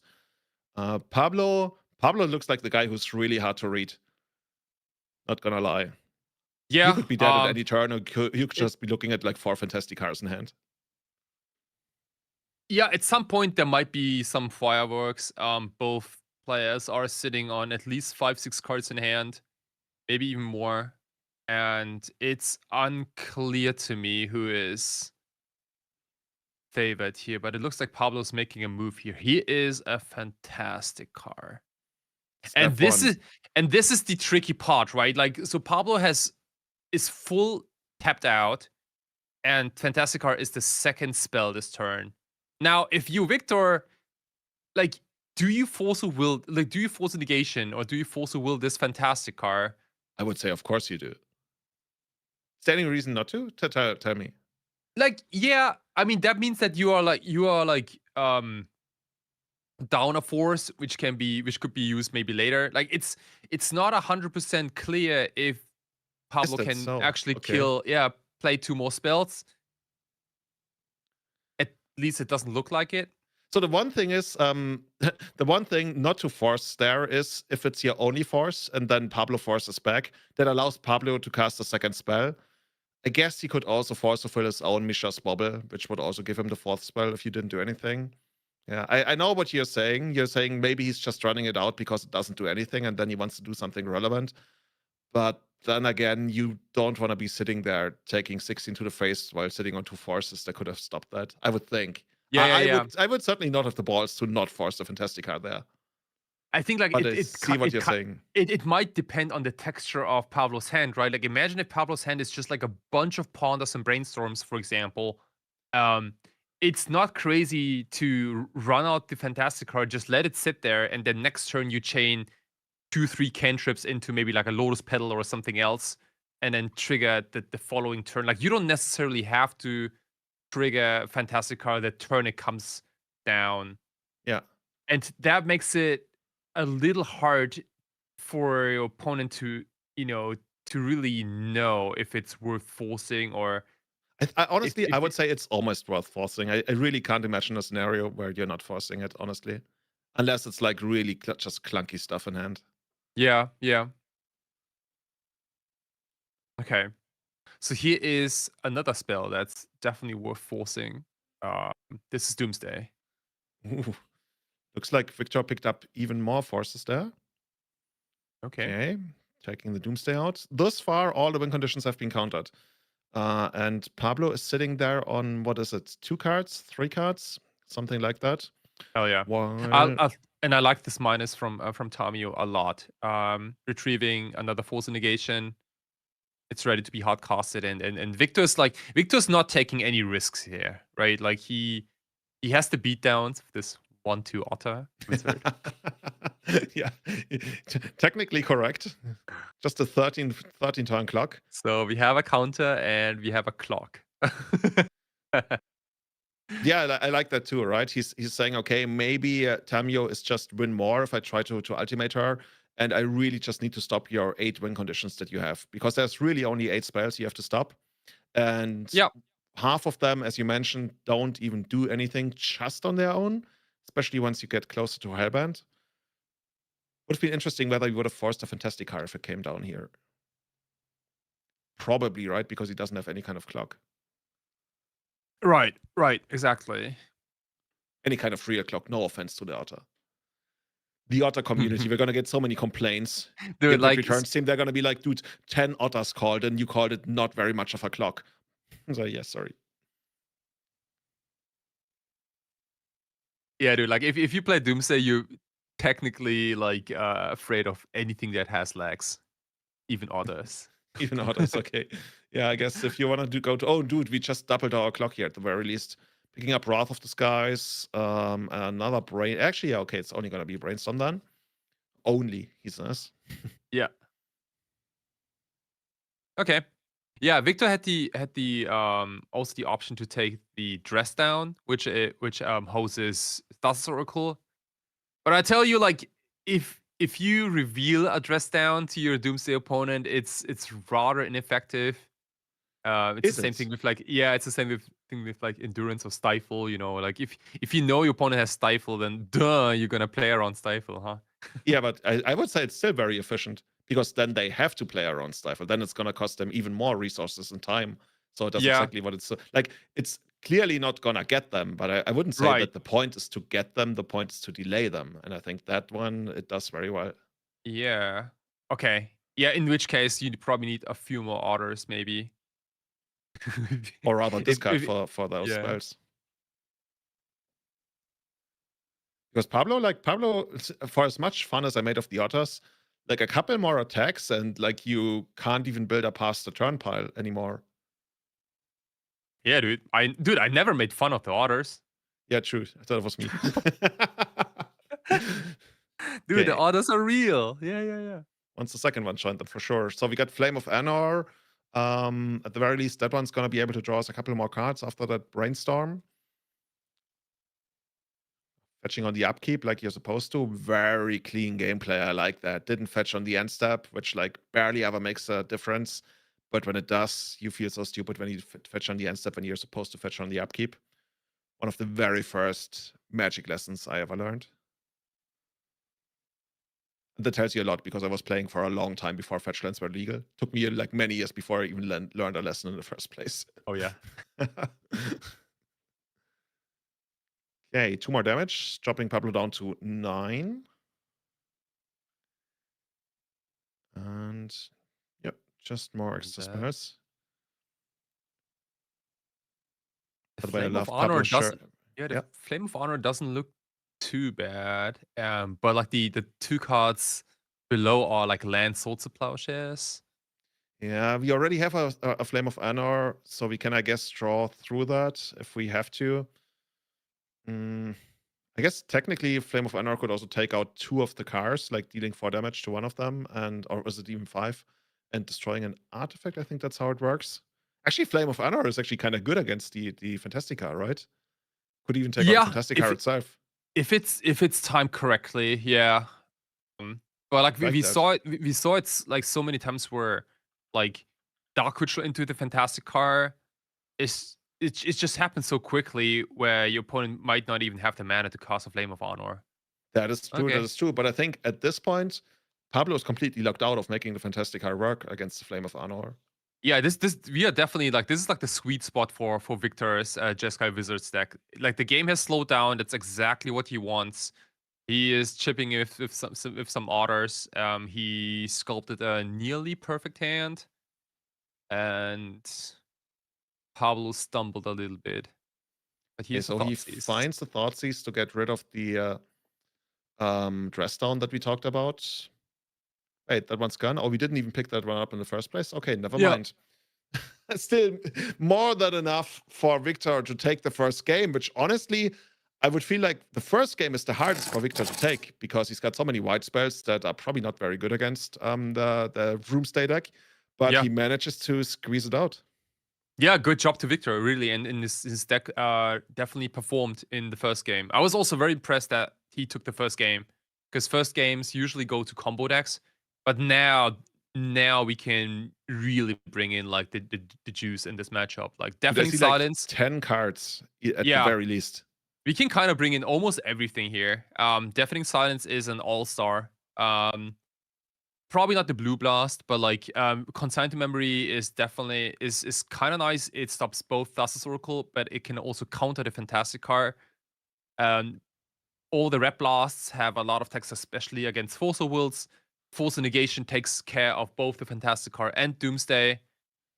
And Magus of the Moon weirdly has some prison like I win button type of effect. It's certainly super maybe. annoying. Like whenever I play, or rather when I play Magus of the Moon decks against Doomsday, it always feels like it really makes them work much harder to get their Doomsdays off. Definitely. Yeah. Let's take a look at Doomsday. So, as you mentioned, like the main deck is a very turbo-ish approach with Doomsday and Fantastic card, a bunch of rituals and the best cantrips. Post sideboard, there is the option to have a third plan in Barrogoyf and Doughty Voidwalker.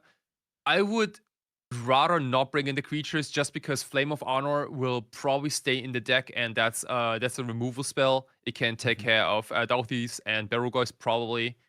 I'd be interested in the Duress to take care of Countess, and the same for Flusterstorm. I think both Duress and Flusterstorm do an excellent job in fighting, like winning counter wars.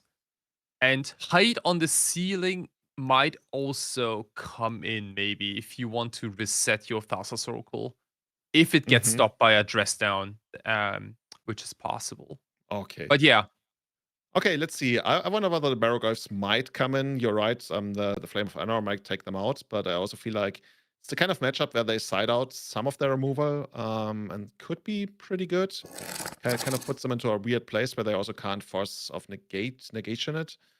So let's see. I don't know. I kind of want to see Barrogoyfs in action. We haven't seen them all day long.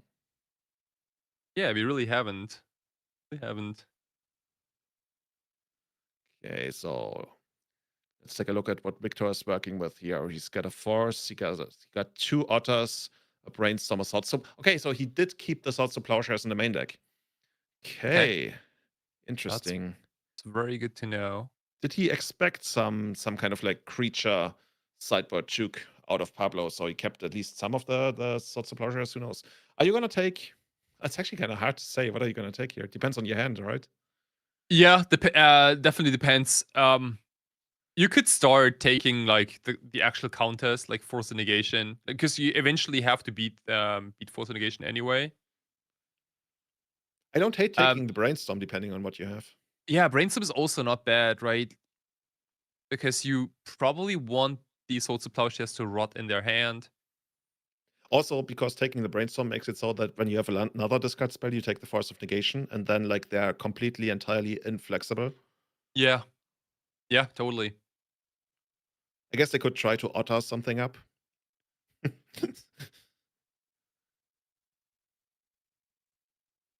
Okay, so Pablo, what's it gonna be for you, my friend?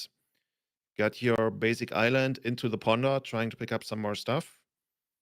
Didn't really see anything menacing, threatening on the other side of the board. We're looking at a Force of Will we could take. Maybe we already have one of those. Nope, not interested in any of those cards. Victor, of course, probably happy about that. By the way, what is that on the sleeves of Pablo? Some kind of fish? Like Mystic Remora, maybe? Oh, that would be cool. That would be such a random thing. Yeah. We printed Mystic Remora sleeves. You know, like, yeah, it's kind of random, but I feel like Mystic Remora would be kind of good in this matchup on either side. I feel like Mystic Remora has been technically good in Legacy ever since I started playing, which is like at this point 20 years. Like I remember 20 years ago, people played Mystic Remora on their sideboards, and they were like, no, trust me, it's really good. And back then I trusted them, and now I don't trust them so much anymore, honestly. So it was a tech. So like when I started at Ad Nauseam Tendrils, like way back, a guy in our play group played High Tide, which was already pretty good against Ad Nauseam Tendrils, and then in the sideboard he had like 3 copies of Mystic Remora. So once that is on the battlefield, like you as the Ad Nauseam Tendrils player can kind of never go for a win because you feed them 8-9 cards. Yeah, and among them, and they play a playset of Flusterstorm and Force of Will. So that was kind of rough. I don't have many good. Yeah, I don't have many good experiences with Mystic Remora in Legacy. To me, it's a little bit more of a vintage card. I've seen it pop up in vintage here and there, but that's also like better part of a decade ago. Let's see. Got another Brainstorm here now on Pablo's side of the board, trying to improve his hand. This is like the calm before the storm, right? This is where the commentators share their stories from old Egypt before anything relevant really happens. Yeah, definitely. Both there's a Doomsday, by the way. Both players setting up. He just put a Doomsday second from the top, which makes me think Pablo already has one. Okay. Oh, but he didn't play a fetch land, so maybe he's just hiding it down there.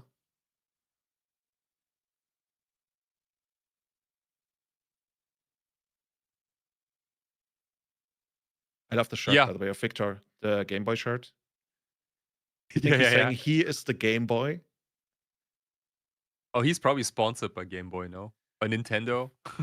It would be so random, like if Nintendo started coming out with like advertisements for the Game Boy. By the way, if you watch those 90s ads or even 80s ads for the Game Boy, dude, those would not fly today. Holy shit. Oh, yeah? Yeah, like half-naked woman coming into your room and like offering you food in a Game Boy. And dude, I randomly watched one of those ads the other day, and I was like, holy shit, like absolutely no way. See, like but that's how Nintendo used to advertise. Yeah. I got a Game Boy back then, and like I didn't even have to watch any of the ads. Yeah, me neither. What was your first game on the Game Boy? Pokemon Blue. Oh, okay. Yeah. Mine was a little earlier. My first game was Spider-Man, and of course Tetris and Super Mario Land. Oh, dude, that's like a couple years even before like Pokemon 1999. Pokemon came out like 7 years later. But what was your starter Pokemon, by the way? Which one did you pick the most?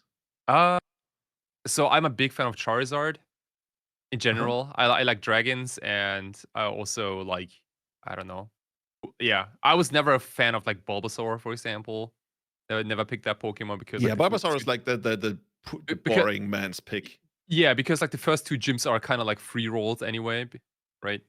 Well, that one I didn't think about so much. It was just like I liked Squirtle because he was like blue and I liked blue and he was cool and he had like an attitude and everything.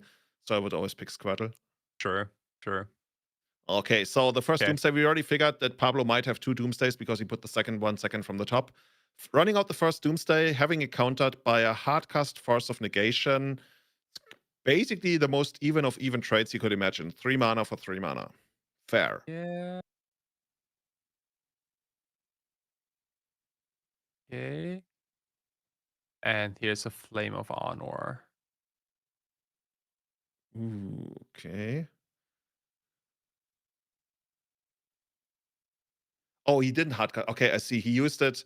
He alternate casted the Force of Negation to be able to cast the Flame of Honor, and of course also like incidentally playing around the days that ended up hitting the Flame of Honor.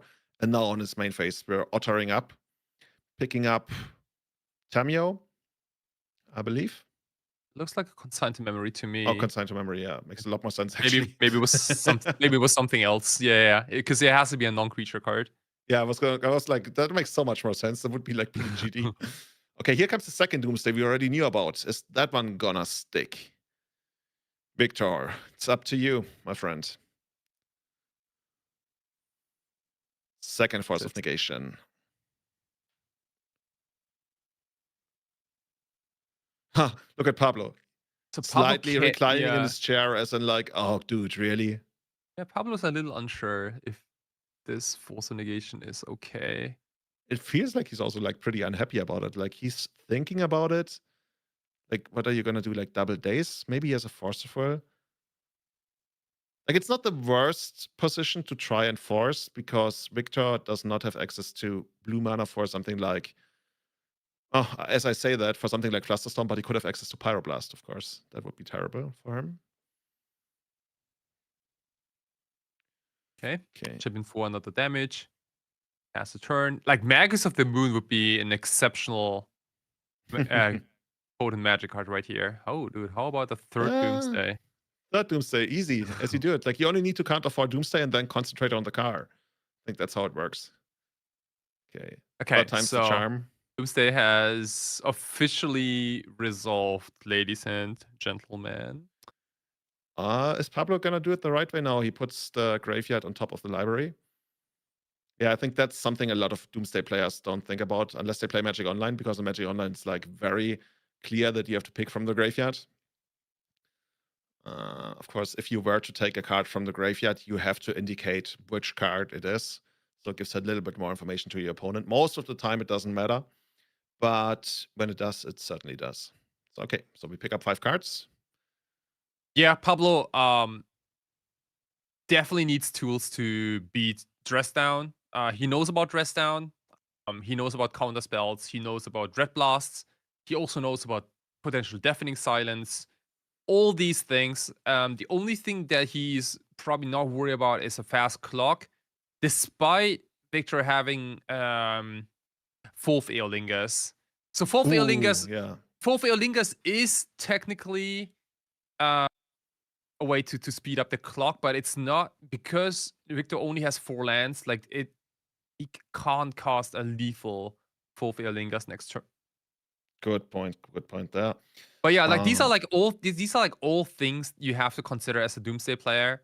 We're making pile, and I will say this: like, there is almost never a perfect pile that beats everything. It's just not possible. You need to know what your opponent has, and then you have to be like, okay, so I make this pile that beats Dress Down and 1 Red Blast maybe, but it can't beat 4th Eolingus and 2-3 other things. So you're saying, right? you have to pick your poison, basically. You have to pick your poison, and you have to go with like what's the most likely thing to happen me in this particular game. And that's also like why I rarely get salty if I play Doomsday and if I lose to my opponent. Just because like if my pile didn't work out, it's usually on me. And maybe my opponent, top decked something very powerful. I mean, that's always. You say you rarely get salty because when it doesn't work out, it's on you. Does it mean you do get salty when it's not on you? I've actually never seen you salty, honestly. Like, you're one of the players who's always chill.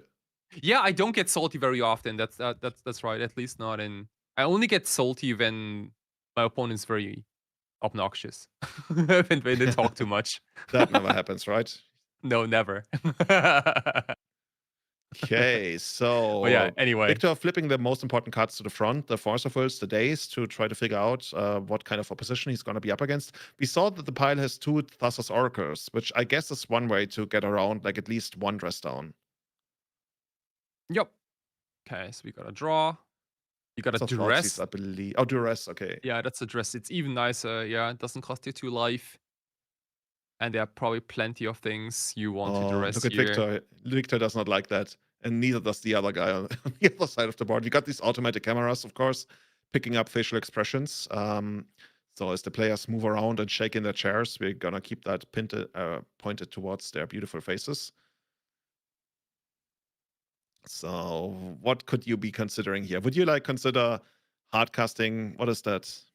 You got Force of Will, So, Flame of Anor, and a consigned memory. Okay, I can definitely see why you are tanking here. So you could also will this duress and hide the consigned memory, or you just let duress happen.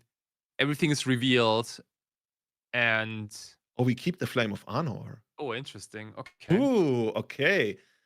Okay. Also, by the way, Pablo has a fantastic card in hand, but he's probably not going to be able to trigger it yet. But maybe he's, creating a pile that still triggers fantastic card next turn. Oh, that's actually brilliant, because Flame of Honor, I totally missed this part, but it says like target player draws 2 cards. Sounds like you haven't lost to that mode yet. Not yet, bro. No, but he can kill. This kills people. Target player draws 2 cards. Like, that's like, in Vintage where you ancestral recall your Doomsday opponent. Yeah. That's nuts. That's nuts. By the way, Pablo had the option of forcing back, so it's very tempting, right? When you run out of duress and your opponent forces it, that you might want to force back, right? He's like, nope. Just sitting there on the Fantastic card, and the Fantastic card turns out victorious on 16. Oh no, he would be dead in a single swing. We got a Ponder on the other side for Pablo. We got a card from the top. You can't tell me that Pablo is not able to put together 2 more spells next turn. But the Flame of, oh my god, dude, this is so deep. The Flame of Anor can actually take out the Fantastic card, but Pablo can protect the Fantastic card by pitching the Ponder. But then he might not be able to trigger it in the first place next turn. Yeah. You know what I mean? Definitely. Yeah. It's kind of razor sharp. When he's down to 2 cards. He's got another Cycler. Oh, and now the Flame of Honor is lethal? Now Flame of Honor is lethal. Oh no, actually, is it? Did he not? I think he didn't draw. Not yet. The Edge of Autumn is on the stack. That's even better, yeah. No way! Killing himself with his own Edge of Autumn. Oh, that's a highlight if I've ever seen one. Oh my god, Pablo. Insane. Dude, that worked so well for you, my friend. And then in the end, the Chess Guy Wizards deck was able to leverage the Flame of Anor to deck the opponent and make him kill himself with his own spell. What the hell did we just watch? This was intense. This was an intense semifinal. Yeah. Absolutely great magic. Especially with the Force of Will in the pitch, I thought that this game goes to Doomsday. But dude, like that Pyroblast, Jesus Christ. Wow, yeah, that was I wonder whether going back, there was a world where there actually isn't, right? Where you just like sit back and cast your oracles, but okay. Anyway, this was great. Dude, I love that. We see Doomsday going out, so half the Doomsdays are already down. We got the Chess Guy Wizards deck in the finals at this point, so we're going to see whether that's going to be a repeat or whether we're going to see what's the other matchup? Boros Energy against Doomsday, yeah. Did you expect Jeskai Wizard to be in the finals of this massive legacy event? Because I didn't. I certainly didn't either. It was not like Jeskai, like hello? Jeskai Wizards was not even on the top 10 decks I had in mind for the winner for this tournament. But man, that's crazy. Okay, let's hope that the second semifinals is gonna deliver just as much as the first one did. We got Alejandro Martin here on Boros Energy. And the deck that we've seen in action plenty of times today. Not too much to explain about it. What we have learned is it's most matchups, it's heavily dependent on getting some kind of early action. Of course, would love to see a Guide of Souls or an Ocelot Pride coming down very early on and then increasing the beatdown on the second turn. So let's see, take a quick look at Doomsday. Of course, Thalia gonna be a big thing to try and stop it. But Doomsday gonna be doing Doomsday things. And try to just, especially in the first game, race, I would assume. Yeah. We haven't seen this pairing yet, I think. Doomsday versus Boros Energy. Even better. We have already seen Doomsday versus the Jeskai deck, and also Boros Energy versus the Jeskai deck. And guess what? Jeskai beat both decks. But here, this is a completely different matchup. This is the fastest aggro deck against one of the fastest combo decks. Pretty much. And one of the fastest stable combo decks, right? We got some crazy kinds of combo decks in Legacy, but yeah, this is certainly one of the better ones out there. Boros Energy sitting at 7-1, only picking up one loss thus far in the tournament. Yeah, and very impressive. Our last Portuguese participant trying to carry the Portuguese cross into the finals.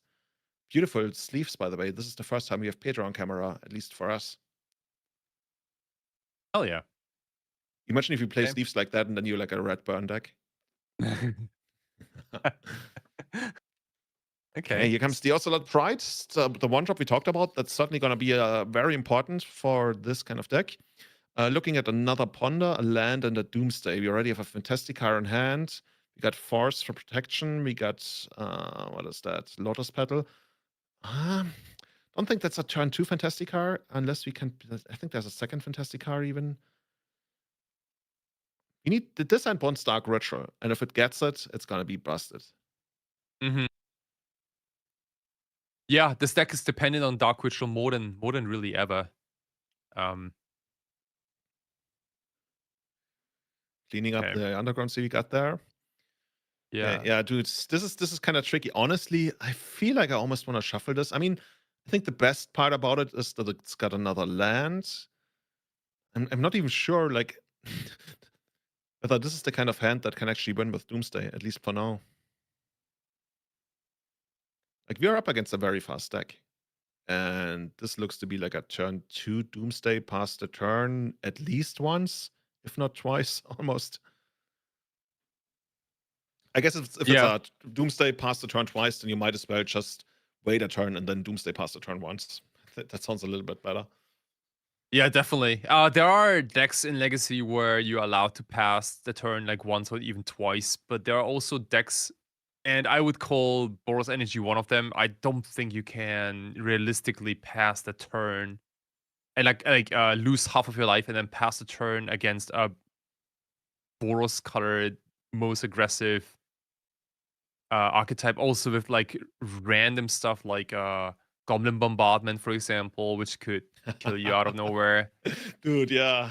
It's kind of you Doomsday players, you must have serious PTSD losing to the most random stuff you can imagine. We do. We have lost to like the most like random creature. I've lost to like, I don't know, Elfish Reclaimer beatdown, and I've lost to like so like Ignoble Hierarch with Exalted. Like all of that kind of like creatures that were not even supposed to attack killed me. Yeah, I can imagine. Okay. Oh, dude, that's pretty good, right? Voice of Victory, making it so that Pedro can't even force a fill anymore. So we got our own little beatdown going on for as hard as we can muster. Yeah. Oh, look at that. The Tempest Dark Ritual into the Fantastic Car. 2 spells, 3 spells, and here comes our Ponder, I would guess. Brainstorm even. Okay, 16 points of damage. Alejandro, you are down to 3 life at this point, facing 4 4/4 cars. Oh my god, that's, you know the name of the Pokemon, much Madonna or something. I don't even know. Do you not? I don't. I only know. Wait, hold on. I can look it up. I only know the German name. Is there like a Scryfall for Pokemon? Pokemon name in. What's the German name? Maybe chat is gonna help us. Mahomai. See, I was pretty close. Yeah, I totally made that one up. Hold on. Machamp. Machamp? Yeah, Is he known to, is he known to be piloting 4x4 cars, flying cars? I mean, he has 4 arms, so yeah. Oh yeah, see, that's actually a pretty smart choice. Pedro Damn. with style here. Yeah, and like we mentioned this like early on stream, right? Like flying is the key word. Like being 4-4s is kind of okay. You could technically jump block them, but not with cats. Yeah, flying in haste, these are incredibly difficult to block. And yeah, the flying certainly the big thing about the Fantastic car. And both players quickly going for some, actually not raw. Looks actually kind of chaotic the way that Pedro's sideboarding. I love that. It's like so here into that pile, maybe that pile. And yeah, we've seen both sideboards plenty times over. I think the Boros Energy deck, of course, gonna need a lot of Deafening Silences if they can have that. I think they have 4 copies. So if we got 4 copies of Deafening Silence and we can drop that bad boy on the first turn, that would certainly be a good start to the game. Doomsday on the other side. Like, honestly, we so rarely ever see Doomsday use their creature plan, at least on this weekend, that I'm not even sure if it's worth it anymore. Yeah, but it has something to do with the matchups, I think. If we haven't seen Doomsday versus, let's say, like Dimir Tempo or like Izzet Delva, because in these matchups, like that, these are like the Barrow Golf matchups, like the matchups where you definitely want to slow down, and instead of reducing the life total to a half, rather like deploy Barrow Golfs and stuff. What about the what's it called, Shieldred, the Apocalypse? That's another one. I'm a big fan of Shieldred, yeah. We don't see it in this sideboard. Shieldred is exceptionally good against decks with Mishra's Baubles, or just like a bunch of cantrips. Without Karakas. It's a little heavy because it costs 4 mana. But I've always been a fan. It's a little heavy. Yeah, she looks pretty heavy, not gonna lie, no offense. Okay, cool. So let's see what the second game is gonna bring for us. Let's see what they have in stock there. We are gonna have Alejandro on the play this time, which I guess he already was in the first game. And let's see whether you can get the Deafening Silence out there. That's such a cute little versatile card. Chat's still trying to figure out whether there would have been a better Doomsday pile. Yeah, that's always the thing about Doomsday, right? There, as you mentioned, there are always like many different ways you can build it, which of the stuff you can play around. Not always that easy. That's why Doomsday not as exactly known as the easiest deck to pilot in Legacy. Yeah, it got much easier though recently. Thassa's Oracle kinda helps. It used to be like this unsolvable monster with Labman and even before with Burning Wish.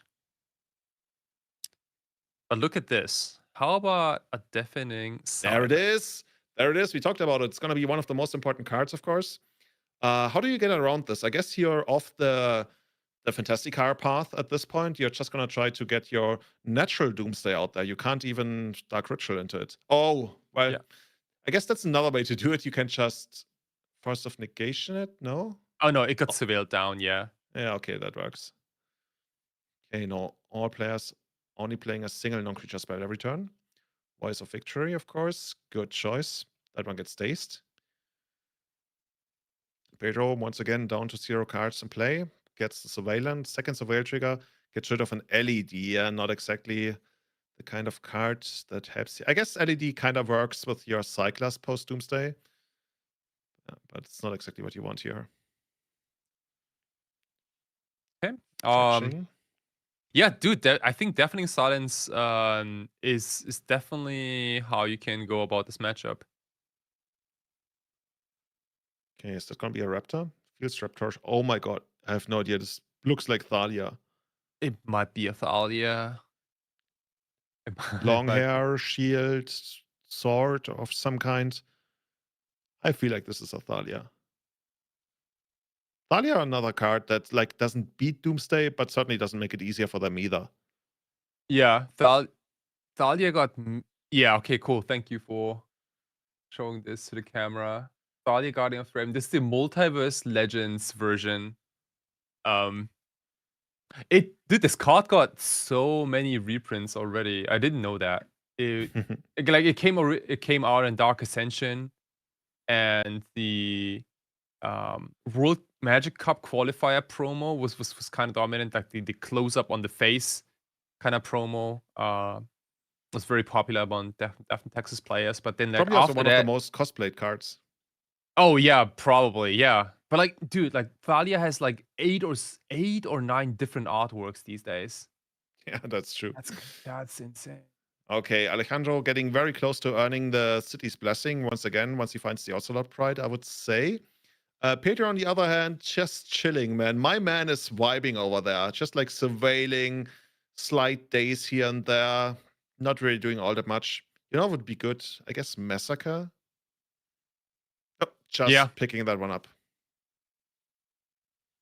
Okay. Yeah, that was a quick one. Dude, Deafening Silence really good. I can see this though, because like so the Doomsday deck doesn't have any answers to a resolve Deafening Silence.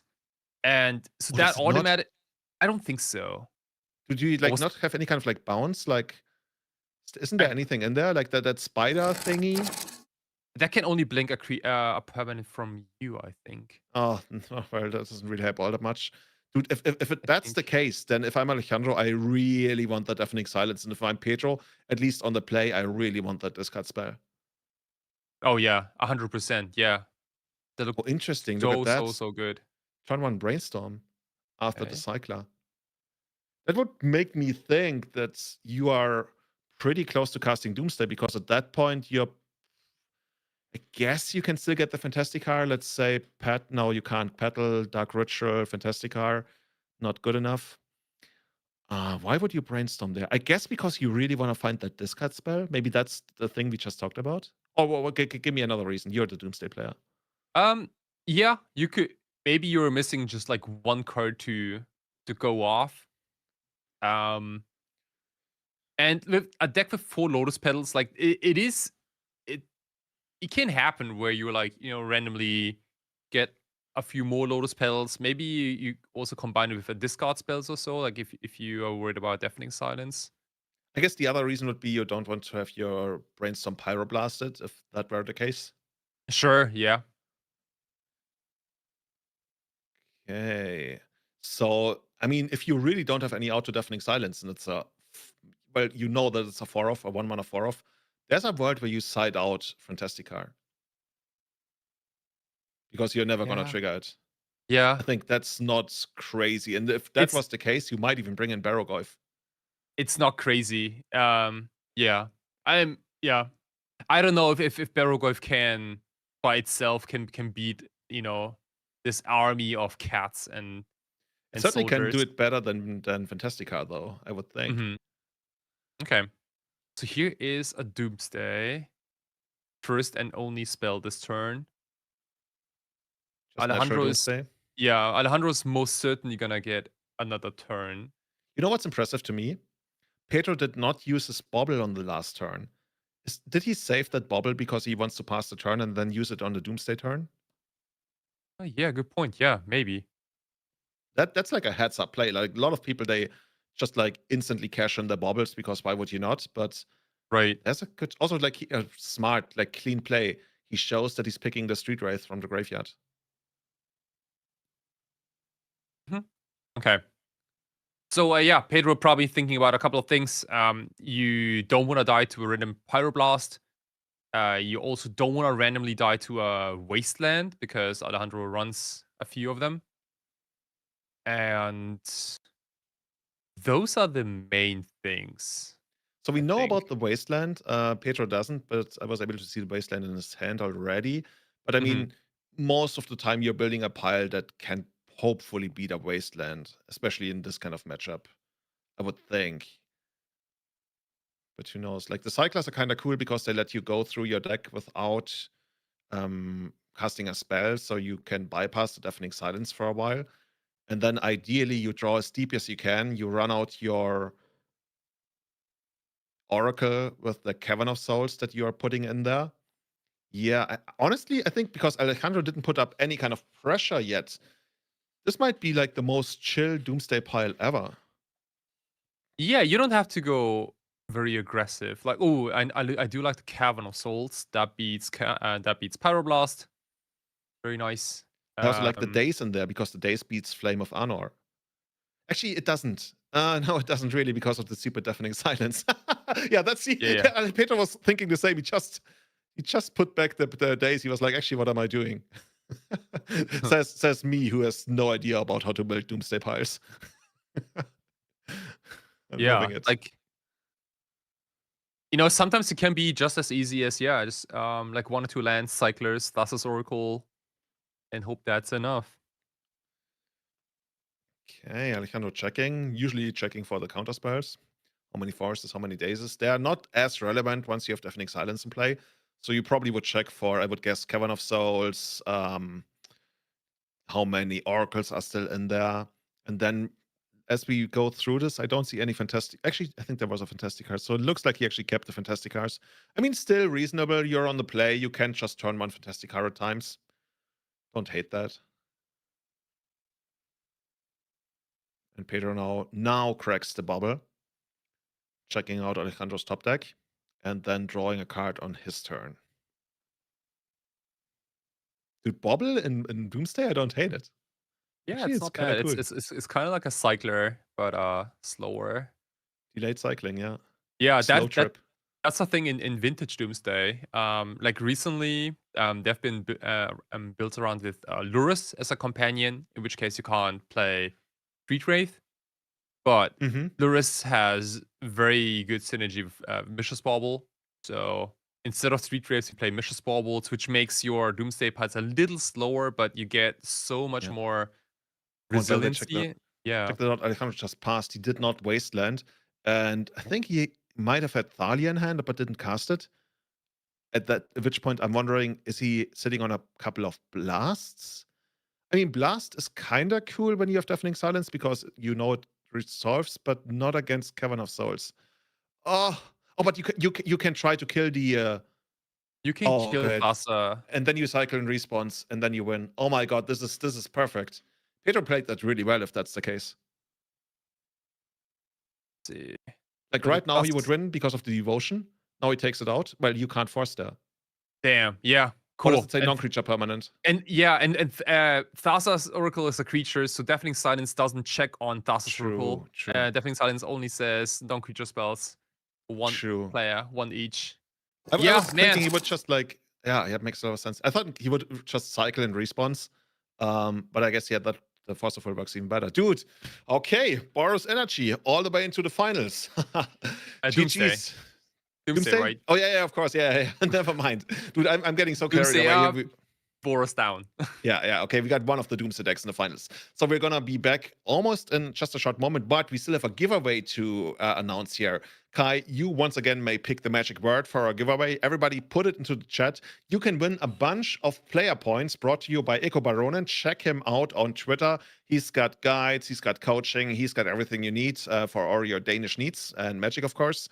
So, Kai, what's going to be the keyword? What are we going to pick? Let's just go. Don't say Doomsday. No, I'm not going to say Doomsday. Come on. I will say Edge of Autumn. That's way too long. Okay. Not my problem. Hey, look, not my problem. Edge of Autumn it is. Okay, I don't know if the bot actually can take multiple words. If not, then production, feel free to shorten it to just Edge. But yeah, you can win player points here, and they are going to be available for you on Magic Online. If you don't have Magic Online yet, of course, you can create an account. Okay, the word is going to be just Edge. Everybody type Edge in chat, and you will be able entered into our raffle. Winning, as we were told, we are not so sure about that. What was it? 2 million player points? All like the biggest player point inflation in the history of Magic Online. Enter all the events, lifetime golden ticket. Yeah, that would be, honestly, they should do that. They should have an event on Magic Online, like the biggest event on Magic Online imaginable, and there's going to be just one winner, and they get God account for life and free access to all tournaments for life. Oh, that's insane, bro.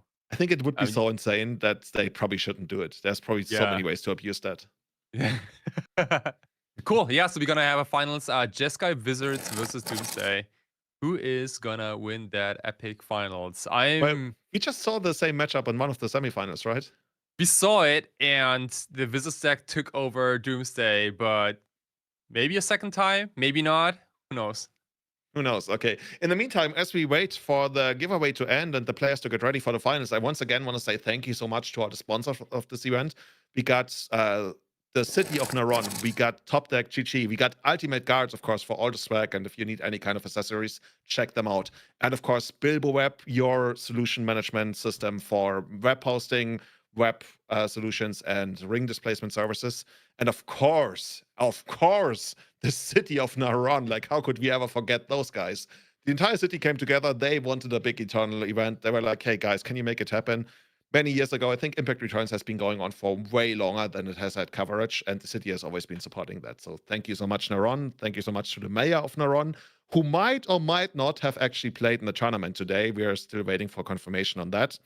And yeah, the next events are going to be coming up, not only for us here at Impact Returns next year, but also, of course, the Four Seasons events, the Eternal Weekend events, which is going to be produced by the Impact TCG live crew. So those guys are distinct from Impact Returns. Impact Returns is where all of this grew out from, right? This is the event in Narón, Galicia, northwestern Spain.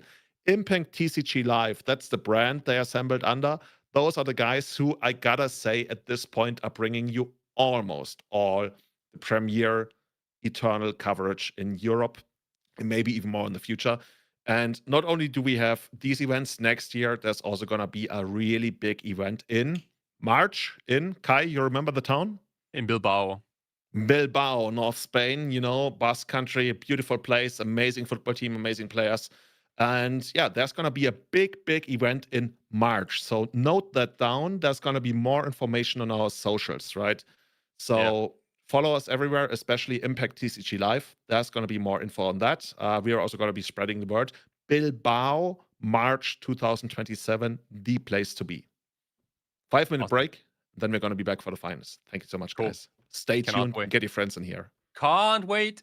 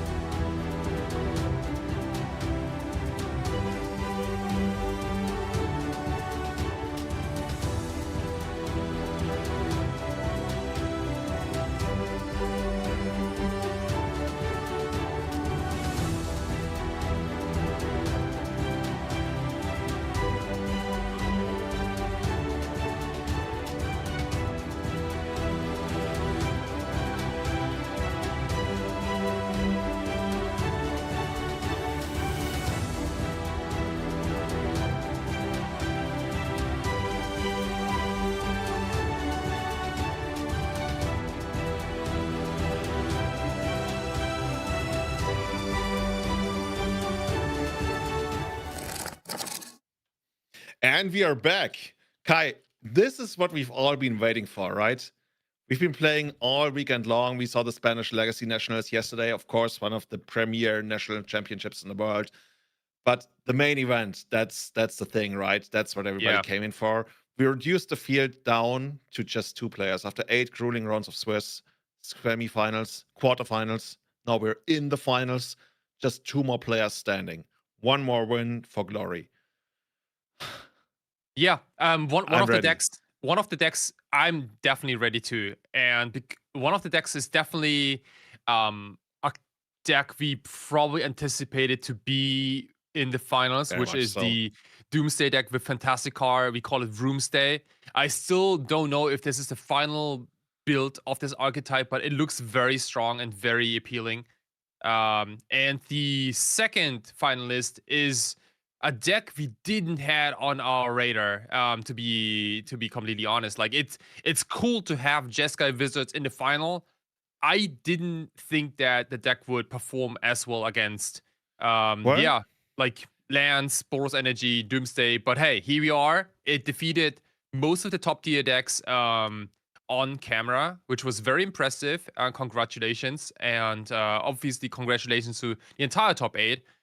We saw many cool decks like Lance, Omnitel decks, many of them, Alluran, Mystic Forge stuff, the One Ring. You know, a lot of different decks were in the top tables, but like right now, we are only focusing on a blue control combo mirror. Yeah, can't wait. Yeah, the thing is, you said we didn't expect the deck to show up in the top 8, and you are right. I certainly wouldn't have, but we should have known better. We should have really known better. You know why? Victor Gomez, who's in the finals, he already made top 8 with the deck last year. He won the main event last year in Modern. He top 8'd the Legacy main event last year playing Wizards. And he has a top 8 in Impact from 2022 back. So this guy is certainly no stranger to Legacy top 8s and even to winning tournaments. And last year he's running it back. He also was playing Jeskai Wizards back then. He's a true believer in the Wizards. And maybe we are going to make a lot more of them today. He certainly turned us around. I always thought the deck was decent. Now I think the deck is actually crazy good. So let's see it in action. Let's see what the deck looks like here.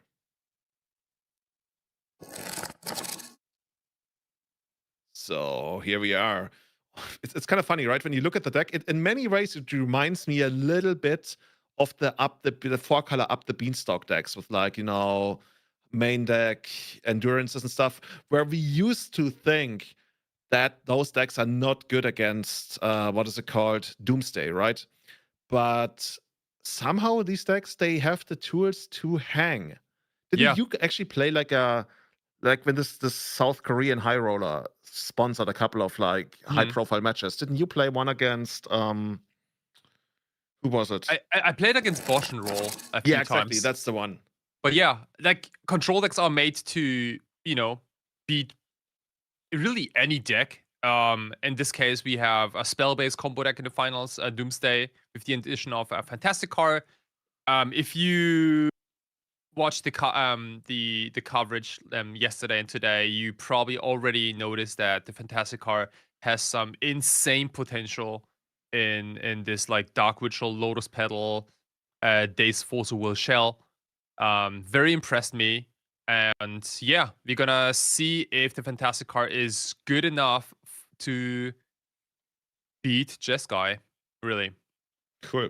So I think we're just getting ready for the match. Players have sat down, shuffling it up, and we're gonna jump into the match. So Kai, you gotta call the winner now. Who's gonna win the tournament? The one who's like very experienced, many top 8s, playing the Jeskai Wizards deck, or the new kid on the block, Fantastic Car? Yeah, I'm a little nervous to play against a Jeskai player who really knows what they're doing. But overall, I think Doomsday has a lot of potential against control decks.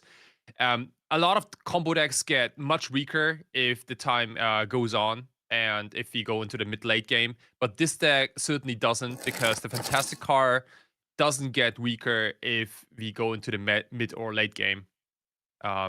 So True. Okay, the Game Boy made it all the way to the finals. Still loving that shirt very much. Handshakes, fist bumps, and here we are, off to the races. No turn 1 play on the Doomsday side of things, I believe. yeah, both players just fetch land go. And Victor, of course, probably shuffling here to get Surveillant into play. Oh no, oh, it's his main phase. Okay, never mind. Picking that one up, and yeah, okay, now it makes more sense because he was on the play and he's getting the Tamio on the second turn, playing around days.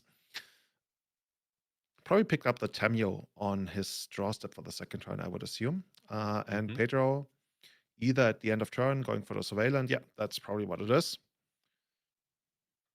Dude, I always, like, when I sit across from Doomsday and they don't do anything, when they don't even cast cantrips, to me, that's the scariest when they kept 7.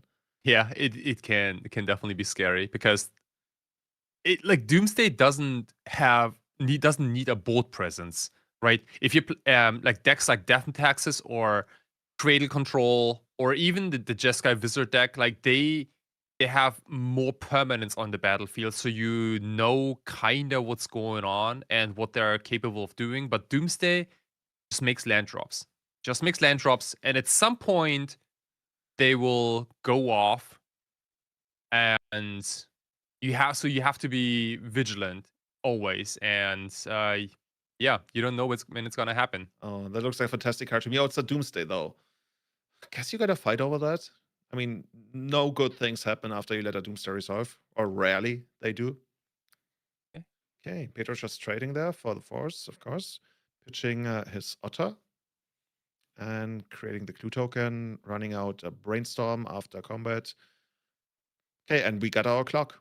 Once again, looks like the Jeskai decks don't need a lot of damage. They just need structural pressure. You know, this is when they talk about structural oppression.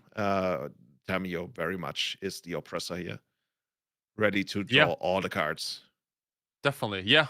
We survived the first Doomsday, and Tamio flip and uptick is also threatens something, right? Like either the ultimate itself or Tamio can be also used to pick up the Force of Negation. Yeah, actually, you're right. You can pick up the Force of Negation right away if you wanted to. Not right away, but on the very next turn.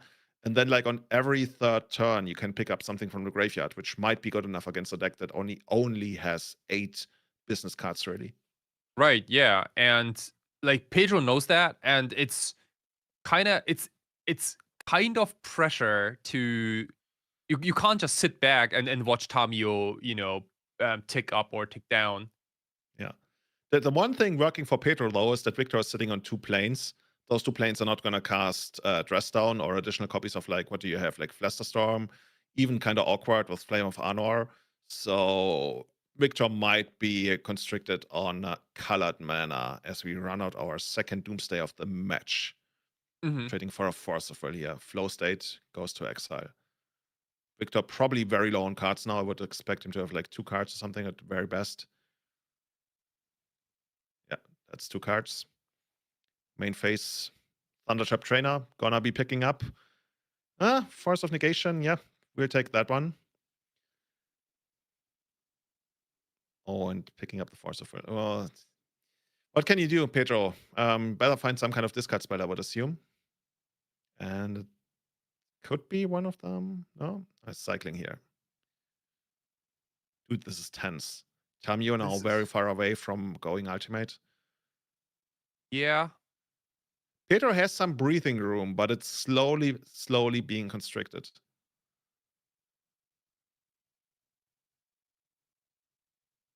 I certainly don't feel good or like safe if I'm in Victor's seat. I think Victor is ahead-ish, but it's so hard to tell without seeing Pedro's hand. Yeah, it's like it feels so bad if you go like land go against a deck that cracks clue tokens, upticks Tamios. Because next turn, technically, Tamio can again go -3 and pick up another Force of Negation, and you get kind of buried. Dude, I almost want to fight over this, like just hardcasting the Force of Negation or even the Force of Will to try to fight over the Brainstorm and then picking it up next turn with Tamio again, because it looks like Pedro really got nothing going on there. Yeah, definitely. And also, I think like brainstorms, like depending on which, and like brainstorms are different in depending on which deck, right? In combo decks such as Doomsday, Brainstorm is especially important because there are cards you don't want to have in your hand, like LED, Edge of Autumn, Thassa's Oracle. Like there are like a number of cards you really don't want to draw. So Brainstorm fixes that. It's different than in a deck like Delva, for example, where you are happy with most cards you draw. Pedro responds to the first Brainstorm being countered, tries to dig one card deeper with the Edge of Autumn. Probably finds a Brainstorm. The next Brainstorm not yielding anything of relevance in the face of another Force of Negation coming back to Victor's hand next turn. Decides to scoop them up. Not enough business to make it work. Would have been really curious what was stranded there in his hand. But apparently not enough business. He was able to get off 2 Doomsdays. Both of them were answered. And then Victor walked away victorious in the first game. Kai, we already talked about so many of those sideboard cards. I don't think we need to go over them that much more again. The only thing I want to know from you, like, how do you feel about Surgical Extraction? Yeah, dude, I was thinking about Surgical Extraction like previously too. It's kind of a win more card. Is like it? If Okay. like Surgical is very, very potent. And once you guys already had a counter war, imagine like if Doomsday got countered already, and then you draw the Surgical. That's peak, right? Because you get to like get rid of all the Doomsdays. But Surgical doesn't do anything before that happens. One could say like you can try to mess up the Doomsday pile. How often does that really work? Like basically the idea is to buy a turn. Yeah, it does help sometimes. But I think most Doomsday piles against a control deck look kind of redundant enough that the shuffle doesn't matter too much, because like you want to ultimately draw your entire deck to cast Thassa's Oracle with an empty library, to dodge things like removal, for example. Makes sense. And in which case, like shuffling the deck really doesn't make a lot of sense, you know, if you want to draw the entire deck anyway. Okay, cool. Shuffling makes a lot of sense if LED or Consider or those cards are involved. Yeah. So basically, when you put a lot of pressure on the opponent, so they have to go for a really quick Doomsday. Exactly. Okay. And there's cool. Yeah. Cool. So let's see whether Pedro is gonna be bringing in a couple more creatures here. Thus far, we haven't really seen the sideboard plan of Doomsday coming to fruition because well, the main deck was just too good in the first place, carrying him all the way to the finals here. So, yeah, Pedro. He's going to be on the play, of course. Pedro is going to be on the play, and I believe that especially on the play, he doesn't want to add anything too fancy to the deck. Best case scenario is to have a quick fantastic card trigger it and kind of like steal the game. Yeah. Who needs fancy stuff when you got the fantastic card? Oh, dude, there's actually... Wasn't there a Murktide in his opening hand? Yeah, I also spotted a Murktide Regent. Interesting. I guess a Murktide Regent is a card that actually doesn't die to Flame of Honor. It does not. So. It does die to Pyroblast, but... Oh, that's true. Then again, it's a 2-mana spell that dies to Pyroblast. I guess it's okay-ish. Oh, dude. Is this like Victor's hand? Like, have all the blasts. He's got blasts for ages. He's got Consign to Memory. He's got some mana. He's got Brainstorm. This is the most defensive hand imaginable. Let's see how it lines up against Doomsday. Like, the most awkward thing would be to just, like, see Pedro cast a Doomsday. Yeah. Definitely. He's, Victor became prepared. Are they ever gonna print, like, a blast against black cards? So that would be, like, a white spell, most likely? Dude, I was thinking... I had a very similar discussion about, like, green and black spells. Yeah. You know, like white elemental blast. Check this out. Healthy Voidwalker. Okay, so it looks like he actually went hard on the creature plan. Yeah. I mean, there's a world where Victor just sides out the two the 4 swords to plowshares. That's what I meant. Right? Yeah, definitely. Like he's still got like Flame of Honor left, which can deal lethal damage to a Dauthi Voidwalker. Yeah. But on the other hand, like Dauthi Voidwalker is a black card, can't be blasted, can't be force negated. So traditionally, how does this work? When you bring in creatures, and here we have like 8 creatures, I believe, something like 2, 4, 6, something between 6 and 8 creatures that we bring in. What do you Yeah. take out? Do you weaken your Doomsday pile? Do you take out acceleration? Do you take like out a Doomsday here and there, or like the entire package? It has to be a mix. You can either cut all the quote unquote bad cards. Like you can go down to 0 cyclers, for example. You could also cut the LED. LED is not particularly exciting in a matchup like this because you don't need to kill fast. You can kind of just pass after Doomsday against a slow deck like this. So the Doomsday plan would still be present. Yeah, so you still cast Doomsday. It's just like you don't have any cyclers or LEDs or like the typical cards you see in a Doomsday pile, and rather have like just regular lands and ponders into. Gotcha. By the way, now that the Blast has been exiled and can be cast with the Voidwalker, Pedro now has his own answer against Flame of Honor. If he ever goes to try to win with Doomsday into Oracle again, yeah, he can now cast counter the Flame of Honor if he wants. That's cool. Yeah, or can also destroy Tamio if it comes to that. True. So it's not nothing. It's not nothing. He can also pressure Tamio. It can also pressure Tamio. So like we kind of shift roles a little bit, right? So now we're talking about like Doomsday, which wants to kind of out control the control deck. which is like an approach that's definitely an option, but I don't know if it's the best thing. I remember that from Vintage. Like in Vintage, at times Doomsday used to be the most controlish of control decks, playing like all the counter spells. Yeah, definitely. It's like one of my favorite games where you like rarely cast Doomsday. Instead, you like dig through time and Ancestral Recall the entire time, and find Necro maybe. And at some point you attempt like Doomsday, or maybe you go Demonic Consultation Thassa. Help me out. Which card is better, Necropotence or Fantastica? Necropotence by a mile. Okay. But Necropotence is exceptionally weak against the Fantastic card. I guess that's true as well. I guess Necropotence, does it actually draw the cards, or does it put it into your hand at the end of turn? I think you set them aside. It does put them into your hand, yeah. Okay, yeah. So Necrodominance does draw them. Yeah. Yeah, cool. Okay, so now we're gonna try to flip the Tamio. A play pattern as old as time, get the clue token, then post-combat try to flip her. We pick up a Flame of Honor. Of course, now with the Voidwalker in play, Tamio all of a sudden no longer a win condition, right? We have parity on the attack and on the +2.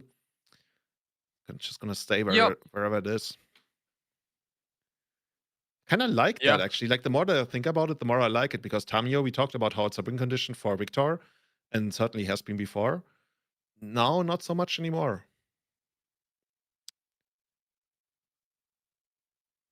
Yeah, it's definitely one way how you can go about this matchup. Okay, we get the basic planes here. Just passing the turn. And the other question is like also like how much does Victor care, right? Like how much does Victor care about Tamio getting blown up by Doughty Voidwalker?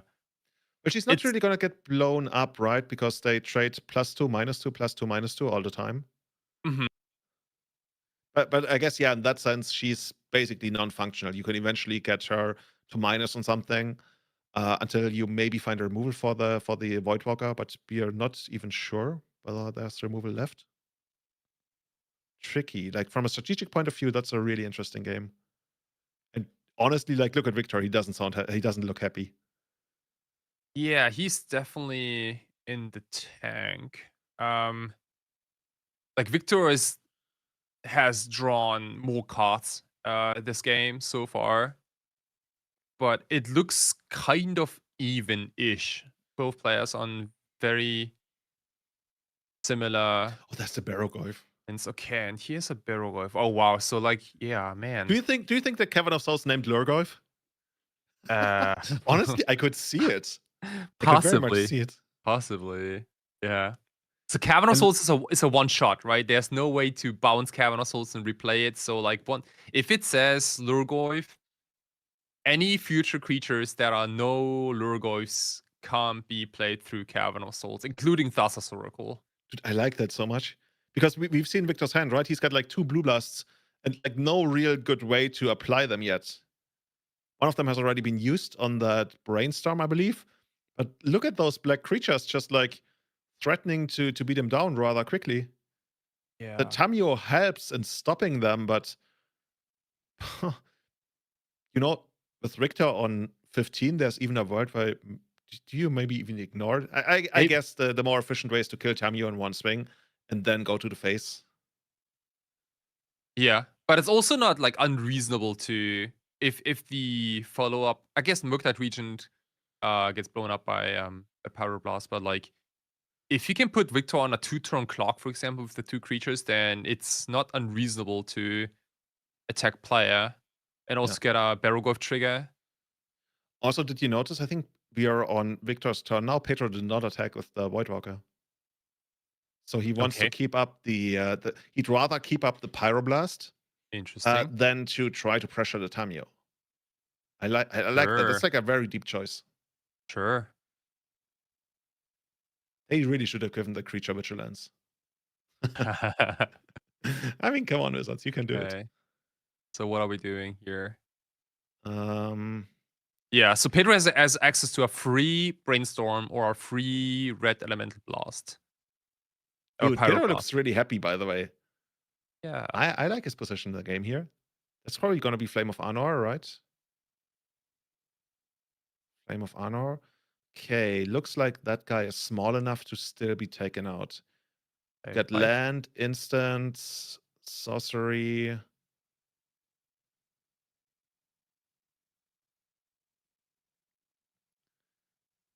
Okay, where is Pedro's like, Like he could Voidwalker, the Pyroblast, try to keep his Barrowglyph. Then again, it's a 1-for-1 trade. There's no wizards in play. Or is Tamiyo some kind of like tribal planeswalker wizard? I don't think she is. Oh wow. Oh. Yeah, indeed. See the Red Elemental Blast on the Flame of Anor. And now that force on the Red Elemental Blast, and now Pedro. Brainstorm and response. Okay, what can he find there on the Brainstorm? Victor can still pay for a days. Yeah, it's like it depends on like how serious Pedro is about this strategy, right? Like he could dig into a Force of Will and really fight over this Barrowglyph. My question is like, is this good enough? Is this good enough to win the game? Is this Barrowglyph really gonna go the distance? I think it's good in the sense that Victor doesn't really have a lot of removal spells for it, assuming that Swords of Plowshares has been taken out. But yeah, it's not great because it's probably not going to grow big enough to survive the next Flame of Anor, and Tamiyo can just minus to get it. Of course, you would lose your Tamiyo in the process by the attack, but right now Victor kind of turned things around. But of course, Pedro now probably in a position to try and resolve a spell here. It could be either the Fantasticar or a Doomsday. We consider putting a Lotus Petal into the graveyard. Okay. We have to respect the Tamiyo at this point again. Yeah, Tamiyo's getting kind of dangerously close to ultimate. And besides Fantastic Card, no creature in the Doomsday deck has haste, so yeah, we Pedro has just to cycle a Street Wraith. Yeah, Pedro has to make a move. Like he has to, yeah, like it's either a Doomsday that can win through all of this, or another Barrowglyph. How big would that guy be? Land, instant, sorcery, artifact, creature. 4 or 5? Yeah. Looks. I mean, we need one more to. So Flame of Anor is 5 damage, right? Yeah, it does deal 5 damage. We need one more thing. Actually, no, wait. Land, instant, sorcery, creature, artifact. Yeah, so it's big enough. So the minus on the Tamiyo would not kill it. This is pretty big. Pedro going heavy on the creature plan. Maybe I think we talked about how he has a Murktide in hand potentially that we've seen. Probably only deploying that one once he needs to. Okay, we're just gonna plus the Tamio. Yeah, getting that Lotus Petal in the graveyard was golden with Consider. It just grew the Barrow enough so that it survives. He might have set that one up. He might have set that one up with the brainstorm he played before. If so, shout out to Pedro, like masterful play. Okay.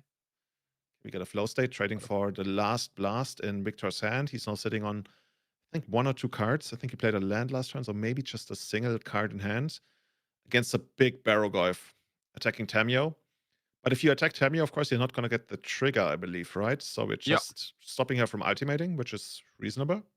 Sure. Yeah, you get a couple of life points. I think that, I was going to say, I think that must be the Murktide then. Oh my god, look at Victor. He's like another creature. What is this? Blue-black mid-range? Turns out it is. Yeah.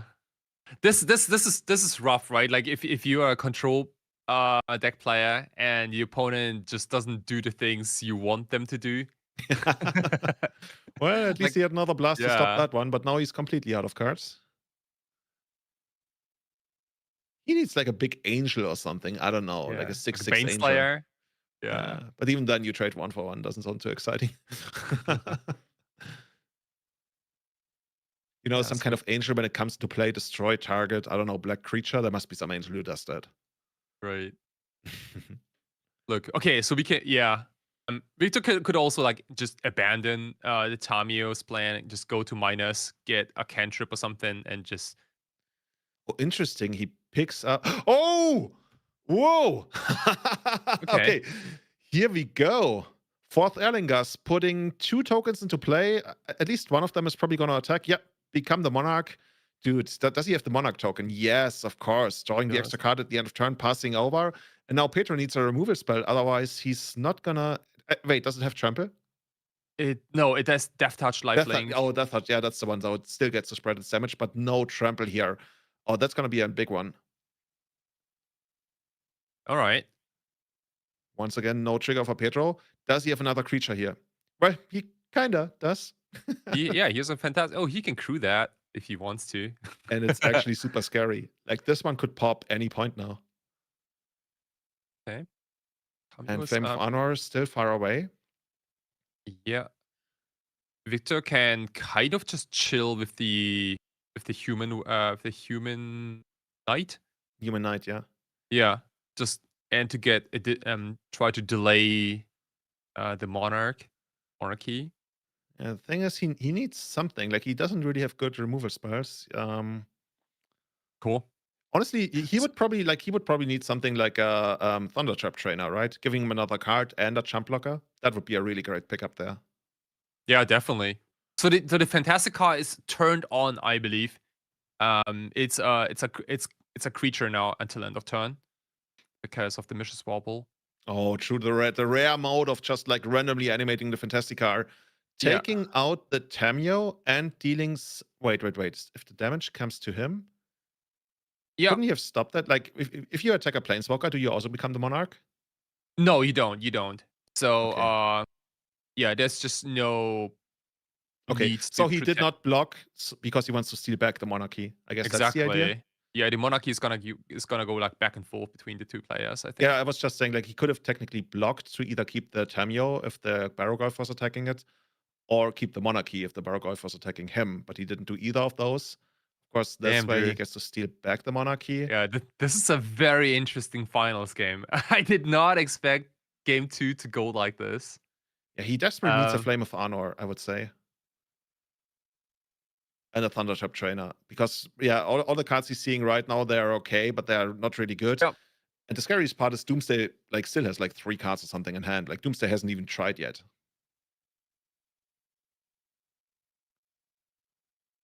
Oh man, another Ponder.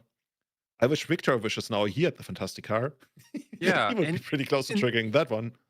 And like this, like we're using like the slow mode of the Fantastic card, right? Like you don't even attempt to get like 4/4/4s, but like every time Pedro casts a cantrip, anytime he casts a counter, a Lotus Petal, really anything, Fantastica becomes a 4/4 flyer until end of turn. Okay, and Victor picks up a Brainstorm there. He's got a fetch land in hand, so he can check this one out. But yeah, for now, I think we can, as you said, we can basically treat Fantastica as a 4/4 flyer, kind of like almost like a permanent one. Oh, that's so tricky. Yeah, you need a couple of 2-for-1s. You're not gonna get there on single trades. Another. Oh, he picks up the Thundertrap Trainer. He picks up another Pyroblast or Red Blast, I believe. So many blasts, but you need something to protect with the blast. You cannot attack the threats directly. Thundertrap Trainer is certainly a good thing, but also down to 8 life. Maybe Victor is gonna get another turn. I'm not even sure if he does. Yes, he gets the draw for the end step, but that's not gonna help him. Okay, maybe it's gonna help him now that we got a fetch land. Victor wishes he had access to those sorts of plowshares that are in sideboard right now. Yeah. So let's just say even if there is a third game, right? Victor has to like seriously consider bringing in those Swords to Plowshares again, and Pedro can decide. Oh, look at if that! he, There's if a he wants Swords to to keep Plowshares. them. There's a Swords to Plowshares. He didn't side out all of them. He picks up a Swords to Plowshares or a Flame of Honor, but he's taking the bird, what do you call it, the duff in the hand, and just takes out the Barrogoyf. And now the Fantastica, that's actually quite bold, I gotta say, by the way. Like, he lets him keep the Fantastica and hopes that he doesn't trigger it next turn. I don't hate it. I think that's a very bold, conscious choice. Oh, and there's the Dark Ritual. That Oh, triggers we the know what's happening. Fantastica. Another barrel. Another Oh, but not enough. Not enough to trigger the Fantastica. Interesting. Okay. Why would you Dark Ritual? Oh, because you want to turn it on, of course. Yeah, makes sense. Back and forth, back and forth. This game, man. This is certainly worthy of a finals. By the way, Victor apparently was at -1 for a second, going all the way back up to 3. 3 to 30. For a mountain to climb. Yeah, this is a very intense moment for then both again, players. This is the best position Victor has been in quite a while, because now he's got cards in hand and mana available. So now he might actually be able to do something. Like, he can now, if the Fantastica ever triggers, he can like counter that once. Yeah. So like Brainstorm is cool, but like the Consign to Memory could technically counter the Fantastica's triggered ability to become a 4/4 on. Yeah. Because Victor is dead, right? Like, Victor doesn't have any flyers. So if the Fantastica becomes a creature next turn, which will most likely happen because of how Pedro's deck is built. And Pedro steals back the Monarchy, sacrificing one of his tokens. Dude, can you see how much he's shaking? Love that. Yeah. Super high stakes. Pedro on the other side, super chill. He's the ambassador from Portugal, trying to steal the crown from the Spanish royal family. Okay, we get Tamio at the very worst. That's a flying blocker, by the way. Yeah. Could be relevant at times. That's the fly we were looking for. They seriously forgot to put Trample on Fantastica, apparently. Second Fantastica. Another Fantastica. Oh, yeah, that triggers the first one, and then you Legend Rule the second one out. Okay, now we can jump block twice. And Brainstorm while both blocks are on the stack. Oh, to flip the Tamio. I see. Yeah, makes a lot of sense. And then the Tamio cannot immediately minus, so the Tamio would need to survive for one more turn to get the Swords to Plowshares back. There's a chance that he kept like 2 Swords to Plowshares in the main, right? I just cannot imagine he would keep 4. Ooh, nice dress down. Okay. This is so nice because Barrogoyf like is an 0/1, I think. Technically, yeah, without the ability. Yeah. Because it loses all abilities. Oh, that's so cute. Yeah, explain that to us. Like, why is it that? So because like it has a damage marked on it because of the combat, and then the dress down makes it so that it loses all abilities, and including the ability of his like power and toughness. So it just dies. That's beautiful. By the way, if you're watching, get your friends in here. This is one of the most amazing Legacy finals I have certainly ever seen. Victor's fighting tooth and nail to stay alive, and honestly, kind of carved out. I dare not to say, but a lead in this game, right? I think Victor is ahead at this point. Yeah. I thought that this was Pedro's game, but like, things have changed a little bit.